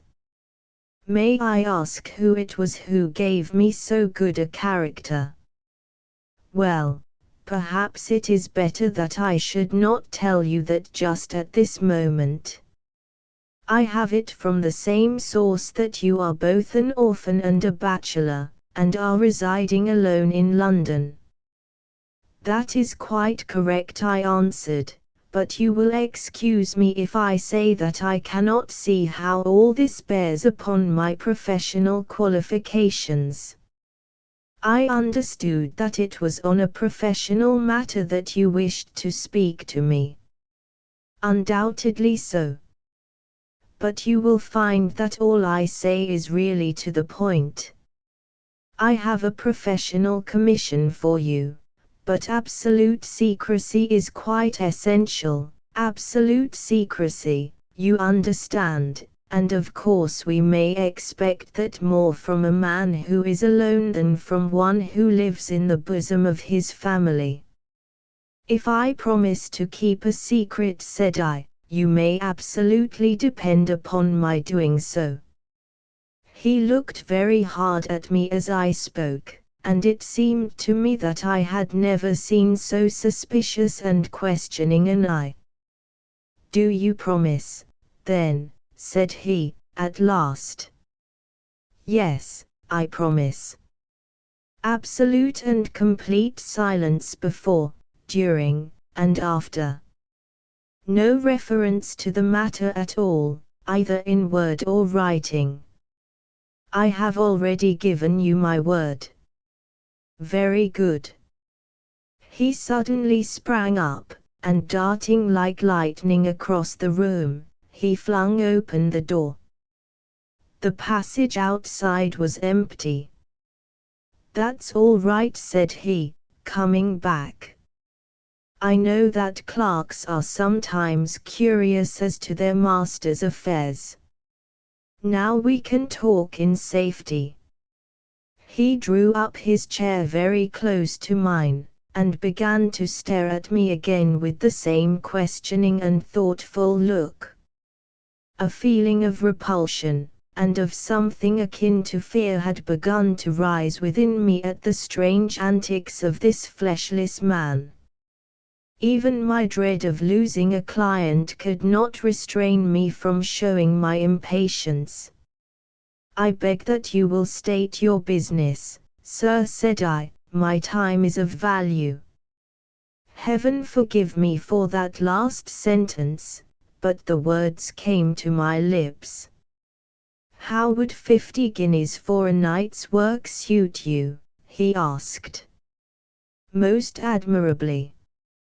"I say a night's work, but an hour's would be nearer the mark. I simply want your opinion about a hydraulic stamping machine which has got out of gear. If you show us what is wrong, we shall soon set it right ourselves. What do you think of such a commission as that? The work appears to be light and the pay munificent." "Precisely so." "We shall want you to come tonight by the last train." "Where to?" "To a ford, in Berkshire. It is a little place near the borders of Oxfordshire, and within 7 miles of Reading. There is a train from Paddington which would bring you there at about 11:15. "Very good. I shall come down in a carriage to meet you." "There is a drive, then?" "Yes, our little place is quite out in the country. It is a good 7 miles from a Ford station." "Then we can hardly get there before midnight." "I suppose there would be no chance of a train back?" "I should be compelled to stop the night." "Yes, we could easily give you a shakedown." "That is very awkward. Could I not come at some more convenient hour?" "We have judged it best that you should come late. It is to recompense you for any inconvenience that we are paying to you, a young and unknown man, a fee which would buy an opinion from the very heads of your profession. Still, of course, if you would like to draw out of the business, there is plenty of time to do so." I thought of the 50 guineas, and of how very useful they would be to me. "Not at all," said I. "I shall be very happy to accommodate myself to your wishes. I should like, however, to understand a little more clearly what it is that you wish me to do." "Quite so. It is very natural that the pledge of secrecy which we have exacted from you should have aroused your curiosity. I have no wish to commit you to anything without your having it all laid before you. I suppose that we are absolutely safe from eavesdroppers?" "Entirely." "Then the matter stands thus. You are probably aware that Fuller's Earth is a valuable product, and that it is only found in 1 or 2 places in England. I have heard so. Some little time ago I bought a small place, a very small place, within 10 miles of Reading. I was fortunate enough to discover that there was a deposit of Fuller's Earth in one of my fields. On examining it, however, I found that this deposit was a comparatively small one, and that it formed a link between 2 very much larger ones upon the right and left, both of them, however, in the grounds of my neighbors. These good people were absolutely ignorant that their land contained that which was quite as valuable as a gold mine. Naturally, it was to my interest to buy their land before they discovered its true value, but, unfortunately, I had no capital by which I could do this. I took a few of my friends into the secret, however, and they suggested that we should quietly and secretly work our own little deposit, and that in this way we should earn the money which would enable us to buy the neighboring fields. This we have now been doing for some time, and in order to help us in our operations we erected an hydraulic press. This press, as I have already explained, has got out of order, and we wish your advice upon the subject. We guard our secret very jealously, however, and if it once became known that we had hydraulic engineers coming to our little house, it would soon rouse inquiry, and then, if the facts came out, it would be goodbye to any chance of getting these fields and carrying out our plans. That is why I have made you promise me that you will not tell a human being that you are going to afford tonight. I hope that I make it all plain. I quite follow you, said I. The only point which I could not quite understand was what use you could make of an hydraulic press in excavating Fuller's Earth, which, as I understand, is dug out like gravel from a pit. Ah, said he, carelessly, we have our own process. We compress the earth into bricks, so as to remove them without revealing what they are. But that is a mere detail. I have taken you fully into my confidence now, Mr. Hatherley, and I have shown you how I trust you. He rose as he spoke. I shall expect you, then, at a Ford at 11:15. I shall certainly be there. And not a word to a soul. He looked at me with a last, long, questioning gaze, and then, pressing my hand in a cold, dank grasp, he hurried from the room. Well, when I came to think it all over in cool blood, I was very much astonished, as you may both think, at this sudden commission which had been entrusted to me.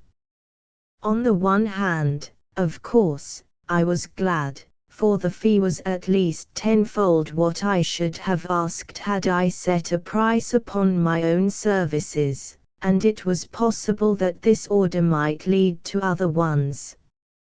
On the other hand, the face and manner of my patron had made an unpleasant impression upon me, and I could not think that his explanation of the Fuller's Earth was sufficient to explain the necessity for my coming at midnight, and his extreme anxiety lest I should tell anyone of my errand. However, I threw all fears to the winds, ate a hearty supper, drove to Paddington, and started off, having obeyed to the letter the injunction as to holding my tongue. Not a word to a soul at Reading. I had to change not only my carriage, but my station. However, I was in time for the last train to afford, and I reached the little dim-lit station after 11 o'clock. I was the only passenger who got out there, and there was no one upon the platform save a single sleepy porter with a lantern. As I passed out through the wicket gate, however, I found my acquaintance of the morning waiting in the shadow upon the other side. Without a word he grasped my arm and hurried me into a carriage, the door of which was standing open. He drew up the windows on either side, tapped on the woodwork, and away we went as fast as the horse could go. "One horse," interjected Holmes. "Yes, only one." "Did you observe the color?" "Yes, I saw it by the side lights when I was stepping into the carriage. It was a chestnut." "Tired looking or fresh?" "Oh, fresh and glossy." "Thank you. I am sorry to have interrupted you. Pray continue your most interesting statement." Away we went then, and we drove for at least an hour. Colonel Lysander Stark had said that it was only 7 miles, but I should think, from the rate that we seemed to go, and from the time that we took, that it must have been nearer 12. He sat at my side in silence all the time, and I was aware, more than once when I glanced in his direction, that he was looking at me with great intensity. The country roads seemed to be not very good in that part of the world, for we lurched and jolted terribly. I tried to look out of the windows to see something of where we were, but they were made of frosted glass, and I could make out nothing save the occasional bright blur of a passing light. Now and then I hazarded some remark to break the monotony of the journey, but the colonel answered only in monosyllables, and the conversation soon flagged. At last, however, the bumping of the road was exchanged for the crisp smoothness of a gravel drive, and the carriage came to a stand. Colonel Lysander Stark sprang out, and, as I followed after him, pulled me swiftly into a porch which gaped in front of us. We stepped, as it were, right out of the carriage and into the hall, so that I failed to catch the most fleeting glance of the front of the house. The instant that I had crossed the threshold the door slammed heavily behind us, and I heard faintly the rattle of the wheels as the carriage drove away. It was pitch dark inside the house, and the colonel fumbled about looking for matches, and muttering under his breath. Suddenly a door opened at the other end of the passage, and a long, golden bar of light shot out in our direction. It grew broader, and a woman appeared with a lamp in her hand, which she held above her head, pushing her face forward and peering at us. I could see that she was pretty, and from the gloss with which the light shone upon her dark dress I knew that it was a rich material. She spoke a few words in a foreign tongue in a tone as though asking a question, and when my companion answered in a gruff monosyllable she gave such a start that the lamp nearly fell from her hand. Colonel Stark went up to her, whispered something in her ear, and then, pushing her back into the room from whence she had come, he walked towards me again with the lamp in his hand. "Perhaps you will have the kindness to wait in this room for a few minutes," said he, throwing open another door. It was a quiet, little, plainly furnished room, with a round table in the center, on which several German books were scattered. Colonel Stark laid down the lamp on the top of a harmonium beside the door. "I shall not keep you waiting an instant," said he, and vanished into the darkness. I glanced at the books upon the table, and in spite of my ignorance of German I could see that 2 of them were treatises on science, the others being volumes of poetry. Then I walked across to the window, hoping that I might catch some glimpse of the countryside, but an oak shutter, heavily barred, was folded across it. It was a wonderfully silent house. There was an old clock ticking loudly somewhere in the passage, but otherwise everything was deadly still. A vague feeling of uneasiness began to steal over me. Who were these German people, and what were they doing, living in this strange, out-of-the-way place? And where was the place? I was 10 miles or so from a ford, that was all I knew, but whether north, south, east, or west I had no idea. For that matter, Reading, and possibly other large towns, were within that radius, so the place might not be so secluded, after all. Yet it was quite certain, from the absolute stillness, that we were in the country. I paced up and down the room, humming a tune under my breath to keep up my spirits, and feeling that I was thoroughly earning my 50-guinea fee. Suddenly, without any preliminary sound in the midst of the utter stillness, the door of my room swung slowly open. The woman was standing in the aperture, the darkness of the hall behind her, the yellow light from my lamp beating upon her eager and beautiful face. I could see at a glance that she was sick with fear, and the sight sent a chill to my own heart. She held up one shaking finger to warn me to be silent, and she shot a few whispered words of broken English at me, her eyes glancing back, like those of a frightened horse, into the gloom behind her. "I would go," said she, trying hard, as it seemed to me, to speak calmly. "I would go. I should not stay here. There is no good for you to do." "But, madam," said I have not yet done what I came for. I cannot possibly leave until I have seen the machine." "It is not worth your while to wait," she went on. "You can pass through the door, no one hinders." And then, seeing that I smiled and shook my head, she suddenly threw aside her constraint and made a step forward, with her hands wrung together. "For the love of heaven," she whispered, "get away from here before it is too late." But I am somewhat headstrong by nature, and the more ready to engage in an affair when there is some obstacle in the way. I thought of my 50-guinea fee, of my wearisome journey, and of the unpleasant night which seemed to be before me.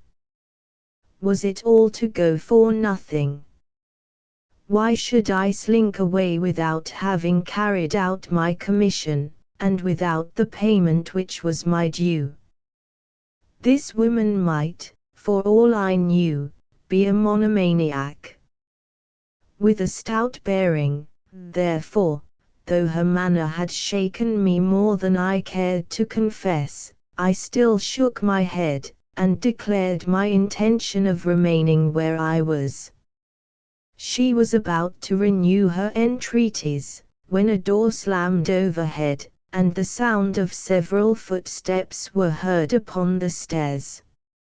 She listened for an instant, threw up her hands with a despairing gesture, and vanished as suddenly and as noiselessly as she had come. The newcomers were Colonel Lysander Stark and a short, thick man with a chinchilla beard growing out of the creases of his double chin, who was introduced to me as Mr. Ferguson. "This is my secretary and manager," said the Colonel. "By the way, I was under the impression that I left this door shut just now. I fear that you have felt the draught." "On the contrary," said I opened the door myself, because I felt the room to be a little close." He shot one of his suspicious looks at me. "Perhaps we had better proceed to business, then," said he. "Mr. Ferguson and I will take you up to see the machine. I had better put my hat on, I suppose." "Oh no, it is in the house." "What, you dig Fuller's earth in the house?" "No, no. This is only where we compress it. But never mind that. All we wish you to do is to examine the machine, and to let us know what is wrong with it." We went upstairs together, the Colonel first with the lamp, the fat manager, and I behind him. It was a labyrinth of an old house, with corridors, passages, narrow winding staircases, and little low doors, the thresholds of which were hollowed out by the generations who had crossed them. There were no carpets and no signs of any furniture above the ground floor, while the plaster was peeling off the walls, and the damp was breaking through in green, unhealthy blotches. I tried to put on as unconcerned an air as possible, but I had not forgotten the warnings of the lady, even though I disregarded them, and I kept a keen eye upon my two companions. Ferguson appeared to be a morose and silent man, but I could see from the little that he said that he was at least a fellow countryman. Colonel Lysander Stark stopped at last before a low door, which he unlocked. Within was a small, square room, in which the three of us could hardly get at one time. Ferguson remained outside, and the Colonel ushered me in. "We are now," said he, "actually within the hydraulic press, and it would be a particularly unpleasant thing for us if anyone were to turn it on. The ceiling of this small chamber is really the end of the descending piston, and it comes down with the force of many tons upon this metal floor. There are small lateral columns of water outside which receive the force, and which transmit and multiply it in the manner which is familiar to you. The machine goes readily enough, but there is some stiffness in the working of it, and it has lost a little of its force. Perhaps you will have the goodness to look it over and to show us how we can set it right." I took the lamp from him, and I examined the machine very thoroughly. It was indeed a gigantic one, and capable of exercising enormous pressure.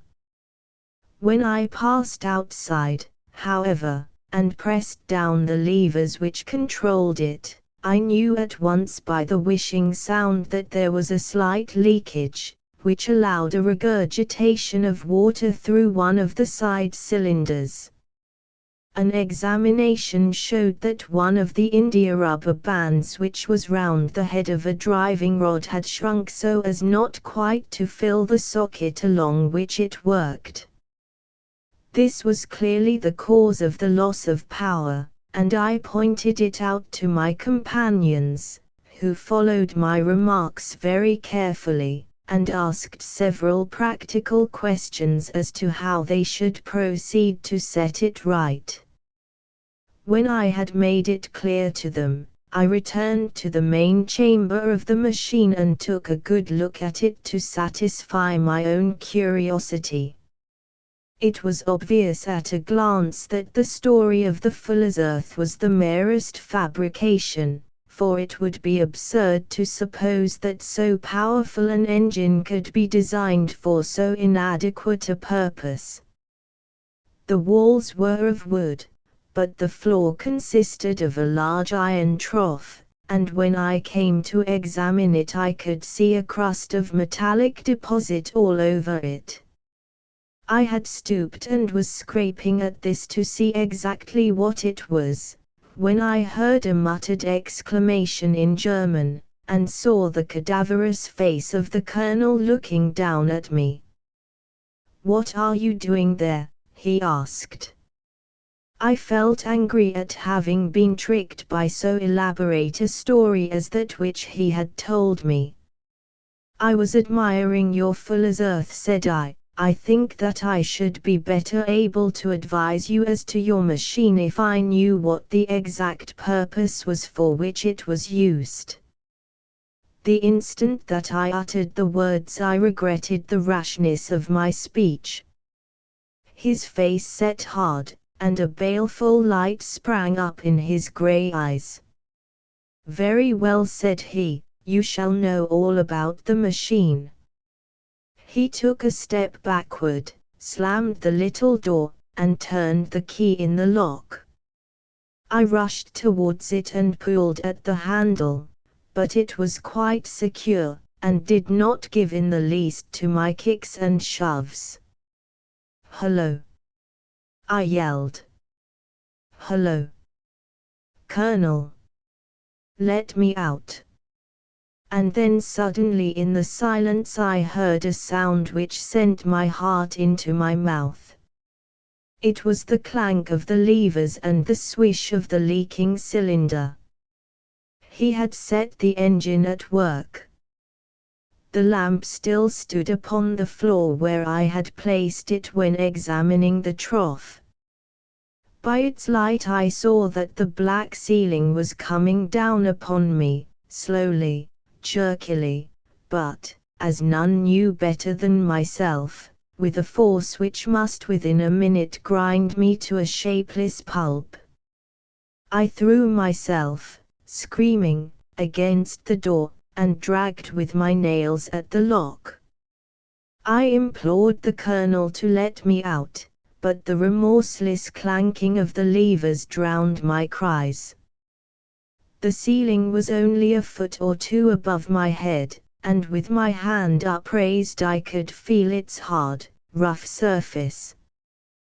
Then it flashed through my mind that the pain of my death would depend very much upon the position in which I met it.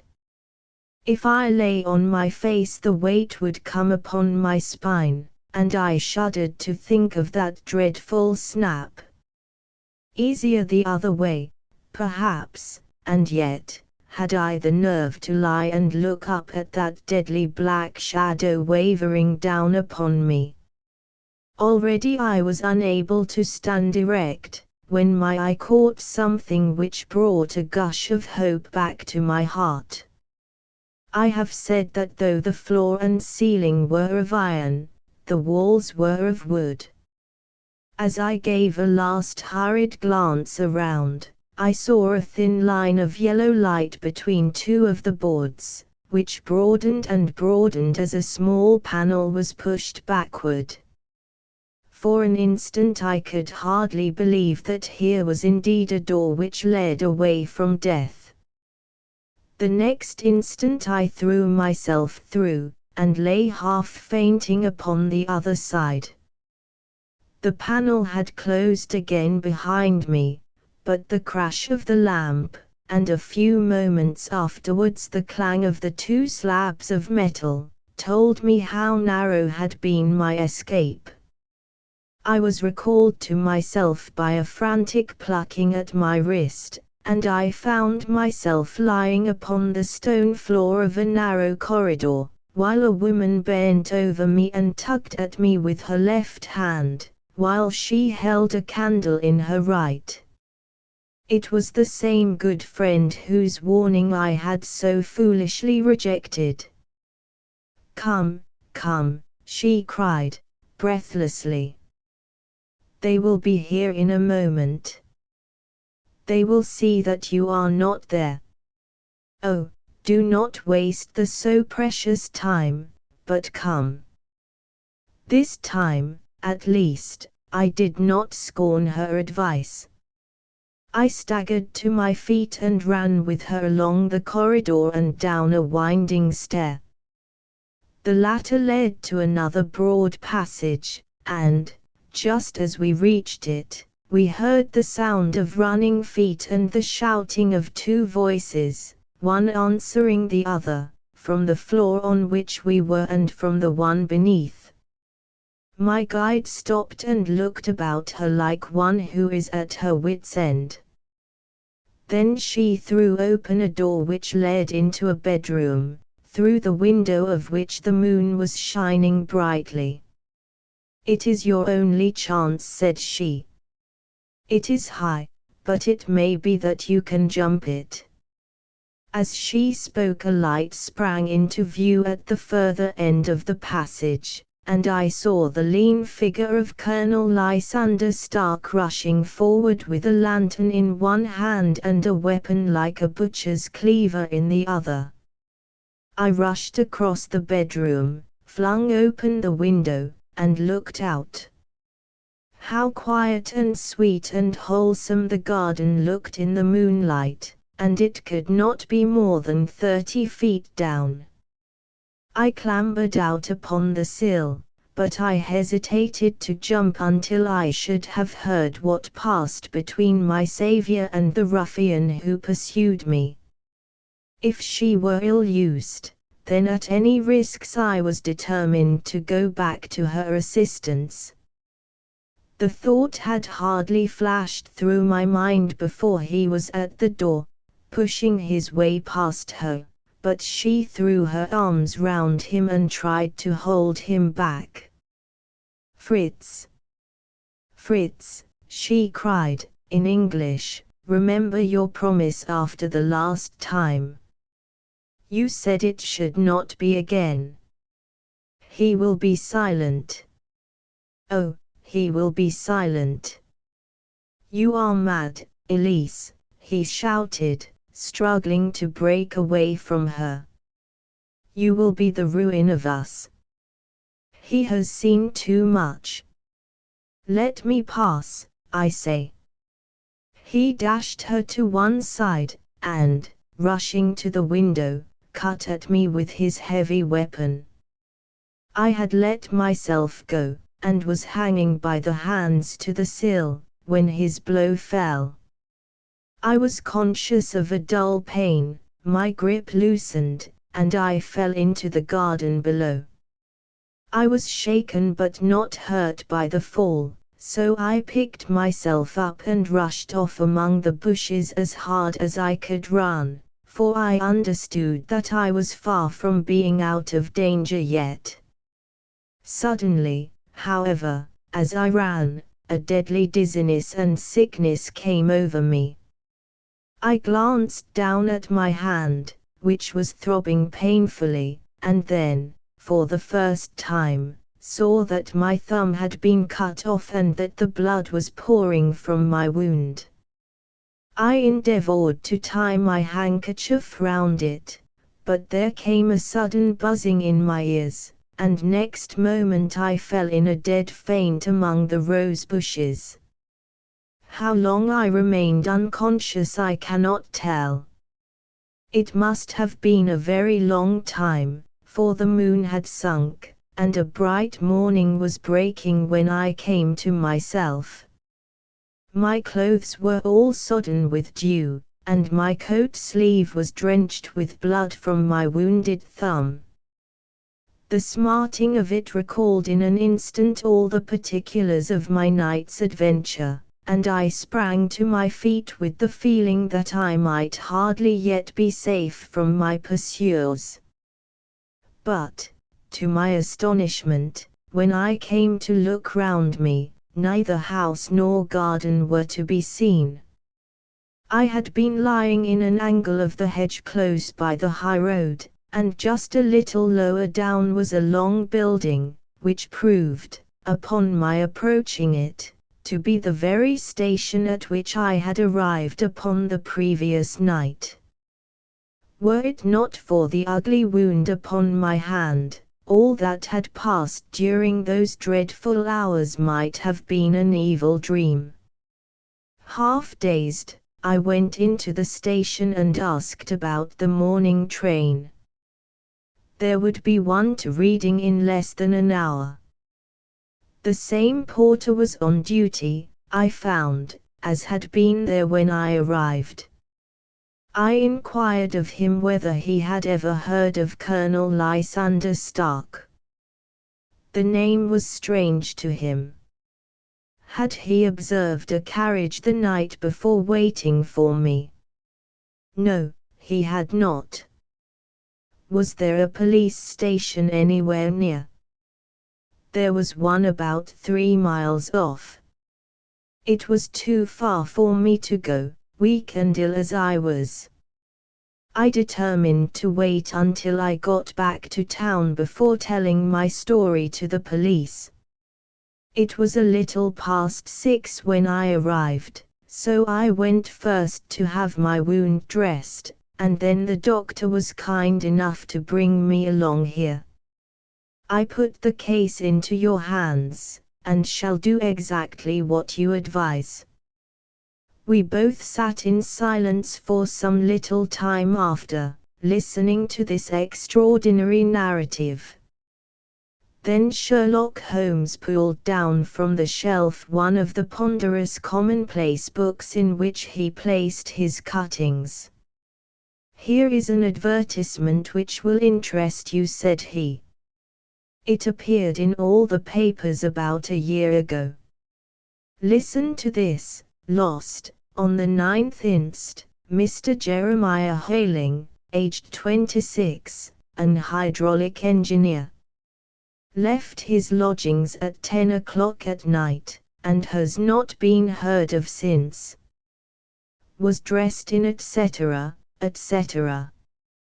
Ha! That represents the last time that the Colonel needed to have his machine overhauled, I fancy. "Good heavens!" cried my patient. "Then that explains what the girl said." Undoubtedly. It is quite clear that the Colonel was a cool and desperate man, who was absolutely determined that nothing should stand in the way of his little game, like those out-and-out pirates who will leave no survivor from a captured ship.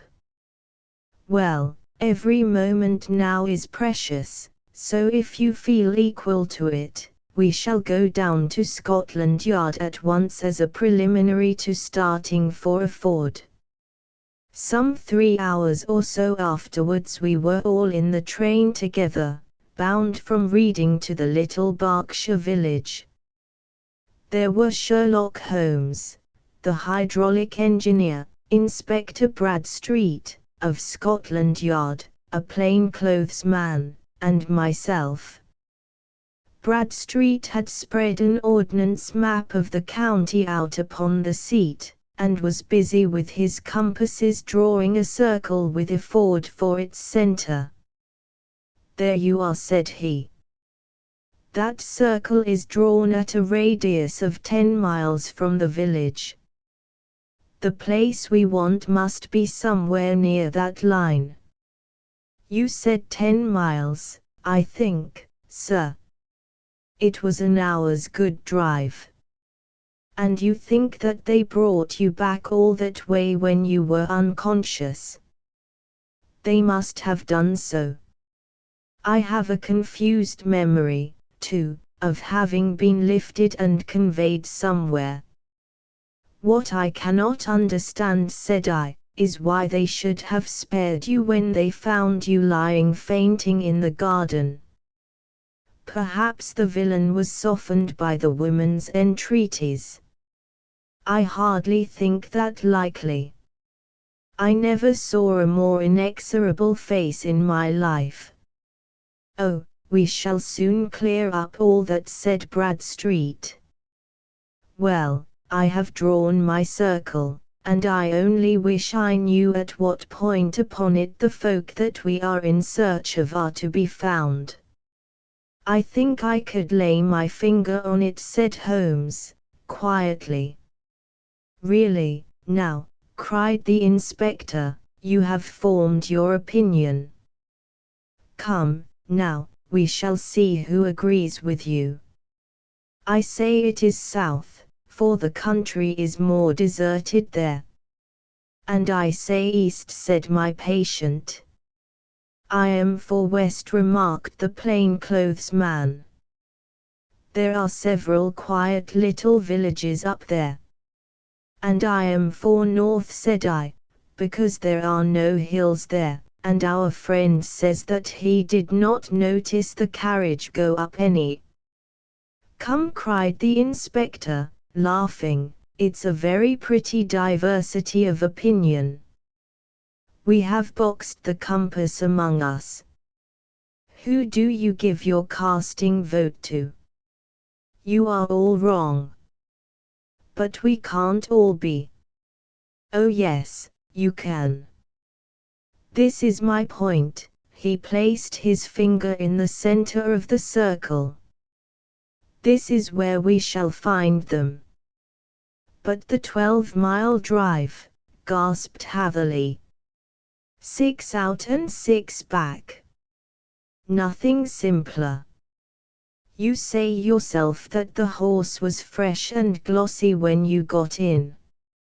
How could it be that if it had gone 12 miles over heavy roads?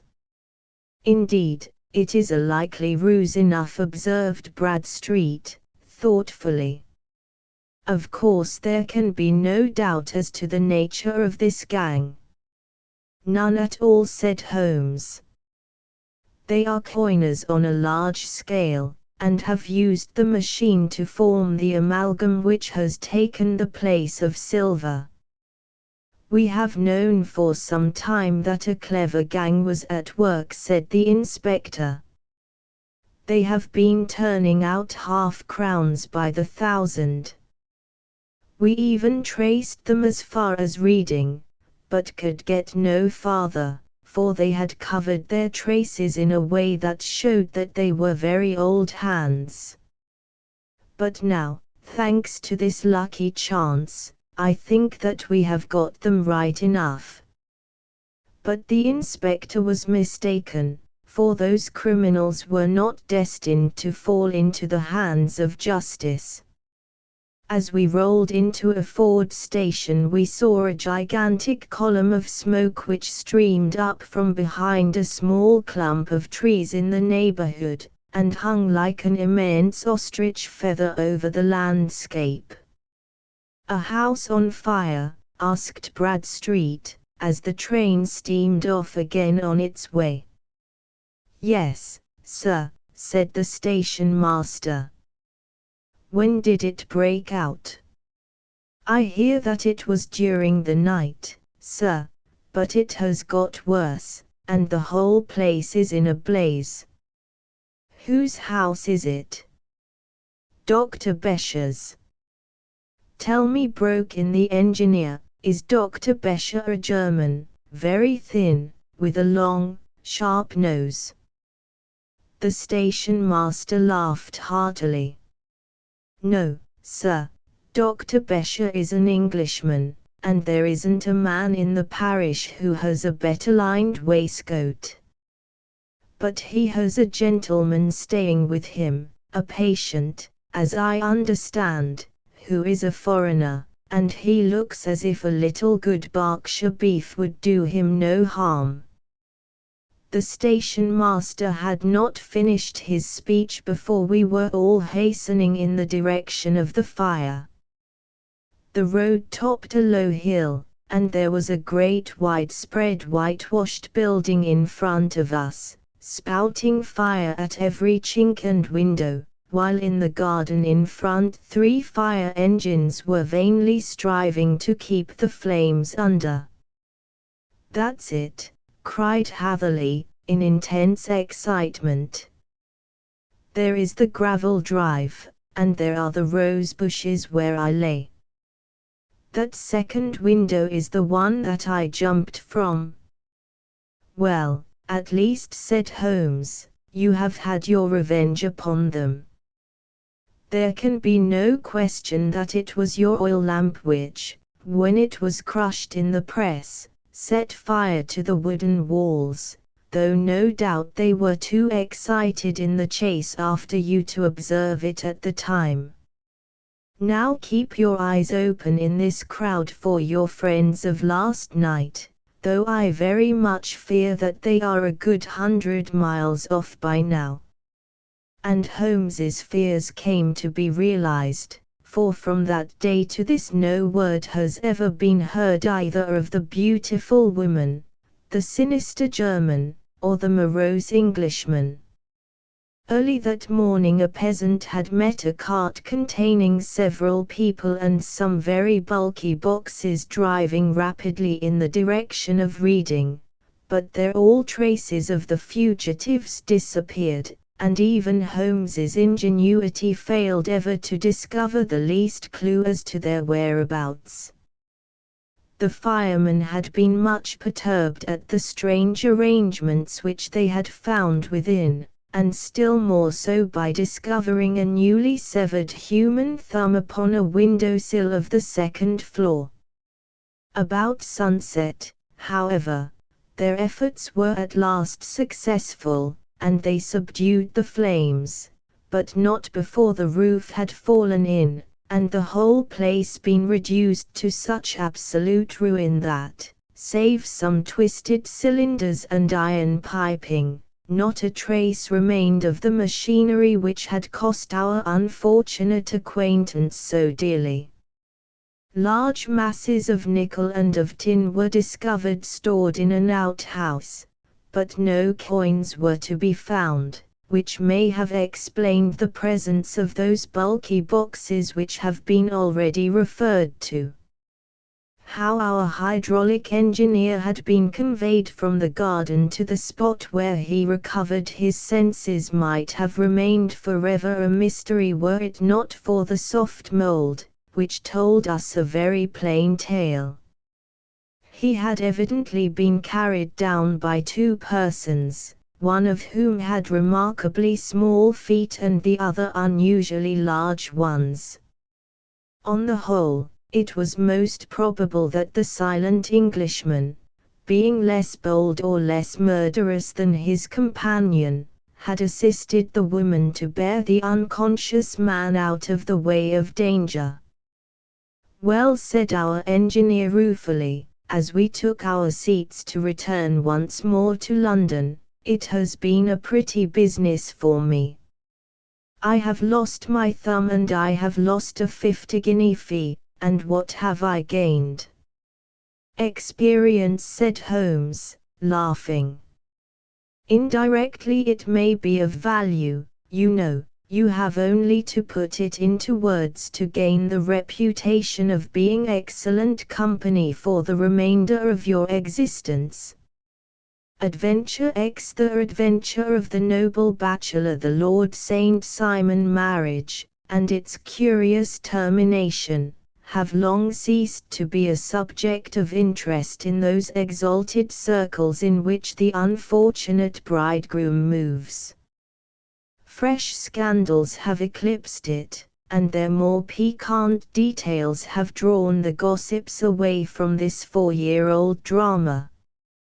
As I have reason to believe, however, that the full facts have never been revealed to the general public, and as my friend Sherlock Holmes had a considerable share in clearing the matter up, I feel that no memoir of him would be complete without some little sketch of this remarkable episode. It was a few weeks before my own marriage, during the days when I was still sharing rooms with Holmes in Baker Street, that he came home from an afternoon stroll to find a letter on the table waiting for him. I had remained indoors all day, for the weather had taken a sudden turn to rain, with high autumnal winds, and the jail bullet which I had brought back in one of my limbs as a relic of my Afghan campaign, throbbed with dull persistency. With my body in one easy chair and my legs upon another, I had surrounded myself with a cloud of newspapers, until at last, saturated with the news of the day, I tossed them all aside and lay listless, watching the huge crest and monogram upon the envelope upon the table, and wondering lazily who my friend's noble correspondent could be. "Here is a very fashionable epistle," I remarked, as he entered.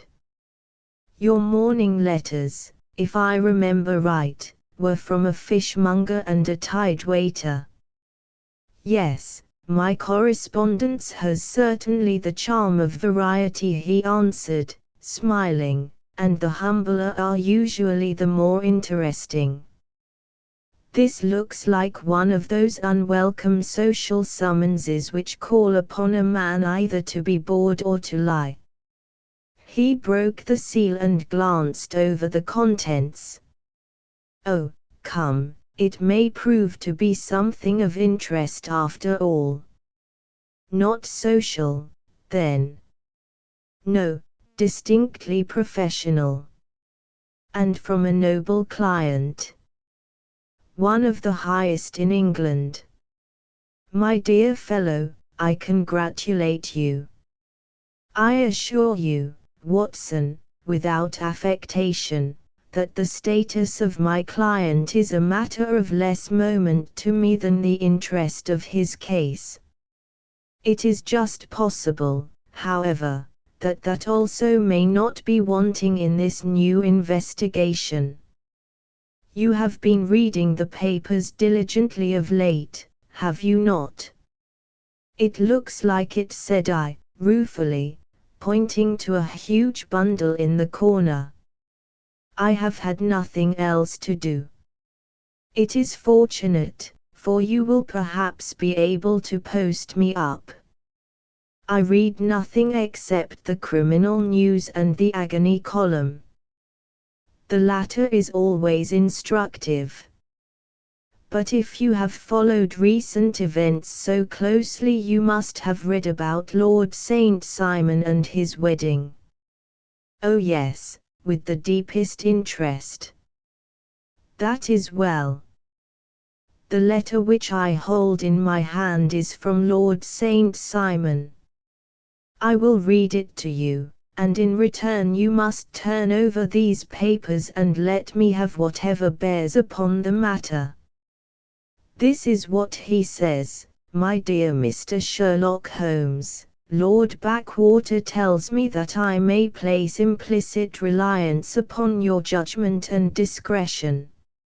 I have determined, therefore, to call upon you, and to consult you in reference to the very painful event which has occurred in connection with my wedding. Mr. Lestrade, of Scotland Yard, is acting already in the matter, but he assures me that he sees no objection to your cooperation, and that he even thinks that it might be of some assistance. I will call at 4 o'clock in the afternoon, and, should you have any other engagement at that time, I hope that you will postpone it, as this matter is of paramount importance. Yours faithfully, St. Simon." It is dated from Grosvenor Mansions, written with a quill pen, and the noble lord has had the misfortune to get a smear of ink upon the outer side of his right little finger, remarked Holmes, as he folded up the epistle. "He says 4 o'clock. It is 3 now. He will be here in an hour. Then I have just time, with your assistance, to get clear upon the subject. Turn over those papers, and arrange the extracts in their order of time, while I take a glance as to who our client is." He picked a red-covered volume from a line of books of reference beside the mantelpiece. Here he is, said he, sitting down and flattening it out upon his knee. Lord Robert Walsingham de Vere St. Simon, second son of the Duke of Balmoral, hum. Arms, azure, 3 caltrops in chief over a fess sable. Born in 1846. He's 41 years of age, which is mature for marriage. Was Under Secretary for the Colonies in a late administration. The Duke, his father, was at one time Secretary for Foreign Affairs. They inherit Plantagenet blood by direct descent, and Tudor on the distaff side. Ha! Well, there is nothing very instructive in all this. I think that I must turn to you, Watson, for something more solid. I have very little difficulty in finding what I want, said I, for the facts are quite recent, and the matter struck me as remarkable. I feared to refer them to you, however, as I knew that you had an inquiry on hand, and that you disliked the intrusion of other matters. Oh, you mean the little problem of the Grosvenor Square furniture van. That is quite cleared up now, though, indeed, it was obvious from the first.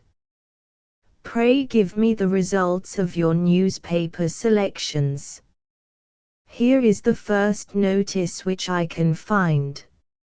It is in the personal column of the Morning Post, and dates, as you see, some weeks back. A marriage has been arranged, it says, and will, if rumor is correct, very shortly take place, between Lord Robert St. Simon, second son of the Duke of Balmoral, and Miss Hattie Doran, the only daughter of Aloysius Doran, Esquire, of San Francisco, Cal. U.S.O. That is all. Terse and to the point, remarked Holmes, stretching his long, thin legs towards the fire. There was a paragraph amplifying this in one of the society papers of the same week. Ah, here it is. There will soon be a call for protection in the marriage market, for the present free trade principle appears to tell heavily against our home product. One by one the management of the noble houses of Great Britain is passing into the hands of our fair cousins from across the Atlantic. An important addition has been made during the last week to the list of the prizes which have been borne away by these charming invaders. Lord St. Simon, who has shown himself for over 20 years proof against the little god's arrows, has now definitely announced his approaching marriage with Miss Hattie Doran, the fascinating daughter of a California millionaire. Miss Doran, whose graceful figure and striking face attracted much attention at the Westbury House festivities, is an only child, and it is currently reported that her dowry will run to considerably over the 6 figures, with expectancies for the future. As it is an open secret that the Duke of Balmoral has been compelled to sell his pictures within the last few years, and as Lord St. Simon has no property of his own, save the small estate of Birchmoor, it is obvious that the Californian heiress is not the only gainer by an alliance which will enable her to make the easy and common transition from a Republican lady to a British peeress. Anything else? Asked Holmes, yawning. Oh yes, plenty. Then there is another note in the Morning Post to say that the marriage would be an absolutely quiet one, that it would be at St. George's, Hanover Square, that only half a dozen intimate friends would be invited, and that the party would return to the furnished house at Lancaster Gate which has been taken by Mr. Aloysius Doran. 2 days later, that is, on Wednesday last, there is a curt announcement that the wedding had taken place, and that the honeymoon would be passed at Lord Backwater's place, near Petersfield. Those are all the notices which appeared before the disappearance of the bride. Before the what? Asked Holmes, with a start. The vanishing of the lady. When did she vanish, then? At the wedding breakfast. Indeed. This is more interesting than it promised to be, quite dramatic, in fact. Yes, it struck me as being a little out of the common. They often vanish before the ceremony, and occasionally during the honeymoon, but I cannot call to mind anything quite so prompt as this. Pray let me have the details. I warn you that they are very incomplete.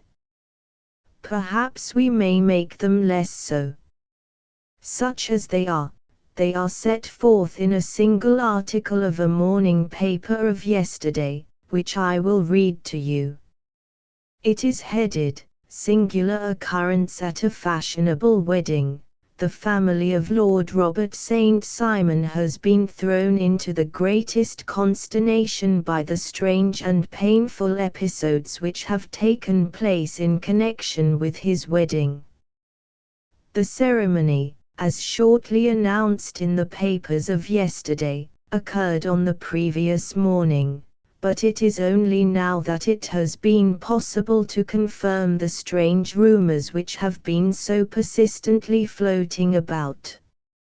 In spite of the attempts of the friends to hush the matter up, so much public attention has now been drawn to it that no good purpose can be served by affecting to disregard what is a common subject for conversation. The ceremony, which was performed at St. George's, Hanover Square, was a very quiet one, no one being present save the father of the bride, Mr. Aloysius Doran, the Duchess of Balmoral, Lord Backwater, Lord Eustace, and Lady Clara St. Simon, the younger brother and sister of the bridegroom, and Lady Alicia Whittington. The whole party proceeded afterwards to the house of Mr. Aloysius Doran, at Lancaster Gate, where breakfast had been prepared. It appears that some little trouble was caused by a woman, whose name has not been ascertained, who endeavored to force her way into the house after the bridal party, alleging that she had some claim upon Lord St. Simon. It was only after a painful and prolonged scene that she was ejected by the butler and the footman. The bride, who had fortunately entered the house before this unpleasant interruption, had sat down to breakfast with the rest, when she complained of a sudden indisposition, and retired to her room.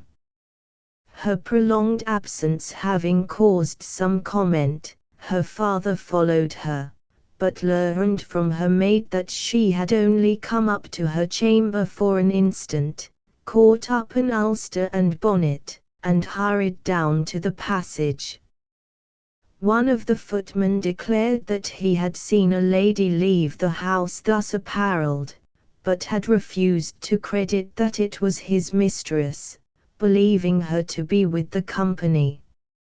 On ascertaining that his daughter had disappeared, Mr. Aloysius Doran, in conjunction with the bridegroom, instantly put themselves into communication with the police, and very energetic inquiries are being made, which will probably result in a speedy clearing up of this very singular business.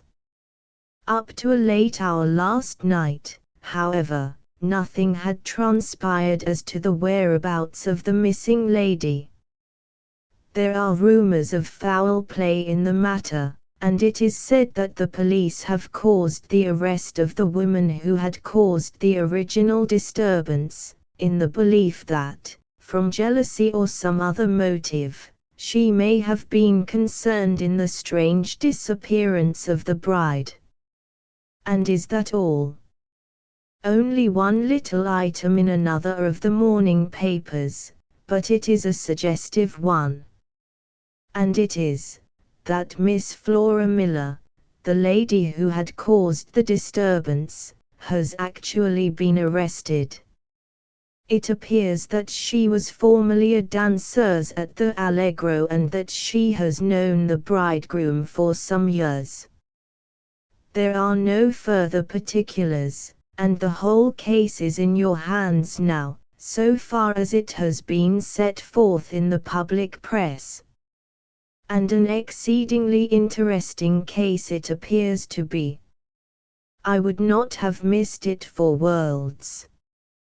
But there is a ring at the bell, Watson, and as the clock makes it a few minutes after 4, I have no doubt that this will prove to be our noble client.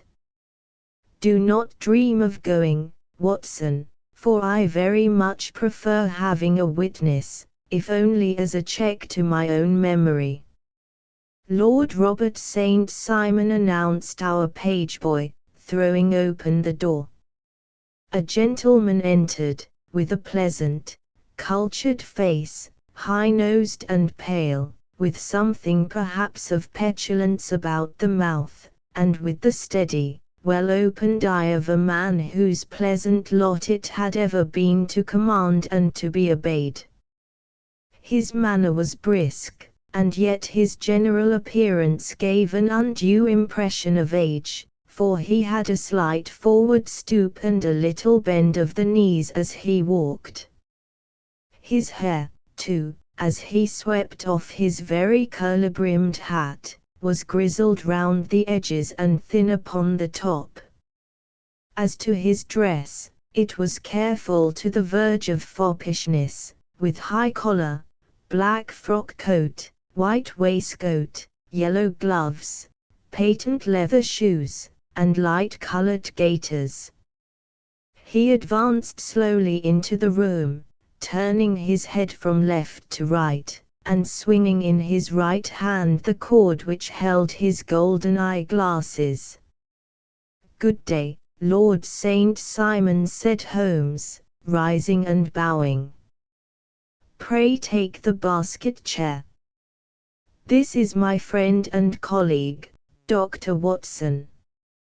Draw up a little to the fire, and we will talk this matter over. A most painful matter to me, as you can most readily imagine, Mr. Holmes. I have been cut to the quick. I understand that you have already managed several delicate cases of this sort, sir, though I presume that they were hardly from the same class of society. No, I am descending. I beg pardon. My last client of the sort was a king. Oh, really? I had no idea. And which king? The king of Scandinavia. What? Had he lost his wife? You can understand, said Holmes, suavely, that I extend to the affairs of my other clients the same secrecy which I promise to you in yours. Of course. Very right. Very right. I'm sure I beg pardon. As to my own case, I am ready to give you any information which may assist you in forming an opinion. Thank you. I have already learned all that is in the public prints, nothing more. I presume that I may take it as correct, this article, for example, as to the disappearance of the bride. Lord St. Simon glanced over it. Yes, it is correct, as far as it goes. but it needs a great deal of supplementing before anyone could offer an opinion. I think that I may arrive at my facts most directly by questioning you. Pray do so. When did you first meet Miss Hattie Doran? In San Francisco, a year ago. You were traveling in the States? Yes. Did you become engaged then? No, but you were on a friendly footing. I was amused by her society, and she could see that I was amused. Her father is very rich. He is said to be the richest man on the Pacific Slope. And how did he make his money? In mining. He had nothing a few years ago. Then he struck gold, invested it, and came up by leaps and bounds. Now, what is your own impression as to the young lady's, your wife's character? The nobleman swung his glasses a little faster and stared down into the fire. You see, Mr. Holmes, said he, my wife was 20 before her father became a rich man. During that time she ran free in a mining camp, and wandered through woods or mountains, so that her education has come from nature rather than from the schoolmaster.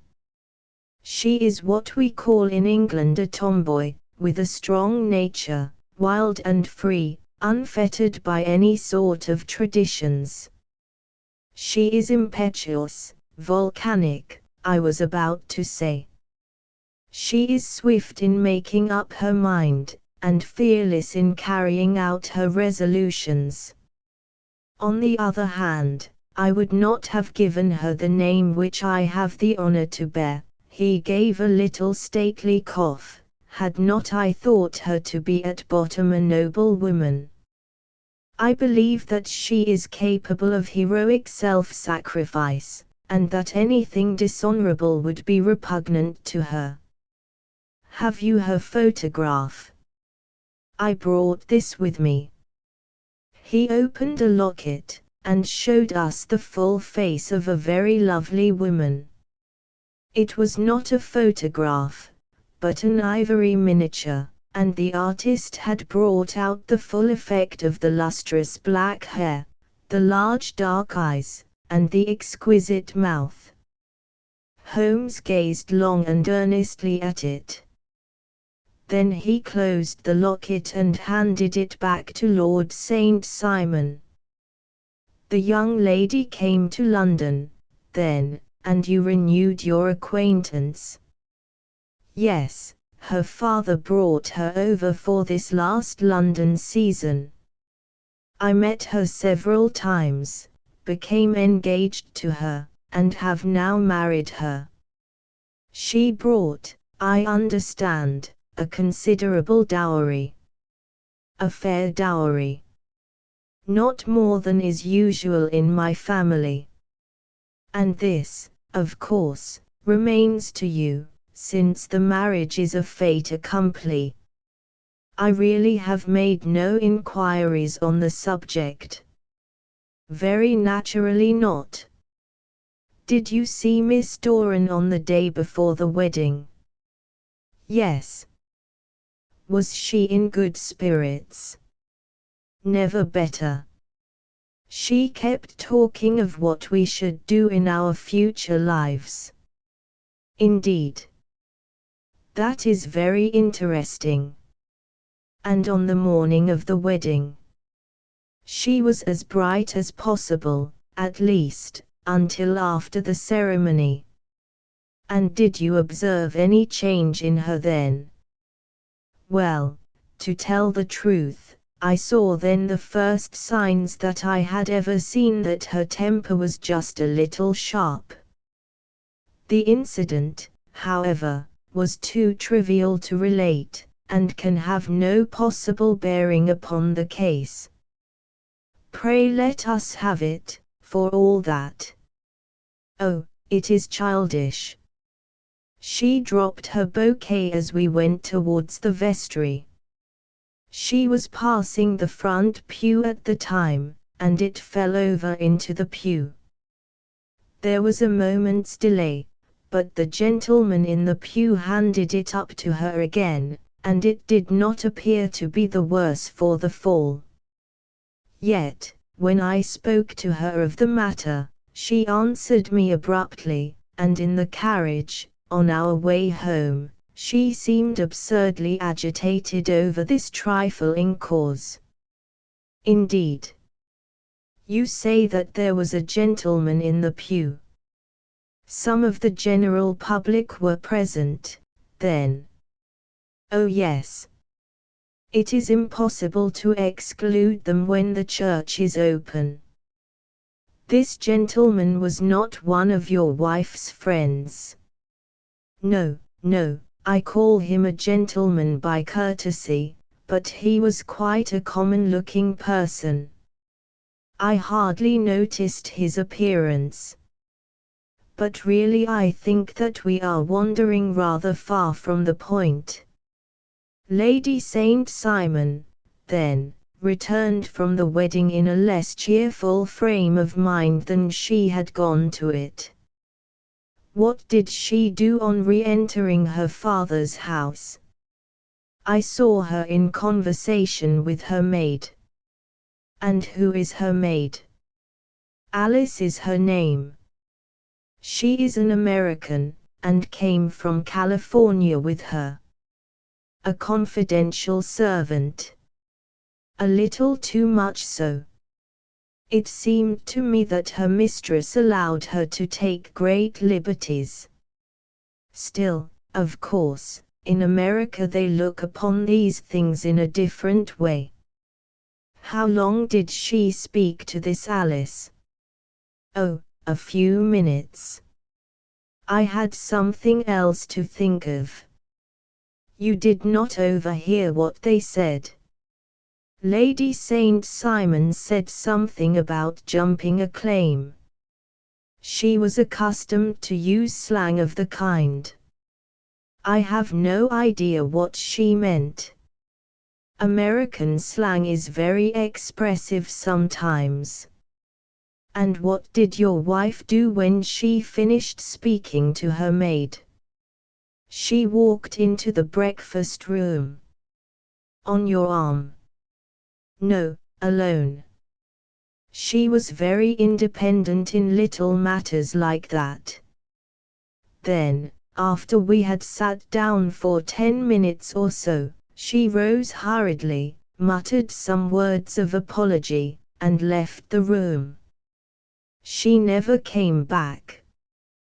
But this maid, Alice, as I understand, deposes that she went to her room, covered her bride's dress with a long ulster, put on a bonnet, and went out. Quite so.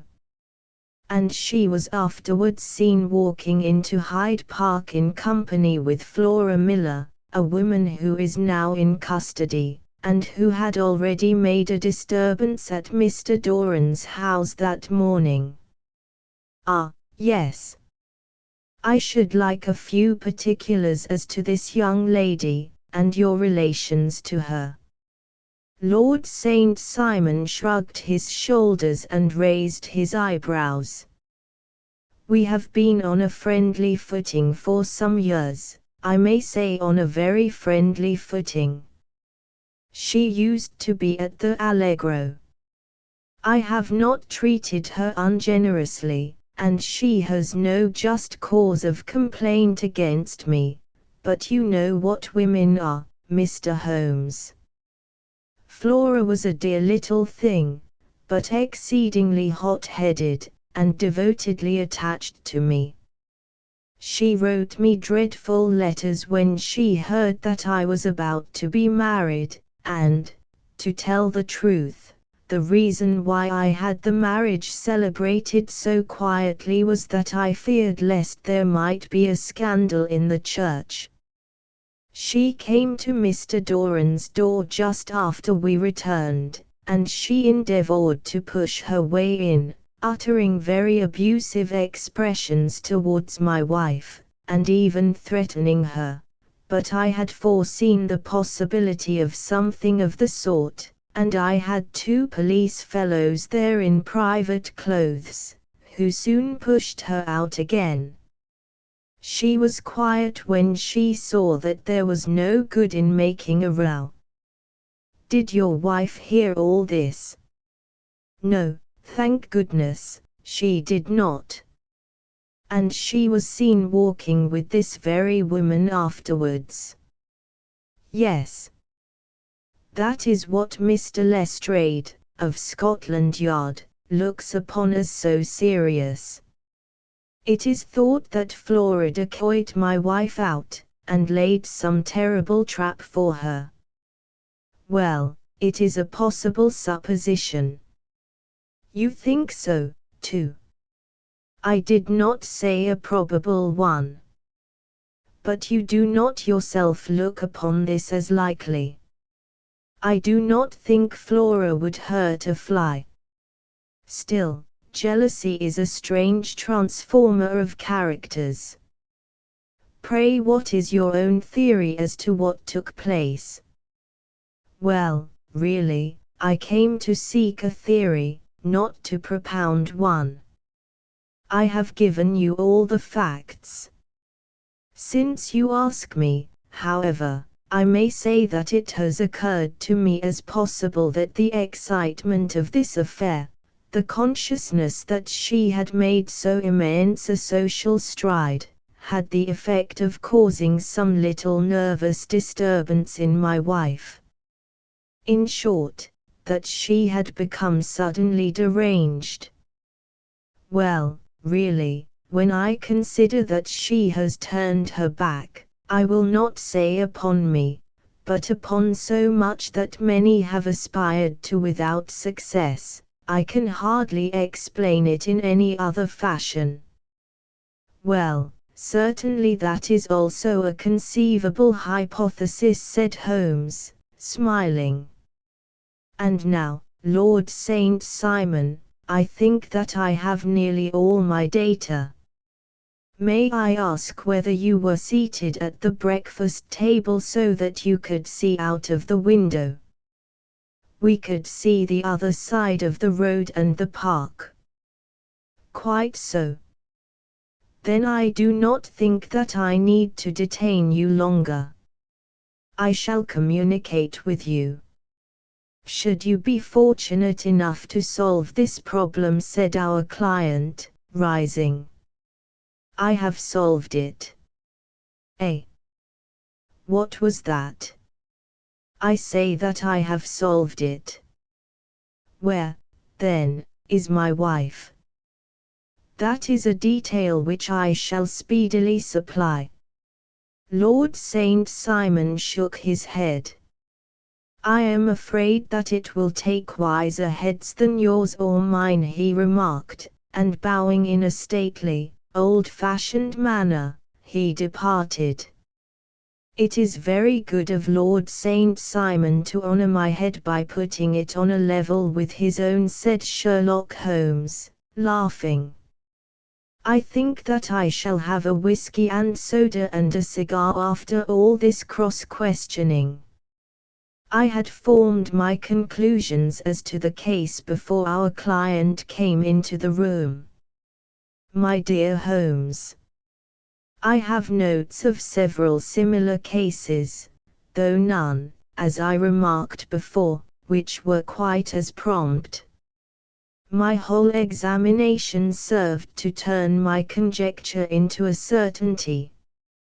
Circumstantial evidence is occasionally very convincing, as when you find a trout in the milk, to quote Thoreau's example. But I have heard all that you have heard. Without, however, the knowledge of pre-existing cases which serves me so well. There was a parallel instance in Aberdeen some years back, and something on very much the same lines at Munich the year after the Franco-Prussian War. It is one of these cases, but, hullo, here is Lestrade. Good afternoon, Lestrade. You will find an extra tumbler upon the sideboard, and there are cigars in the box.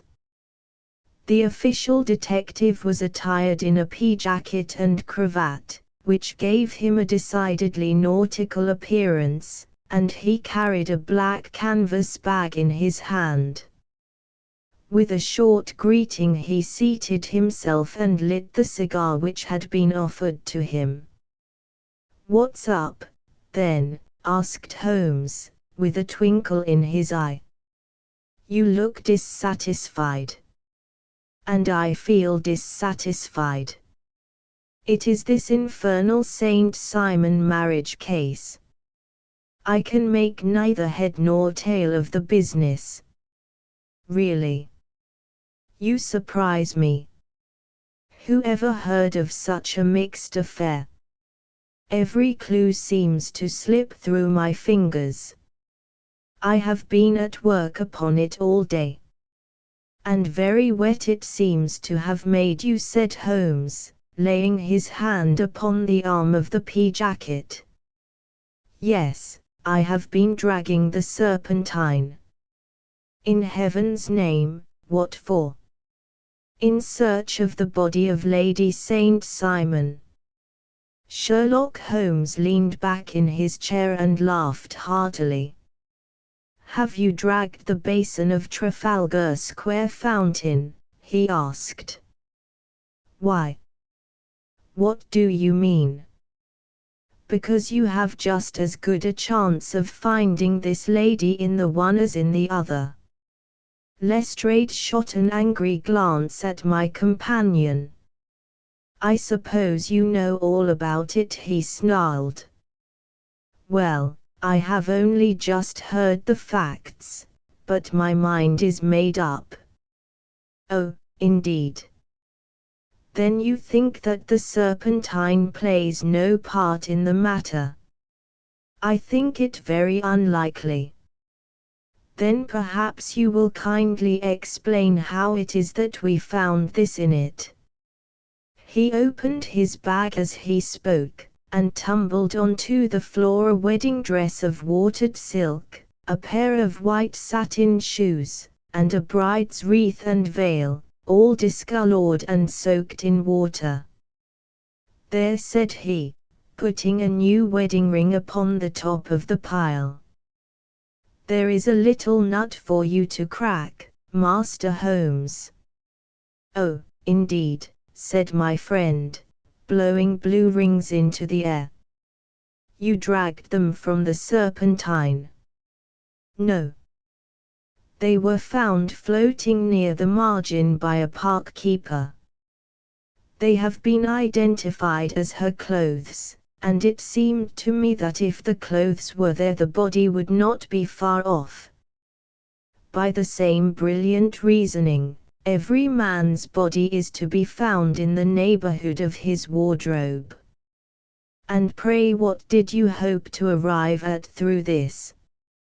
"At some evidence implicating Flora Miller in the disappearance." "I am afraid that you will find it difficult." "Are you, indeed, now?" cried Lestrade, with some bitterness. "I am afraid, Holmes, that you are not very practical with your deductions and your inferences. You have made 2 blunders in as many minutes. This dress does implicate Miss Flora Miller." "And how?"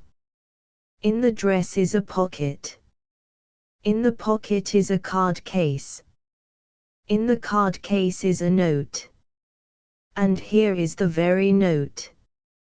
He slapped it down upon the table in front of him. "Listen to this. You will see me when all is ready. Come at once. FHM. Now my theory all along has been that Lady Saint Simon was decoyed away by Flora Miller, and that she, with confederates, no doubt, was responsible for her disappearance. Here, signed with her initials, is the very note which was no doubt quietly slipped into her hand at the door, and which lured her within their reach. Very good, Lestrade, said Holmes, laughing. You really are very fine indeed. Let me see it. He took up the paper in a listless way, but his attention instantly became riveted, and he gave a little cry of satisfaction. This is indeed important, said he. Ha, you find it so? Extremely so. I congratulate you warmly. Lestrade rose in his triumph and bent his head to look.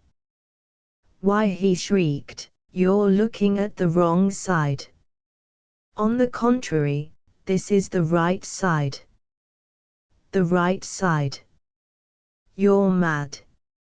Here is the note written in pencil over here. And over here is what appears to be the fragment of a hotel bill, which interests me deeply. There's nothing in it. I looked at it before, said Lestrade.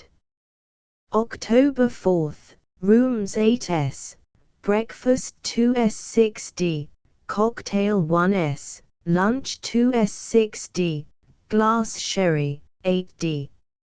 I see nothing in that. Very likely not. It is most important, all the same. As to the note, it is important also, or at least the initials are, so I congratulate you again. I've wasted time enough, said Lestrade, rising. I believe in hard work, and not in sitting by the fire spinning fine theories. Good day, Mr. Holmes, and we shall see which gets to the bottom of the matter first. He gathered up the garments, thrust them into the bag, and made for the door. Just one hint to you, Lestrade, drawled Holmes, before his rival vanished. I will tell you the true solution of the matter. Lady St. Simon is a myth. There is not, and there never has been, any such person. Lestrade looked sadly at my companion. Then he turned to me, tapped his forehead 3 times, shook his head solemnly, and hurried away. He had hardly shut the door behind him when Holmes rose and put on his overcoat. There is something in what the fellow says about outdoor work, he remarked, so I think, Watson, that I must leave you to your papers for a little. It was after 5 o'clock when Sherlock Holmes left me, but I had no time to be lonely, for within an hour there arrived a confectioner's man with a very large flat box. This he unpacked with the help of a youth whom he had brought with him, and presently, to my very great astonishment, a quite Epicurean little cold supper began to be laid out upon our humble lodging-house mahogany. There were a couple of brace of cold woodcock, a pheasant, a pate de foie gras pie, with a group of ancient and cobwebby bottles. Having laid out all these luxuries, my 2 visitors vanished away, like the genii of the Arabian Nights, with no explanation save that the things had been paid for and were ordered to this address. Just before 9 o'clock Sherlock Holmes stepped briskly into the room. His features were gravely set, but there was a light in his eye which made me think that he had not been disappointed in his conclusions. They have laid the supper, then he said, rubbing his hands. You seem to expect company. They have laid for 5. Yes, I fancy we may have some company dropping in, said he. I am surprised that Lord St. Simon has not already arrived. Ha! I fancy that I hear his step now upon the stairs. It was indeed our visitor of the morning who came bustling in, dangling his glasses more vigorously than ever, and with a very perturbed expression upon his aristocratic features. "My messenger reached you, then?" asked Holmes. "Yes, and I confess that the contents startled me beyond measure." "Have you good authority for what you say?" "The best possible." Lord St. Simon sank into a chair and passed his hand over his forehead. "What will the Duke say," he murmured, "when he hears that one of the family has been subjected to such humiliation? It is the purest accident. I cannot allow that there is any humiliation." "Ah, you look on these things from another standpoint." "I fail to see that anyone is to blame. I can hardly see how the lady could have acted otherwise, though her abrupt method of doing it was undoubtedly to be regretted. Having no mother, she had no one to advise her at such a crisis." "It was a slight, sir, a public slight," said Lord St. Simon, tapping his fingers upon the table. "You must make allowance for this poor girl, placed in so unprecedented a position." "I will make no allowance. I am very angry indeed, and I have been shamefully used." "I think that I heard a ring," said Holmes. "Yes, there are steps on the landing. If I cannot persuade you to take a lenient view of the matter, Lord St. Simon, I have brought an advocate here who may be more successful." He opened the door and ushered in a lady and gentleman. "Lord St. Simon," said he, "allow me to introduce you to Mr. and Mrs. Francis Hay Moulton. The lady, I think, you have already met."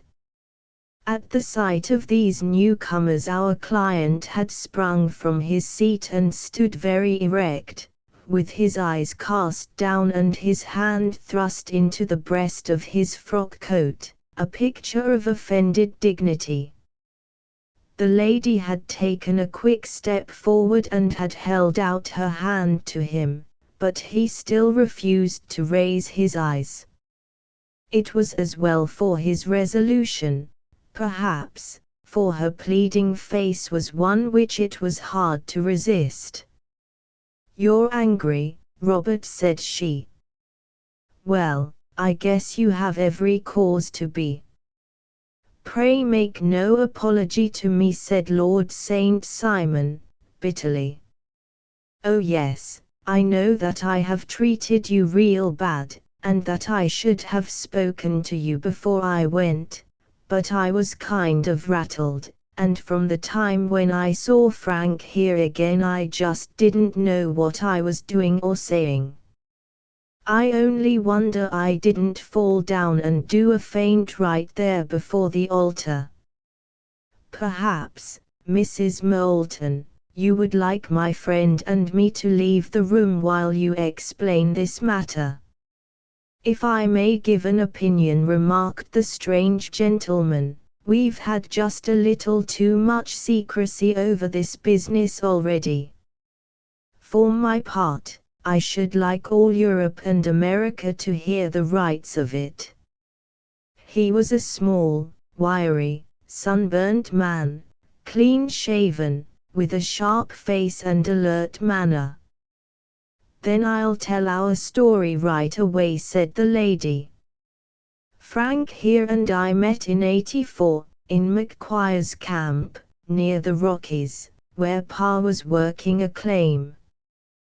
We were engaged to each other, Frank and I, but then one day Father struck a rich pocket and made a pile, while poor Frank here had a claim that petered out and came to nothing.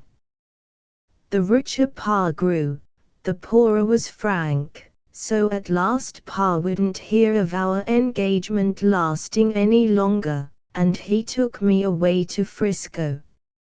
Frank wouldn't throw up his hand, though, so he followed me there, and he saw me without Pa knowing anything about it. It would only have made him mad to know, so we just fixed it all up for ourselves. Frank said that he would go and make his pile, too, and never come back to claim me until he had as much as Pa.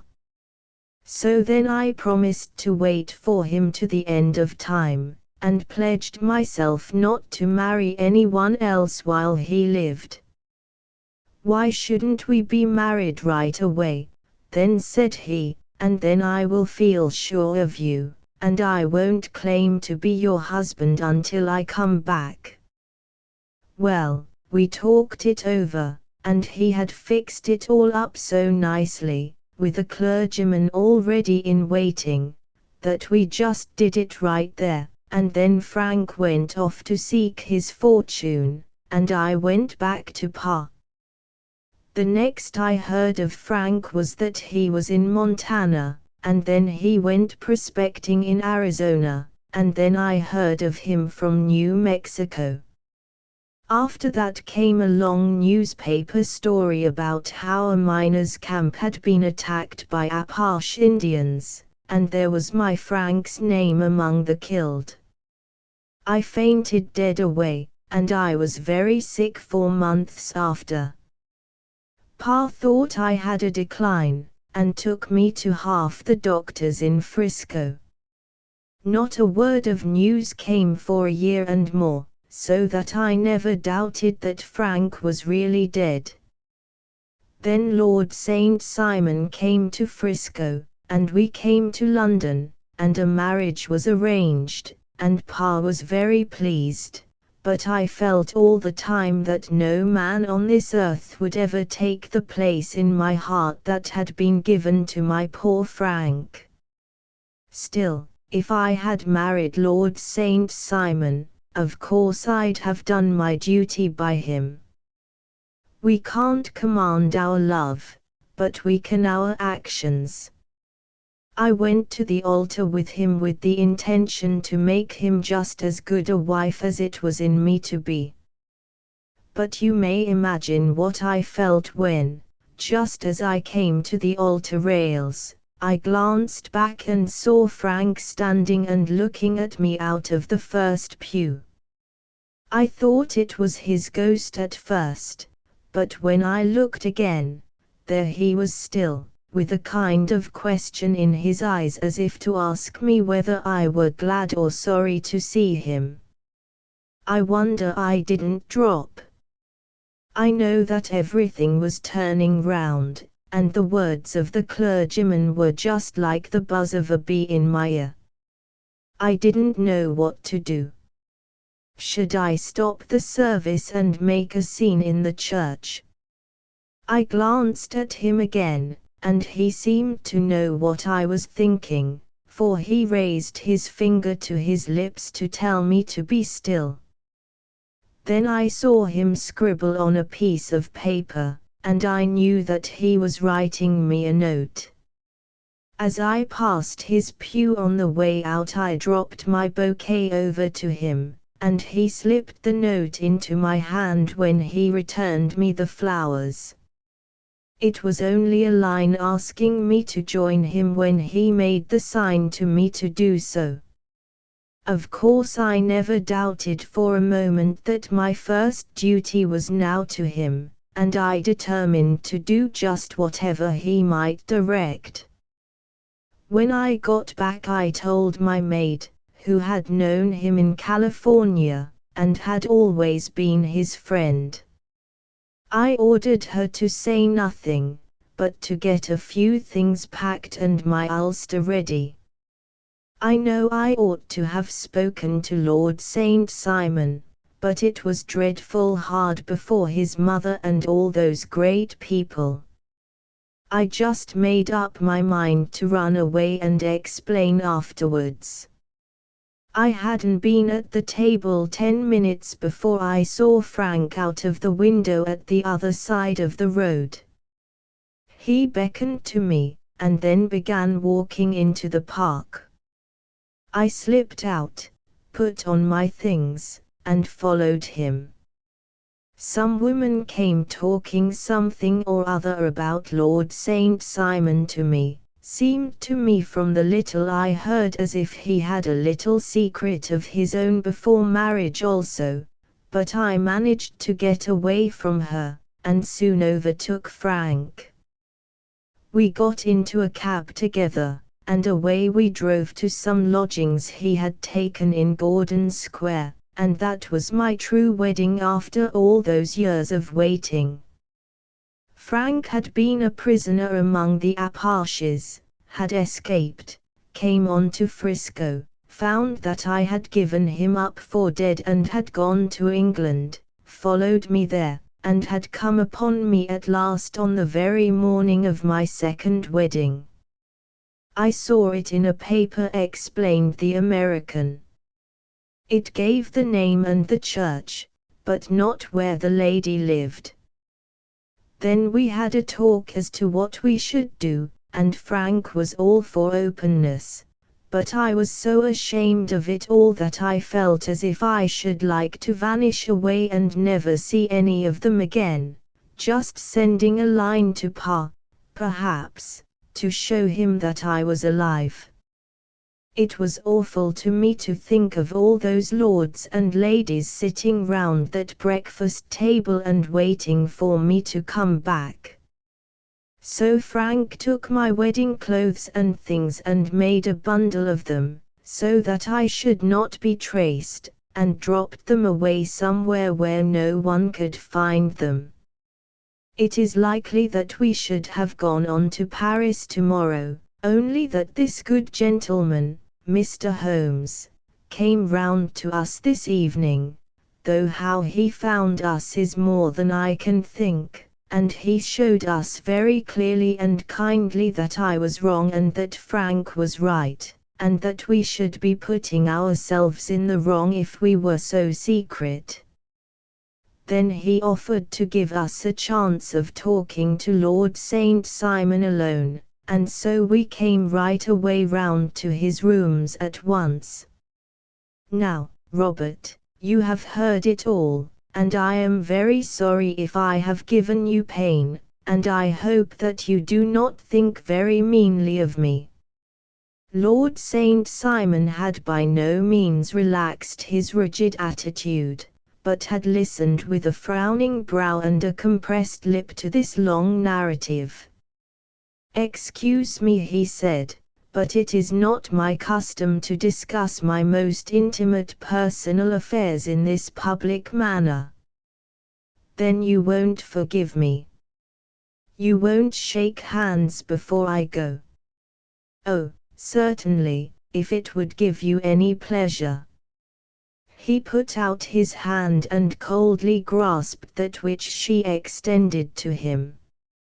"I had hoped," suggested Holmes, "that you would have joined us in a friendly supper." "I think that there you ask a little too much," responded his lordship. "I may be forced to acquiesce in these recent developments, but I can hardly be expected to make merry over them. I think that, with your permission, I will now wish you all a very good night." He included us all in a sweeping bow and stalked out of the room. "Then I trust that you at least will honor me with your company," said Sherlock Holmes. "It is always a joy to meet an American, Mr. Moulton, for I am one of those who believe that the folly of a monarch and the blundering of a minister in far gone years will not prevent our children from being some day citizens of the same world-wide country under a flag which shall be a quartering of the Union Jack with the stars and stripes." "The case has been an interesting one," remarked Holmes, when our visitors had left us, because it serves to show very clearly how simple the explanation may be of an affair which at first sight seems to be almost inexplicable. Nothing could be more natural than the sequence of events as narrated by this lady, and nothing stranger than the result when viewed, for instance, by Mr. Lestrade, of Scotland Yard. I will wish you all a very good night. You were not yourself at fault at all, then. From the first, two facts were very obvious to me. The one that the lady had been quite willing to undergo the wedding ceremony, the other that she had repented of it within a few minutes of returning home. Obviously something had occurred during the morning, then, to cause her to change her mind. What could that something be? She could not have spoken to anyone when she was out, for she had been in the company of the bridegroom. Had she seen someone, then?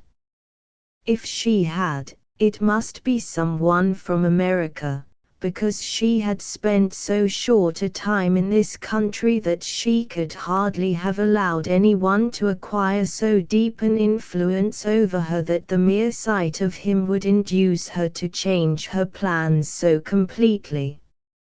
You see, we have already arrived, by a process of exclusion, at the idea that she might have seen an American. Then who could this American be, and why should he possess so much influence over her? It might be a lover, it might be a husband. Her young womanhood had, I knew, been spent in rough scenes and under strange conditions. So far I had got before I ever heard Lord St. Simon's narrative. When he told us of a man in a pew, of the change in the bride's manner, of so transparent a device for obtaining a note as the dropping of a bouquet, of her resort to her confidential maid, and of her very significant allusion to claim jumping, which in miners' parlance means taking possession of that which another person has a prior claim to, the whole situation became absolutely clear. She had gone off with a man, and the man was either a lover or was a previous husband, the chances being in favor of the latter. And how in the world did you find them? It might have been difficult, but friend Lestrade held information in his hands the value of which he did not himself know. The initials were of course of the highest importance, but more valuable still was it to know that within a week he had settled his bill at one of the most select London hotels. How did you deduce the select? By the select prices. 8 shillings for a bed and 8 pence for a glass of sherry pointed to one of the most expensive hotels. There are not many in London which charge at that rate. In the second one which I visited in Northumberland Avenue, I learned by an inspection of the book that Francis H. Moulton, an American gentleman, had left only the day before, and on looking over the entries against him, I came upon the very items which I had seen in the duplicate bill. His letters were to be forwarded to 226 Gordon Square, so thither I travelled, and being fortunate enough to find the loving couple at home, I ventured to give them some paternal advice, and to point out to them that it would be better in every way that they should make their position a little clearer both to the general public and to Lord St. Simon in particular. I invited them to meet him here, and, as you see, I made him keep the appointment. But with no very good result, I remarked. His conduct was certainly not very gracious. Ah, Watson, said Holmes, smiling. Perhaps you would not be very gracious either, if, after all the trouble of wooing and wedding, you found yourself deprived in an instant of wife and of fortune. I think that we may judge Lord St. Simon very mercifully, and thank our stars that we are never likely to find ourselves in the same position. Draw your chair up, and hand me my violin, for the only problem we have still to solve is how to while away these bleak autumnal evenings. Adventure 11. The Adventure of the Beryl Coronet, Holmes, said I, as I stood one morning in our bow window looking down the street. Here is a madman coming along. It seems rather sad that his relatives should allow him to come out alone. My friend rose lazily from his armchair and stood with his hands in the pockets of his dressing gown, looking over my shoulder. It was a bright, crisp February morning, and the snow of the day before still lay deep upon the ground, shimmering brightly in the wintry sun. Down the center of Baker Street it had been plowed into a brown crumbly band by the traffic, but at either side and on the heaped-up edges of the footpaths it still lay as white as when it fell.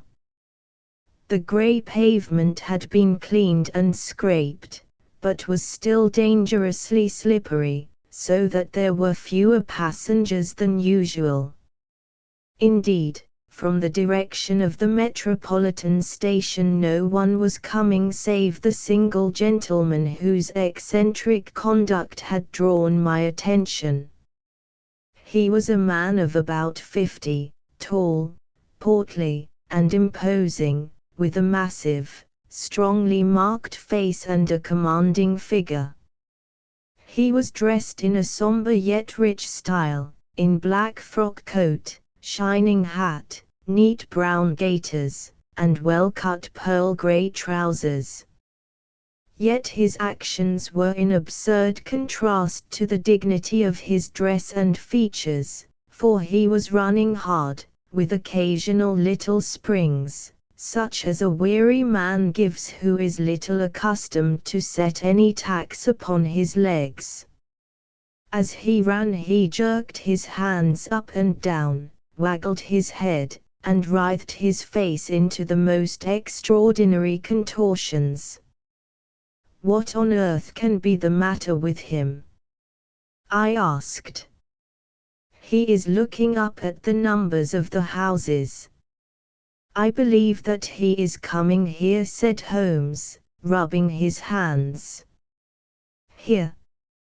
"Yes, I rather think he is coming to consult me professionally. I think that I recognize the symptoms." "Ha! Did I not tell you?" As he spoke, the man, puffing and blowing, rushed at our door and pulled at our bell until the whole house resounded with the clanging. A few moments later he was in our room, still puffing, still gesticulating, but with so fixed a look of grief and despair in his eyes that our smiles were turned in an instant to horror and pity. For a while he could not get his words out, but swayed his body and plucked at his hair like one who has been driven to the extreme limits of his reason. Then, suddenly springing to his feet, he beat his head against the wall with such force that we both rushed upon him and tore him away to the center of the room. Sherlock Holmes pushed him down into the easy-chair, and, sitting beside him, patted his hand, and chatted with him in the easy, soothing tones which he knew so well how to employ. "You have come to me to tell your story, have you not?" said he. "You are fatigued with your haste. Pray wait until you have recovered yourself, and then I shall be most happy to look into any little problem which you may submit to me." The man sat for a minute or more with a heaving chest, fighting against his emotion. Then he passed his handkerchief over his brow, set his lips tight, and turned his face towards us. "No doubt you think me mad," said he. "I see that you have had some great trouble," responded Holmes. "God knows I have, a trouble which is enough to unseat my reason, so sudden and so terrible is it. Public disgrace I might have faced, although I am a man whose character has never yet borne a stain. Private affliction also is the lot of every man, but the two coming together, and in so frightful a form, have been enough to shake my very soul. Besides, it is not I alone. The very noblest in the land may suffer, unless some way be found out of this horrible affair." "Pray compose yourself, sir," said Holmes, "and let me have a clear account of who you are, and what it is that has befallen you." "My name," answered our visitor, "is probably familiar to your ears. I am Alexander Holder, of the banking firm of Holder and Stevenson, of Threadneedle Street." The name was indeed well known to us as belonging to the senior partner in the second largest private banking concern in the City of London. What could have happened, then, to bring one of the foremost citizens of London to this most pitiable pass? We waited, all curiosity, until with another effort he braced himself to tell his story. "I feel that time is of value," said he. "That is why I hastened here when the police inspector suggested that I should secure your cooperation. I came to Baker Street by the Underground, and hurried from there on foot, for the cabs go slowly through this snow. That is why I was so out of breath, for I am a man who takes very little exercise. I feel better now, and I will put the facts before you as shortly and yet as clearly as I can.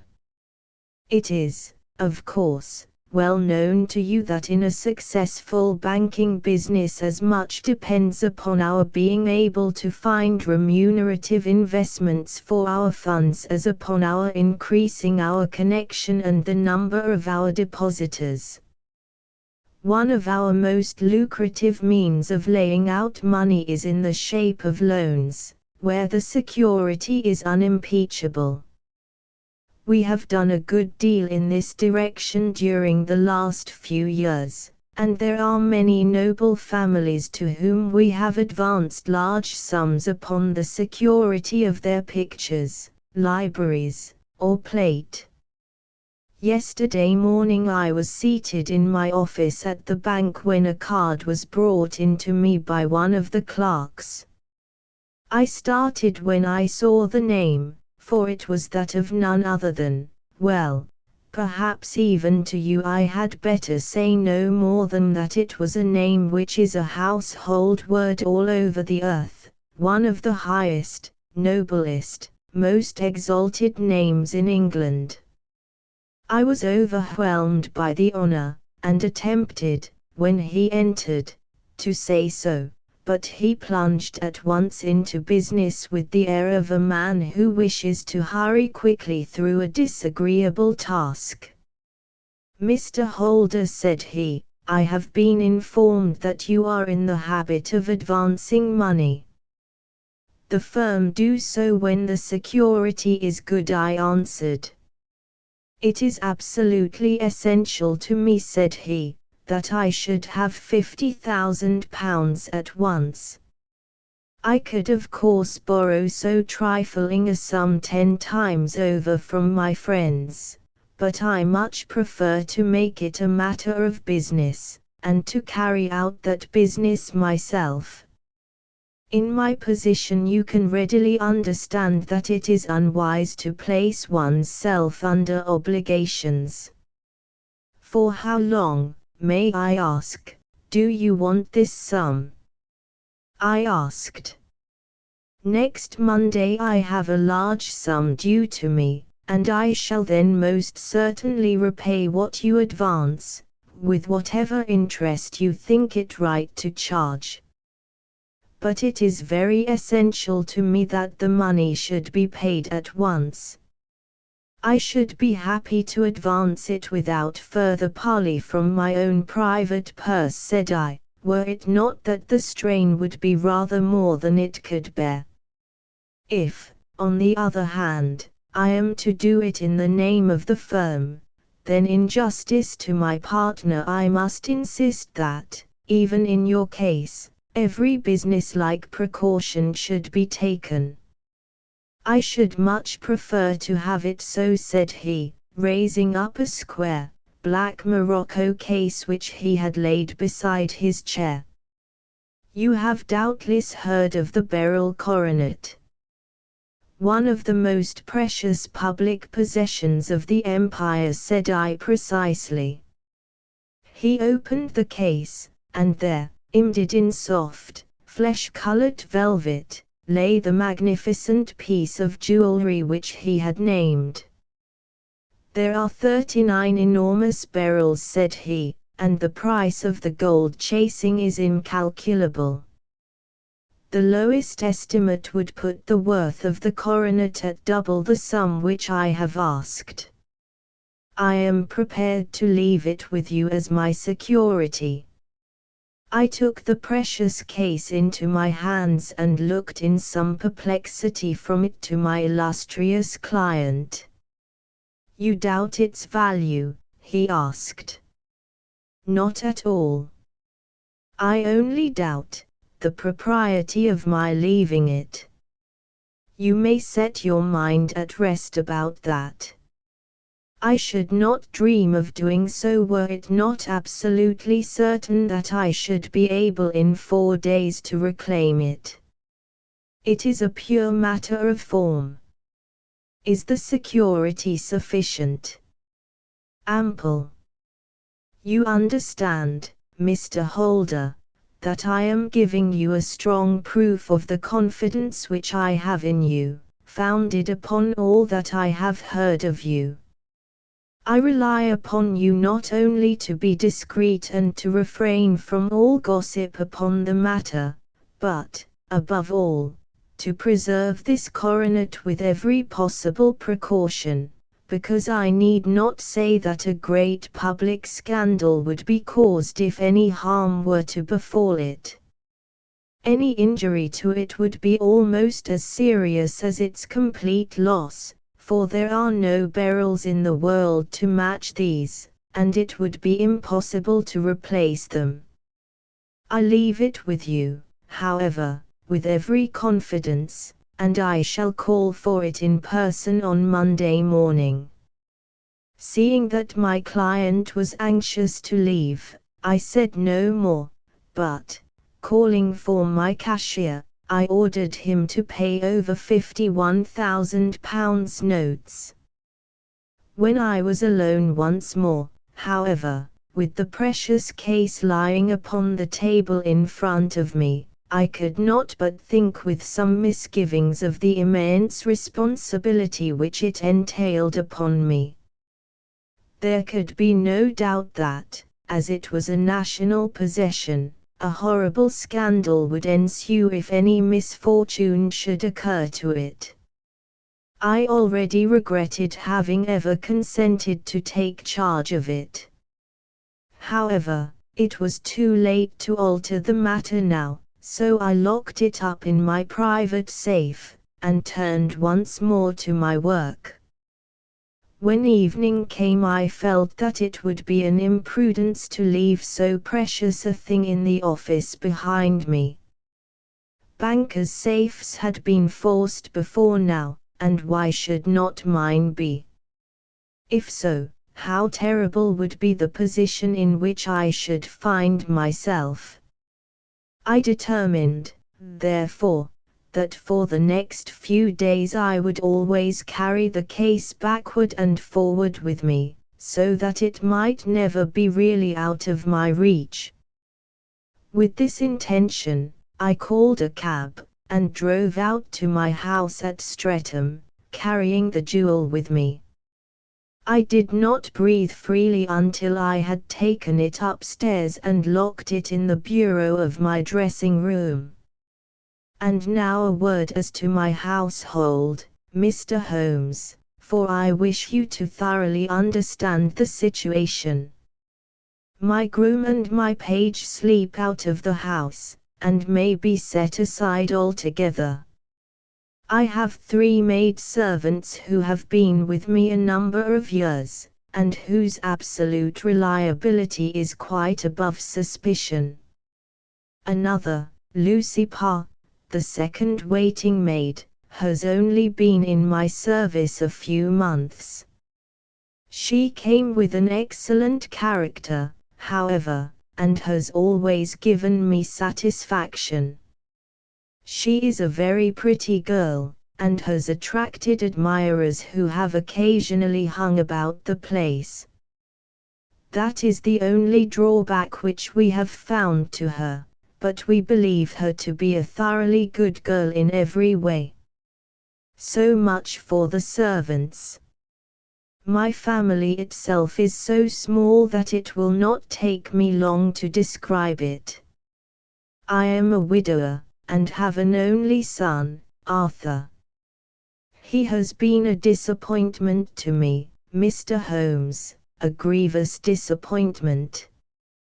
I have no doubt that I am myself to blame. People tell me that I have spoiled him. Very likely I have. When my dear wife died, I felt that he was all I had to love. I could not bear to see the smile fade even for a moment from his face. I have never denied him a wish.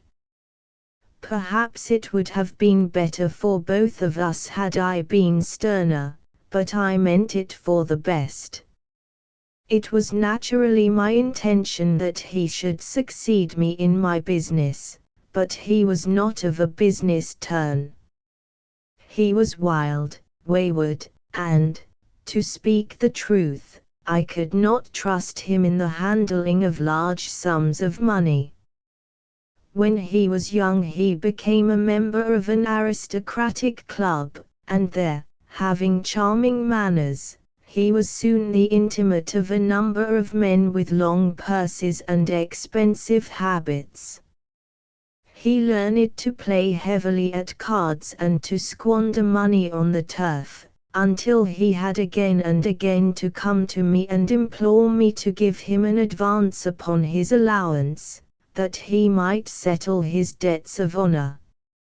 He tried more than once to break away from the dangerous company which he was keeping, but each time the influence of his friend Sir George Burnwell was enough to draw him back again.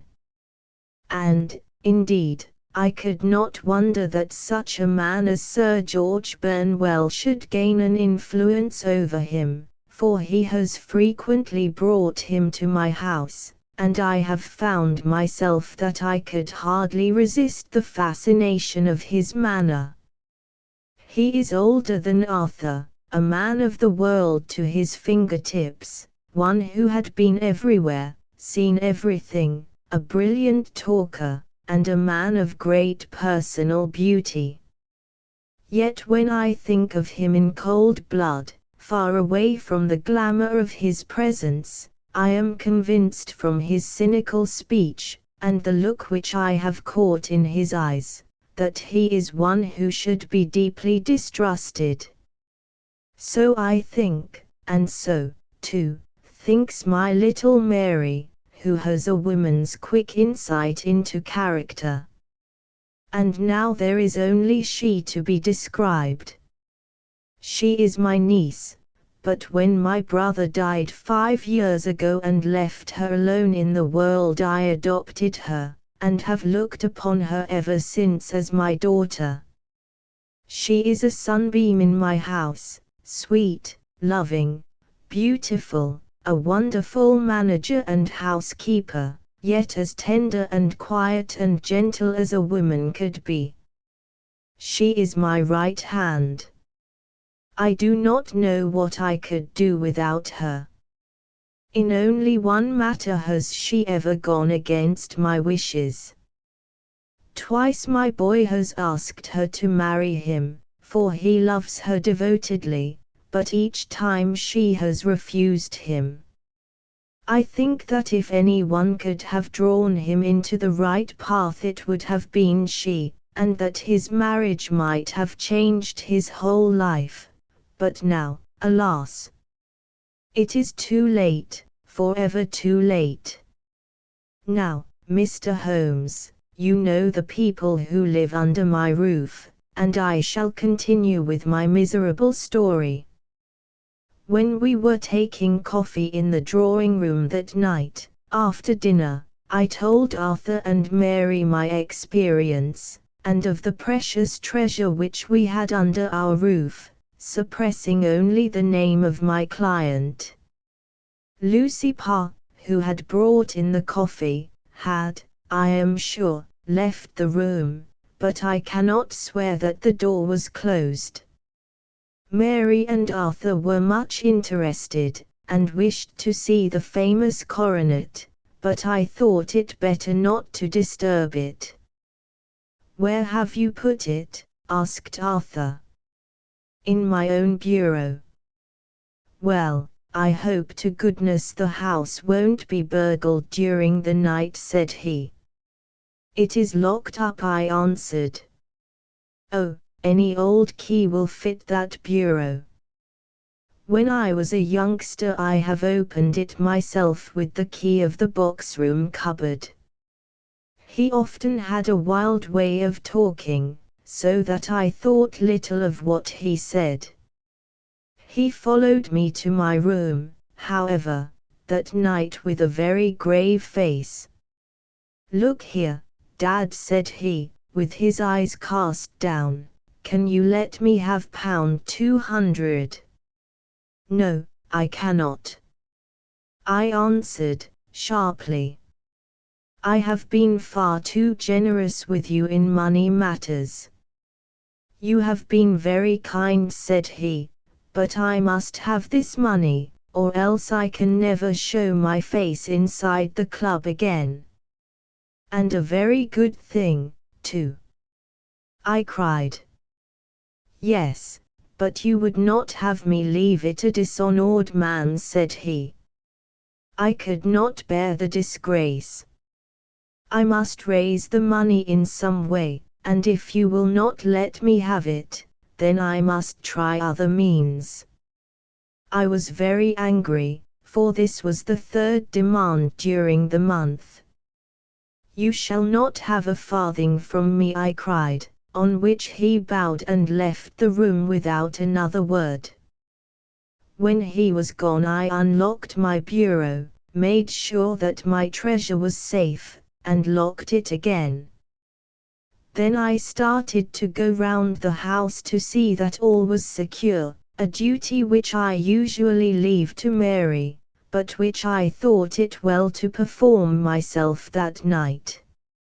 As I came down the stairs I saw Mary herself at the side window of the hall, which she closed and fastened as I approached. "Tell me, Dad," said she, looking, I thought, a little disturbed, "did you give Lucy, the maid, leave to go out tonight?" "Certainly not. She came in just now by the back door. I have no doubt that she has only been to the side gate to see someone, but I think that it is hardly safe, and should be stopped. You must speak to her in the morning, or I will, if you prefer it." "Are you sure that everything is fastened?" "Quite sure, Dad. Then, good night.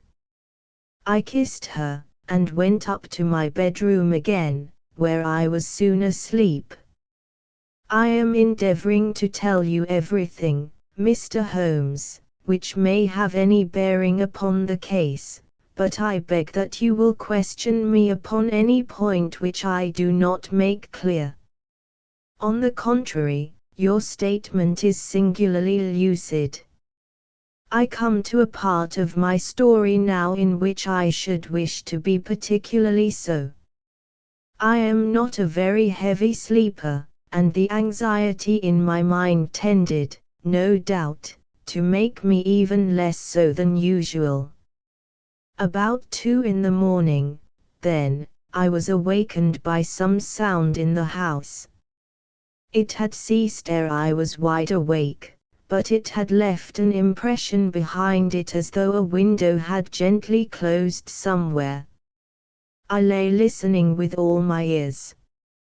Suddenly, to my horror, there was a distinct sound of footsteps moving softly in the next room. I slipped out of bed, all palpitating with fear, and peeped round the corner of my dressing-room door. "Arthur!" I screamed, "you villain, you thief! How dare you touch that coronet?" The gas was half up, as I had left it, and my unhappy boy, dressed only in his shirt and trousers, was standing beside the light, holding the coronet in his hands. He appeared to be wrenching at it, or bending it with all his strength. At my cry he dropped it from his grasp, and turned as pale as death. I snatched it up and examined it. One of the gold corners, with 3 of the beryls in it, was missing. "You blackguard!" I shouted, beside myself with rage. "You have destroyed it. You have dishonored me forever. Where are the jewels which you have stolen?" "Stolen?" he cried. "Yes, you thief!" I roared, shaking him by the shoulder. "There are none missing." "There cannot be any missing," said he. "There are 3 missing. And you know where they are. Must I call you a liar as well as a thief? Did I not see you trying to tear off another piece?" "You have called me names enough," said he, "I will not stand it any longer. I shall not say another word about this business since you have chosen to insult me. I will leave your house in the morning and make my own way in the world. You shall leave it in the hands of the police," I cried, half mad with grief and rage. "I shall have this matter probed to the bottom." "You shall learn nothing from me," said he,